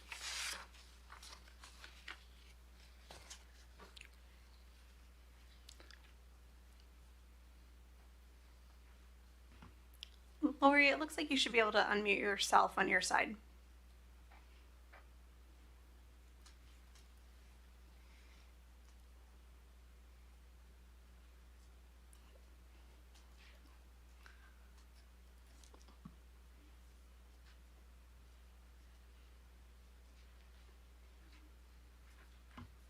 Okay, Lori, how about now? Can you try your unmute button?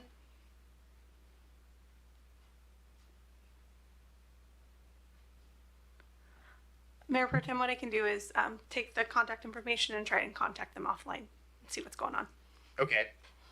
Was there anybody else then that's... There is a call-in number with a 541 area code as well. But no name? No name. All right. Well, with that, while we're maybe trying to work through this stuff, why don't we have people from the audience?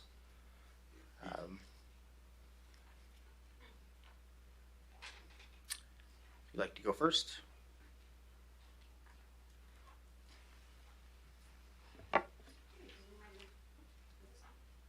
There's a little button there. Yep, now it's on. Good evening. My name is Amber Wade. In the jungle of Newell, on a warm sunny day, an elephant bathed as he splashed on his way. The water was lovely, the breeze just blew just right, when a small voice called out, soft but full of fright.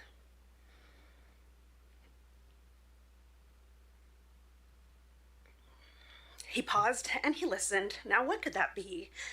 Then he spotted a speck floating wild and free. He caught it with a care in the curve of his trunk and said, there is life here, as sure as I thunk. A person, he said, on that speck do you live? You're smaller than small, but so sensitive. He placed the speck gently on top of a bloom and promised to guard them through worry and gloom. But the others just scoffed, there's no one in there. That speck is just dust floating through the air. Still, Horton stood firm. There are people, I swear, and someone must speak even when it's not fair. A vulture swooped in and snatched up the flower, then dropped it deep in a field full of clover. But Horton kept looking. He never gave in. He picked every clover again and again. Until, yes, he found it, and loud came the plea, we are here on clover 5003. Still others around him refused to believe. Make noise, Horton cried. Don't give in, don't grieve. The whoos banged their kettles, blew trumpets and all. But it wasn't enough. No one heard the call.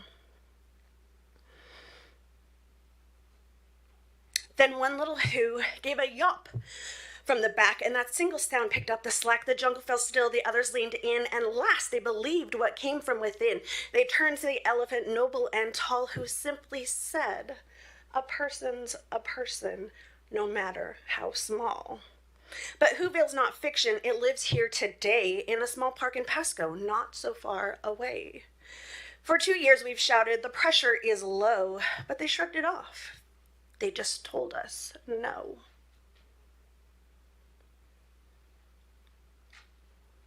They said it's your pipes, it's not on our side. They turned from the problem, they ran, they denied. But still we kept speaking, though tiny and few. And we weren't alone because someone heard too. We needed your help, we needed you all, and you who believed us when no one else would. You lifted our voices, you did what you could because of your listening, because you stood near. The ones who denied us have started to hear.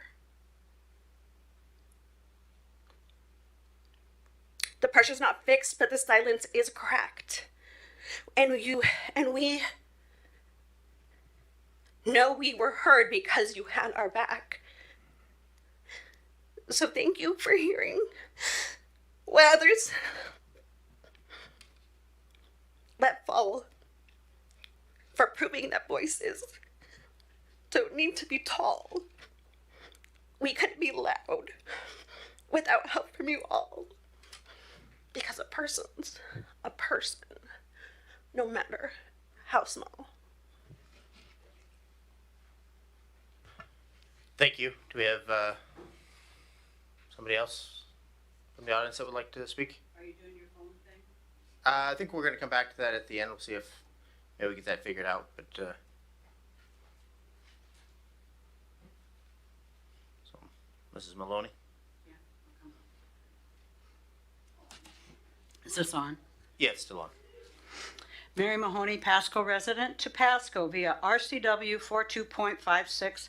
Recently, a longtime Pasco resident stated to Pasco City Council, quote, Pasco is cramming everybody in like sardines in these new subdivisions, and Pasco is building a slum. Council needs to tell its staff on the left what to do instead of the staff telling council what to do. End of the comment. Pasco caters to the developers and to the chosen few and not to the citizens of Pasco. Basically, it's a money grab, a feeding frenzy. With Pasco's CIP budget well over $500 million, how much are we paying the taxpayers? How much are we paying the Kerr Law Group with Pasco City Attorney Lee Kerr and his proxies? How much are we paying GMP Consultants with Pasco City Manager Dave Zabel as its senior consultant?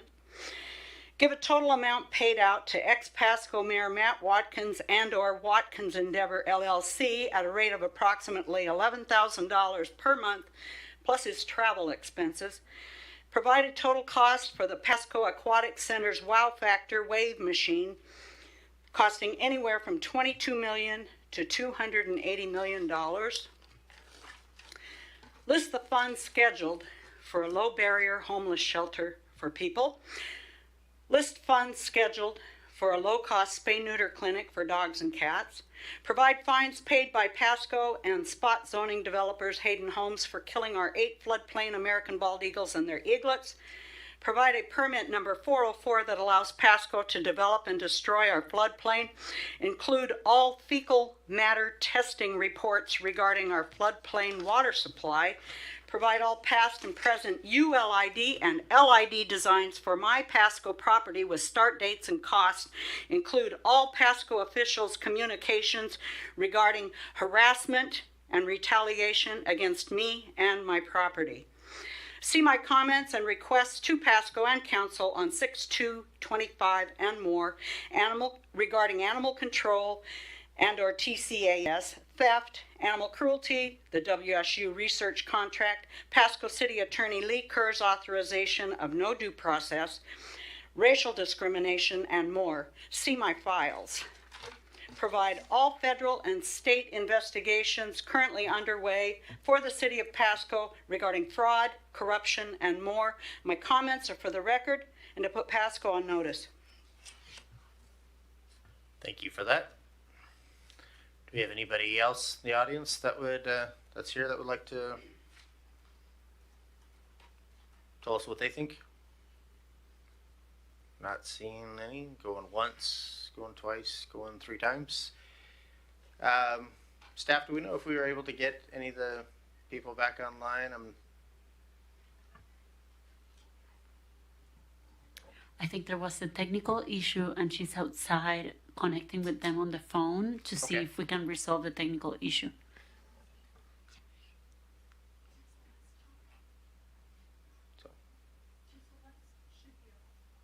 Okay, so let's start off with Celeste. If you could, you have 3 minutes and tell us what's on your mind.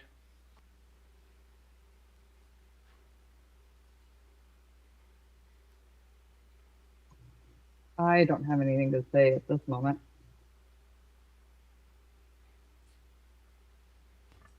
Okay, there's nothing because we can't hear you. So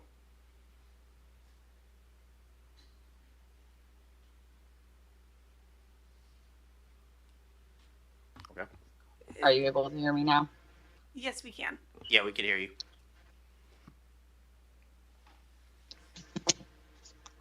I have nothing to say right now. Okay, well, So, Mayor Pro Tem, we are having some technical difficulties. Lori is on my phone, so I was going to try her through speaker. If it doesn't work, we've talked about it, but Okay. I'm going to unmute my phone, get her to the mic. Okay, let's try it. Okay, Lori, go ahead and let's see if we can make this work. Thank you. Are you folks able to hear me? Yes. Perfect. My name is Lori Thompson. I'm a resident of West Pasco, and my attendance tonight is primarily concerning the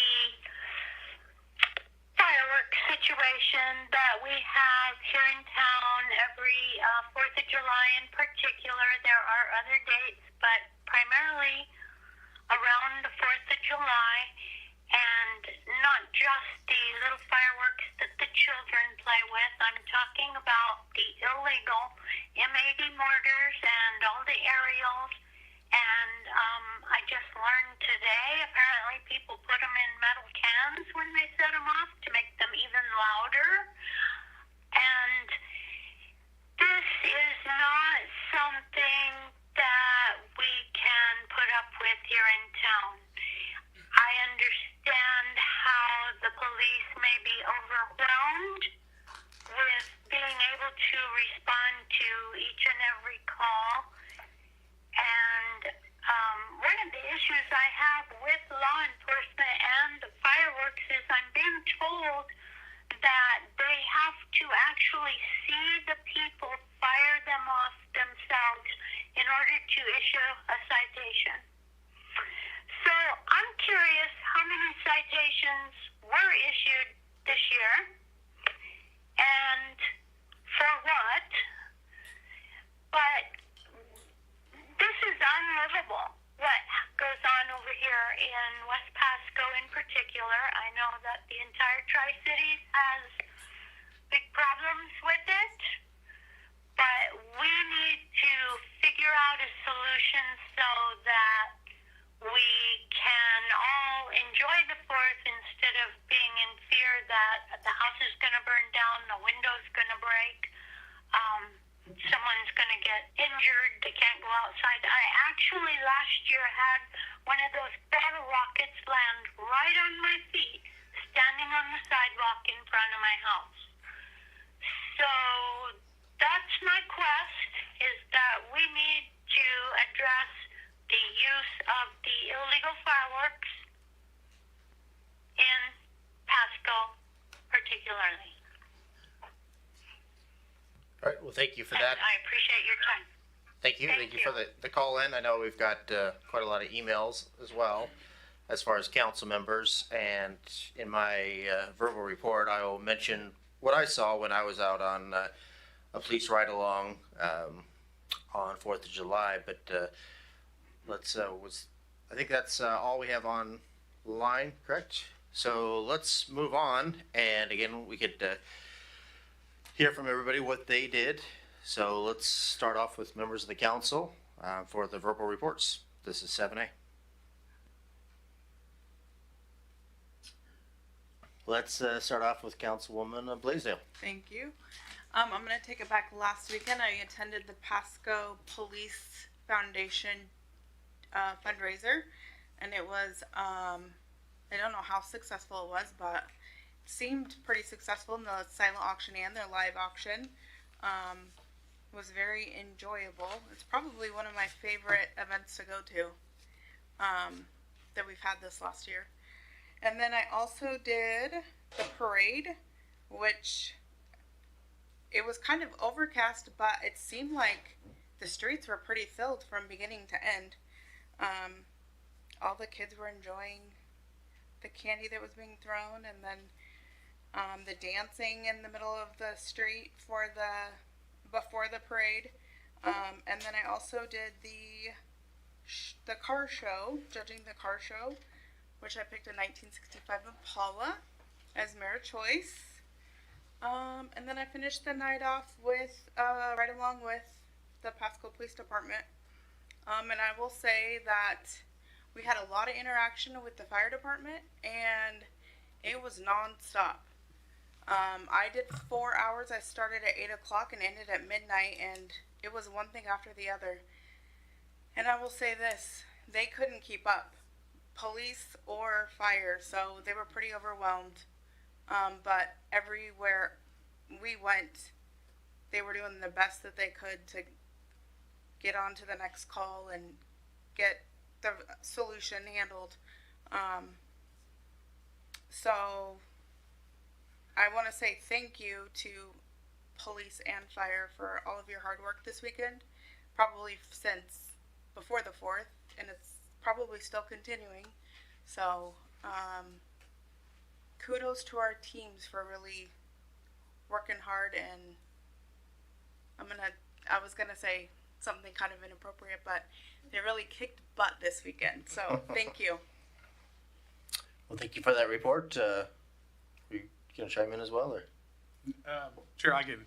Yeah, I also attended the Grand Ole 4th of July parade and some of the festivities. It was my daughter's birthday, so some things are a little bit more important. But the parade, as usual, and the festivities, flawless. Thank you to staff, and your staff is very courteous, professional. It just seems like it gets better every year, and it was enjoyment to myself and my family. So thank you to you and your staff, Mr. Rice. Thank you.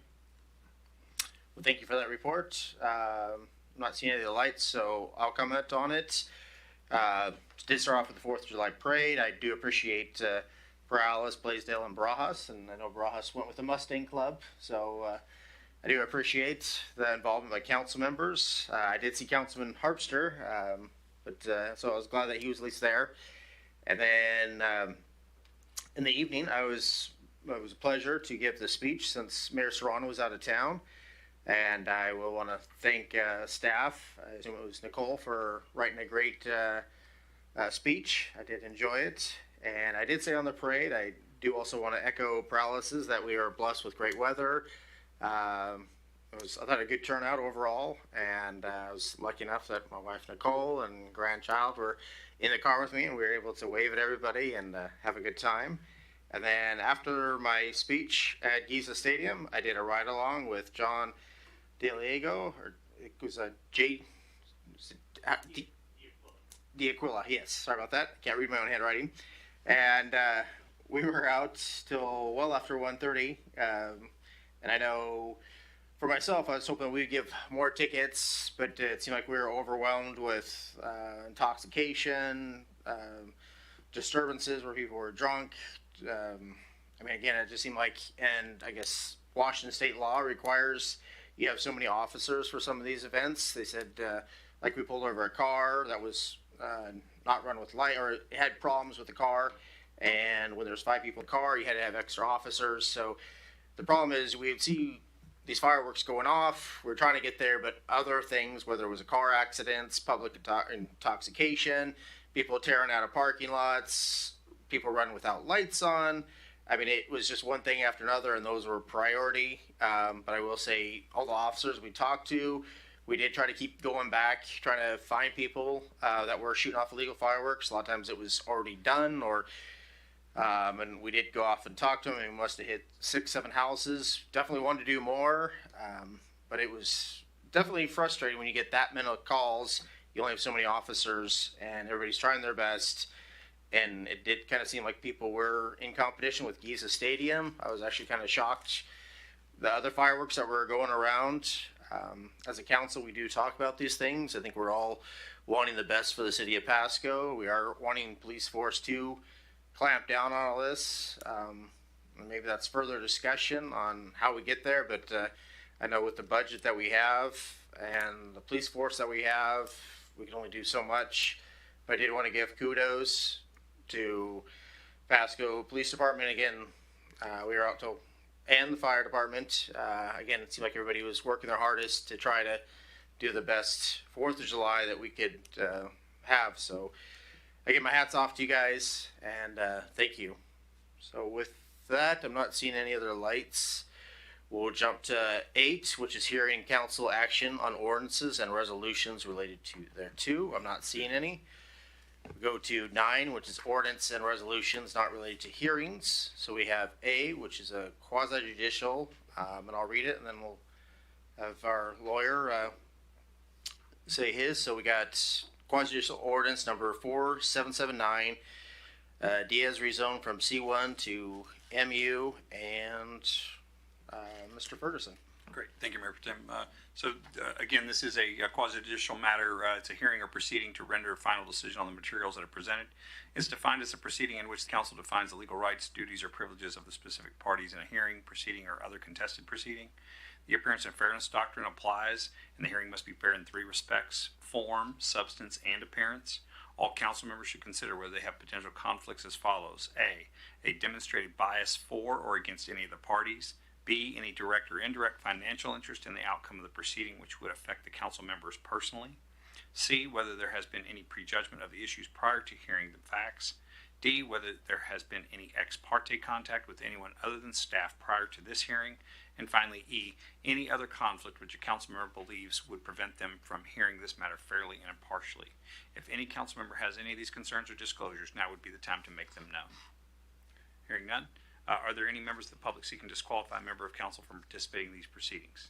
Seeing none, please proceed. Well, thank you. We're going to go with Haley Miller as far as going to give us a presentation on this.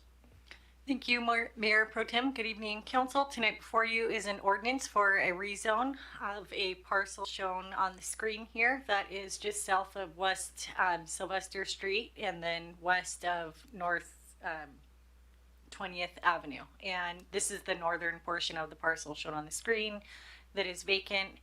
And the applicant proposed to rezone this parcel from C1 commercial zoning to mixed use zoning, and this is in compliance with the comprehensive plan designation, which is mixed use commercial. And this project went to a public hearing on May 14th, and the hearing examiner has recommended approval. There were no appeals that were received. And on the next slide, show the land use map here. This is the comprehensive plan zoning. That pink color is the mixed use commercial designation that was enacted in 2023. Then the next slide shows the current zoning of the property, which is C1, and that would be converted to mixed use commercial. And then for all rezone applications in Pasco, there is criteria that is listed on the screen. And when staff receives these applications, we go through and look at the criteria with the applicant, bring it to the public hearing, and then the hearing examiner takes input at the public hearing and verifies these criteria are met.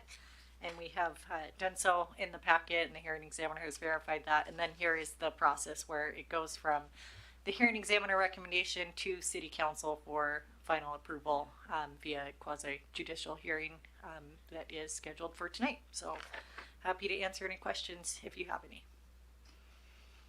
Thank you. Does any of the council have any questions for Director Miller? We got Councilman Barajas. Thank you. Just a quick question. How many, and I probably read it and I don't know what page, those 130 pages. How many homes are planned to be built on here? I'm not actually sure of the project action. This is the rezone, so it didn't detail exactly what they were doing on the site in the packet. Okay, thank you. All right. Do we have any other? I'm not seeing any. So with that, can I get a motion? Mayor, I move to adopt ordinance number 4779, amending the zoning classification of certain real property located near the corner of West Sylvester Street and North 20th Avenue in Pasco, Washington, from C1 retail business to mixed use MU, and further authorize publication by summary only. Second. We got a first by Paralis and a second by Blaisdell. So all those in favor say aye. Aye. All those opposed say nay. Looks like that one passes unanimously. So let's go on to B, which is resolution number 4621, setting time and date for a public hearing for an easement vacation for Big Sky Developers, LLC. And we also have Director Miller. Thank you.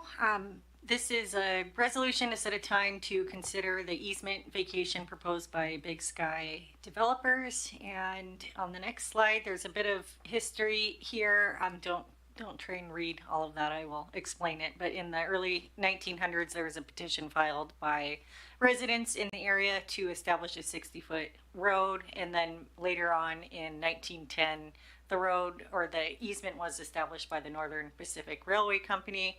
So there's an easement in that area. And then on the next slide,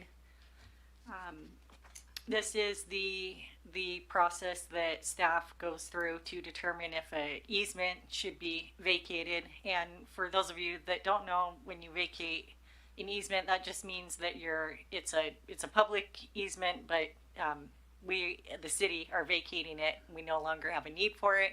And then that can be returned back to the applicant. In some cases, we can assess a fee. In other cases, if it's just fixing an existing deficiency, we do not recommend that. So we go through the different approval criteria listed on this screen, and we feel this is eligible for an easement vacation and have scheduled a public hearing for August 18th. And the next slide, I believe, shows a aerial photo of the easement. It's a small 3-foot strip that is located on the east side of Convention Drive. So the right-of-way width there, I believe 80 feet is needed total from the center of the line. And so if you follow Convention Drive up to the north, we do not need that extra 3 feet that is on the applicant's property. So that 3 feet has been determined not to be needed, and staff is recommending this be vacated, and the decision and discussion can happen during the public hearing, but I'm happy to answer any questions you have before setting a hearing date. Thank you. All right, with that, does any of the council have any questions for Director Miller? I'm not seeing any, so if I could get a motion, Councilman Paralis. Mayor, I move to approve resolution number 4621, setting a 7:00 p.m. Monday, August 18th, 2025 hearing as the time and date for a public hearing to consider the vacation of the eastern 3 feet of the easement established by auditors file number 487139, originally granted by the Northern Pacific Railway Company in Pasco, Washington, and a waiver of the requirements for a title report, appraisal of value, and compensation. Second. All right, so we have a motion by Councilman Paralis and a second by Councilwoman Blaisdell. All those in favor say aye. Aye. Aye. Aye. And all opposed say nay. Not hear nay, so it passes unanimously. With that, we are going to roll on to number 10, unfinished business. And looks like we have a city manager finalist interview process. And we got, looks like Human Resource Director Sarah. Actually, you're going to do it? Okay. Mayor Pro Tem, I'll take this. And good evening, Mayor Pro Tem and Council. So at your last week's special meeting, as you might recall, staff and the GMP consulting team reviewed with Council the candidate interview process. There's basically 5 parts to that process. Just to review, a tour of the city is one of them. Executive session candidate meet and greet with the council, which will take place on Sunday evening. Followed by a public reception meet and greet. Worth noting that the general public, as well as I anticipate many of our stakeholders and other interested parties, will be at that event to meet the candidates. The following day, on the 14th, panel interviews along with a council executive session to top the day off to discuss the qualifications of the candidates. So that kind of gives you a sense of the sequencing there. And then council would take subsequent action regarding an appointment at a time of their choosing afterwards. That's certainly not scheduled at this point in time. It could happen very quickly. It could take a while. But with respect to the panels, when we closed out the topic last week, there were some different impressions among staff and council as to whether there would be 3 panels or 2 panels. And we're back for a quick discussion tonight to kind of settle this ambiguity so we can get this schedule finalized. So the 2-panel option is basically city council and senior staff. And I know there were council members that felt that was the way they wanted to go because there was already an opportunity for stakeholders and other public community influencers perhaps to meet the candidates at the previous evening and provide input to council. Then there's a 3-panel option that we talked about that had some support among council, which would be city council as a panel, the directors as a panel, and then a stakeholders group, which would, members of the public. So the company's experience, I'll just share, has been that the inclusion of stakeholders solely for the purpose of identifying candidate strengths and weaknesses, not to rank them, everything else, of the candidates, can be helpful to decision makers and results in a degree of buy-in on the council's ultimate decision. So that's one of the advantages of having that panel. Again, you do have the function the night before as well. Regardless of whether you have 2 panels or 1 panels, obviously this is the council's sole decision to make. And staff is asking, you have 2 motions to consider. Option A, that it believes a 2-panel option, and option B, the 3-panel. We're looking for some directions so we can finalize this. Any questions? All right, well, thank you. We're going to start off with Councilman Grimm. Thank you, Mr. Mayor Pro Tem. I would be for option A. I was one of the ones last week that talked about the different options and was kind of just at least thinking out loud about it as far as including the stakeholders. And I love the idea of the buy-in and having them as part of the process, but yet it would be really easy for people to feel left out because not everybody's going to be in that group. And so I love the idea of the open house the day before where many of these stakeholders are invited and can interact. But I would be for option A as I think the cleanest and easiest way of putting it of the 2 panels. Mr. Mayor Pro Tem, thank you. Thank you, Councilman Grimm. We got Councilwoman Barajas. I have a quick question for staff on what we've done in the past. I'm looking at David. Not sure if you recall what the process was when we brought on Adam, but that was a little different. Here we're starting brand new. Can you, Dave, I'm not sure if you were there, but Richa or staff, can someone refresh me on the process we went through when Dave was brought on? When I was brought on? Yeah, I can. Well, because Adam's process, Maria was here. Adam's process was different because Adam was basically already on board. He was the interim. Yeah. So he just kind of transitioned in. But the process to bringing in someone new, someone different. And I can give you my experience with it as a candidate. I can't tell you how well it worked. Well, I think it came out with a good decision, but that aside, I can't tell you how smooth of a process it was because I wasn't involved in the internal piece. But basically, there were 3 panels. There was a council and 2 additional panels.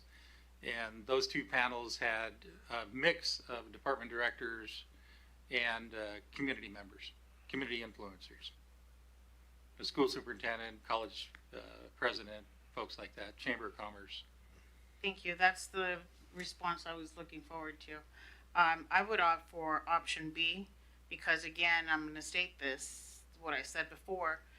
It's a community-wide consensus of who is going to help us as council members to run the city when we're not present. Someone that does the hard work behind closed doors. And so I think it's the community that should be involved.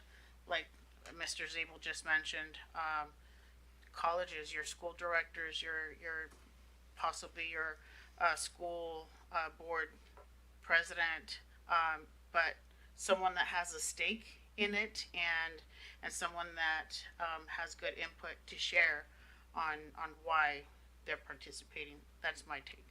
Thank you. Thank you for that. We're going to move on to Councilman Prowse. Thank you, Mayor Pro Tem. I'll be brief. Yeah, I agree with Councilmember Grimm. I thought about it a lot over the weekend because I knew we were going to talk about this tonight. I just don't really see any benefit from it because I did think about, I don't want to leave anyone out. I don't want to get into this whole, I suggest like 4 or 5 people and then half the council doesn't agree and then it just goes back and forth. I think the points that Interim City Manager Dave Zill made about, maybe having, Superintendent Whitney, CBC, but at the same time, I'll just say it, I don't really feel like we have like the best relationships with any of those entities. We're community partners, but it's not like we talk every week or something. So I'm going to go off of their judgment. I don't know. I don't know what benefit I would get from hearing what they think. I think the community mixer on Sunday is something great. People can come, they can talk to them. I just think at the end of the day, hearing from director heads and talking amongst ourselves, we'll be able to get a good kind of grasp of the 3 candidates and kind of make a decision from there. And so I'm going to be for option A. And again, I'm all for community input. I'm Mr. Community after all, but I just think I'm not really sure what I can glean from having a third panel of community stakeholders and influencers. And plus it's more work on staff because they're going to have to organize it. And, it's not like we have a lot of time here. And I know Dave wants to get back to being retired. So, a little faster we can kind of get information and make decisions. I think that bodes well for us. Thank you. Thank you for that. Councilwoman Blaisdell. My preference is option B. Reason being is this city manager is representing Pasco as a whole. So I think that that's more reason for this person to build relationships with council, the directors, and the stakeholders. They're going to have the relationship with all of those people. And the stronger the relationship they have with everyone, the better city we will have. I think that our stakeholders are really important to the city, and I think that their opinions matter. All right, I do appreciate that. I know I'll give it to Mr. Perales in a second to do his motion, which one he decides he wants to push forward first. I will say, whether it's Whitney or some of the other members, we do talk to them. We have the social hour. You are going to talk to people. Hey, what's your, and then again, we're always open to emails or phone calls or whatever. So I'm good with both of them. I guess my big take would be, how can we move forward faster? How can we get this done? A lot of times I go with my gut as a business owner, kind of knowing what I would want. Usually kind of get a sense of the person and their qualifications. I think all of us on the council, on the dais are competent enough to do that. But I mean, again, I'm definitely willing to hear from the community, but I don't think it's a necessity in my book. So with that, and I'm not seeing any other. Oh, Mr. Zabel. Just one comment, just in the sake of time. If council were to approve option B, we would want to follow that vote with a discussion on who we invite. Thank you. Okay. Well, with that in mind, why don't we have Councilman Perales tell us what he wants to do first. Thank you, Mayor. I move to approve option A for the city manager finalist interview process. Second. Okay, we got a first by Perales, second by Councilman Grimm. So let's do a roll call on this to make sure we're clear. Councilmember Barajas? No. Oh, wait, for option A. Option A. Okay, so no. Okay. Blaisdell? No. Grimm? Yes. Perales? Yes. And Milne? Yes. Okay, it's 3-2. Passes. All right. So with that clarified, let's go on to number 11, which is new business. I'm not seeing anything listed, so let's go on to number 12, miscellaneous discussion. we have anything by council, or let's start off with Councilman Morales, and then we'll go to interim city manager Dave Zabel. Perfect. I'll be brief.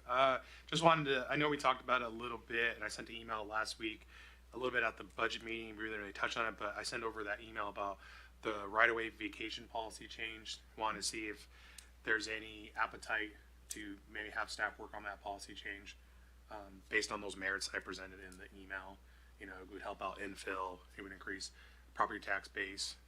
It would increase taxes on the property owner, but it would also provide more property taxes to the city. And, you know, so I wanted to get the interest of the council to see if we could move forward with directing staff to kind of look into that, provide the pros and cons at least.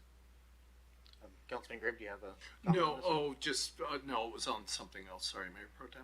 Okay. My 2 cents is that we maybe bring it up when we have the full council. Make sure we have the other two councilmen could chime in and see where we're at with all that. So, was there anything else you'd like to? Yeah, I wanted to talk about fireworks. Like you, I wanted to save it for the end though. I also fielded a lot of phone calls and met with residents this past weekend. I do think we need to look into the merits of perhaps banning them again.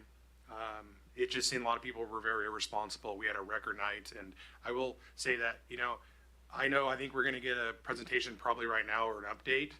I would rather kind of get an email before seeing it in the news. You know, when I see record numbers, I'm like, well, I kind of wish we would have known more about this prior to the council meeting. But I look forward to the presentation. You know, we have an issue where we're doing more with less, and that's the reason why I brought forward that perhaps looking into HB 2015 and increasing the sales tax, because we do need more officers, we need more firefighters, we need more resources because we continue to grow. Just there's way too many incidents this weekend that could be prevented, and I think there's a lot of small proportion of bad actors, but they cause great big problems for our city within a 2 to 3 day span. We don't got to make a decision tonight, obviously that wouldn't be appropriate, but I think we need to at least have the discussion. It looked like we lifted the ban 6 or 7 years ago based on a kind of a simple search. I do think we need to look into it. If I could just bear with me, I know we get excited when we get a chance to get out early, but I got a lot of different emails from people. I have one from Diana Bellafato off Salem Drive. This is what she had to say. I had an absolute mess in my front yard, especially my backyard, until I saw my driveway. This is so frustrating. Little bits of melted plastic and shredded cardboard, not to mention, I actually take care of my yard, and then the 4th of July happens, and now I have to clean up all by myself. From Jean, over here in the community also, last night sounded like a war zone with explosive sound. It sounded so loud, it sounded like they were right outside my window. I got another individual who said that, her walls were shaking, her dogs were barking, she had to calm them down.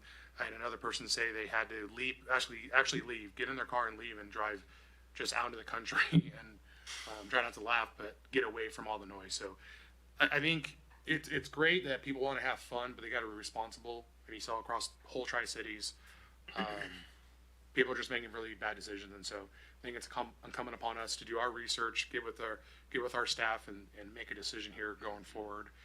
And I'm a person who was selling fireworks, but we were selling the ones we actually are allowed to use here in the city of Pasco. But you have people bringing in stuff from the reservations and outside other areas. So I'll get off my soapbox, but again, thank you to Pasco PD, Pasco Fire Department for doing a good job. Sorry it was such a record-breaking night. We'll try and get you guys some help and get you the resources that you need. Thank you.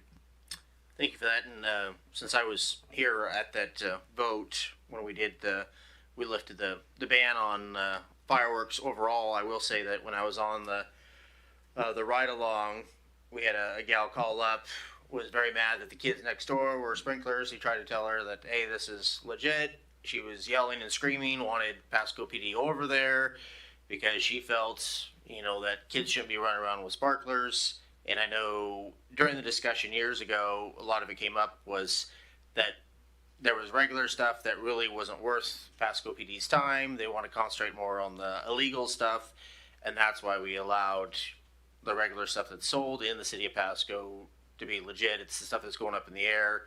I do feel we should have a conversation as far as how to have more police on this particular day and this evening. I'm all for that. I'd wait to hear if Ken Roski, within the next couple weeks, he's going to give us a report. But I'm saying that it is difficult. We did go back and forth on whether to lift it. And again, if you put the ban, you're still going to have kids with their little firecrackers, sparklers, and you're going to have Pasco PD. And then again, as I said before, there was a lot of other things when you get drunk and you get people with alcohol, partying. It causes, that's higher up on the chain. Shouldn't be, but I mean, I guess it should be, but it's, when you only have so much police force, it's very difficult to be everywhere at one time. So definitely willing to have a discussion, but right now I still think I'm going to go off with what Ken Roski has said in the past, that they want to concentrate on people that are shooting illegal. And again, with the amount of resources that we have, I would be for that unless we got a different tone came back from Pasco PD. So that's my 2 cents, but I know Councilman Grimm was next. Thank you, Mr. Mayor Pro Tem. Would it be more appropriate to add my comments at the end after were they going to make a presentation or talk about it, or? Were you planning on this evening? Okay. I wasn't sure if you were. Okay. Well, he is Johnny on the spot on that one then. So, I just prefer to make them afterwards then, okay. Mr. Mayor Pro Tem. Thank you. And let's go. I have a quick request. Okay. Now knowing that you have your report ready for today, maybe in an email we can get a comparison of what it was before. So I know the ban was in place for 22 years. 2018 is when we lifted the ban. So I'm curious to see what the numbers were when there was a ban in comparison to now. And just an email is perfect. Thank you. Okay. And Mr. Zabel, did you still want to? I was actually going to invite the chiefs up to give their presentations, and then I do have one other item after that. Okay. Well, let's see what the chief of police has to say. There we go. Thank you, Mayor Pro Tem, council members. Quick update on the July 4th and the weekend. It took us most of the morning into the afternoon to pull the data, get it analyzed, get it into a report for me. So that's why you didn't get it well in advance. I didn't have it well in advance. So we were a little busy last night as well. So we hit the ground running this morning. This was a priority for us, pulling this data, but other events from last night got us a little bit behind the 8 ball. So apologize for not getting it to you in advance. See if the clicker's working. Just some graphs and some data for you. It was a, whoops, am I missing a, sorry, but again, we just put this together. I'm just going to start with the staffing levels. So you can see that we staffed up for the night. July 4th for us is a blackout day, which means we don't give any of our field support officers vacation on that day. They all have to work unless it's their scheduled day off. Then it would have been overtime to bring them in. So you can just see that we were adequately staffed. We have some lean times and some beefed up times, but then you also have to remember, in addition to 250 calls for service in that 24-hour period, a little over 10 calls an hour, we had 3 major missions and events that we also had to monitor, the Grand Ole Fourth, the Gisa Stadium, and the Riverfront. As far as calls for service, we saw a slight decrease, I think, from last year, this year from last year.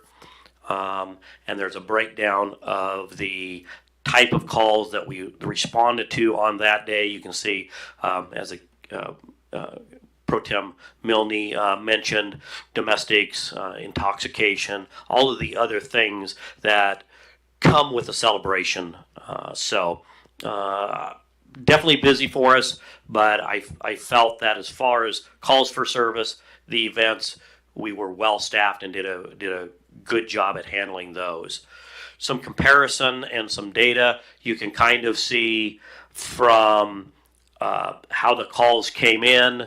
Calls for service peaked up and on the 4th with 252 calls. Number of fireworks complaints across the Tri-Cities is the next box to the right.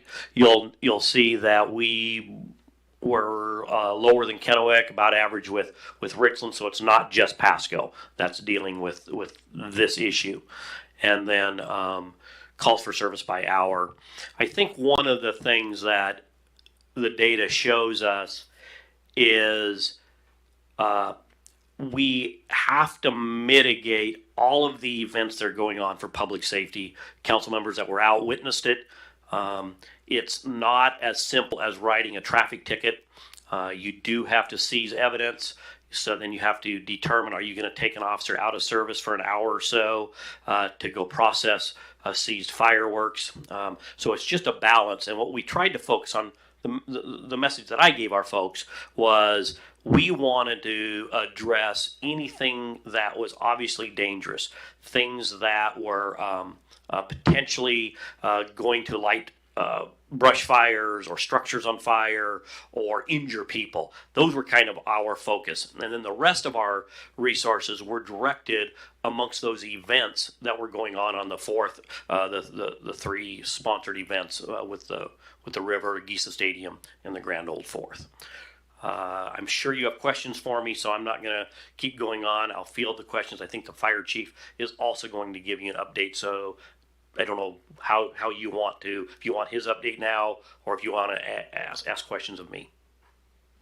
Yeah, why don't we get fire chief's report, and then we could have questions by council. All right, sounds good. Thank you, council. I don't have the clicker. There you go. So over here, we just have a couple, broken down in a couple different groups that we'll talk about. Just our planning process, and so how we prepared for the event, our response and deployment, a summary of the incidents, and then the outcomes that we saw. So kind of a little bit of a background on how we planned for this. We did a regional incident action plan, or an IAP we call it, and that included all the municipal fire departments and district fire departments. So we worked together because we realized with the limited resources, I mean, we have enough to properly staff, but there's a lot going on, and sometimes these incidents take more than 1 or 2 engines. So we had a master plan for the whole region. We worked with our dispatch center, which is CCOM, and what we did is we upstaffed that. So they had 2 dedicated dispatchers. Normally there's 1 for both counties. So we had 2, 1 for Benton and 1 for Franklin County. And with that, we had 2 different frequencies, 1 for Benton and 1 for Franklin County. So that helped split that workload. We staffed up an EROC, which is an expanded resource ordering coordinator, which was myself. So I was over it with CCOM. And that position just helps the dispatchers, if large events happen, to help direct where resources need to go in the most effective spot for them to respond to. And then we implemented what's called a Cat 4 dispatching. And what that's used for is events like this, where we know there's going to be a lot of calls coming in. We reduce the amount of resources we send to unconfirmed calls. So if it's a confirmed structure fire or a medical call, we send a full dispatch. But if we have a smoke showing, a possible, we'll send 1 resource to kind of scout it out and then call in for additional resources. So again, we're trying to maximize our response. And then just so you know, Pasco Fire was fully staffed. So we have a staffing of 21 firefighters. That includes all the captains and battalion chief. So we had a full staffing that night as well. So as far as our response and deployment, so to give you a little background, our typical shift, which is a 24-hour shift, starts from 8 in the morning till 8 the next morning. We average about 24 calls for service. That includes all fire and EMS calls. What we saw for the 4th and going into the 5th is we had 86 calls for service. 67 of those calls were in Pasco. We received aid, so that's a mutual aid or automatic aid agreement. So if we have Kennewick or Richland coming to help us, we had 10 of those, and then we gave aid to 19 of those, or 19 calls. So that means we went out of our district. One of the things we gave direction to our battalion chief was to make sure that when we're going out, to make sure Pasco is still fully staffed. So we want to make sure that we maintain a full complement of resources in Pasco, and that's where that EROC comes into play and helps direct. If they're calling too many, we help stabilize where resources are going. One of the big things with that too is we don't want units kind of crossing each other, so we try to keep them in their areas. So in particular, if you can go back one more, please. In particular, what I want to look at is that 4 p.m. to 3 a.m. time frame on the 4th of July. So the whole shift, we had 86 calls. During that one time frame of 4 to 6, we had 69 of those, 69 calls there. 51 calls were in Pasco, received aid, 10 calls, and we gave aid 18. So that was a very busy time for us.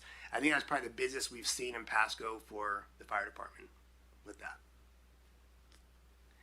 This kind of gives an idea from that those 69 calls that we had, the event types. So we had 35 natural cover fires or wildland fires.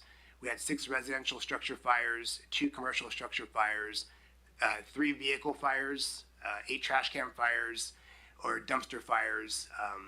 And then, of course, we had some other, like a fire alarm, some accidents, and then several EMS events as well. Next slide. So here's a picture of one of the areas we went to actually several times in the evening. You can kind of see that basketball court right there is littered. There was a lot of activity over there, and so that's just an example of our crews out there working. Again, you just had one resource out there, so though we were able to handle all the calls efficiently, we didn't reduce staff, and so we had a little more stress on our crews out there. So our outcomes. Overall, we had 1 civilian injury. It was a very minor injury that didn't require transport. We had 0 firefighter injuries. Of those calls, the 69 calls, 54 were fire-related calls, and 52 of those were directly related to fireworks. So the 2 that were not were 2 vehicle fires that were on the highway. The good thing is with our dispatching and with that proper preparation, we were able to dispatch our incidences very quickly with our dispatch center, and we were able to provide a very quick response. Of those calls, it sounds pretty significant as far as the residential structure fires and commercial fires. When we came out of it, at least for Pasco, we had very limited actual property damage, and that's why I want to put the last thing in here: our huge community support. We actually saw, because there's so many people out there, that they actually reported very quickly, and we actually had a lot of people out there with hoses and helping us, so they were putting out fires pretty fast. And so we saw most of those fires that were out of residence, people were putting water on it through a hose, bucket brigade in a way, and so by the time we got there, the fire was pretty much controlled. So I just wanted to point that out, that our community had a huge part in our success. And that's kind of a high-level update on fire. Be happy to answer any questions. Thank you for that. Do we have any council members that would like to make comments? So start with Councilwoman. Just a quick question. Can we get this presentation, both presentations, emailed to us? Thank you. Okay. Councilman Grimm. No, thank you. I just want to thank Chief Roski and Chief Crowley and your staff just for, just Pasco's finest in the blue and the white out there. And I know it makes for a long day and a long night, and it sounds like a couple, our Mayor Pro Tem and Councilwoman Blaisdell got to attest to that. So really, no, I just wanted to, I guess say thank you. And where some of this comes from, I mean, there is a lot of rhetoric out there. I mean, I heard some, really strong words, and I want to assure the public that we do care about this. This is important. And when we hear words like, completely out of control, or that we don't even care, no, we do take this really, really seriously, as I know the Chief of Police does. And he's a lawman by, it's got to be deep in that blood at some point in this career. So this stuff's really important. But I think, a lot of this comes down to, pardon the pun, I think it's just a flashpoint of a, larger picture in society of, or the fabric of society continuing to be unwoven by people's, I guess, the entitlement mentality we have. People lack good judgment, respect for authority, even respect for God for that matter. And people just don't fear consequences anymore. I think we see that in the amount of red lights that people run and how late, oftentimes you see somebody going late through a light and you think to yourself, wow, that was pretty late. And then 2+2, somebody else is still going through. And so sadly, I think, the mob mentality sometimes sets in on an event like the 4th of July, and people see other people doing it. And sometimes there's like an energy that flows through the crowd, and everybody just starts behaving very poorly. And it's very frustrating, I guess. to me, and I know to the rest of us and everything. So Chief, I really appreciate your crews out there, just keeping up the good fight and, keeping our city as safe as possible. So thank you very much. Thank you for that, Councilman Grimm. We got Councilwoman Blaisdell. I just have one other comment. I started at 8, ended at midnight. By midnight, my anxiety was high. I was super overwhelmed. And the fact that every single police officer and every single firefighter and EMS was calm. They went on to the next call no matter what call. I mean, we went on a fire call. We went domestic violence. We went overdose. We went to car accident with kids. Like, the list went on in a 4-hour period. And they all stayed calm. And I'm like, how are you not losing it right now? And they were as calm, every single one of them, as calm as the beginning of their shift till the end. So all I have to say is it takes a special kind of person to do what you guys do. And you guys see more stuff than I can even imagine.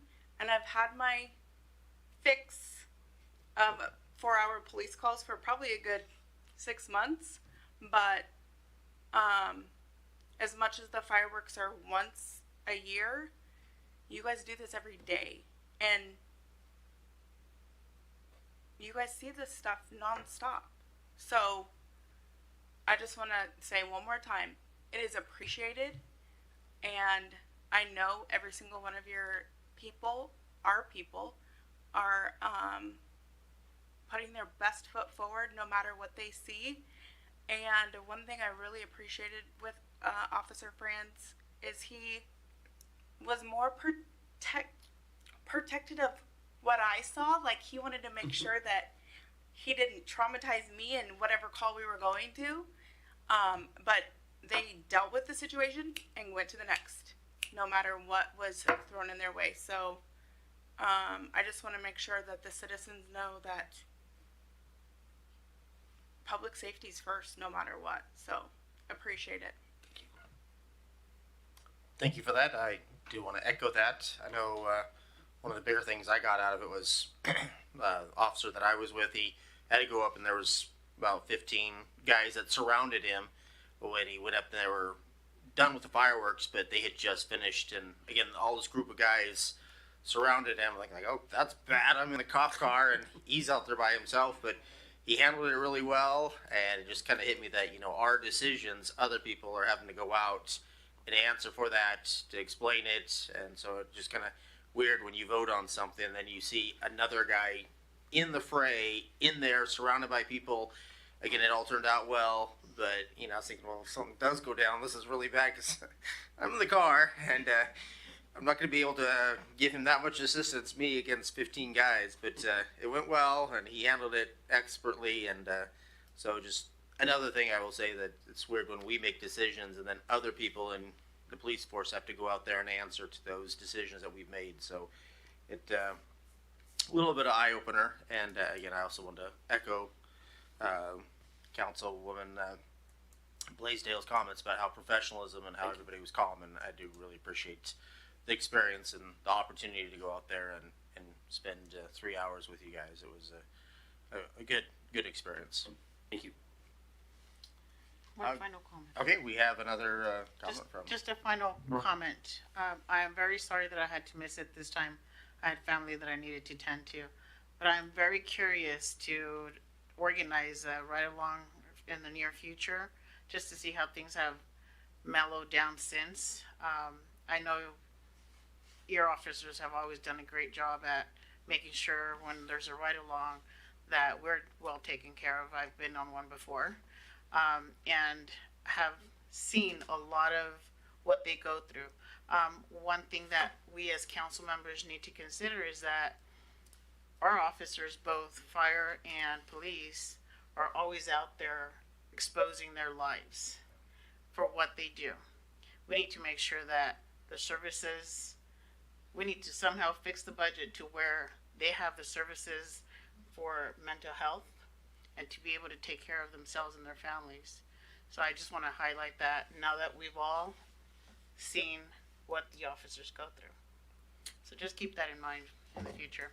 Thank you, chiefs. Thank you. Thank you for that report. And yeah, look forward to getting a written copy of that as well. And so kick it back to. And just one more comment. Thank you, Mayor Pro Tem. And that is, we don't have a report on the July 4th festivities in general just now. We don't have the software and the staff to put that kind of thing together. It's Jesse doing it by himself. And we'll have that for you next week, though. And get into kind of the attendance. It was very well attended, very well, as council noted, very well executed, as well as sponsorships, which were pretty high, and a lot of support out there in the community. So we're anxious to get that to you, but it's kind of one of these years where when you have July 4th on a Friday or Saturday, it's hard to turn it around by Monday night. Well, I appreciate that. Yes, that would be difficult. So with that, we don't have a need for an exec session. So it's going to roll us into number 14, which is adjournment. And without anything, we are adjourned. Thank you.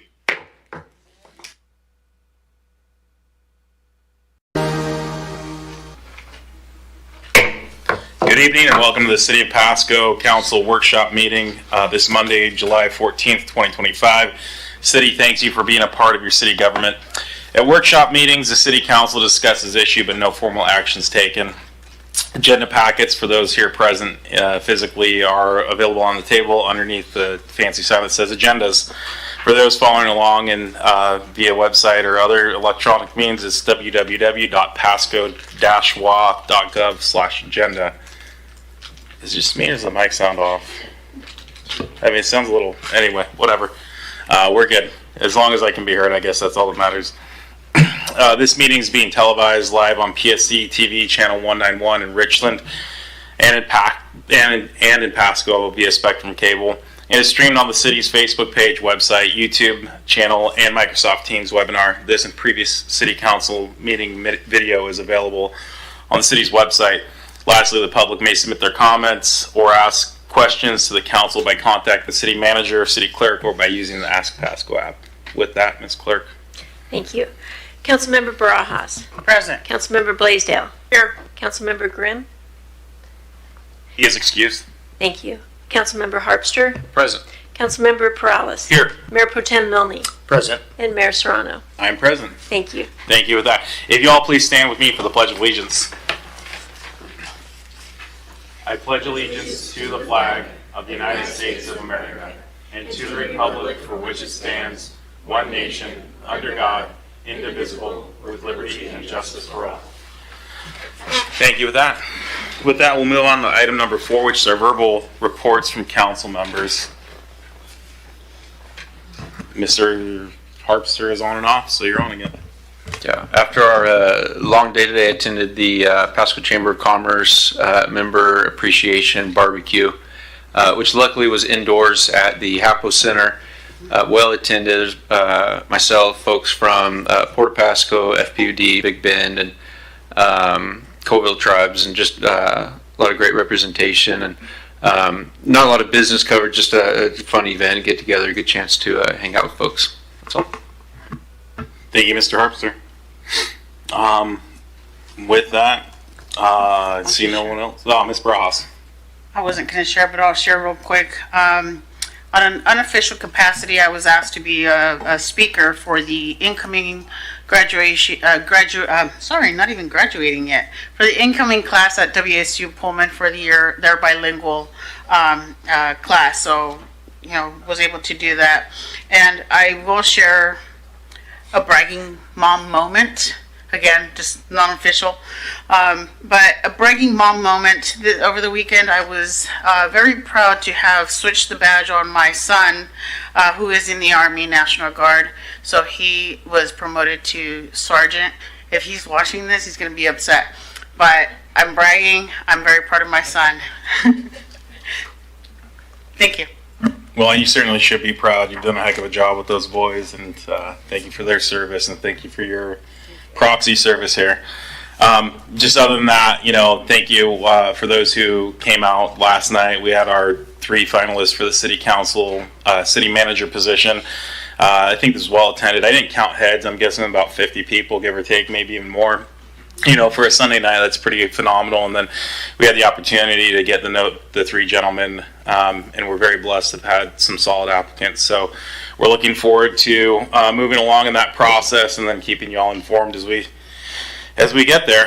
So with that, seeing no further lights, that moves us along to item number 5. These are our items for discussion with opportunity for public comment. If anyone's new to us, in these workshop meetings, we allow the opportunity for up to 8 aggregate minutes of comments, total of 2 comments at 2 minutes each. What's that? Is my speaker off now? Angela's working. Okay. We good?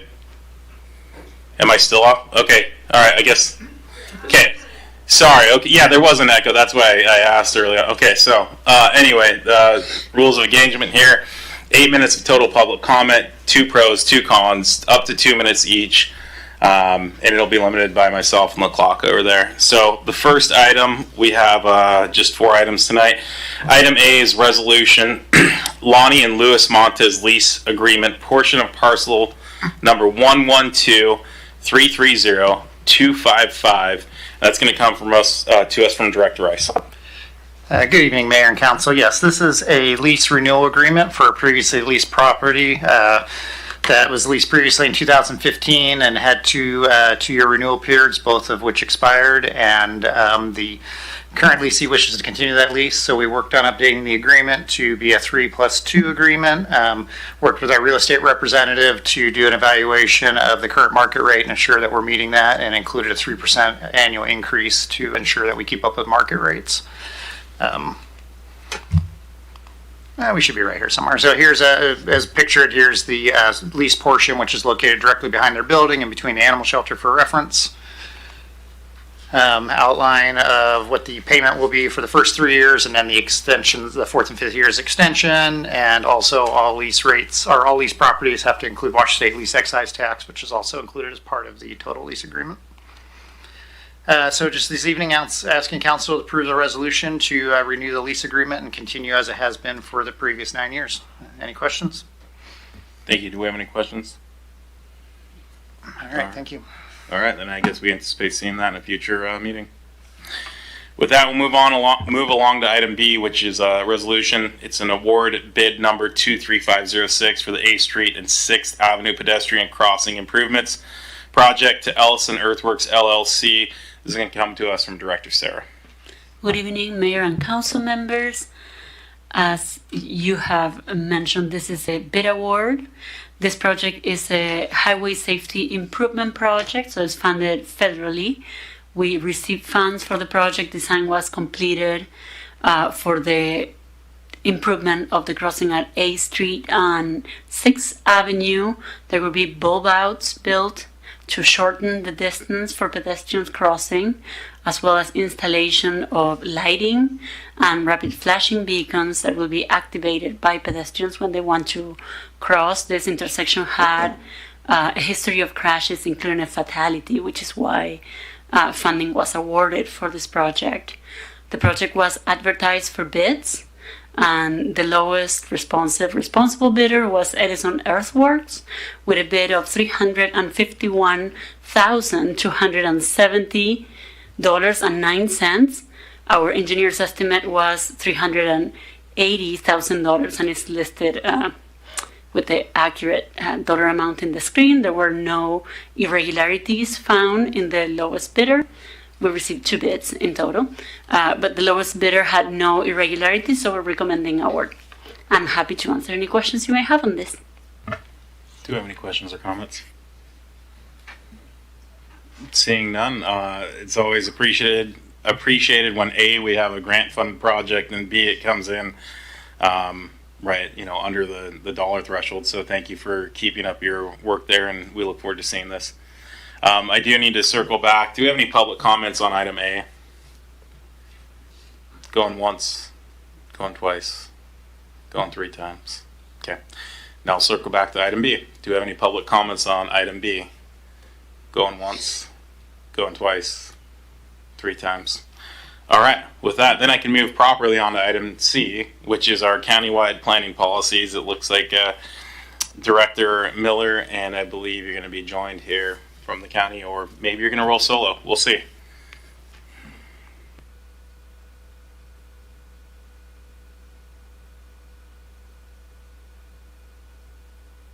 Haley, you're not on. There you go. There we go. I turned the microphone on. Thank you for that. My name is Haley Miller, the Community and Economic Development Director here, and I'm joined by Wes McCart. He is the Planning and Building Director over at Franklin County. And tonight we're bringing forward to you the countywide planning policies that are developed by Franklin County in collaboration with the other cities within Franklin County.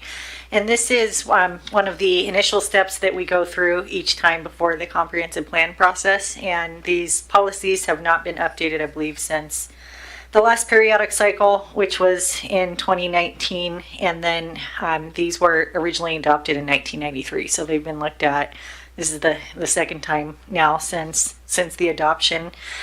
And the City Council is not required to formally adopt these by resolution or ordinance. However, we do like to bring these forward to the council for review. Each city in Franklin County is bringing these forward to their decision bodies to summarize the planning policies to make sure that you are aware of the policies. And if you have any written comments or feedback, if you have feedback, I'm happy to provide something in writing to our neighbors over at Franklin County to consider this prior to adoption.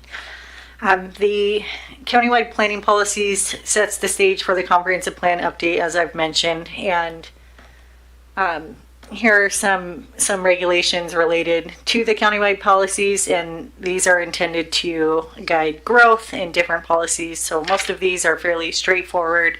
We did include the clean version in the attachment, and then the marked up version with comments, and then the draft resolution that the county will be looking at. And in here we have general themes related to our urban growth areas, reducing sprawl, transportation, housing, economic development, property rights, permits, natural resources, open space, the environment, citizen participation, public facilities, historic preservation, and climate change. And so these are listed in different sections here, and the new state guidelines related to the comprehensive plan have also been built in. So there's additional stipulations at the state level, as I mentioned in our comp plan kickoff presentation, that there is more emphasis on housing with this update and different income levels and bands of housing. There's also climate change initiatives at the state level that counties and cities are required to update. We will be touching on that in more detail as we go through the comprehensive plan process. And the county and its consultant did provide a draft to all the staff at different cities to look at that, and there was quite a bit of edits that Craig, Raymond, and myself had to this, and we were able to sit down and work out most of the issues that the planning directors identified here in Pasco. So I am supportive of these changes, and I have Wes here in case you have any questions on any specific items, and I'm available too to answer questions. Thank you. Do we have any questions for either our staff or Mr. Harpster? No questions. I have reviewed most of the changes, and it just looks like a lot of catching up with recent or not so recent changes from the legislature. The only comment I have is I appreciate the coordination between the city and the county, and that's something that I've not seen for years. And so I just really appreciate that both of you, somewhat new to your positions here locally, are taking advantage of that and working together, across the street here. So thanks for that. Mr. Prowse. Thank you, Mayor. When is the projected adoption date for the county? So I wanted to give time for all the cities to bring it to their council. You're the last one. As soon as I get a kind of a thumbs up that you guys are good to go with it, hopefully tonight, then I plan on publishing. 2 weeks later, we'll have the hearing. So approximately thank you. 2.5, 3 weeks. I'll take a crack at a couple questions.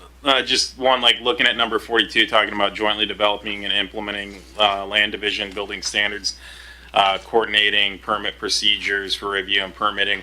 I know obviously each jurisdiction has its own authority and its own processes.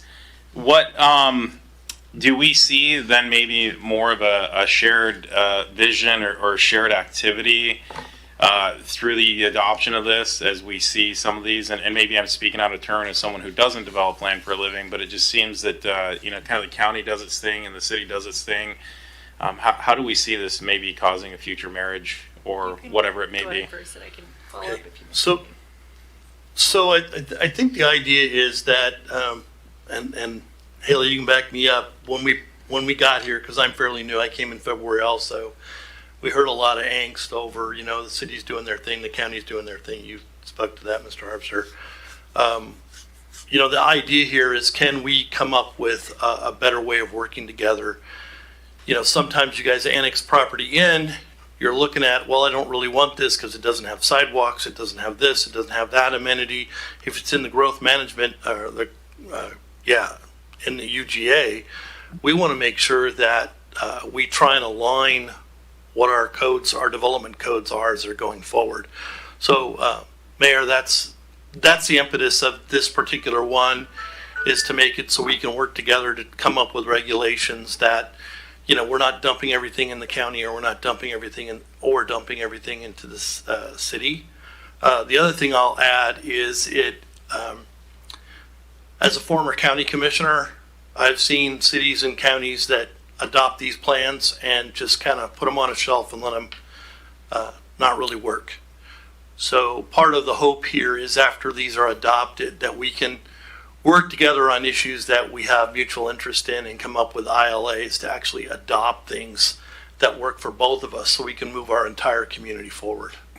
Well, I think and I do have some comments. I appreciate you kind of preempting my thought process there and my next question, which is, my hope is that this isn't just a dust gatherer. This is something hopefully that is the impetus for joint and shared responsibility where it's appropriate. But go ahead, Director Miller.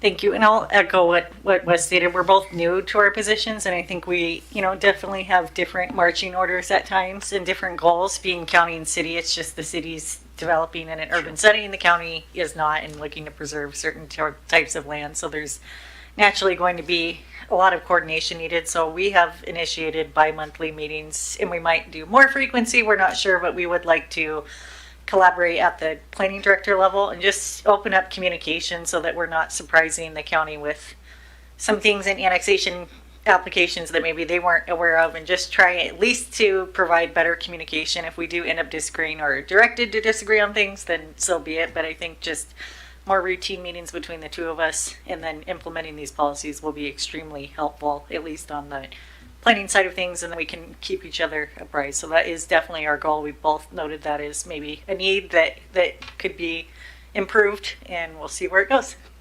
Excellent. Yep. And then I'll just point to a couple of things that I think are phenomenal highlights. The countywide economic strategy in paragraph 40 or bullet number 45. I hope that we can work with the county and develop something that has some goals and some sort of, end zones to chase. I do kind of want to raise the note on 49, talking about impact fees, where of course presently we have school impact fees and we're discussing those and what to do with those in the future, whereas the county doesn't. So I do think, again, I realize this is like a policy document and something that we want to work towards co-implementing. Are there any other cost factors that we should be aware of that somehow I did not catch in my reading? I'll just add that there's some logistical concerns that I think we've kind of hammered out in these. Some has to do with housing, some has to do with essential public facilities. A lot of those, you get into apartment buildings outside of an urban growth area or landward. I can't put in apartments in the county. Right. Essential public facilities, some of the facilities, and we do really want to coordinate on some of that information as we move forward. We've had some communications up north where I'm from, dealing with intensive behavioral health units. You really want to figure that out before you get that proposal in front of you. And those are conversations, once we just adopt it and start moving forward, we need to we need to actually fine tune and go there because it talk about costly. It can cost your police force, your fire response, your community. It can be very bad if we don't do it appropriately. So we put a lot of emphasis in that to try and make sure we're coordinating and putting those in the appropriate places, or designating for appropriate places. I appreciate that. And as far as cost, I think some of the state regulations related to climate change or housing could cost us some money in planning. We do have grants that cover this. I didn't see anything in here that would result in like a direct cost today. These are policies. If there was some language in the essential public facilities that we work through to make it more like not as specific, to leave it open. So when we do have those discussions, then we can kind of start from scratch between both entities instead of alluding to maybe a potential solution in here. So we looked through this very closely and collaborated pretty well. And I think that I'm supportive of these as written. And if we do need to get into talks about money or financing, we can do that outside of these. And it just sort of hints at it in the policies. Excellent. Thank you. Looks like we have no further comment from council. So with that, appreciate your time. Do we have any public comment on this issue? Going once, going twice, third time. Right on. Thank you for that time. Miss Miller, give you some time to get to your seat because I know you're up next. So that moves us along to item D, which is our federal FY26 federal funding for community development block grant and home HOME programs. We got a discussion on this. Again, it's directed by Miss Miller. Good evening, council. This is meant to be a discussion, and then there's a question here at the end related to the city's community development block grant program and the home fund program. And the city last week was notified by a group at the federal level that the CDBG funding and home funding may not make it into the appropriations for 2026. And as of today, I heard CDBG was back in the funding. So I think the message we're trying to give to you tonight is that it is up in the air. It's not a guarantee. So there is a chance that the new administration would eliminate funding for this program, and we just won't know for sure until later on. If the funding is eliminated, that would impact Pasco, possibly related to the Section 108 loan that was secured in 2020. And this is a loan that you're allowed to take out if you're a CDBG program participant. And I believe the city secured this for a project at Peanuts Park Mercantile. And the loan was originally taken out for $3.7 million.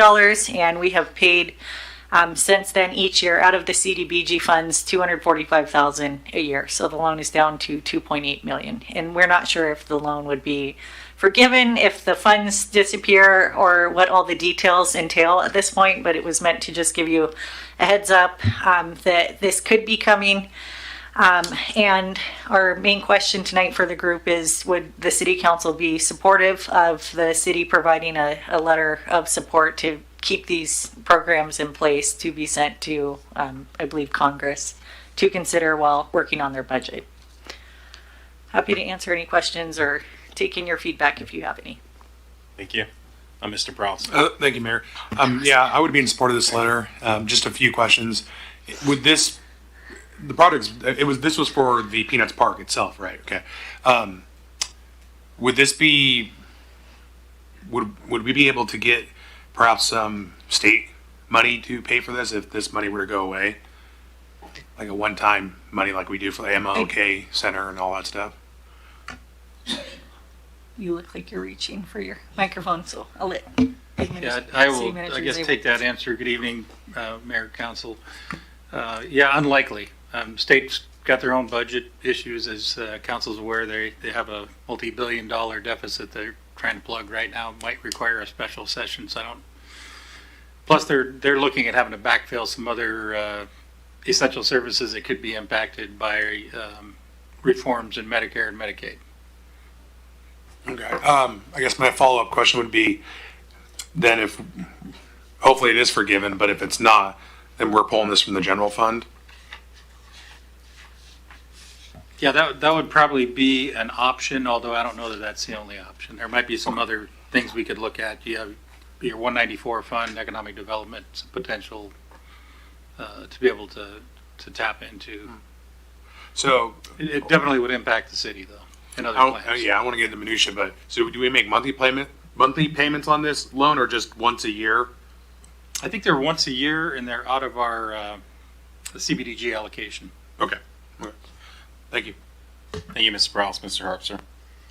Yeah, I would certainly be in favor of submitting this letter on behalf of the city. I think it's unlikely to do anything, but I think it's important for us to do what we can. And the CDBG program is a program that I definitely support. I mean, just looking at what we funded last year, a few things. We got chip miner rehab program, Peanuts Park North, facade improvement program, City of Pasco playground equipment, ADA improvements. These, to me, are all worthwhile projects. And so if there's anything that we can do to petition the federal government or our legislators in any way, I think we should. Thank you. Just a couple quick questions. Can you clarify whether this is the president's budget or the actual congressional appropriations bill that we're seeing this stricken from? Yeah, this is the administration's budget. Just to comment on that. So first Monday of February is when the administration's budget is due, the president's budget.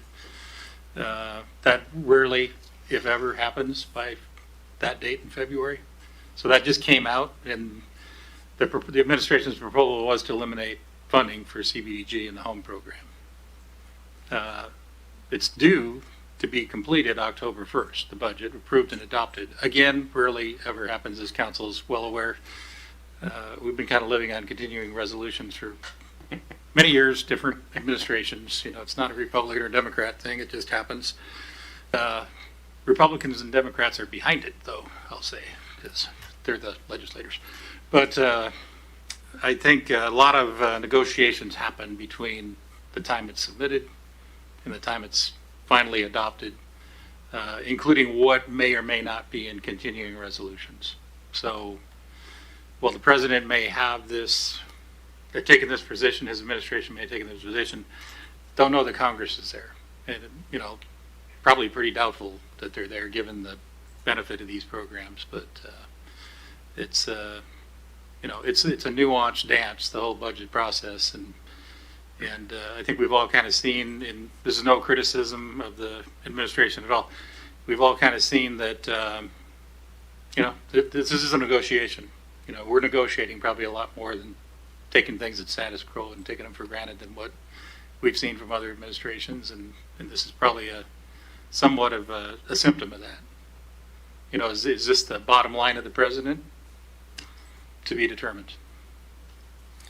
I appreciate that, Dave, and that's why I asked the question. Knowing that it's in the presidential budget, there's a whole process that's going to happen over the next 4 to 24 months, depending on how many CRs we see. And, you know, obviously that there are some big dollars that come into this community or adjacent communities through the Hanford site, and continuing resolutions have some pretty disruptive issues community-wide. So point there is I do think that Congressman Newhouse's office would be receptive to a letter like this, presumably Congressman Baumgartner as well.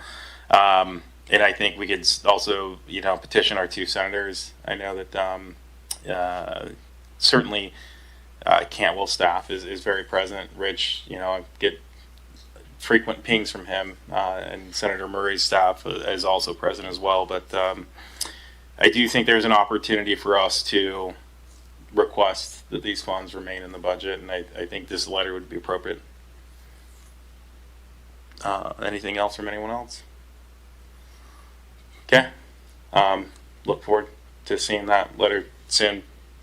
Any public comment on this issue? Going once, twice, third time? All right. With that, we're going to move along on to item number 6, which are miscellaneous council discussion. Mr. Interim City Manager. I wouldn't dare tonight, given the day you all had. Thank you. And I see no lights from here. So that moves us along to item number 7, executive session, none listed. Presumably that's true?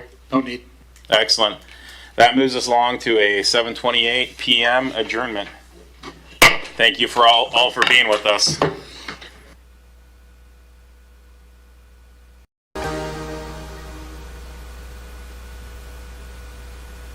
Whoops, let me get the mic on. Good evening and welcome to the City of Pasco Council regular meeting of Monday, July 21st, 2025. The city thanks you for being a part of your government. At regular meetings, the city takes formal action on items. We hold public hearings, and we conduct other business of the city as required. Agenda packets are available for those here on that small table under the blue arrow that notably says agendas. For those following along, it's online at www.pasco-wa.gov/agenda. This meeting is being televised on PSC-TV channel 191 on Spectrum Cable in Pasco and Richland. It's also streamed on the city's Facebook page, website, YouTube channel, and via Microsoft Teams. This and previous council meetings are available on the city's website. And the public may submit comments outside of the public comment period through the Ask Pasco app or by contacting the city manager or city clerk. So with that, Ms. Clerk, you can read us the roll. Yes. Council members: Blaisdell. Present. Barajas. Present. Grimm. Here. Harpster. Present. Perales. Here. Mayor Pro Tem Milne. Present. And Mayor Serrano. I am here. Thank you. So with that, if you'll all please stand with me for the Pledge of Allegiance. I pledge allegiance to the flag of the United States of America and to the republic for which it stands, one nation, under God, indivisible, with liberty and justice for all. Thank you. With that, that moves us along to item number 4, which is our executive session. It's a single item. It's to evaluate qualifications of an applicant for public employment under Revised Code of Washington 42.30.110, subsection 1, subsection G. It's listed for 10 minutes. It is, we'll just call it 10:03. We'll be, or 7:03. We'll be back at 7:13. We're going to have the city manager, city attorney. Anyone else, Dave? That's it. So with that, we're going to go back for exec session and behind us here. We'll be back in 10 minutes. We're all waiting on the prom king. Oh, sorry. It's 7:35. We've returned from executive session. That moves us along to item number 5, which is our consent agenda. All items listed under the consent agenda are considered to be routine by the City Council. They'll be enacted by a roll call as one motion in the form listed in the packet. There will be no separate discussion of any of these items. If further discussion is requested by any council member, that item may be removed from the consent agenda to the regular agenda and considered separately. So before we go to this, do we have any requests to remove any items? Seeing none, Mr. Mulney? So yeah, I should probably read them. So item A is approval of the meeting minutes for July 7th, July 13th, and July 14th. Item B is bills and communications, approving claims in the total amount of $5,573,220.55 and a write-off totaling $754,338.31 as delinquent or bad debt. Item C is resolution number 4622, Lonnie and Louis Montez lease agreement, portion of parcel number 112330255. Item D is resolution number 4623, awarding bid number 23506 for the 8th Street and 6th Avenue pedestrian crossing improvements project to Ellison Earthworks LLC. And finally, item E is the Tri-City Regional Hotel Motel Commission reappointment of Monica Hammerberg. Mr. Milne. Thank you, Mayor. I move to approve the consent agenda as read. Second. Got a motion by Mr. Milne and a second by Ms. Blaisdell. Ms. Clerk. Great. Councilmember Perales. Yes. Councilmember Harpster. Yes. Councilmember Grimm. Yes. Councilmember Blaisdell. Yes. Councilmember Barajas. Yes. Mayor Pro Tem Milne. Yes. And Mayor Serrano. Yes. It passes unanimously. Thank you, Ms. Clerk. With that, that moves us on to item 6, which is proclamations and acknowledgements. We do have one recognition of a phenomenal youth in our community, Ms. Hadley Lazard. Now she's given some devoted community service. I'll read some things, and then maybe Ms. Lazard, you and I will take a picture up here in front of the podium. Council can be with us, and then we'll take let's call it a 5-minute recess. I see a lot of family members that probably want pictures and that sort of thing. So the reason we're recognizing Miss Blazard here tonight is her devoted leadership as Tri-City's Miss, as the Miss Tri-City teen. She's a junior at Chiawana High School. She's got a phenomenal and powerful voice for literacy and dyslexia. Her fundraising efforts and donations brought in over 1,000 dyslexia kits, reading kits, placed them in classrooms, public libraries, and organizations across Washington State. So your determination here is a testament to your commitment to helping your community and to helping those who are underserved. Washington State is a better place for your commitment to your community, and so is Pasco. We greatly appreciate everything that you've done, and every public library in the Tri-Cities and every library in the Pasco School District now carries your kits. So thank you for your leadership. Thank you for your heartfelt commitment. Thank you for raising awareness to this issue that plagues a lot of our kids. Now, a couple other things. Ms. Blazard has maintained a 4.0 GPA while she's been duly enrolled at CBC. She's led her team's cheer team to state championship. And she's also found the Just Serve Club at Chiawana High School. These acts of community service are no small feat, and again, also reflect your community commitment. So Hadley, with your commitment to literacy, education, and community service that exemplifies the values that we hold dearly in Pasco, your humility, your heart for service, they're truly inspiring, and we appreciate you. And we're grateful to recognize you as a member of our community. So Hadley, if you'll come up here, I'll hand this off to you, and we'll take pictures and do all the fun stuff.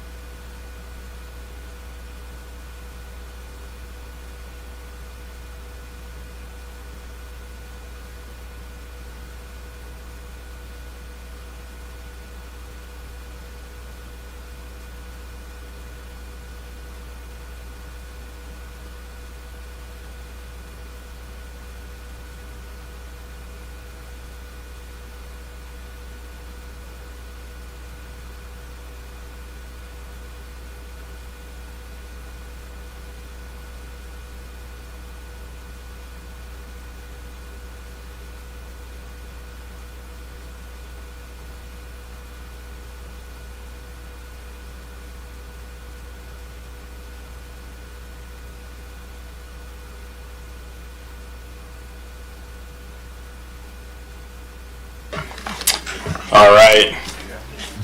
It's always great that we get to recognize folks that are serving in our community. I've always suggested there's an open invite. If folks need to be recognized, please, submit names to the city manager's office, and they can clear it through us and through me. So it's great to see our youth giving back to folks that need it. That moves us along to item 7, which is our public comment period. The public may address council on items unless it relates to a scheduled public hearing. This item is provided to allow the opportunity to bring items to the attention of City Council or to express an opinion on an issue. Its purpose is not to provide a venue for debate. Or for posing of questions with the expectation of an answer that's immediate. Some questions require consideration by council over time and after a deliberative process with input from various folks who may be specialized in a particular area. Citizen comments will be limited to 3 minutes as by myself, and it'll be shown by that clock there to my right. I don't see our clerk, who usually is our clock shot keeper. Oh, she's in the back. Okay. We'll figure it out. With that, anyone with the lengthy message, we ask that you may summarize, and you can submit those comments outside of this if you necessarily need to the city manager's office or via the Ask Pasco app. So as you address us, please come to the microphone, make sure it's on. You'll see the red light at the base, and provide your name and county of residence. I'm going to kick us off with, it looks like Mr. Michael Duncan is signed up for remote public comment. Is Mr. Duncan on and available?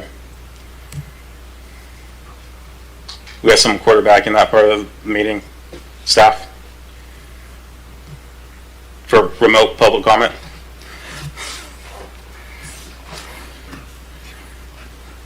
Oh, sorry. We do not have anyone, Mayor. No? Okay. So, Mr. Duncan, are you here present? Okay.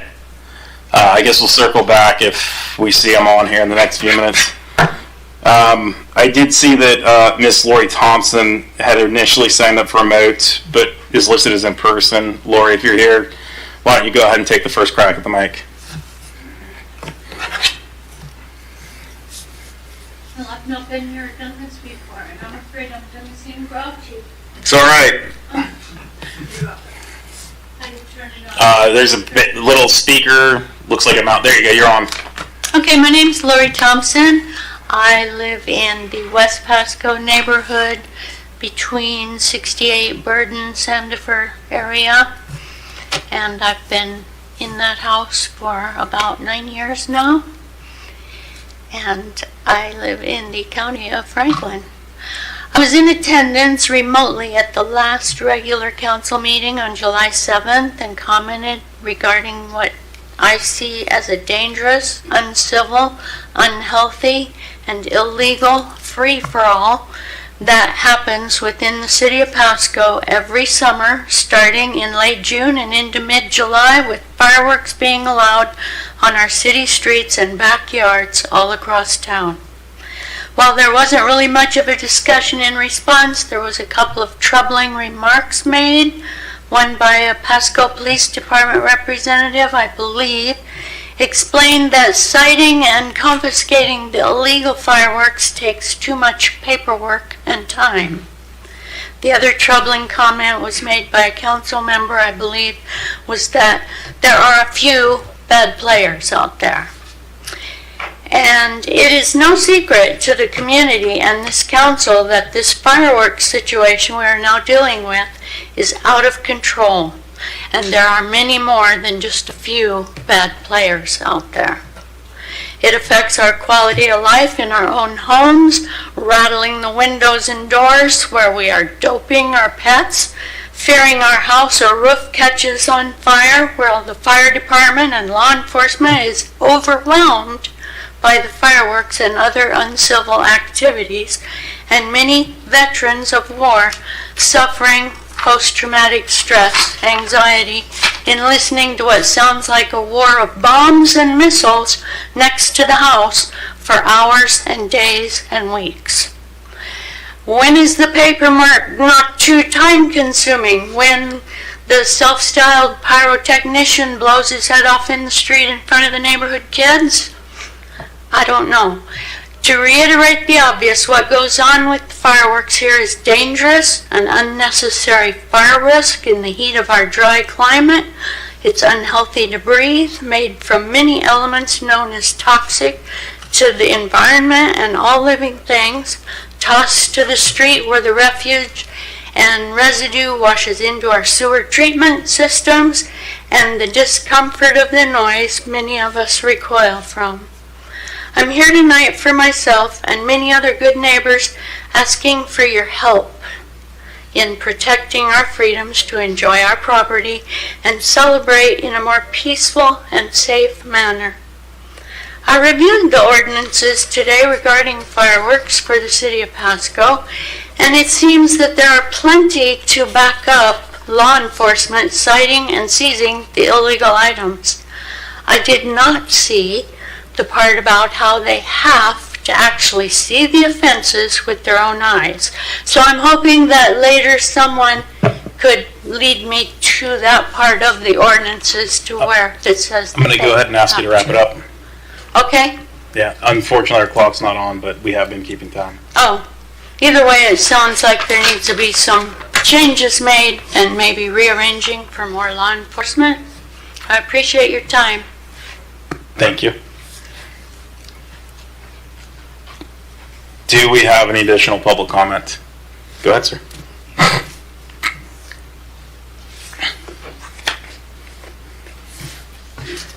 Hello, my name is Christopher Dare. I'm the new Executive Director for Columbia Basin Veterans Center.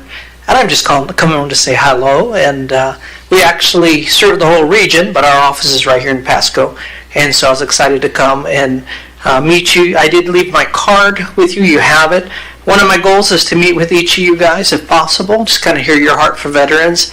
I'm doing that to all elected officials in the region, just kind of seeing how we can help. One of the things that maybe you know who we are in Pasco, but sometimes I keep hearing that people do not know that what our Veteran Center totally does. And so my goal is to get out there and make sure that we know that. I am a transplant from Nevada, so I just got here about 3 weeks ago. So I'm learning where everything's at, where the cities are, and how to work the bridges and all the kind of fun things. So it's an honor to be here with you. I do want to invite you September 18th on Thursday from 4 to 6. We're going to have an open house, and we're inviting everybody. We're also going to be putting up a Purple Heart parking spot at that time. We'll have news and everybody there. We'd love to see you guys in attendance. You'll get more information from us out there. Like I said, you do have my card. Do want to thank Jesse Rice and his team. We've been working with him for the Veterans Day celebration coming together, and I just appreciate your guys' work. So your team's doing good stuff. Christopher Dare, and hope to see you soon. Thank you, Chris. And to confirm, that was September 18th, 4 to 6 p.m. Yes. All right. Thank you. Thank you, sir. Appreciate your commitment to our community and our veterans. Mr. Ace. Hello, everybody. Brian Ace. I'm actually a Benton County resident, but here representing Boys and Girls Club.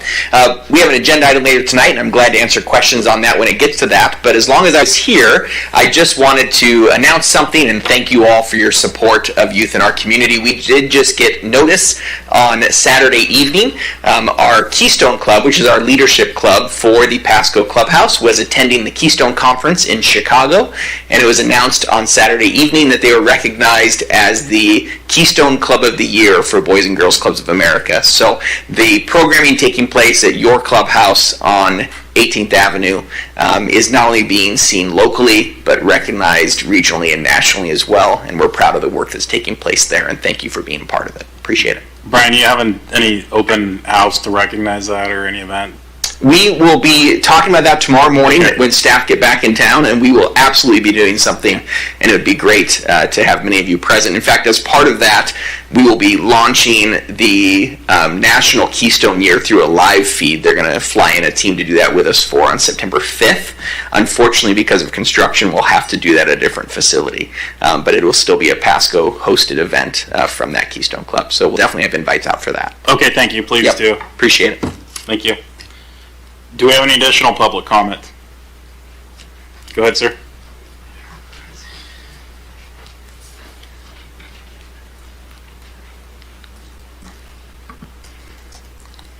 Oh, hold on, you just turned off the mic. Yeah, no, there you go, it's on. Okay, thank you. Yeah, my name is Kirby Turley. I'm a lifelong Pasco resident. I spent 3 long years in this building right here, through junior high, actually. We got a sometimes permitted, oftentimes not permitted remodeling fiasco happening behind our house for many years, typically using non-licensed individuals that come and go.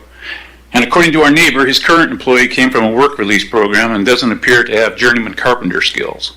He can't pass any permit inspections, so the work continues on and on with no work in sight. Since last fall, the noise has been constant. It's pounding, drilling, cutting, reciprocal saws, using air-actuated nail guns, utility tools. The air compressor runs intermittently all hours, including this weekend. It was still cycling on and off at 3 a.m. this morning. In fact, it was still running when I left for this meeting today. Our noise ordinances are ineffective. They're written to make enforcement easy because there's no noise violations between 7 and 10, 7 days a week.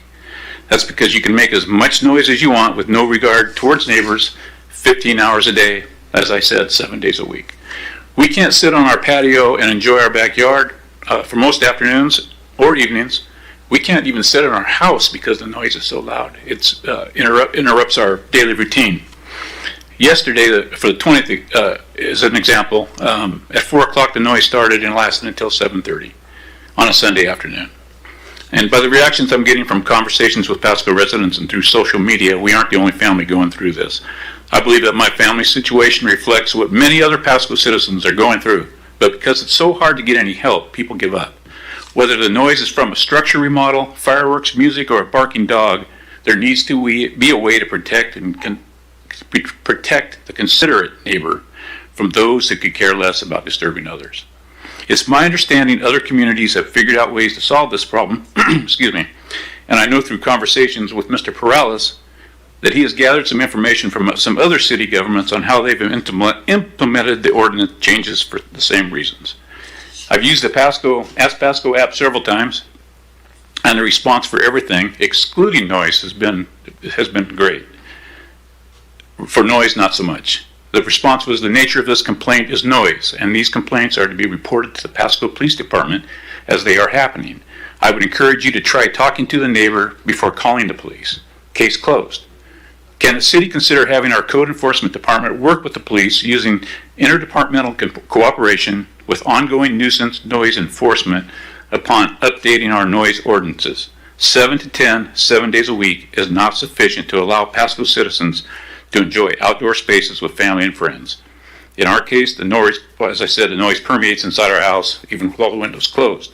So I'm asking the council to please address our noise issues and noise ordinances and make changes so that Pasco will be a model citizen throughout our continued growth. Thanks to all of you for your time. I appreciate it. Thank you.